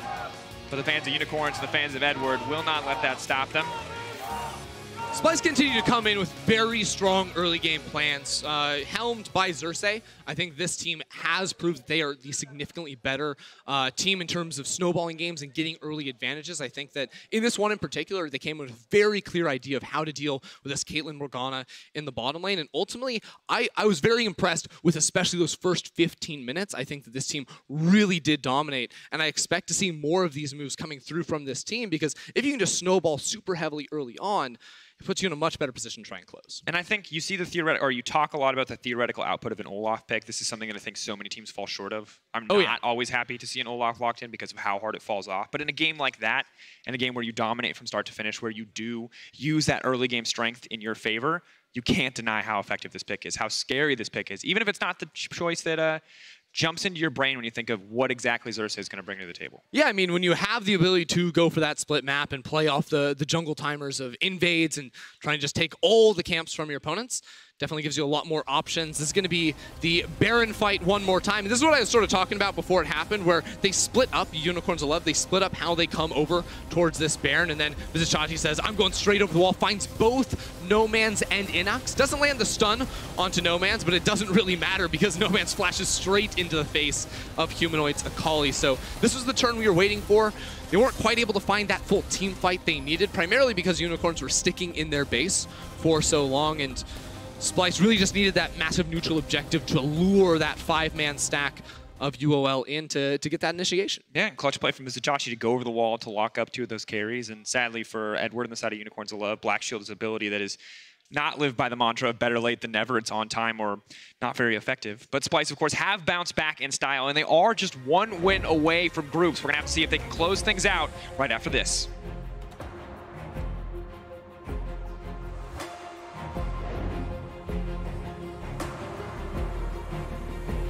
Splyce going to be looking for the dive. They have a lot of damage. All he has is pool. He levels up there, though. Maybe this can be it. Edward flashing backwards. Still looks like he's going to go down. That's first blood locked up, though. And next, they're trying to fish for a kill. Kave might just get taken out. It's good juggling of tower aggro. Trying to outmaneuver this one. Needs to dodge Cocoon. They knock him into the wall. He flashes away. Needs to get more rage. Trying to transform. Does not get the chance. Chachi, Mini Nog's about to come out. He's going to be a lot squishier. He's locked up. No Man's is coming in here as well. But Kave is just murdering absolutely everyone. Has the Seraph shield. Has the Black shield. The shutdown now comes in. Zichachi now in trouble. Splyce have overstayed their welcome. The Nara is not going to go mega, but he will go straight to the grave. Now Chachi goes in, and Anasik still waiting over the wall. 3K left on the health. They're not going to get anything. Kave cutting through the team. Splyce now on a rampage as Humanoid jumps onto the backside of the fight. Edward trying desperately to lock up Humanoid. Boss now goes in, wants to finish someone out, but Kabi still has ult. As a result, Splyce will take game 3 and move up to match point.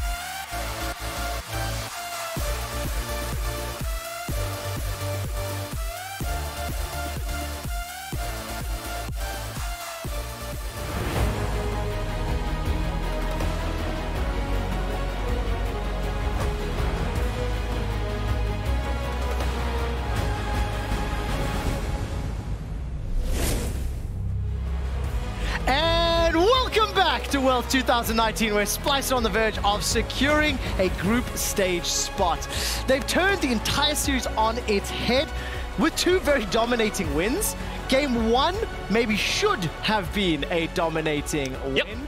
But there's no disagreement. All of the pressure is on UOL now to find a way back into the series. What do you think? Yeah, something definitely needs to change because early game advantages turn into mid-game fumbles and then eventually late-game closeouts with ease here for Splyce. I feel like something that we're consistently seeing from Splyce is a very large early game impact with Xerxes and how he is often playing around his two solo laners and enabling their already strong matchups. This game, or at least in the last one, we saw him playing a lot through the bot lane, but it feels like that Ananasik cannot control the impact that Xerxes is having on the map right now. No, absolutely not. So how does Ananasik and the Unicorns of Love find a way to control the early game monster that you're seeing on your screen? Because it feels like Xerxes has had an impact every single game, EJ. Yeah, and I think the most difficult thing is that it takes away from what has been successful for this team.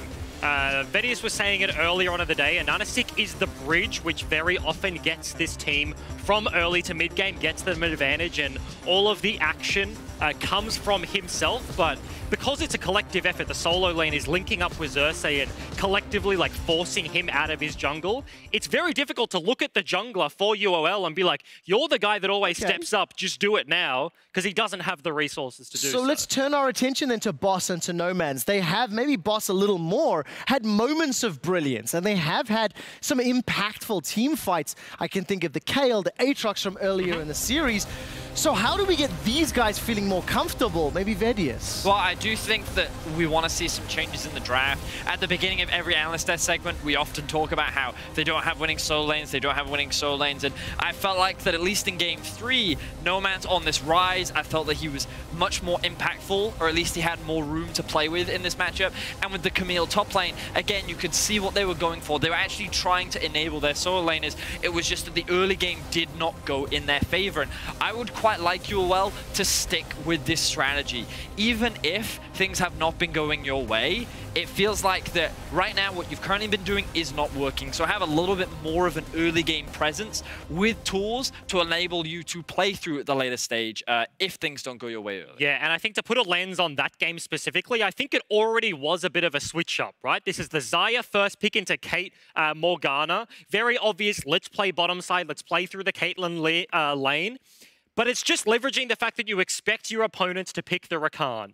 That didn't happen, the Karma versus the Morgana matchup, and then we all saw what happened in the early game. So I would like to see the switcheroo again here from UOL and be like, look, bottom side, we had our one crack. It's not usually how we like to do it. Let's flip those resources back towards Boss, back towards Nomanz, and give priority to the jungler, because it has been a more reliable strategy for them in the past. I think the inherent reality here is that UOL are not favored to be able to turn this one around. It is an uphill battle to climb, and there is a reason why we predicted 3-0, and if that throw hadn't happened in Game 1, the series could already be over. And if I had $1 million, I'd be a millionaire. Sure, right? But the main point is that I think that Splyce have dominated, and we've been talking a lot more about how Splyce have played this series because it feels like the Splyce are in control. And for the Unicorns of Love, this is potentially their last game of the year. They've done a great job so far at the World's Championship, upsetting the likes of Clutch 2 times. Now, their last hurrah, potentially taking us to a Game 5.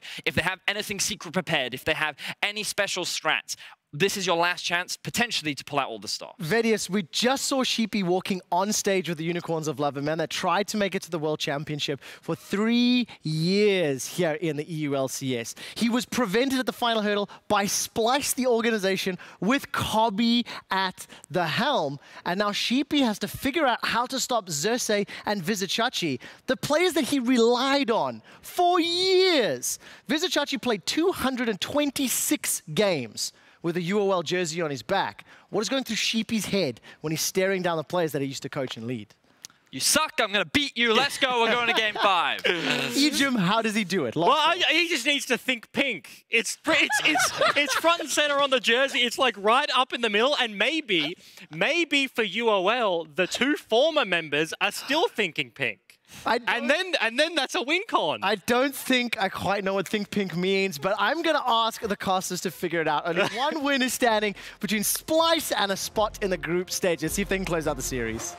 I also have no idea what that means, but thank you, Quick Shot. Just think pink, Dracos. It's easy. So historically, that was Gnar, Vladimir, teamfight at 20 minutes, win the game. But I don't know if that's an option this time around. It's a big question to be answered as we go into Game 4. Now, of course, Game 1, bam, Splyce couldn't close the game.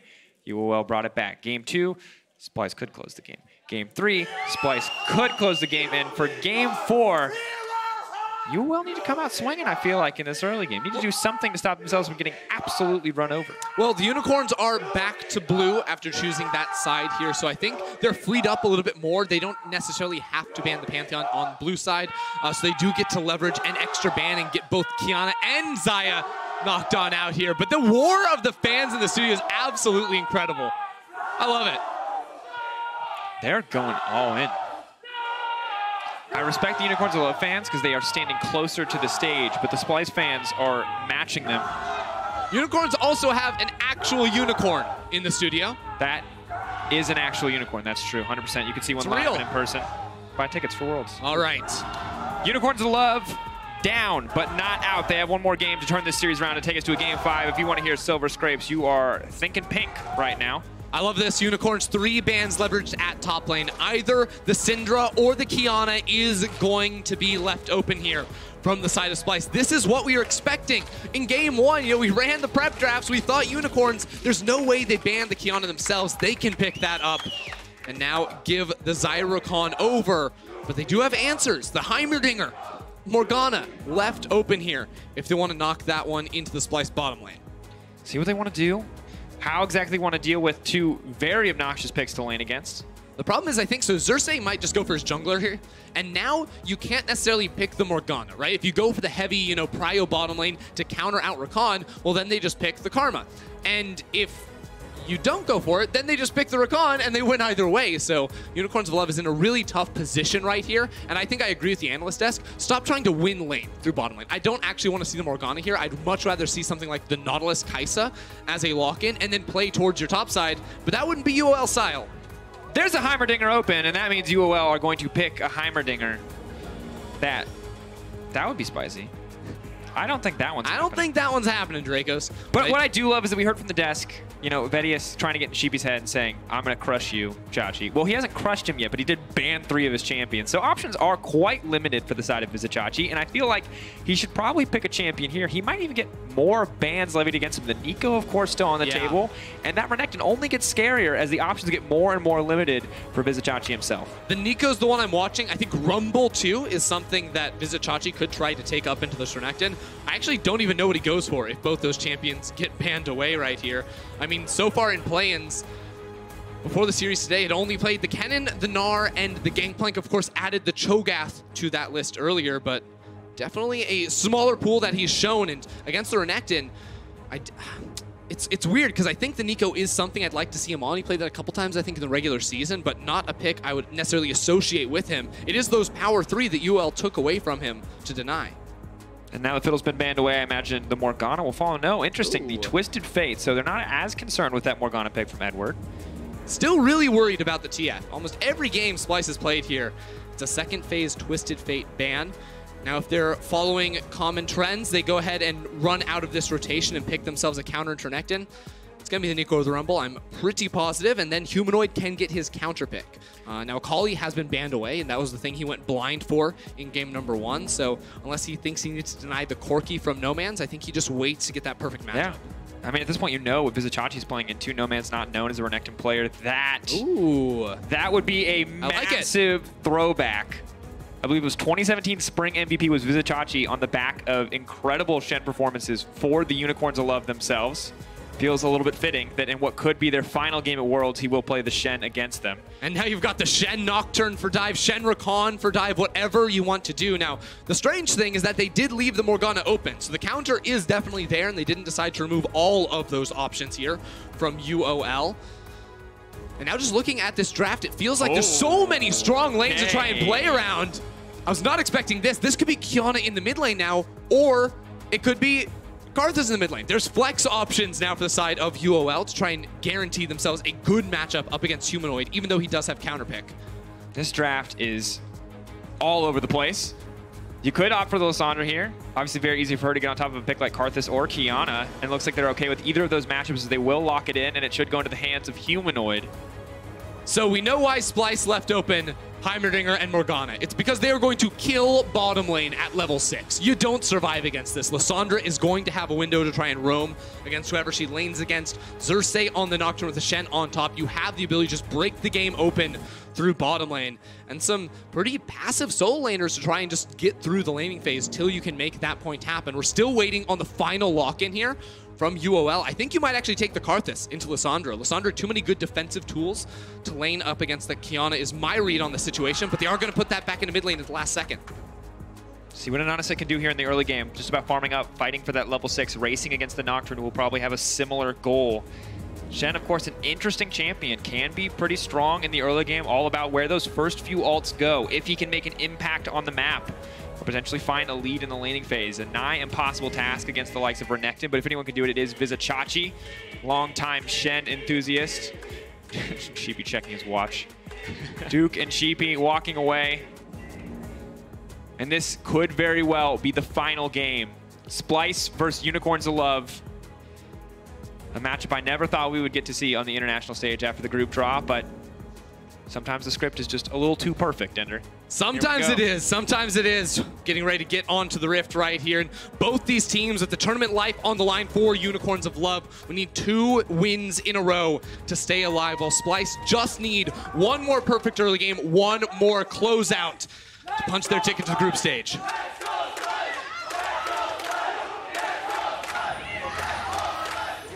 And that man with a pineapple showing his praise to Anonysik. And this is it, match point. Splyce with the game advantage. It is on UOL to take us to a game 5. And hopefully they can hear the Silver Scrapes plan already. Early game is going to be the biggest decider here, Ender, as it often is. So this is a game where we're not going to see that crazy level 1 strategy from Splyce, I don't think. Don't have the same early game presence of an Olaf or a Karma to try and divvy up the map right off the bat. And of course, for Splyce, their early game has been dominant in all 3 of our games, even in the one that Unicorns of Love managed to pull ahead of. You can see game 1, game 2, that is consistency, regardless of composition. 6.2K in game 3, that's terrifying. Not going to happen anymore, you already mentioned it. There's no Olaf this time, so probably not nearly as easy to snowball something like that. Maybe some moves coming through from UOL here.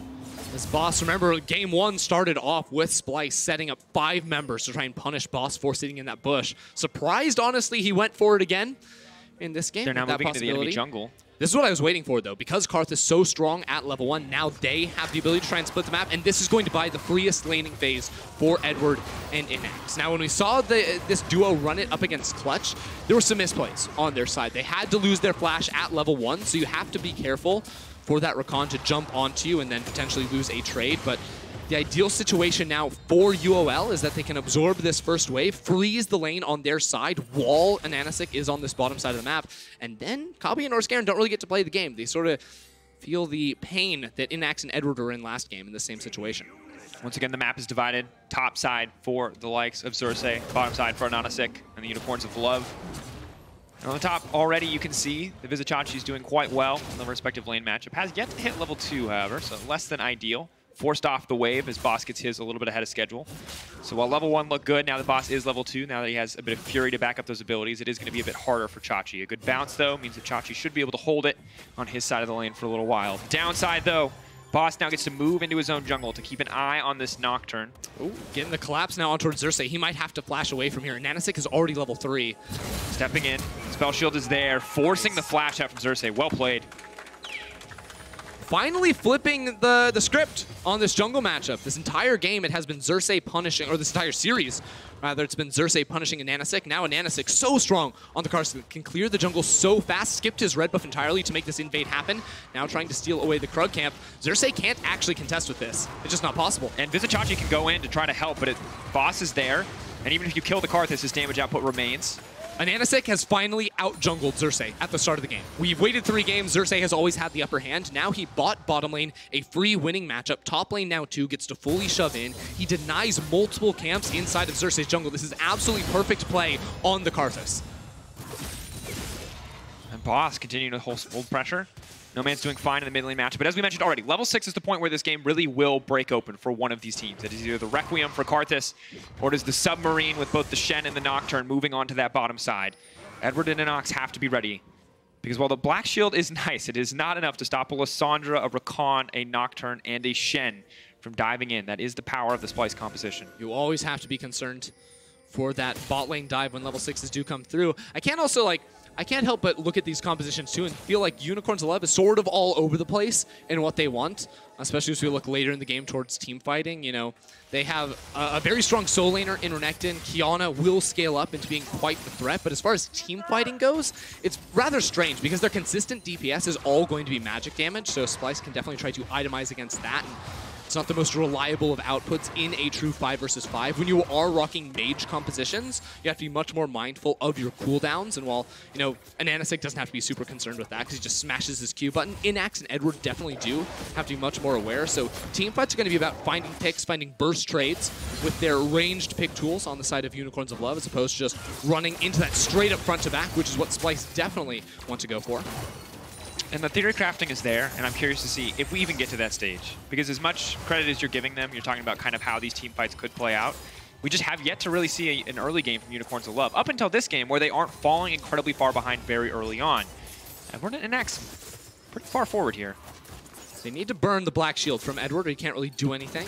Now, the wave isn't, you know, as stacked in UOL's favor, so they don't have that to work with.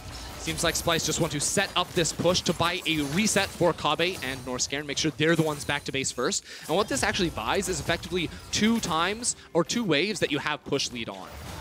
Unless their resets get canceled every single time, or unless they want to go for it at all. Kabe should go back to base, maybe look to teleport in himself. And X and Edward starting to run out of mana, though.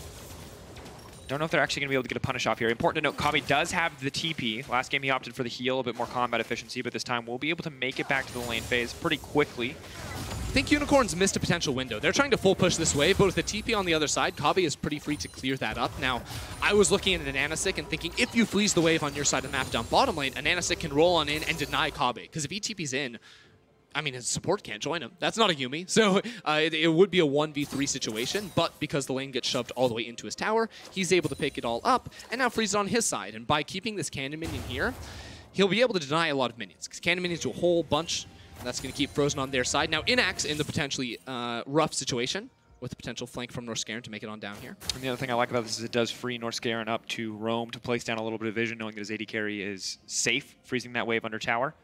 But it's a similar position now for Edward. Has to be a little bit careful, though. Inax is, looks like in a vulnerable position, but they're not going to spot this one out, so they're not going to get it. Knocked back into the wall and instantly killed. Edward's going to grab that first blood. That was so clean. That was super clever, too, because not only does the Black Shield stop it from Humanoid, you know, locking down No Man's and making sure it can't get out, it denies the Aftershock proc from Humanoid, too. He can't get that bonus resistance to try and stay alive as Boss takes a really big trade, but look at this. Both Ananasik and No Man's are on the way for the dive. Coming top wave. They don't have vision in that brush. Ananasik and No Man's are right there. Humanoid can't afford to step forward. Hits that stun. Must have been a visual bug on our end, but it now looks like Humanoid is trying to escape. Forced to use the ulti on himself. Good bit of damage comes down, but a lot of pressure now on the top side. Dark Harvest stack over to the like of Ananasik. Xerxes, though, already on the bottom side of the map, responding with a Drake. Will they go for the dive here? It's going to be hard to. With Shen ultimate up and available. Humanoid does not have his own, though, but Ananasik on the card that's so good at diving towers can just go for poke trades. Ulti coming out, trying to make sure that Vizicachi can't cancel it, yeah. Ambitious use right there, but they will be able to pick up at least one plate for themselves. That's a taunt! Forward Vizicachi, trying to buy a bit more time with Spirit's Refuge, but he can't sidestep enough. The Skittles gonna take him down. Taste the rainbow on the top side of the map. Straight up greed right there. Vizicachi thought he could make the play, has the flash, but does not use it. Now Unicorn's gonna be trading money on the top side for the late game insurance of that Mountain Drake. I think that's going to be a trade up for Unicorns because honestly, this entire series, they've been playing from a deficit. If you come out of the early game, even or with a lead as Unicorns, you all of a sudden have so much more confidence in your mid-game abilities to try and fight up against the side of Splyce. Just huge stun there on Kabe. With the Lost Chapter now completed for the Heimerdinger, he can just indefinitely kind of spam out these towers, especially as levels start to come more towards him. Humanoid, though, in the mid lane has the blue buff. And now as we look in on the top side, you can see this was very back and forth play overall. Yeah, so right now they're just chipping out underneath the tower. Humanoid doing a relatively decent job of dodging away from some abilities. Then with the potion ticking, I think that's a bit overambitious, as I mentioned, from an Anasik. And this is where we see Vizicachi. Usually taunt champions are super good at protecting against tower dives, but Boss with the healing he gets, as well as the double dash, makes it so Vizicachi doesn't really stand a chance. And also, Karthus Q does double damage when it only hits one target. Vizicachi had no minions around him either, so it was a pretty easy pickup for an Anasik. And the top lane matchup will only get harder as we get out of the early laning phase. Of course, Shen, a lot of kind of just strong base numbers on his kit, but the way that things have been going, you can see more and more gold going to the pocket of a Nanasik. And whichever one of you in the audience brought a pineapple, this is the time to raise it high, because this man is set to carry the game. He's doing it. Bring the pineapple. And that's what we've been waiting for, Pineapple Man. We've been waiting to see a Nanasik show up. We said junglers will be the difference makers, and this time it's a Nanasik backed up by all of UOL to secure an early game. You know, almost a 20 CS lead for a Karthus, and once he starts to get magic penetration itemization, you are not going to want to go toe-to-toe with him. Look at this move from UOL. They tracked Xerxes on the top side of the map with all those deep wards. See him spotting over that, so had brought an Anasik over to potentially try and deny some minions. And now, you know, we have level 6 on Xerxes, we have level 7 on Vizicachi. Humanoid 2 has his ultimate. I'm just waiting for that play. You know, Splyce, they had the setup. We wanted to see them attack the bottom lane. That has yet to happen. And I can't help but feel like a lot of it is because they don't know where Nanasik is. You know, the Karthus clears jungle much faster than any other pick in the game. And playing from back foot, haven't been able to do much. Pulling back with the Karthus is right here in the midst of the fight. The Kiana throws them back. They're right into Karthus. That's not where you want to be. They might get the Kiana, but they won't get anything. Humanoid now has to run for the hills. Shen comes over the wall, tries to buy a bit more time, and Anasik throws down the Skittle, trying to finish off. Humanoid won't quite do it. Rakan here to try and save the day, but the ultimate is off cooldown. Presence of mind, resetting it right. The Guardian most, but Norskaron is there. A Guardian indeed. The mastery will stop that from turning any further against the likes of Splyce. Unreal right there. Splyce do make it work somewhat in the end, but this is what I was talking about. They are not tracking a Nanasik to the same level they've been able to all series long. A Nanasik definitely showing up where he needs to be, when he needs to be. Kabe still has access to ultimate, so he's going to be all right. Of course, the Heimerdinger, rather, not Hecarim. Ulti was used there in that exchange. And now Humanoid getting bullied out here in the mid lane. Opted to go for the Revolver instead of, very often we see the early Lost Chapter into the Protobelt, but he seems to be doing fine on mana thus far. Protobelt will help him out in the individual 1v1, as well as any coming team fights. Binding. Good from Vizicachi holding on there, but Boss just continue to press an advantage here, and we have a huge lead for the side of Unicorns of Love, Ender. Right, it's a really interesting game now. You know, UOL have this big lead, but when you look at these two comps, they both play on such long cooldown windows before they can make plays. You know, Nanasik, his ultimate, No Man's, huge playmaking tool there as well. And Splyce, we know the level 6s are so key too. But I think when you compare the base kits of these champions, you know, just the 3 spells, not including the ultimate, you have to almost always favor, you know, the Renekton, the Karthus in the jungle as well, even the Heimerdinger just to get push off down bottom lane. So when we are in these windows where, you know, both teams don't have the tools necessarily to fight, I almost always give the upper hand to the Unicorns. Next flashing out, Norskaron now in trouble. Giving a lot of respect over there to the opposition as Boss breaks that tower. Rest of the team now taking him home in the mid lane, but Humanoid pretty comfortable to clear out these waves. Protobelt's forward to try to get it done. And now dashes away, but in the meantime, the Rift Herald has already dropped, and that means a few more free plates for the likes of No Man's. See if they want to share the gold or just give it over to him. It looks like Anasik wants in on the action. Humanoid has to back off here. Big damage! Had the ulti up and available, does not get the chance to use it. Unicorns might be able to look for more. Check this out. Boss has moved down from the top lane in towards mid. They can completely deny Splyce away from this tower. There's a Drake spawning up too, but if they're able to kill the tower before the Rift Herald does die, maybe they can take that charge. Wasn't able to tell if that did go down. TP now did from the bottom side. Kabe moving in. The Heimerdinger running for his life. Kabe desperately wants this kill here. Xerxes now backing off. Double daggers come through. Inax, no mana. Kabe going to finish that one out and walk away cleanly. Good punish from Splyce. Definitely need to see that move come from them after Unicorns took that mid lane tower. Now Unicorns, they have that major objective knocked away, and Nanasik getting feisty. Skittles get harder to hit as the enemy team gets boots. Looks impossible. It's Dance Dance Revolution. No Man's has ultimate. Does he want to go? I don't think he wants to. This is super questionable. He's feeling it. He's going to back off. Walking in 1v3. Oh, no. Now gets locked up. Hello? No Man's? Oh! That's huge! But still a 1-for-1. Shut down onto the Kiana. I'm going to say not worth. Bold play. I think he was trying to see if an Anasik could get an ultimate in there too. Maybe if some spells go the right way, they can turn that into a 1-for-2. But I agree, over-ambitious for sure coming through from No Man's, just trying to style on these kids. Kiana does only get scarier too. The bad news is whoever you give gold to on the enemy team also going to get a lot stronger, a lot faster. Shutdown's key for Splyce to come back into this game. All right, so thought process here. So actually, watch Norscarin, because I think he hides behind the wall. No Man's can't see him charge the ultimate. Yeah, there you go. Then gets the flash into W knockup. Still the immediate one-shot onto Xerxes. And yeah, he actually throws 2 Qs at Xerxes that don't do anything. I think if he hits Norscarin, either A, he one-shots him, because he was doing an obscene amount of damage, or B, it gets him in threshold so that Ananase can drop the Requiem on him. Still, potentially an unnecessary risk. But for sure. As we mentioned before, UOL still with a handsome enough lead that they can feel pretty comfortable. 1.5 items coming through for Kabi. Where have I seen this before? Picks up a second BF sword. This is how Splyce was doing. Yeah, that's what Splyce was doing, Dracos. Taking unnecessary risks. Still won, though. Yeah, it did. And the thing is it's only going to get scarier, too, because now you're looking down. Luden's Echo for the Heimer.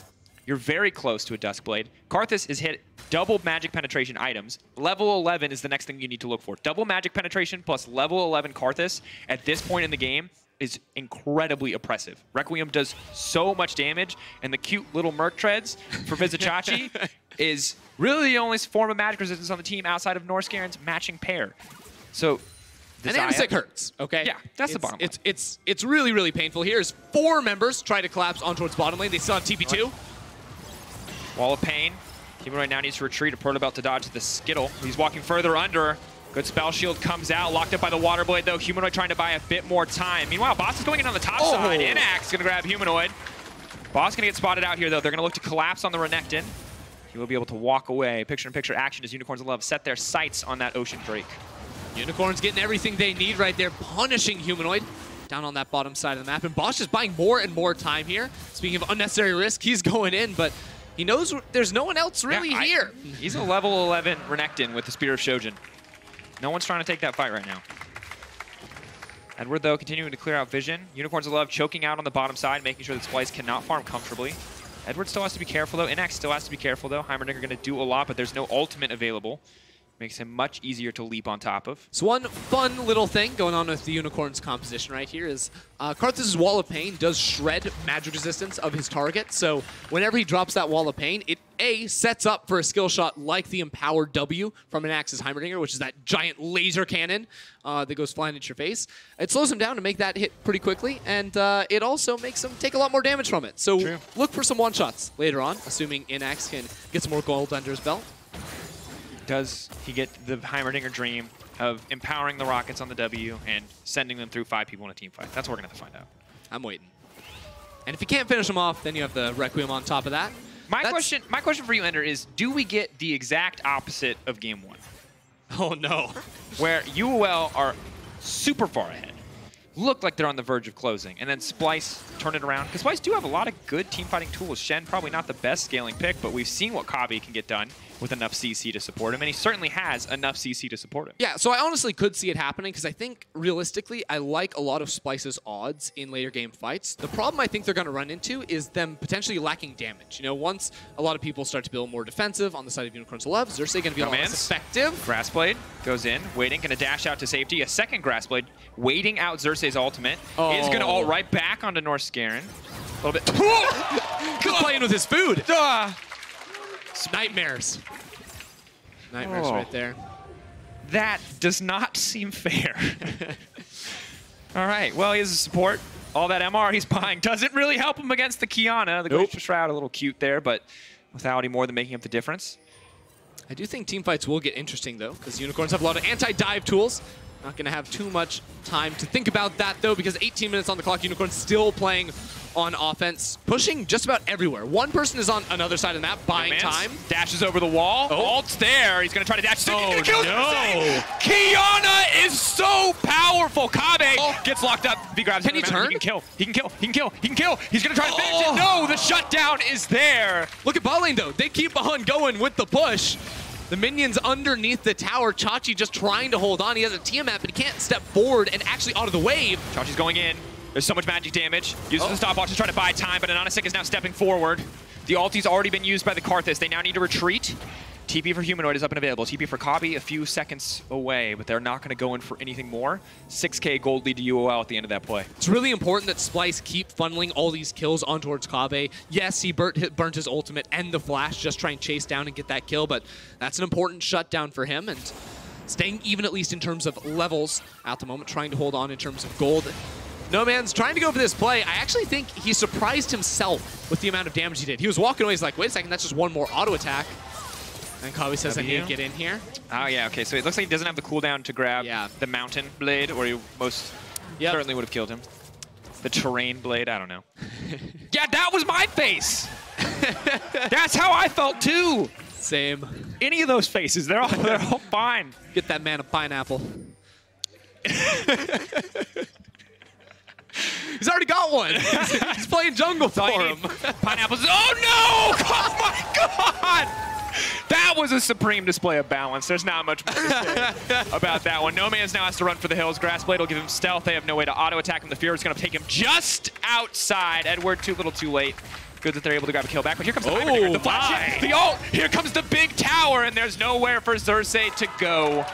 It does stop the tower from auto-attacking, though, when you TP to it, so... Do they just go Baron here? 10 seconds away, and Anasik. Humanoid has a Shen TPing in, but they need to get away. He's just going to flash over the wall. The dash comes in. He's going to walk away as he clears the wave. Okay, I don't think he has enough mana to go for the Baron here. He has blue buff. It's true. The Heimer, they don't have the vision cleared out. 14 seconds left on Xerxes. This ward is going to reveal them, though, and that's gonna be trouble for them with a lot of TPs they on the side of Splyce.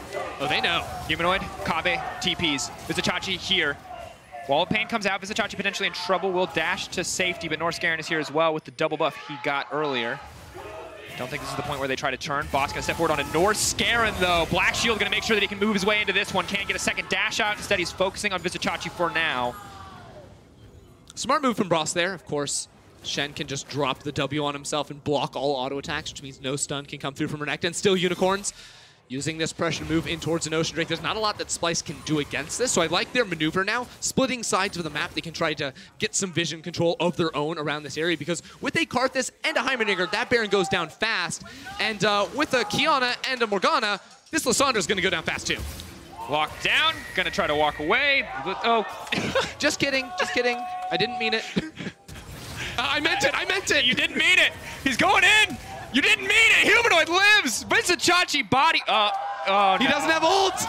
Oh! Guardian! Norskaren! Absolutely clutch! 5 Lysandra, Norskaren, whatever else happens this game, is a hero. That was a roller coaster, Drake. Yeah, saving Private Ryan, way worse than saving Humanoid mid. That's all I'm going to say. This is way crazier. Oh, God. Oh, man. I mean, whatever else happens, we can all be happy that we're going out on a banger. This is a crazy game. Yeah, kind of a crazy series when you think about it. Unicorns able to pull that game 1 from the clutches of defeat, now sitting pretty in game number 4 with a 6K gold lead. Rabadon's now finished on a Nanasik. If you thought this guy was strong before, he now has, I want to say 500 AP. And look, if you're on the side of Unicorns of Love, the triple ban Chachi strategy is looking really good for you, because it opens up so many champions, and Splyce can't take them all. Splyce isn't taking your Heimerdinger. They might take your Kiana jungle. They're not taking your Renekton. Yeah, it's so hard, too, with Splyce's dive comp to actually kill the backline because of all the peel tools of the Black Shield. Even if you kill, you know, the Karthus, he's still going to be pumping out damage. Inax 2 can just drop the big tower, so what Splyce's comp wants to do is kind of difficult to pull off against a strong Unicorns of Love composition here. Trying to check the pit, trying desperately to move in. One blue trinket up and available for Kabe. Gotta feel like he uses it now. 6K getting lower. Xerxes could have his hero moment right here. Always watch the flank from Nomanz. Flanking on Kiana is so pivotal. They just go back to the Baron, though. They just go back to the Baron in the meantime. That's the claw burned. They can just walk right into the pit. The TV's coming in, but it's going to be too little too late. He tries to make his way in. Is it going to be enough? He got it! Xerxes gets it. The taunt is there for follow-up, and they might lose the following fight. The Kiana cannot find a way in. That is a heroic moment coming in from the likes of Xerxes. Can they stop the fight, though? Nomanz already burning the ultimate, has been locked up, needs the grass blade to make it out. Will go invisible. Inex now stepping forward. Kabe brings the feathers back, and he locks him up, but I don't think it's going to be enough. Itachi now in the midst of the team. Humanoid running for his life. Splyce may have got the Baron, but they will lose the following fight. Humanoid taken out, and Unicorns of Love move up to 6K difference. A brilliant effort, though, from Xerxes to fly into the pit with Paranoia and seal that one away. Can Unicorns get anything? I mean, Splyce have just bought themselves so much time now with the Baron to deny the siege from Unicorns of Love. Stalling out in the mid game. This, honestly, if you told me it was Splyce, blue side, Unicorns, red side, I would believe you, Dracos, because this actually feels like a picture-perfect reversal from the rest of the series. You'd believe that there was a Renekton top and a Heimerdinger bot? Just kidding. Okay, there you go. If you took the champions out, you just put the gold in and the game state. It would look really, really convincing. And this moment right here is fantastic from Xerxes, because they take this Baron after he gets ults in like that. They just lose everything. Yeah, and even though Unicorns peel off the Baron, they still have the Heimerdinger towers to keep it in range. Brilliant job going in there. Early smite from a Nanasik as well. A misplay from him, but a better reaction from Xerxes. Then Unicorns are able to chase down for a couple of extra kills, but that is as we expect in a game like this where they do have such a lead. Important that he gets the stun off onto Kabe, so Kabe can't kite back with his auto attacks, and then they can dive under the tower for a little bit extra. Unicorns still in control of this game, but definitely going to be slowed down for quite some time.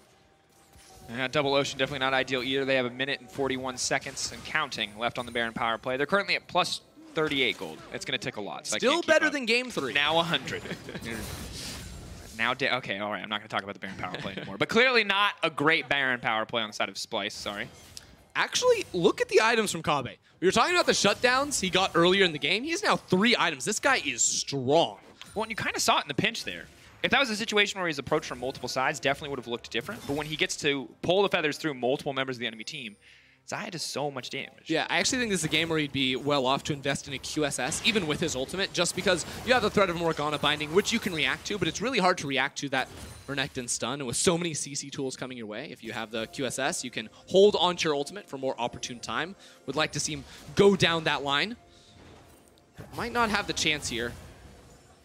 And interesting, I was double checking, making sure he did not start the game with the stopwatch, and it looks like he didn't. So could look to buy that as well. Help out against the Karthus and the Kiana. The fights to come, mitigating some of those big burst spells. Vizichachi is barely tanky enough to step forward, but it does mean that the push will be slowed for now. And especially on these sieges, watch out for the magic resist shred on the Wall of Pain, because you can drop that and it's the size of the entire lane, and then the poke comes through and it becomes very, very difficult to deal with. Now I really like the move from UOL to walk so far forward and poke Xerxes as he's trying to walk towards this mid lane. It basically secures them, this inner tower. Splyce going to be regulated to their own base for the time being. And this is just what you sort of have to do. You know, hold on to those inners as long as possible, but ultimately recall and defend those inhibitors, because you can just stall out for the next Baron. Maybe you have a better chance at a fight with this Xayah that is going to be very, very powerful, finishing off, you know, her 4th item as that Baron comes a little bit closer into spawning. And we'll have some options. Yeah, and of course, there's always the threat of the Vizichachi-Xerxes duo collapsing on a side lane. It is a bit difficult, given the kind of overall lack of damage, given how far behind that they are, but is something that can work for the team. Humanoid may look very far behind, and he is relative to his lane opposition, but has pretty good tools to kick fights off. So it's all eyes on Kabe to be the damage source. The team around him, enough resources to support him, but probably not enough to be carries themselves. The gold differences across the board are really interesting, because, you know, you expect Unicorn smashing in a whole lot of positions. Jungle especially, just a monstrous lead, almost 5,000. For Nanasik, mid lane too, of course, very much in favor of Unicorns. But as we said previously, Kabe doing very well to keep up himself. He actually has more gold than anyone else in this game. He has more than a Nanasik or Nomanz. That's the benefit of the shutdowns. That's the benefit of Splyce donating him so many resources in this mid-game period. He's just trying to scoop up about everything he can, and that's why his CS looks so bloated compared to the rest of the game. And outside of another Miracle Nocturne steal, though, I'm very concerned as to how Kabe actually fights around a Baron. Right. Because there's so much room to control space. You talk about the Wall of Pain. He can't walk through that. If he gets slowed down like that, he's going to be forced to ult immediately. You can't stand near a wall or No Man's just ults you.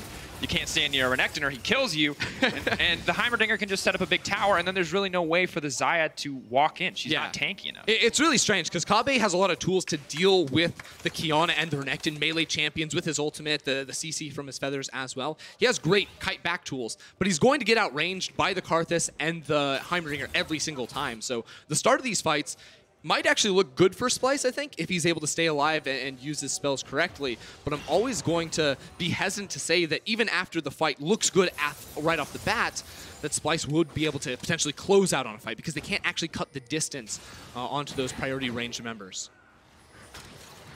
Just what a world we live in. We got Sheepy going toe-to-toe with 2 former teammates. We got Norse going face-to-face with that brush. Very risky proposition.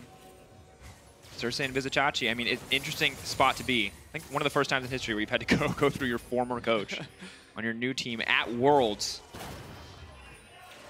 to win the championship or to get into group. Here we go! Here's a big pick on a Humanoid, just instantly taken down. The Karthus is still alive.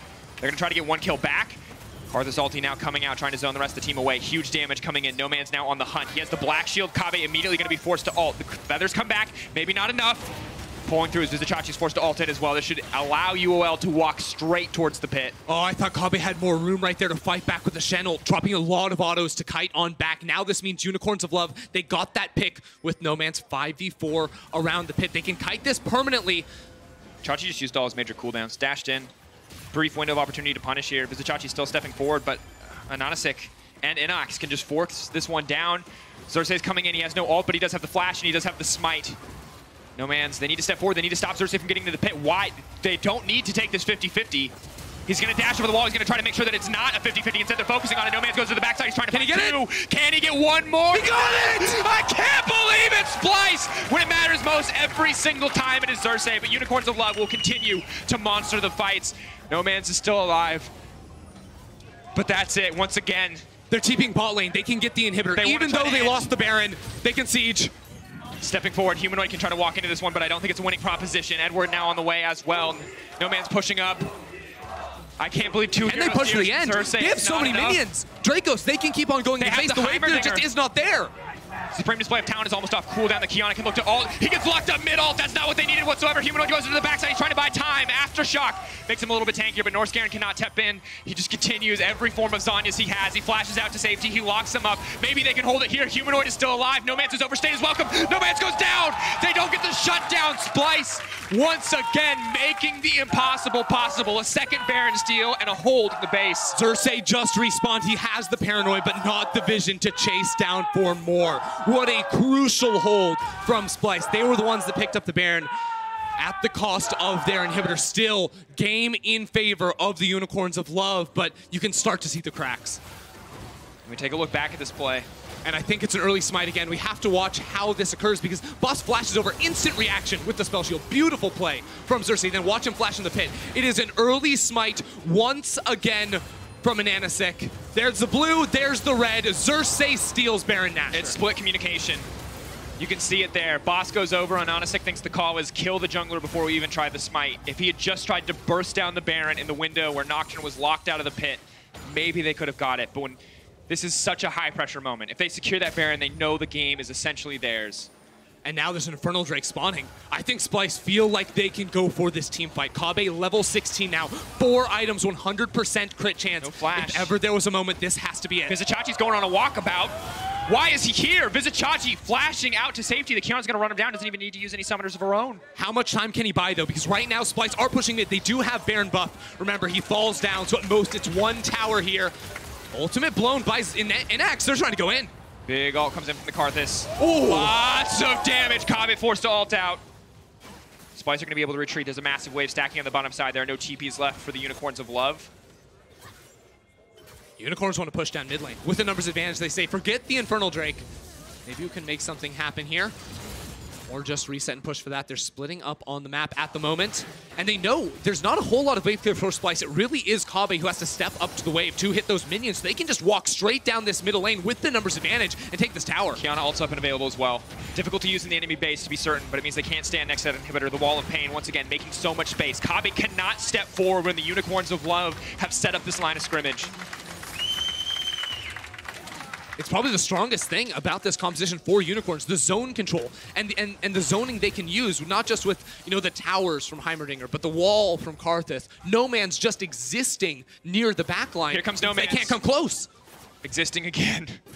Existing with 26k damage this entire game. I don't think Kiana gets through again, Ender. He's done more damage than Xerxes, Humanoid, and Kobbe combined.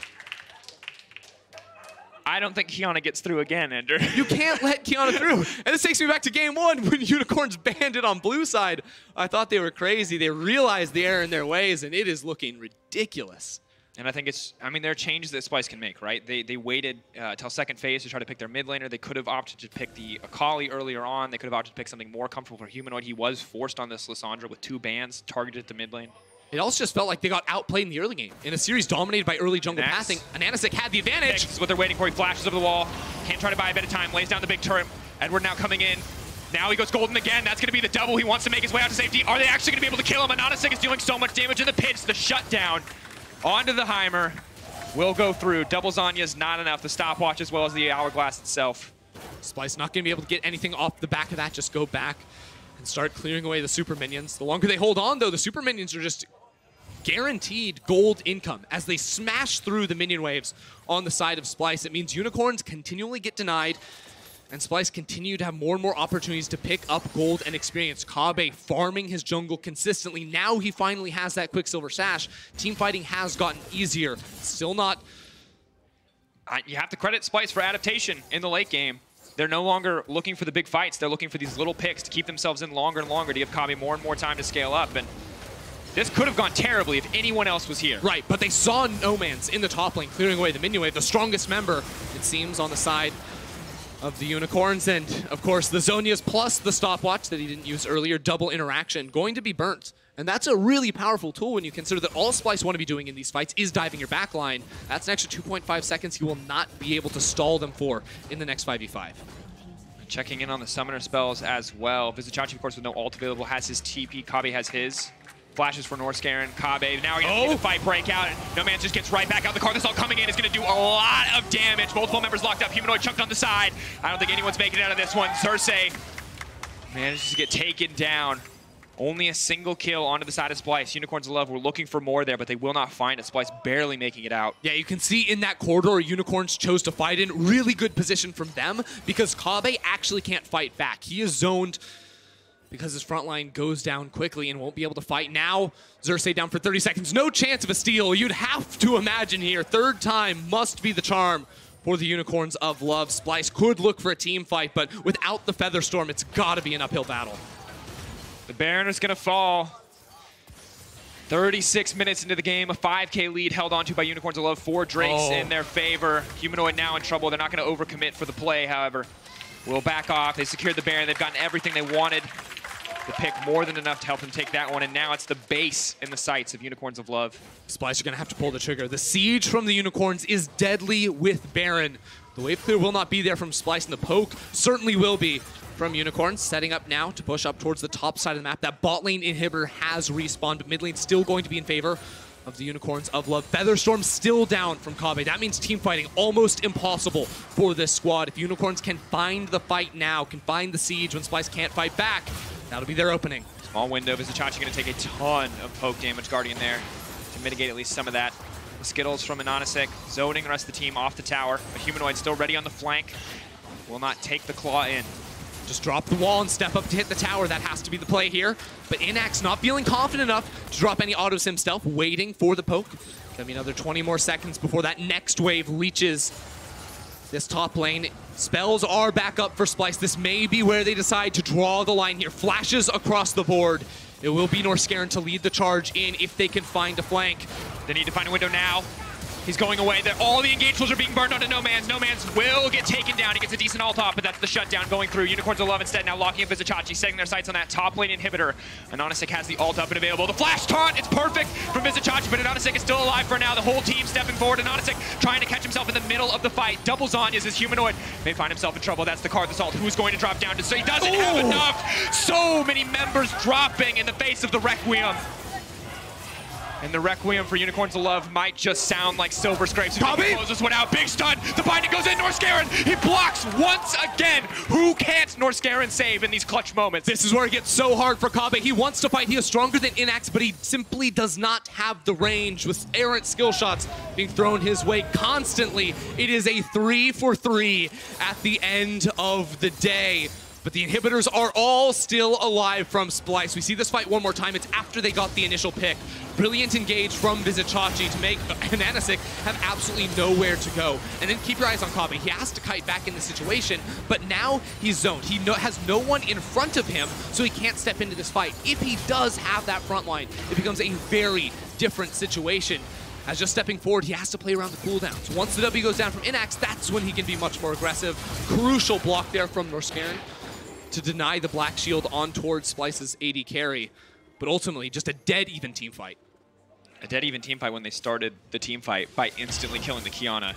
That's a terrifying prospect. Vizichachi feeling very confident to step forward like that.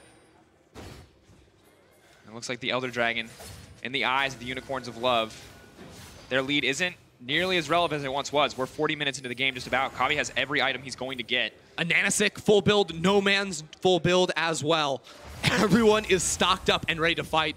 The Infernal Drake's certainly going to be huge. Vizichachi potentially in trouble. They can't afford to burn too many cooldowns on the Shen before the fight kicks off, but they can slowly but surely chip him down. The ulti coming through. It's going to lock up Norscaron as well. No Man's going to grab that one. Splyce going to have to back off. UOL continue to pick off Vizichachi before these crucial fights. It's so important for them. Now as there's effectively no fight left to be had for Splyce. 50-second death timers as well. A 4-stacked elemental Elder Dragon now for the Unicorns. And they don't need Baron buff because all 3 inhibitors are exposed. They can just run straight into that base and sweep across and take all 3.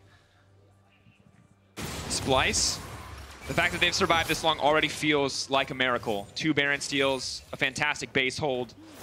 Norscaron with some clutch blocks left and right. But I don't think it's going to be enough against this final push, Ender. This could be it. This should be the moment where Splyce lose this game. 1 inhibitor to fall, a second going to match it, a third sure to follow. 14 seconds on Vizichachi. Youmuu's used, the audacity used just to get closer to the inhibitor. Anonysik, a constant threat. They cannot dive in. The Heimer and the Karthus will punish. That's 3 inhibitors down. Baron in 1 minute and 44 seconds. If UOL really want to take the slow route, they really want to close out cleanly, they can wait for that objective. Do they want to force a fight? Vizichachi has spawned with Stand United. Maybe they thought if we can fight before they reset, before they can finish off a couple more items, we can make something happen, but that's not going to be the case. Elder Dragon is going to bridge the gap for Unicorns all the way up until our 4th Baron of the game spawns, Dracos. 40 minutes. The Splyce time meme is dying with this series for the record. It's Unicorns time. And look, there's a Titanic Hydra for Shen. You've got a very fed Xayah. Lissandra is pretty solid at clearing waves at this point. A lot of items. So you maybe can hold out for a while against double super minion spawns. And you're going to get a lot of money for doing so. But as mentioned, the money is going to mean less and less at this point. The Karthus scaling continues, however, to be an absolute nightmare to deal with. Dark Harvest, of course, only going to make that even worse. I wonder how Splyce attacked this fight. I feel like you try to go front to back, deal with Boss and No Man's first. Humanoid going in. Looks like they tried to kite on No Man, but it's a massive ult. He manages to hit 2 members. The rest of the team now on the retreat. No Man's still alive. And that's it. That should be it. Look at the burn! Oh, health bars. Oh, gone. Trying to snipe him. Redemption. He's gonna burn! Edward! Baby burn! And just like that, it's the Requiem. It's the Redemption.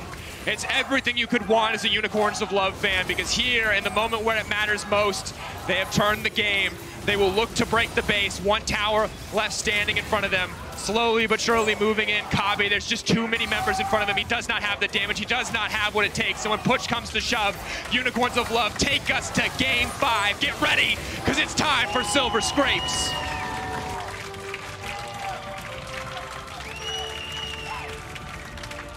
Unicorns came out strong in this one. Draco's fiery early game start from a Nanosic dominating inside of that jungle matchup.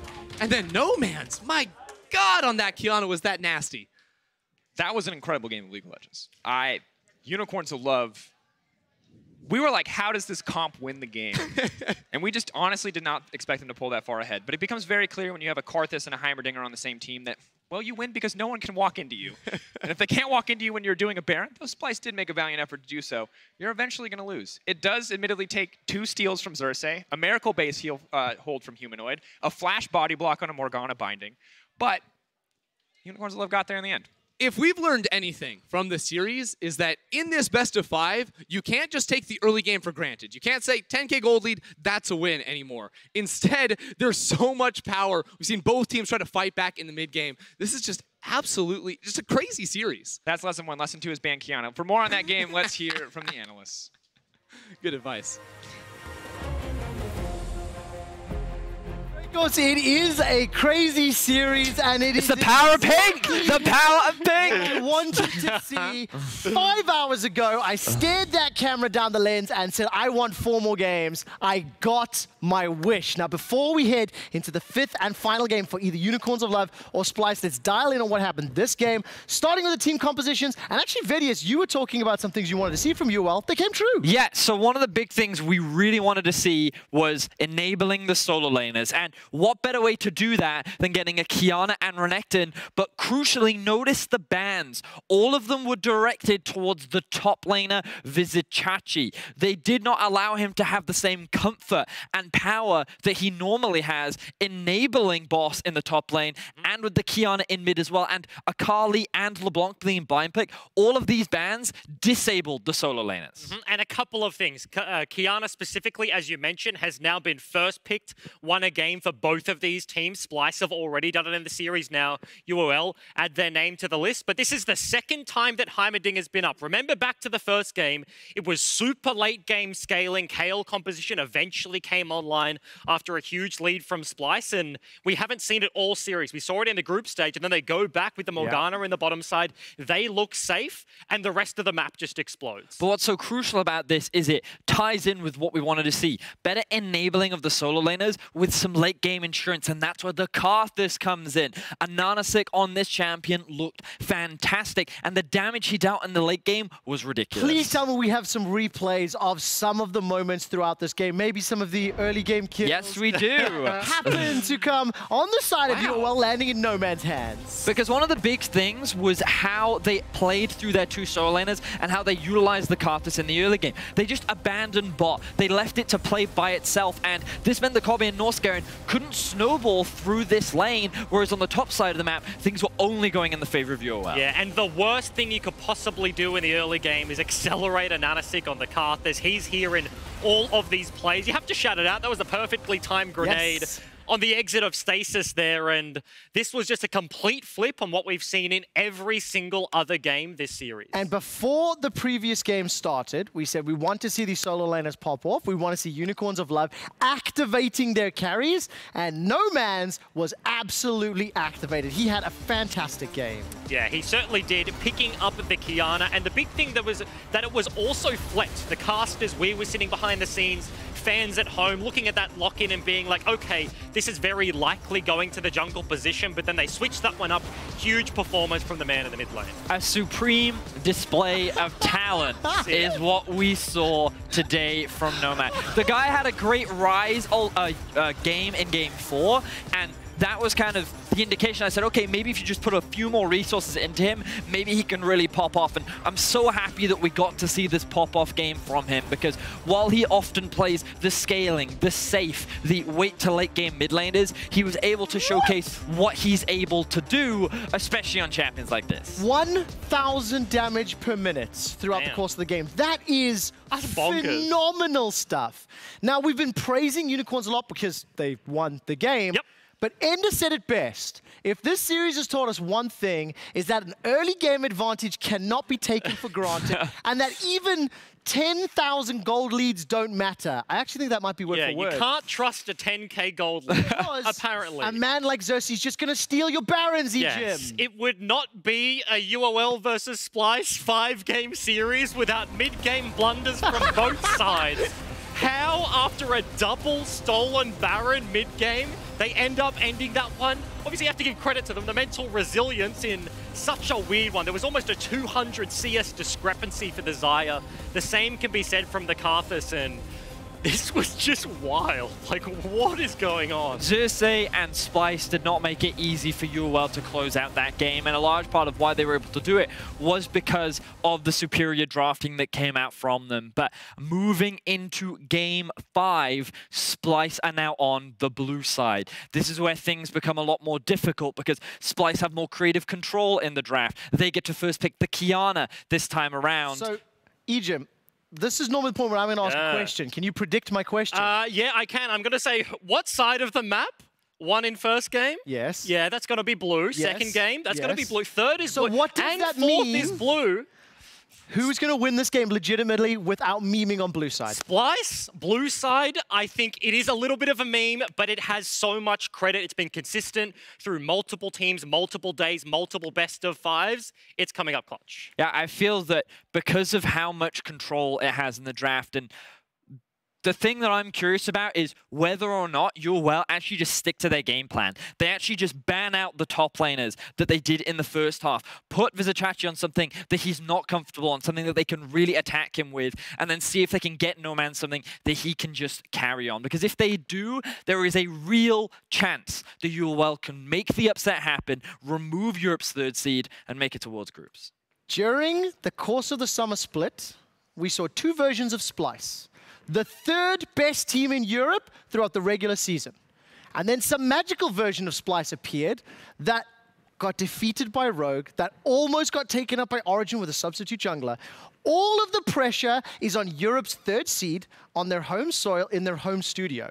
Do you believe in Splyce under all of that pressure with momentum on Unicorn's side? I do believe in Splyce, and the biggest reason is because of Kobe in the bot lane. I feel like that throughout this series, he has been consistent, reliable, and dominant. And if they just remove the Heimerdinger, they remove the safety, the difference between him and Inax will be enough to take Splyce to group stage. Ejim, very briefly, who will win Game 5 and As why? the emerging region representative, we've got a couple of EU guys here. I reckon a best of 5 is just a series of best of 1s. If you can win 1, you can win 2, and maybe you can win 3 to get the CIS to group stage. I'm just saying he's color-coded with the logo behind him.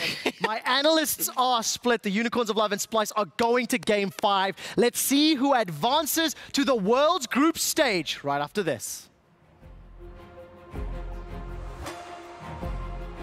Ambitious use right there, but they will be able to pick up at least one plate for themselves. That's a taunt! For Vizichachi, trying to buy a bit more time in Spirit's Refuge, but he can't sidestep enough. The Skittles! Walking in 1v3. Oh no! Now gets locked up. Hello? No man's? Oh! That's huge! Kabe brings the feathers back and he locks him up, but I don't think it's going to be enough. Vizichachi out of the midst of the team. Humanoid running for his life.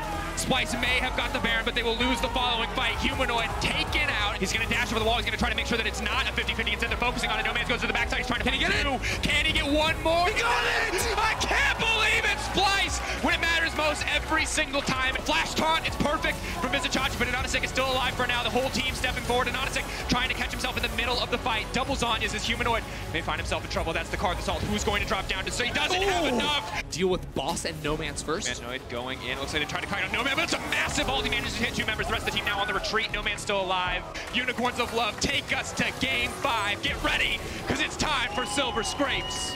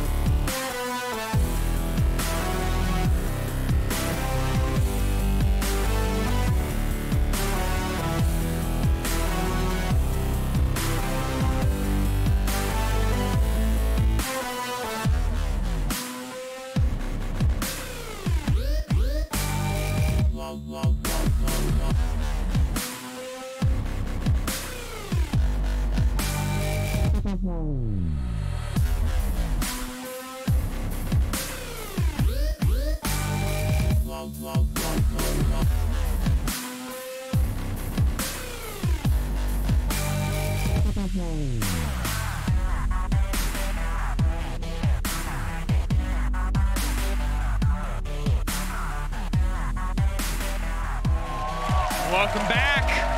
It's time.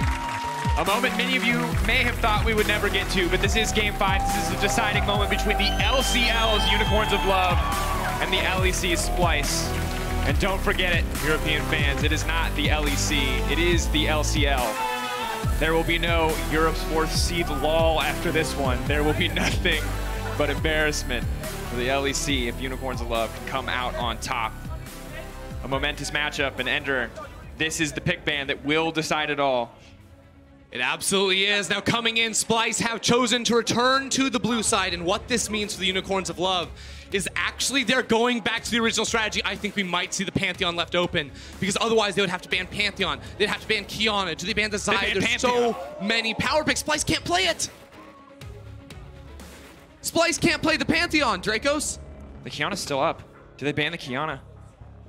It's either that or the Kennen. And if you're wondering why we're so intense in drafts, most of the games have been pretty readable from the draft phase, pretty predictable in how they would play out.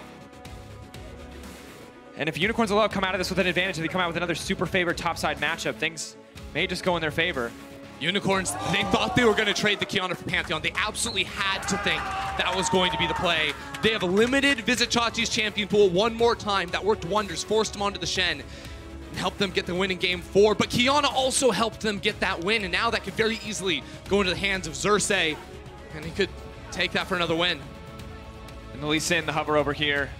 Some early game power, hopefully to match that of Kiana if this does go into the hands of Xerxes. But instead, it will be the Renekton.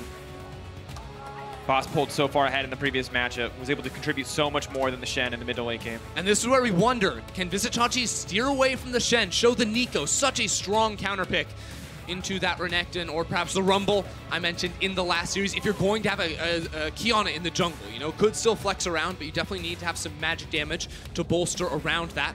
I'd love to see him visit either of those two champions, drafted early, otherwise face more bans being thrown his way. The Syndra's still up. It is. Syndra, the other champion, has been taken away so many times because it is a flex. It is Inax or Nomans who can take that champion. It disrupts so much of the draft. But with the Zaya now locked in, a lot of that power is gone. I just wonder if Kabi can play the mages in the bottom lane. You know, we did see him play mages in the playoffs in the spring split, but never the Syndra. Syndra plus Thresh, a very strong bottom lane. Syndra Nautilus could do similar things. Here we go. On command, there it is. When push comes to shove, there is nothing left. Now, the real question, though, is can they flex it? Can this go into the bottom lane, or is this a humanoid exclusive pick? I guarantee you they did not want to pick it to groups. They did not think that they would be pushed this far. But now it goes. Everyone has been practicing this Syndra and solo queue. But once again, the Morgana looks like it can go over to the hands of Unicorns of Love. The Black Shield has disrupted so much. Black Shield to try and answer a potential Syndra in the bottom lane. I think it obviously does well against the Nautilus, can absorb the initial hook and make it so he can't lock down the potential Zaya, but also against Syndra. One of the reasons why she's so good into something like this Zaya is just one scat of the week can instantly force Zaya to pop her Featherstorm. Now you can hold on to that if you have Morgana alongside it. Still remains to be seen where that pick does go, but now the Unicorns can decide to limit the top lane pool if they want. Now, in the last game, that wasn't actually the strategy for them. They went for double mid lane bans, LeBlanc plus a Kali, two of the blind pick options that Humanoid has enjoyed throughout the play-in so far, and this to me says that they think this could be going to the bottom lane. They still want to remove any potential blind pick options for Humanoid. They're banning the Akali themselves on the side of Splyce. A bit surprised to see it. We'll see what the final option is. Here's from Unicorns of Love, the last ban that they're going to get. The other thing is the Nanisik needs a jungler. Now, of course, he got a pretty free early game on that Karthus against the Nocturne. I don't think it would be the same against a Kiana. Kiana a lot more damage, the gap closed to try and fight you in the early game with strong lanes around it. They're going to push Visit Chachi even deeper into his pool. They don't even want to see the Shen. It's got to be the Rumble. It has to be the Rumble here. I think Rumble plus Nautilus, Rumble plus Kiana, very strong synergy. I would love to see. The Yasuo, a bit of a call out there. Obviously, the Wind Wall can be very disruptive to a lot of what these champions want to get done. Syndra especially, with that unleashed power, block all of those orbs coming their way. Now, Unicorns probably looking for a jungle pick for a Nanisik. Went for the Renekton earlier. Renekton plus Black Shield. Or sorry, Skarner plus Black Shield. Could always be strong, but it's going to be a return to the Karthus for him. Again, I don't think this is as free of a pick against a potential Kiana jungle or whatever Xerxes chooses to take in this game. So we have to watch how Xerxes can work with his lanes. But always Karthus is going to be the fastest clearing jungler in the game. You have to do something against him or he will outlevel you and outdamage you and outscale you. and turn into that late game monster that we saw Nanasik be in game 4. Final picks coming through. Syndra looks like it will be committed to the mid lane. Kiana as well to the jungle. The final pick will go into the hands of Vizichachi. This is such a telling moment here for Chachi. You know he loves to go for some pocket picks. The Cho'Gath that lost game 1 will return for him in the top lane. It's a frontline champion that can try to absorb damage, can try to buy space for Kabe, but I can't help but feel like there were better options for them in this game. I still stand by the fact that Rumble would be an excellent answer for him. But there is magic damage to be had in both mid lane and bottom lane with that Kai'Sa. The Orianna. Once again, the double magic damage threat for this team. No longer coming from the bot lane. No man's on the Orianna. Syndra Ori, not a matchup I thought we'd see in the game 5, but a classic to be certain. Such a strange comp. Unicorns Love do not have a lot of team fight engage. It pretty much relies on landing bindings or using the Wall of Pain or a rogue Shockwave to find multiple members, while Splyce have so many more active tools to attack the Unicorns of Love. Strong frontline, strong backline DPS as well. I think as far as well-rounded team compositions go, Splyce definitely load into this game with an advantage, but I feel like certain elements of the Unicorns of Love, you feel like the time is ticking against Splyce, where there's a Karthus in a jungle that's going to outscale and do so much damage. It's going to be really hard for them to pin down Inax's Xayah in these games as well. Splyce don't have the same dive tools that they had in game 4. So if they come up with a lead, I think they have a lot of good options. If they don't come out of the early game with an advantage, it's going to be much more difficult for them to press their will on UOL. Early game. Inevitably the story for both of these teams.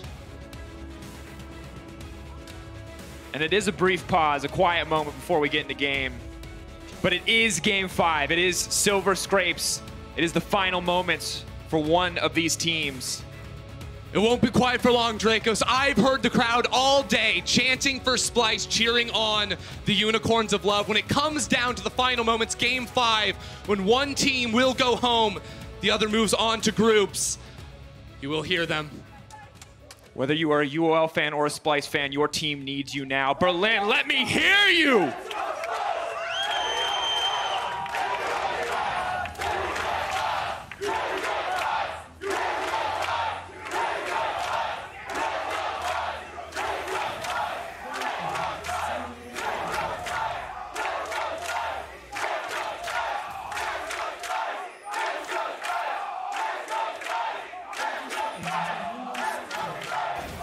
And there is passion and there is pressure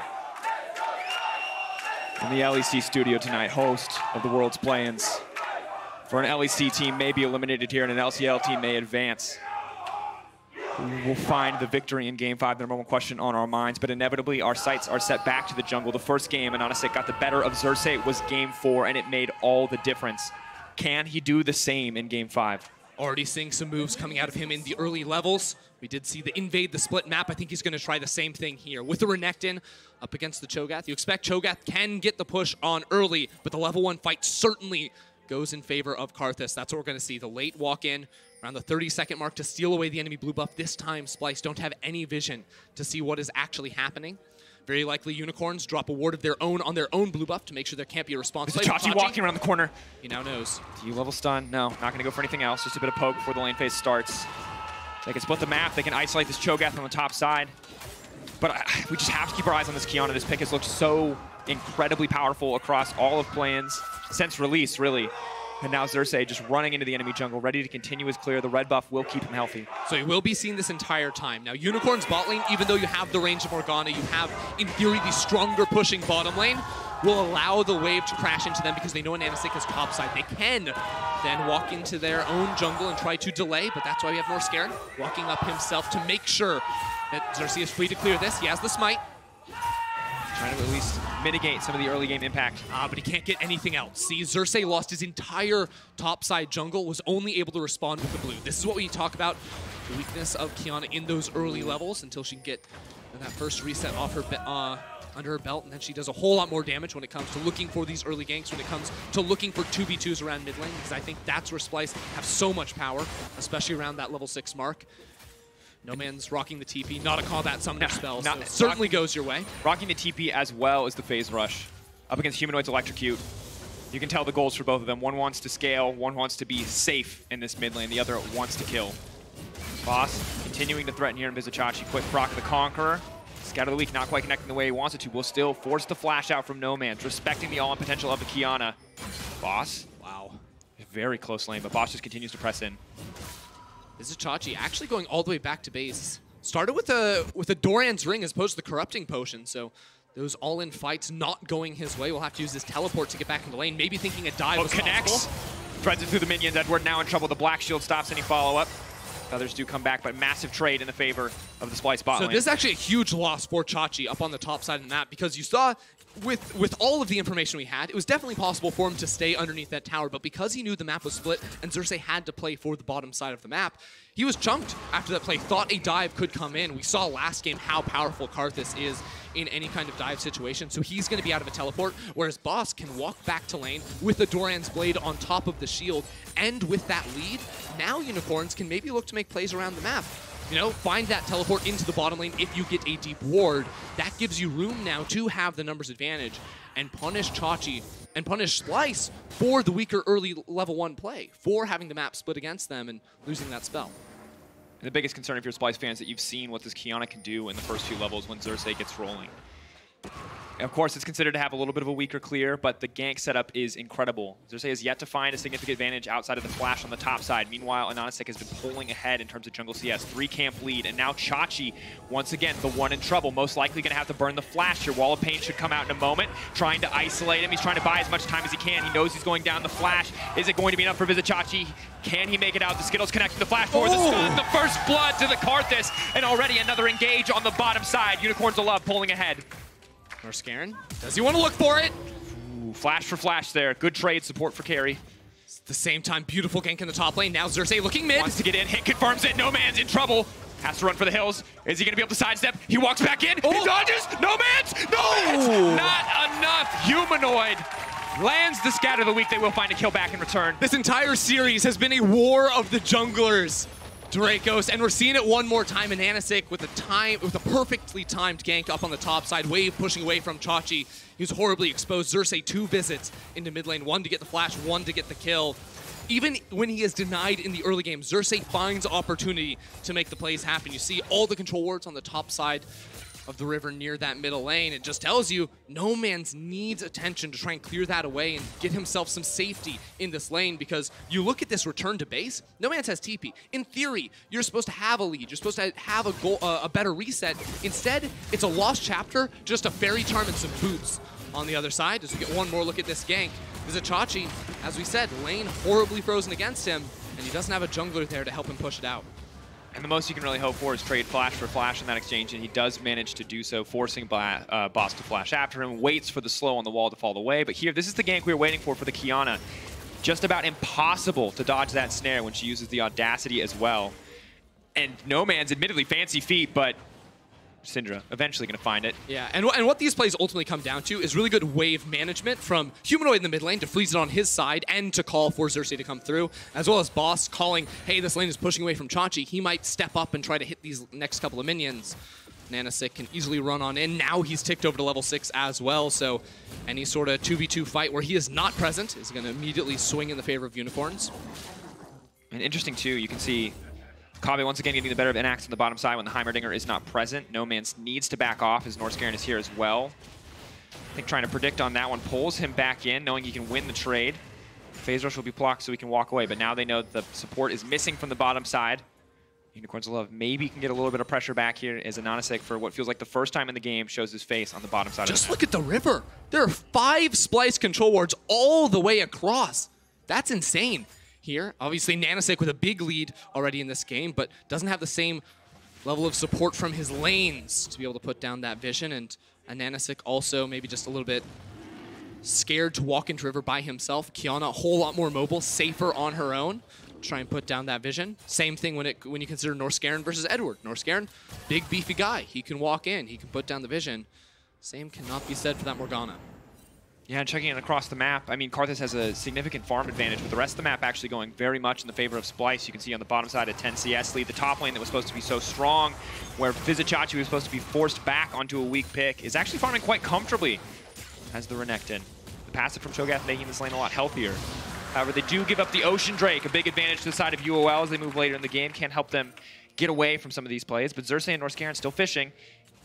And X has to be careful. He can't really stand next to that wall against the likes of a Kiana. Remember, there's still a TP advantage for Boss on the top side of the map too, so Splyce's duo definitely need to play a little bit safer. Let the lane just come on in towards them. They've been dominating in this 2v2 so far. That's safe to say in terms of CS and pushing up that lane to be able to knock down a tower plate for themselves. So some time on the defensive, not going to be too much of a cost for them. Sort of looking forward into this game, though, it's a hard one to call in terms of scaling because you consider there's a lot of threat when it comes to the later stage of the game on both sides. You know, Xayah versus the Kai'Sa both pump out a whole lot of damage. Humanoid, a lot of single target damage on that Syndra. AoE favoring the side of No Man's. Both junglers scaling pretty well when it comes to the amount of damage they can output, but I think that the safety and the reliable damage does side with the Unicorns of Love when you consider that they have the Black Shield to keep themselves safe, multiple defensive tools as well with the Xayah ultimate, and then the AoE options too are going to be pretty crucial for them. Oh, that was good. Pulls it back though. Blast Cone's there. Humanoid going to try to take it one out to safety. Instead, steps forward, just ults Anonasik.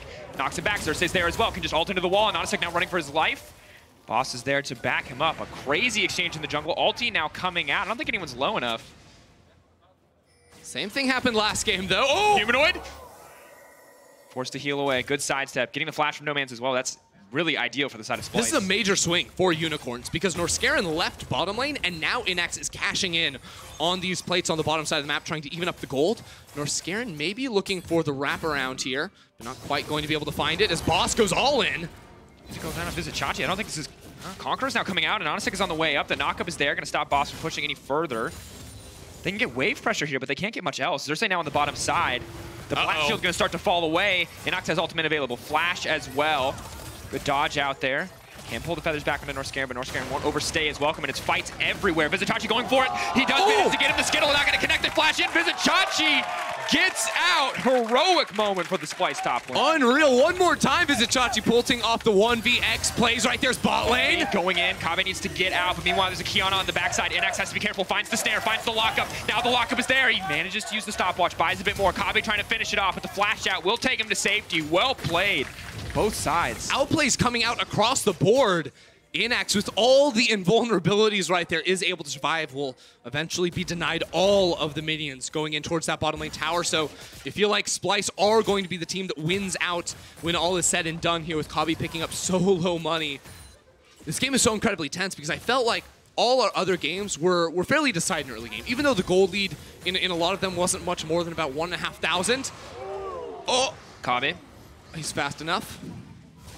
But the thing is, in this game, it's felt like both junglers have sort of gone blow for blow, and we've seen multiple outplays coming through from these lanes. This is the first game where it does not feel clear-cut inside of the early game, as we see this attempt one more time. Norscaron just walking straight into the binding, into the all-in, and then without the minions. Actually, because Unicorns of Love, they walk forward, the minions pull their aggro away from the tower, so it means that...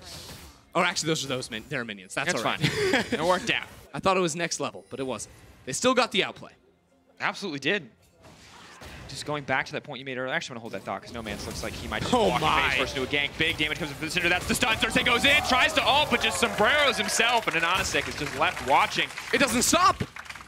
Flashes out right there. Humanoid with the good Cinder mechanics, popping the ultimate first to put so many orbs on the ground to make the Scout of the Week almost unmissable onto a flashless No Man's. He went for the early Merc Treads, but it's not enough to keep him alive in this lane. You can see mid lane absolutely blowing up. Humanoid already with the completed Luden's Echo, and just constant pressure in this lane. This is going to be the worry for Unicorns, even though they have the gold lead. Because mid lane has been broken open, Splyce should be able to have the first reactions toward any of these side lane plays in the future.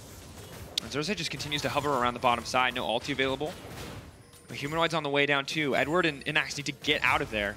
They're going to give up the Rift Herald for this one. If they die, it'll be a fine trade, but they cannot afford to go down here. Here we go. Oh, Norscaron now going to be in trouble. Looks like they're going to grab at least one. That's one kill. Inax now going to get locked out. Edward should be taken down next. The flash out to safety. Don't think it's going to be enough, but he manages to lock down Kave into the tower. Xerxes, though, the hero to tank it for him.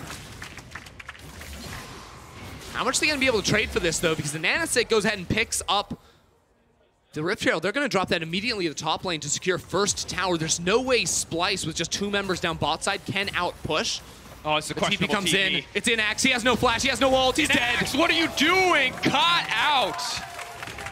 Where's my boy Sam Kobe Hartman Kensler to tell me about that TP? It sucked. He'll do. Unfortunate in the game 5 to be certain. The good news is they'll break the top lane tower. Unicorns will hold on to a small but notable gold lead. The Splyce will match up the Cloud Drakes for scaling. And honestly, just such a close game. Vizicachi doing his best to clear this one out. Stunned up and honestly gets some good damage down. The Cho'Gath very much in trouble. Conqueror coming through. Vizicachi is still alive! Vizicachi trying to What? Okay, ulti. He has no mana. Ananasik has no mana. He needs to go into the jungle to get mana. He can't do it. There's no time. That Chachi has had a rough series. They've thrown every bandit they could at him in game 4 and in game 5, but he has been doing very well this game, and that is just further highlighting the point. He dodged every skittle. He lived, sliver. I can't wait to see that replay. It's just unreal. The game dead, even locked as turret plating does go down. Now, right now, lane assignment a little bit all over the places. Humanoid is actually the one pushing up in topside. He does have the vision to cover himself, but no tower will always mean that he is exposed. This is the replay. Vizicachi trying to hit the eye. Doesn't realize Ananasik's right there, so he takes so much damage right off the bat. Then where's the jukes? He feasts the Herald. Juke 1. He's just autoing. Ananasik has no mana at this point. He's not even juking all the skills. He's juked 1, and then Ananasik just realized he can't auto-attack him to death. Boss tanked 2 more tower shots. He absolutely could have hit that, but No Man's now has to run for the hills. Edward is luckily there to cover him. 11 turret plates to UOL. You see the difference there in the game, but the gold is still dead even. That's the CS discrepancy in the individual lanes. Almost 40 for Kabe in his favor. So projecting into the next 5 to 10 minutes, it feels like Splyce always have the better tools to play on the offense. That means walking into the enemy jungle, getting pushed through mid, primarily because of their strength in the 2v2 and the mid lane matchup, as well as the ability to face check very easily with things like Norscaren's Nautilus. They can always walk into the enemy jungle while feeling relatively confident with themselves. That's why we see them taking this top lane tower virtually uncontested. Boss just trying to really run down and see if he can catch out Humanoid. But Unicorns of Love, they're going to be hard-pressed to find pressure, because while I do think, especially in siege scenarios and when they're controlling areas around objectives, they're super powerful with all their poke and 4 ranged threats trying to pump out damage. Splyce, moving together as a unit, threatening the 5v5, is always going to be the stronger team able to force their way into enemy territory. And you really just cannot afford to split up against this Splyce lineup. A lot of threats that can just leap onto you in an instant. Vizicachi like now running down Inax. Inax needs to make his way out of this one, has to dodge as much damage as possible. The rest of the team is here. He's forcing the ult out. Kiana on the way in as well. UOL are just going to walk away here. I mean, all that for a Righteous Glory is a pretty good deal. They do give up the Kiana ult too. That's going to be a big cooldown, but again, without Inax having his ultimate, he must go into the mid lane. You can't side lane on Xayah without that R button. So it'll be him and No Man's contesting over CS. And this is why I think the lane assignment is going really in favor of Splyce, because Humanoid, even though it seems a little bit greedy, he's in the side lane, whereas I think it's much harder for Unicorns to play all 3 lanes at the moment. Splyce definitely are, and even if they only play 2 lanes, they're denying a Cho'Gath, and Vizicachi isn't going to be too sad about losing out minions himself. He already has his Righteous Glory. That's about all you need. Oh, surprise Karthus. More like surprise Kiana. Ananasik now has to run for the hills. No ulti though. Doesn't want to commit. Vizicachi. Karthus goes out of range. He can't get anything else. Edward now has to run. They're moving in to try to pull him back, but a clean flash out from Kabe. This is exactly what I was talking about. It's so much harder to face check with Edward. Now Norscaren. He went too deep. Whoa, but not enough. Not even enough time to connect there. He got the kill, then walks into the river by himself. No one around him. Meanwhile, Humanoid still pushing top lane. Inax without ultimate might just die. Can't flash this. Just gets one shot. Humanoid on a rampage. Inax. Ultimate mistakes under his tower, but can his team come and reply? Humanoid, not much mana, no ultimates. This could be a big shutdown. What else can he get done? Ananasik steps in. Double AP threats versus the single of Humanoid. They will take him down. Shut down over to No Man's, but the tower still falls. In the heat of the moment, these teams are losing track of cooldowns, are losing track of when and where to pressure on top of the map. This just one example as Ananasik jumps straight in on towards Xerxes. Xerxes without the ultimate though is unable to get the kill, and Chachi tries his best, but this is the catch on towards Edward. Again, walking forward, not able to preemptively use that black shield to dodge away from Norscaren's damage. And Norscaren, he has his ultimate, so I think he thinks he can chase for the kill, but Kabe very clearly didn't want any part of that. He just lost track that Xerxes, or rather Nanasik, was in the area and was able to make that rotation through the river very, very easily. And as we get later and later in the game, the stakes of each and every single fight or pick start to matter more and more. You can see a scaling build coming in from the Orianna, building towards that Seraph, as well as it would appear to be Leandries. Wants to slowly but surely cut through the opposition. So No Man's winning the 1v1 right now, but I worry for him when Vizicachi pops the Righteous Glory, and if a jungler ever shows up, still TPs on both those players. Infernal Drake spawning in 6 seconds. Who can land the first blow? That's going to be so telling in this fight because all Unicorns want to do is chunk and poke before it starts. Aw, stashing over the wall. The Black Shield is there. Xerxes trying to retreat. Multiple members of his team locked up. Kabe can now go in, but he has to wait. Holds on for a brief moment. The disengage is there. Inax can look to fight in the pinch. They can't step forward. Take stock. It's an ultimate ops. There's a huge teamfight cooldown, and then the survivability of Boss's dominance here. I think that's going to be a roughly even trade. Xerxes just trying to steal, sneak in for another good smite, but not able to do it. Wall of Pain, huge there to block this out. Kabe on the backside, maybe they get something done. Edward looks like he will be sacrificed for this one. Big damage comes in, a decent shockwave, but there's really no follow-up there. Kabe now stepping forward. Inax needs to flash out to safety. They have gotten the Drake from the side of UOL, but it doesn't look like they're going to be getting anything else. Really clever there from Splyce. They realized that they could fight in that tight corridor. There's not a lot of room to maneuver and dodge away from the Scat of the Week from Humanoid. But they do lose the Infernal for it. Definitely going to go the way of Unicorns of Love in terms of who won that trade overall, especially when you consider this series in the context of all 5 of these games. Every single one of them pushed so late with multiple problems closing out in the mid game. So you always favor the scaling advantage of an Infernal over that immediate gold value. Just one more time in this play. Vizicachi tries to find Edward. The Black Shield is burnt initially. Norscairn just barely missing. And then they realize all those orbs on the ground, how do you miss the Scat of the Week? It's just not possible. Able to finalize that kill on Edward and burn the flash on Inax.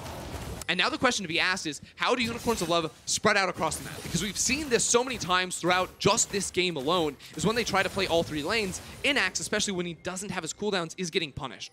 Or, you know, No Man's can't really go top lane by himself, because, of course, Splyce could bring a jungler and just run him down with that Righteous Glory. So they have to be very mindful what they're doing and where they're placing their members on this map. And I think the better strategy almost always is going to be to try to group up and put down vision first so you can track the opponent junglers. Then you can go farm freely inside lanes. And just such a tense game. You will have to be very careful about grouping up in these pinches. It's a similar story for Splyce, however, against the likes of Isaiah. Boss stepping in the midst of the enemy team. Forced to burn his ult for nothing. A bit of a fumble there. So watching in these fights, you always have to remember about the finishing power of the Karthus. Karthus very likely not going to fall down at the start of fights. He's been playing safely enough to not get caught out by Norscairn or Humanoid. Edward, Fishing. though. Binding does connect. Xerxes stepping forward with the Grass Blade. Can use it to close a bit of distance there. Splyce have all the tools to initiate fights and get that initial pick and try to knock people down. But Unicorns of Love have the ability to turn around their fights with Inax, with No Man's, with the Nanasik. So they must strike true with their first attack for Splyce. Otherwise, Unicorns will always be able to turn things around right in their face. The consistent damage, the damage in an elongated fight is very much in the favor of UOL. It's a 3v4 in the mid lane. Splyce could try to fish for something here. Xerxes going to lock up Boss. Won't be able to find anything else. A slow siege here in mid. Zaya finally on the way down. Edward will be here as well. Looks like, ooh, Orianna. Just barely able to get that out in time. Maybe can't make his way out of this one. So much damage comes in, though. Kabe and Humanoid are... Xerxes? Good question. Is able now to make it out. They are going to be able to break the tower. Here comes a bit of damage with a heal there to mitigate it. Still so close to finding the kill. And Nanasik still searching that big Requiem. Of course, he's now level 12, you know, finished off that Morellonomicon. Not a ton of healing to deal with on the other side. Not nearly as snowballed as he was in that game number 4. But speaking of snowballed, Humanoid is in that so one-shotting territory. He is one-shotting. And that's how fights should work for Splyce. You get that first attack, you don't actually have to commit everything if you can just burst down one target. Then you can take those longer fights. Xerxes was getting a little hypey right there, trying to come around the corner and land a big ultimate, but will be able to survive there after burning his flash. And this one, once again, ridiculous how close that was. But you just got to say, like, you can look at that kill, and of course it goes over to Kabe, and he's happy to have the gold, but that was mostly Cinder damage. If anyone is ever isolated against this team, they just get one shot quite easily. He's so far ahead, he even has the time to stop for more defensive items like the BV. These games have so often come down to big Baron fights. We're now 23 minutes into the game. Pressure on these teams.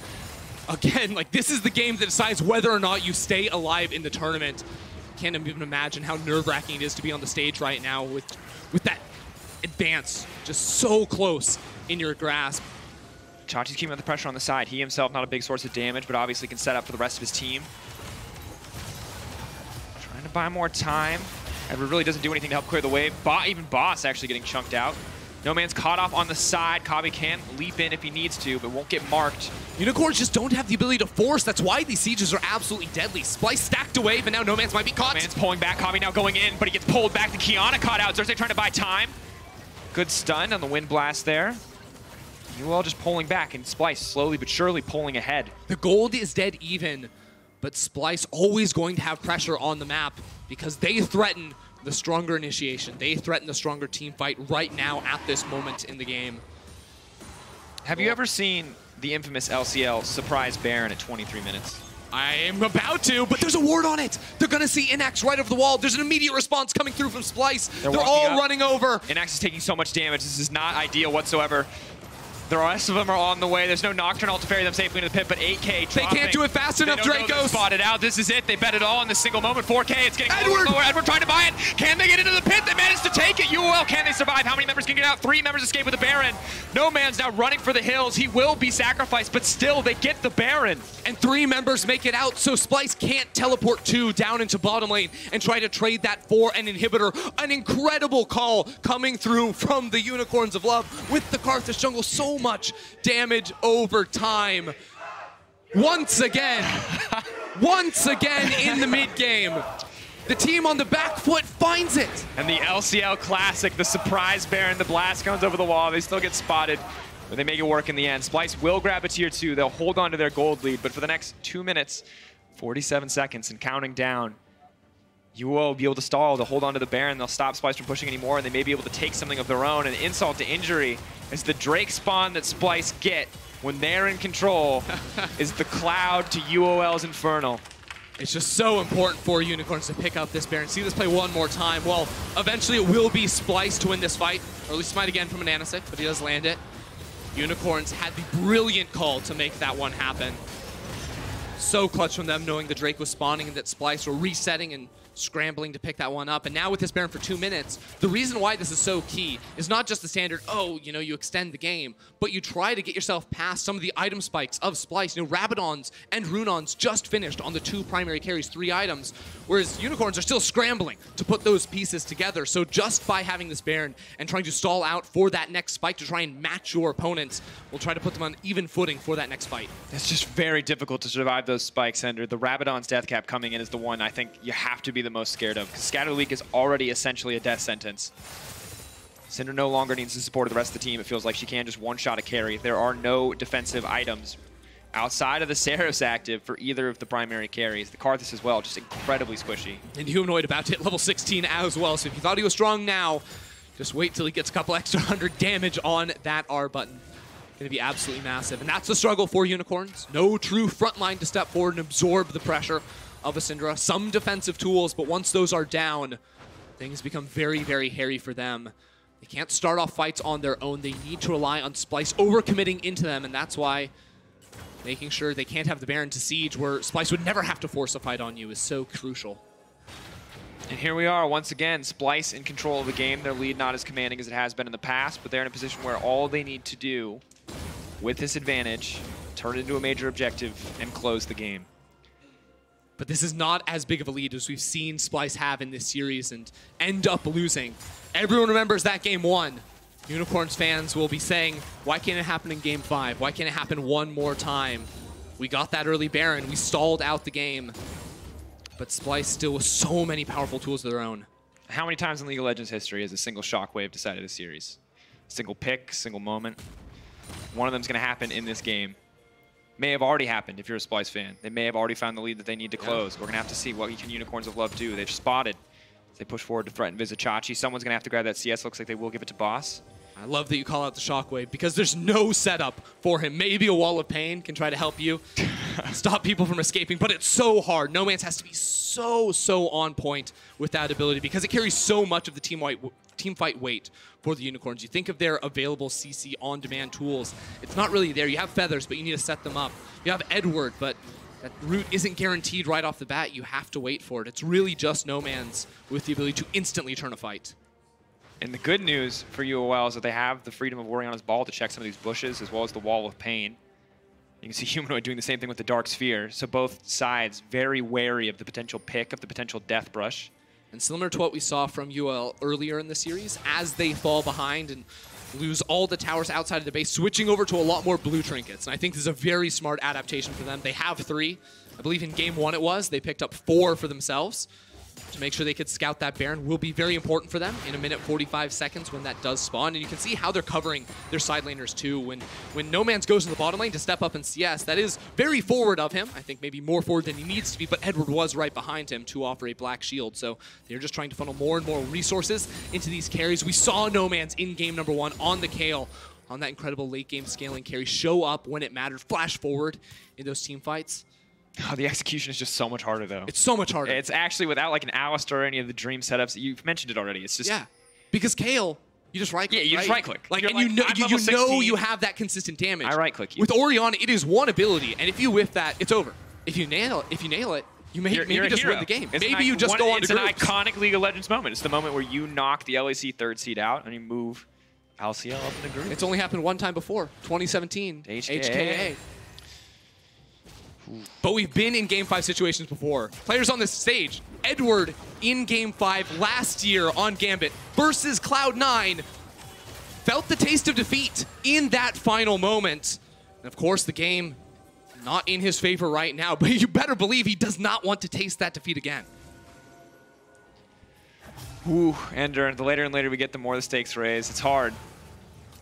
Because you know that they're taking time, they're farming. The might not happen for another 5 minutes. It could also happen in the next 30 seconds, and you just don't know. But here's the thing. No Man's has now finished his Rabadon's death cap, and Wakabi is still separated by an entire item over Inax.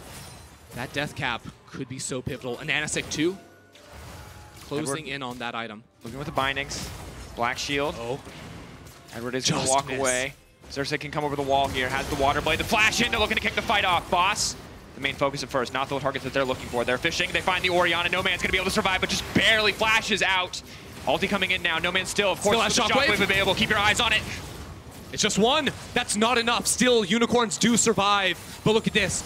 Boss is chunked. He has the TP to get back into the fight. Ananasik, hardly any mana left on this Karthus. It's the problem with these extended fights. They don't have an Ocean Drake. He doesn't have a blue buff to keep topped off. So the rest of Splyce are going to walk back while Humanoid and Norscarin zone away the Unicorns, make it so there's no possible chance that Ananasik can try to steal. Here comes the TP. The Requiem up and available. Edward just getting chunked out. Humanoid he'll fight, but Humanoid may just go down. The heal takes him out to safety. The Baron has dropped in the favor of Splyce, and Unicorns of Love will get nothing back.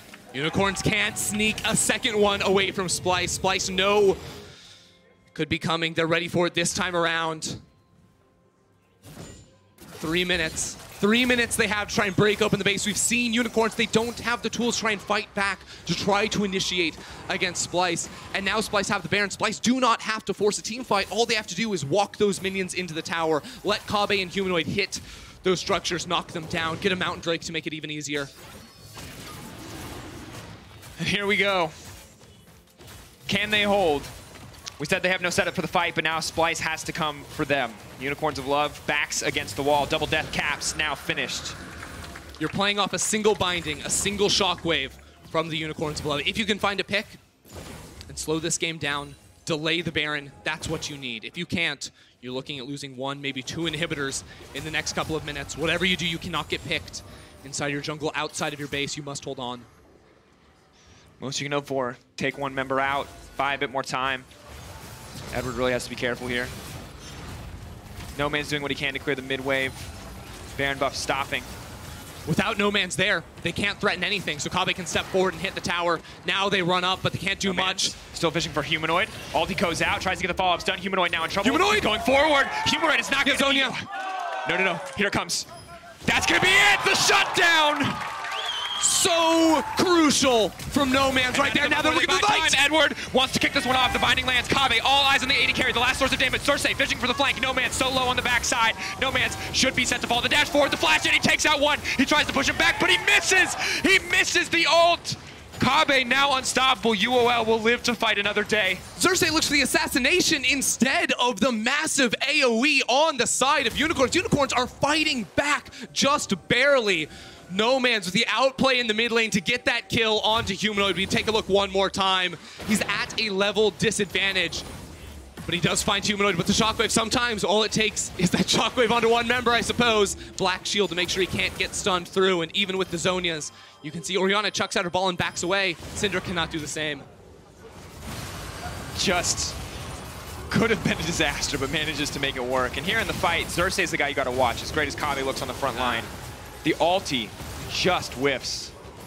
Difference is Kave can't get auto attacks down. Unicorns love chasing on forward when we say in these long fights. But you can get through some of the priority members of Splyce. That's where Unicorns come online, where their damage seems to never end, with the Karthus and Isaiah pumping it out from range. He's got the Orianna as well. Offers a more supportive take too, in the right situations. The death cap completed, Christy. Level 16 coming through. Well, I mean, we're full late game. We absolutely are. I mean, and we should have expected nothing less, in all honesty. 20 seconds left on the Baron. That's not going to amount to much of anything. But we have Elder Dragon spawning. We have Baron spawning one more time. Unicorns and Splyce just going to be licking their wounds until that one comes up. Of course, that bot lane inhibitor has been left exposed, but no real split push threat on the side of Splyce means we won't be seeing them rush for that objective anytime soon. And the Baron, of course, falls away. It will be a few minutes until we see it again. And now Void Staff has come in as well for the Orianna. And you can see Humanoid, he was so strong earlier on, but he has to buy more and more defensive items at this point. Luckily for him, really not much MR on the opposite side. No Man's knows his chances at winning this game are not about surviving. It's about finding a single clutch Shockwave. And the goal difference, very close throughout the entirety of the game. And you would think that as Splyce start to ramp up, as they hit that 5K mark, that they'd be confidently in the lead. But once again, if there's anything we've learned in the series, is the game's really not over until you kill the Nexus. Yeah, and it's down to just about 4,000 at this point.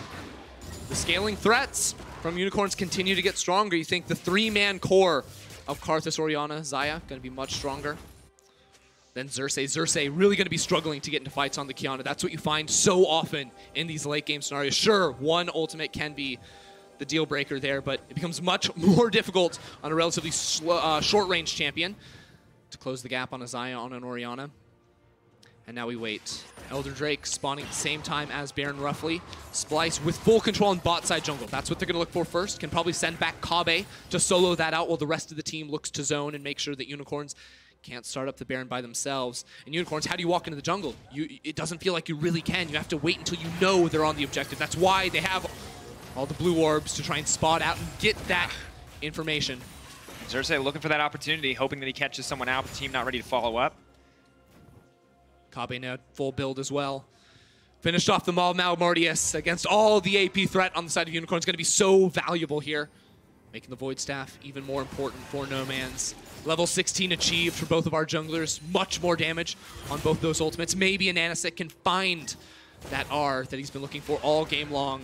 And he's on the way to a Void Staff as well. There's the TP coming mid lane. UOL stepping forward. They think they've spotted out Xerxes. His ult goes down early. The rest of the team now needs to retreat, though. They can't afford to get caught out. Vizichachi in the middle of everyone.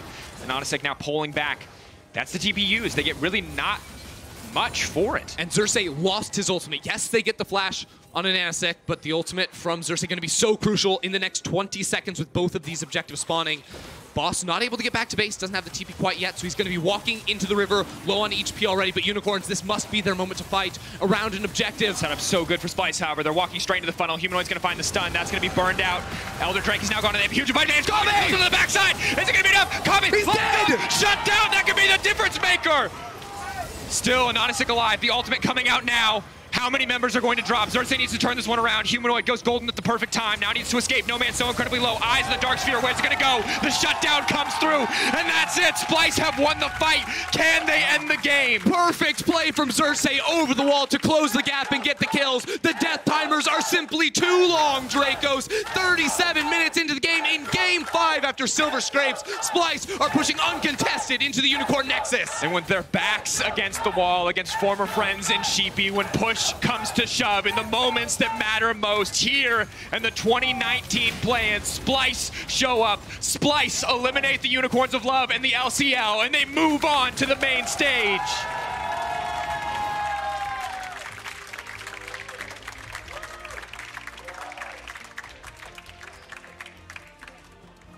A grueling 5-game series between these two teams, back and forth all day long. But in the end, Splyce proved that they are the better team on the day, and they strike down Unicorns of Love in another Game 5 situation. And just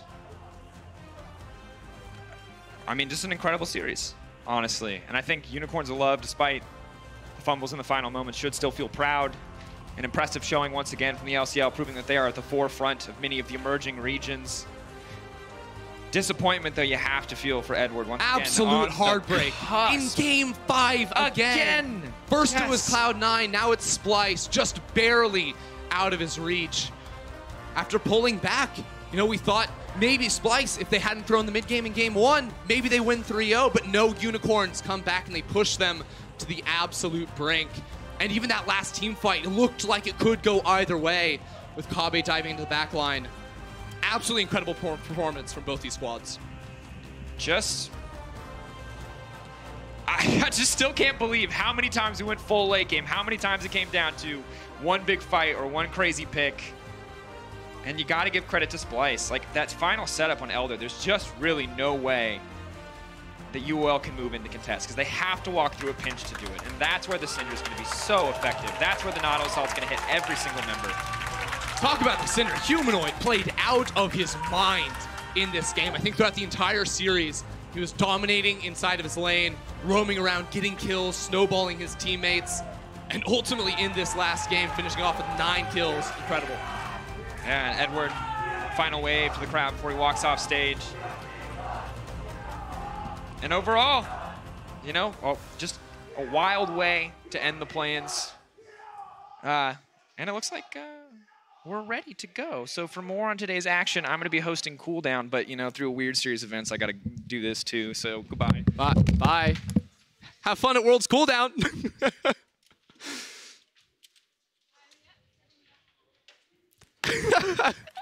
What was that toss? We were ready to flame Dracos for being slow to World's Cooldown. I was going to welcome you to World's Cooldown, say I'm Jat, joined by Frosk, and definitely not Dracos because it's just a chair. But he did mention that he's going to be over in a second. 3 to 2. He's so fast.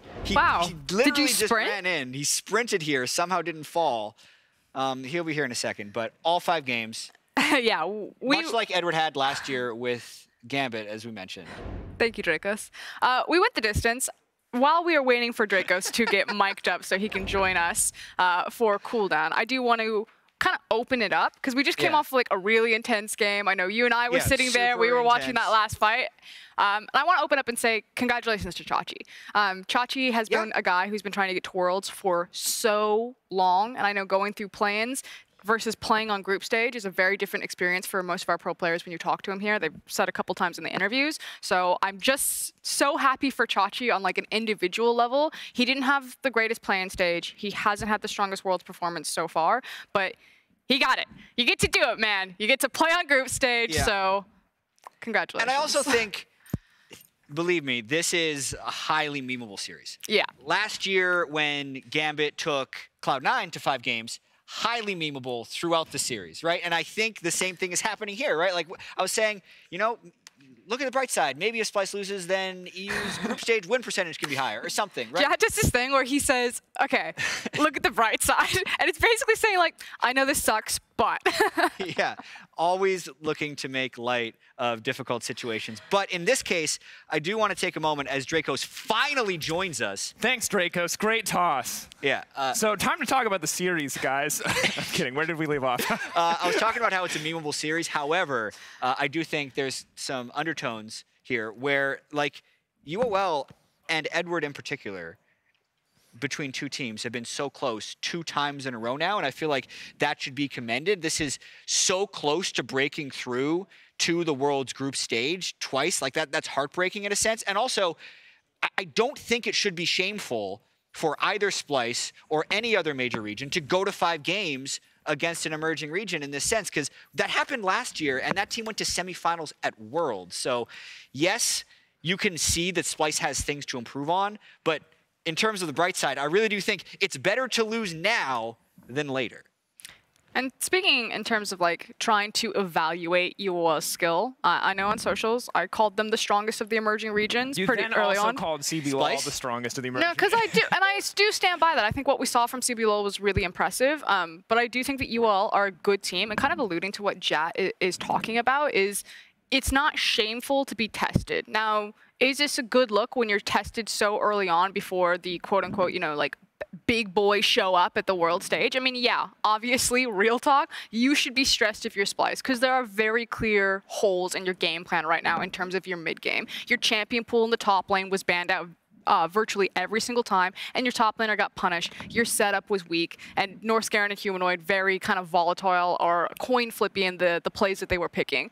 But as Jad is also saying, like, it's better to have it happen here, where now you get access to all these new scrims as the other teams start rolling in, and try to fix those problems for group stage. I think the most that you can ask for from the critical fans, because I mean, it's still fair to be critical, as you mentioned, is just wait for groups. Like, see what happens. Because obviously, Cloud9, as you mentioned, was in a similar situation with Gambit in the past. Fantastic G2 world. also got tested, took down RNG that year. UOL beat Splyce twice. UOL beat Clutch twice, right? Like, they're actually pretty good, I think. And Clutch just 3-0'd their series yesterday, so. Yeah, and it's actually cool to me how UOL balanced out some of the individual laning weaknesses. You saw Inax in the Heimerdinger games. That was very effective, something we've seen from G2 in the past. And the team is very clever. I like the strategies coming out. Karthus looked very good in the hands of Anonasik.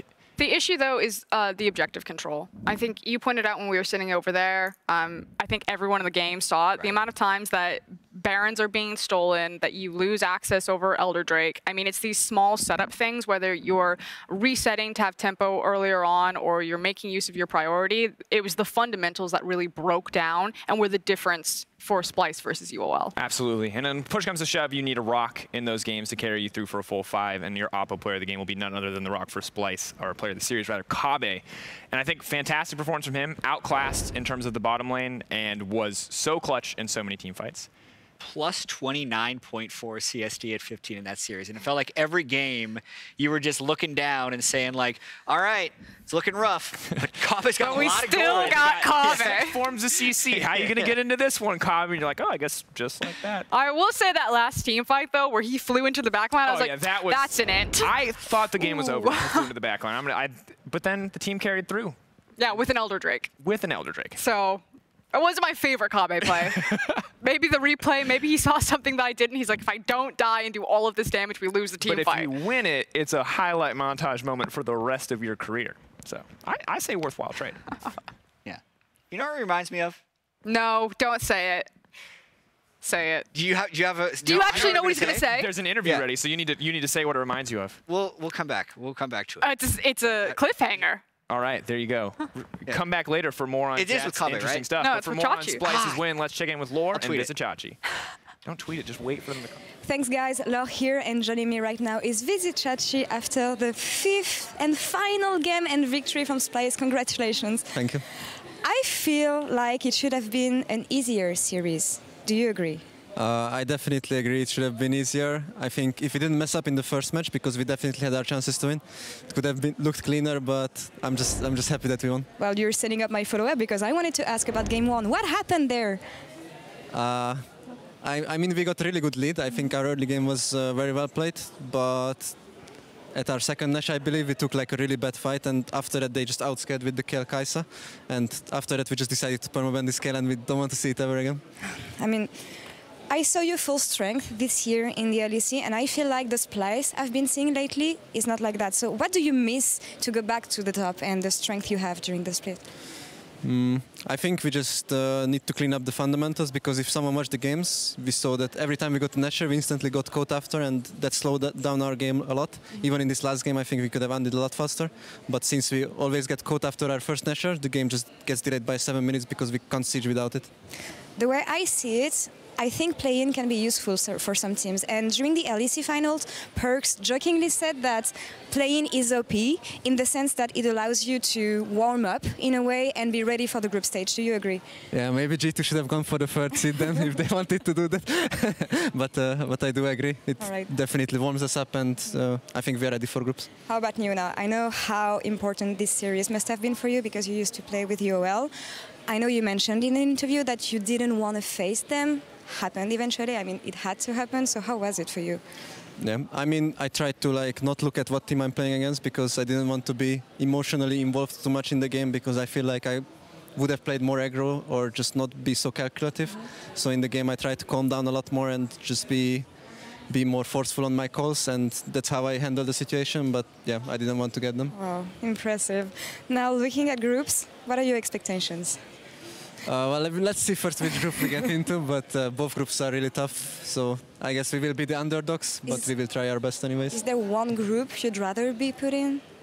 I think Group D. Group D? Okay, well, we'll see that in a few minutes. Anyway, thank you again, Chachi, and good luck on group stage. Thanks. Now back to you guys.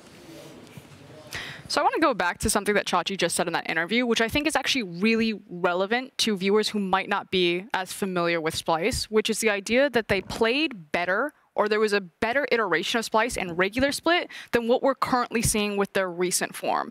And I actually agree with that quite heavily. I think for so long, Splyce was contesting Fnatic, like right on their heels, and then just something shifted, kind of either they got figured out, or I don't know, maybe some internal dynamic shifted within the team, but they suddenly just got sprinted away from where Fnatic and G2 just blew them out of the water, and they've been on this decline since. But there is that theoretical ceiling that we saw during summer split that I'm waiting for Splyce to get back to. And I love that topic when you're talking about like peak performance for a team, because Splyce has not been at the peak performance we've seen from Splyce was at some point during that summer split. Definitely not in the playoffs, and not here.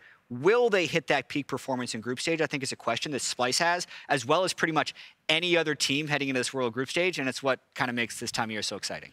Exactly, and there's not much left to say about that, but to find out our groups for Worlds 2019, let's head over to QuickShot in the arena. The 2019 League of Legends World Championship play-in stage is now concluded. 12 teams started, 8 have been eliminated, and the remaining 4 will advance to the 2019 group stage. Those 4 teams will now be drafted into the respective groups where they will do battle here in Berlin's Verti Music Hall. The rules are simple. We will draw each team into the first available group, with the only caveat being that a team cannot be placed into a group with another team from their home league. To help me draw the teams that will complete our group stage, I would like to invite former world champion Bang to help me draw the teams.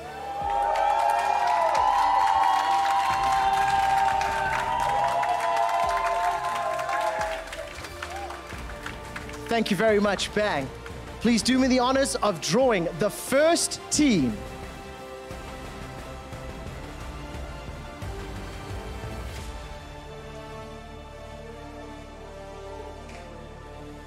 It is Splyce. Splyce will join Group B along with FPX, J-Team, and GAM.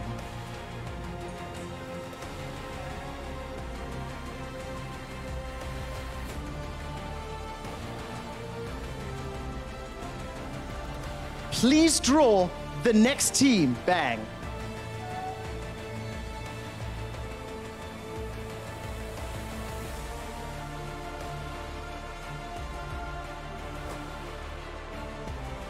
Damwon Gaming.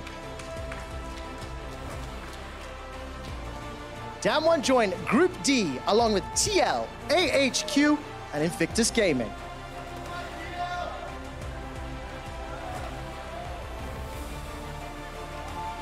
Please draw the next team. Bang.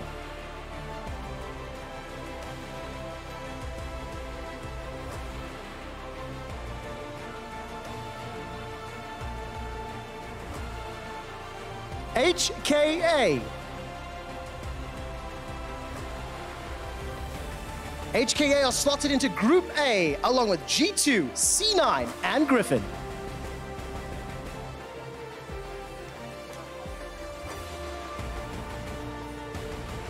Please draw the final team. Bang.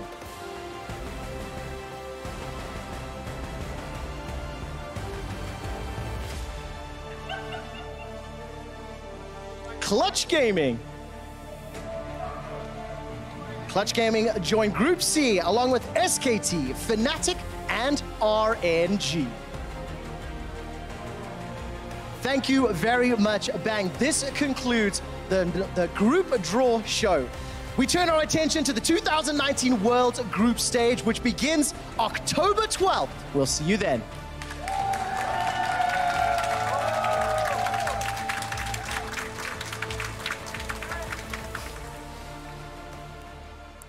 And for all the English viewers, we'll see you now. Dr. Jet and Dr. FLICKR are here to diagnose your problems if you're a North American fan, because that's a brutal group draw. On the other hand, LEC fans, you did it. You won the dream group. You got in there with J-Team. You just got to beat them and GAM. I will say this, though.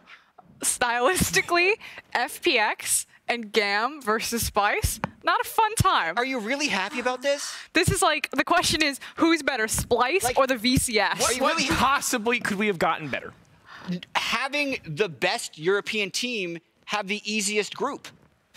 I thought you meant just of the 4 teams that have been added, not as like the group stage holistically. No, all of these groups are scary.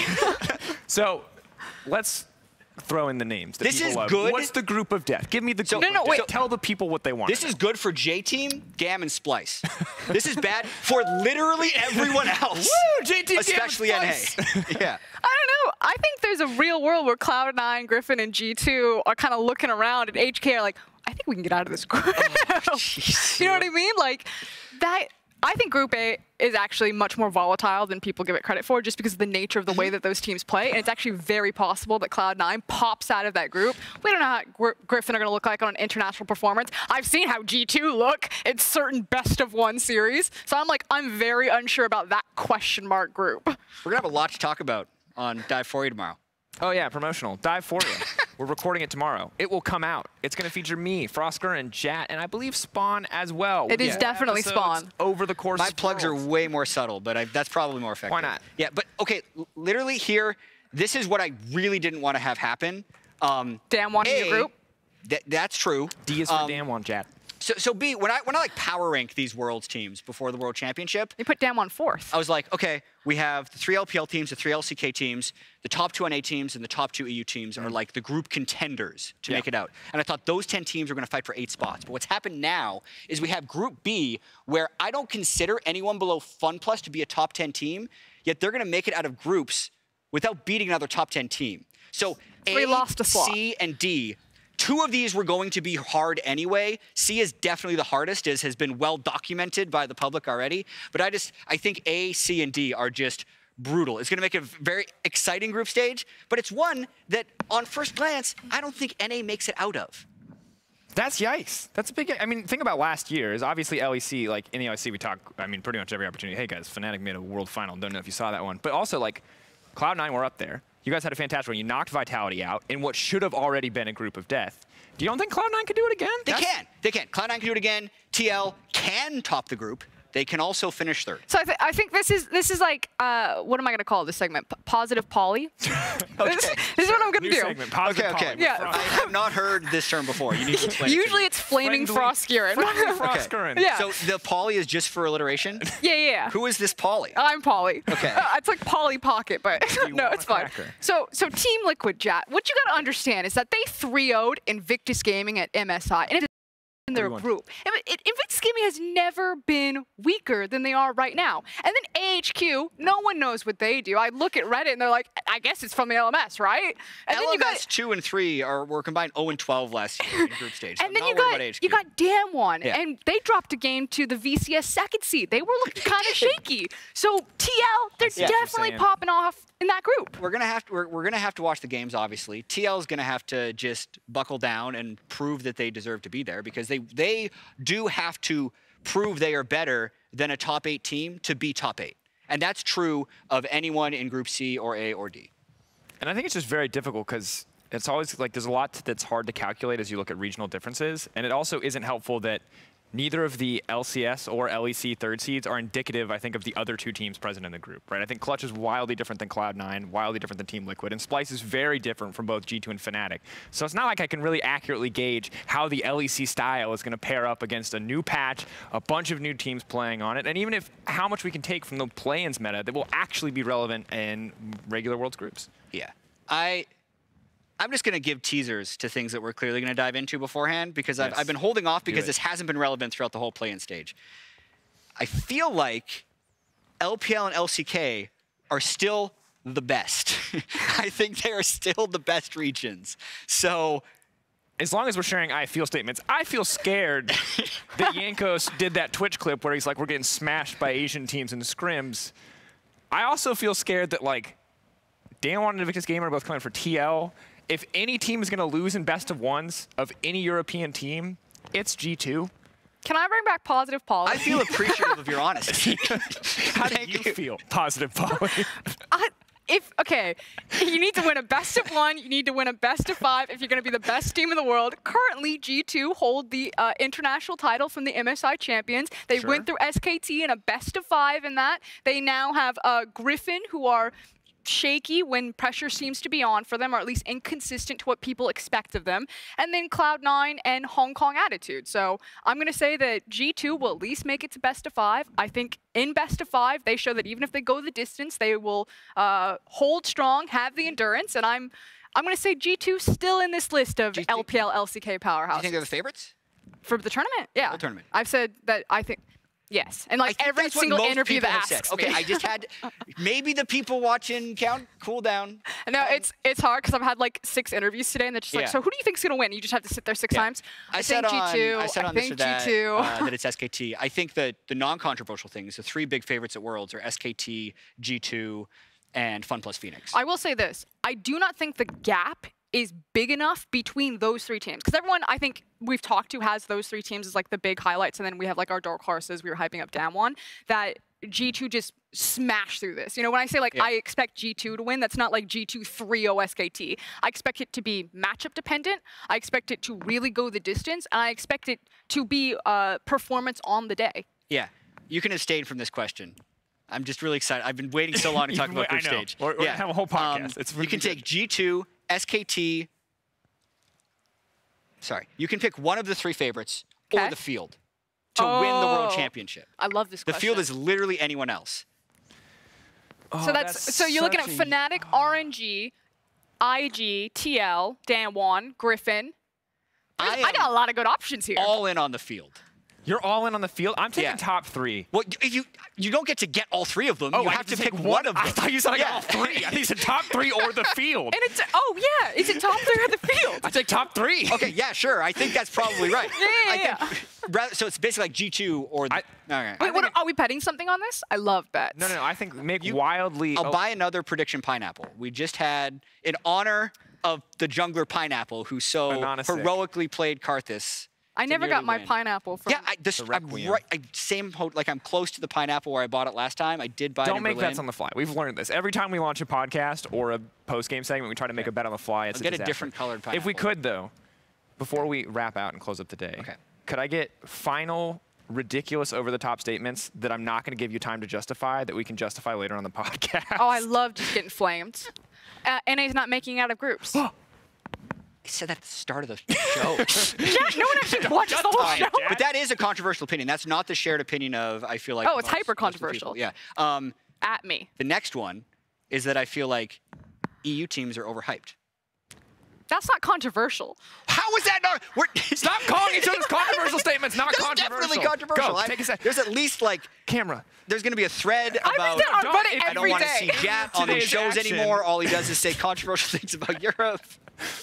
Clickbait them, Jack. Clickbait them. If you missed any of today's action, be sure to stay tuned for our rebroadcast is starting just a few minutes. And also be sure to tune in to League of Legends YouTube page in about 15 minutes for a special surprise. Yeah, that was all from us here in World's Plans. They said dramatic pause. I wasn't sure how long it had to be. Thank you. We're going to be back on Saturday for the start of groups. We'll see you then. You didn't even flex.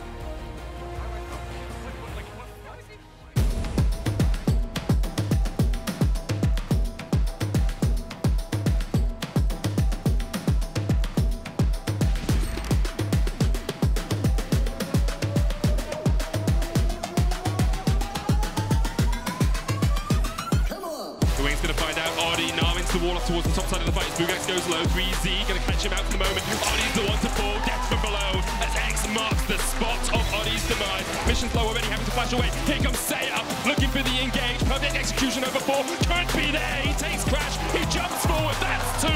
Saya stepping up for Isurus Gaming. And so goes Saya as well. Bugax with a 4-man stun, but all he can do is pop the GAs. He tries to jump around. He'll get onto Kaiwing. Bugax able to survive, and there's a lantern to get him out alive. But now the Nexus target is the tie, and Bugax is down. And HKA on the second time of asking are making their way to World's Groups. This is not an all-European best of 5. Not anymore.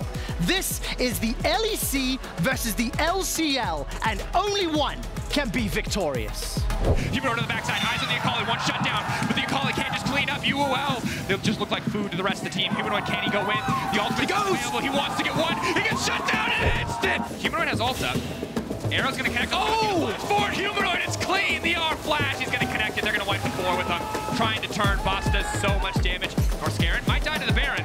Now Chachi goes in, and Anasik still waiting over the wall. 3K left on the hell, they're not gonna get anything. Kave cutting through the team. Splyce now on a rampage as Humanoid jumps onto the backside of the fight, and we're trying desperately to lock up Humanoid. Boss now goes in, wants to finish someone out, but Kave still has ult. A double kill for him. Walking in 1v3. Oh no. It's locked up. Hello? No man's? Oh! That's huge! A second grass blade. Waiting out Xerxes' ultimate. Is gonna ult right back onto Norskaran. A little bit. Playing with his food. How many members are going to drop? Xerxes needs to turn this one around. Humanoid goes golden at the perfect time. Now needs to escape. No man's so incredibly low. Eyes in the dark sphere. Where's it gonna go? The shutdown comes through, and that's it. Splyce have won the fight. Splyce show up. Splyce eliminate the Unicorns of Love and the LCL, and they move on to the main stage.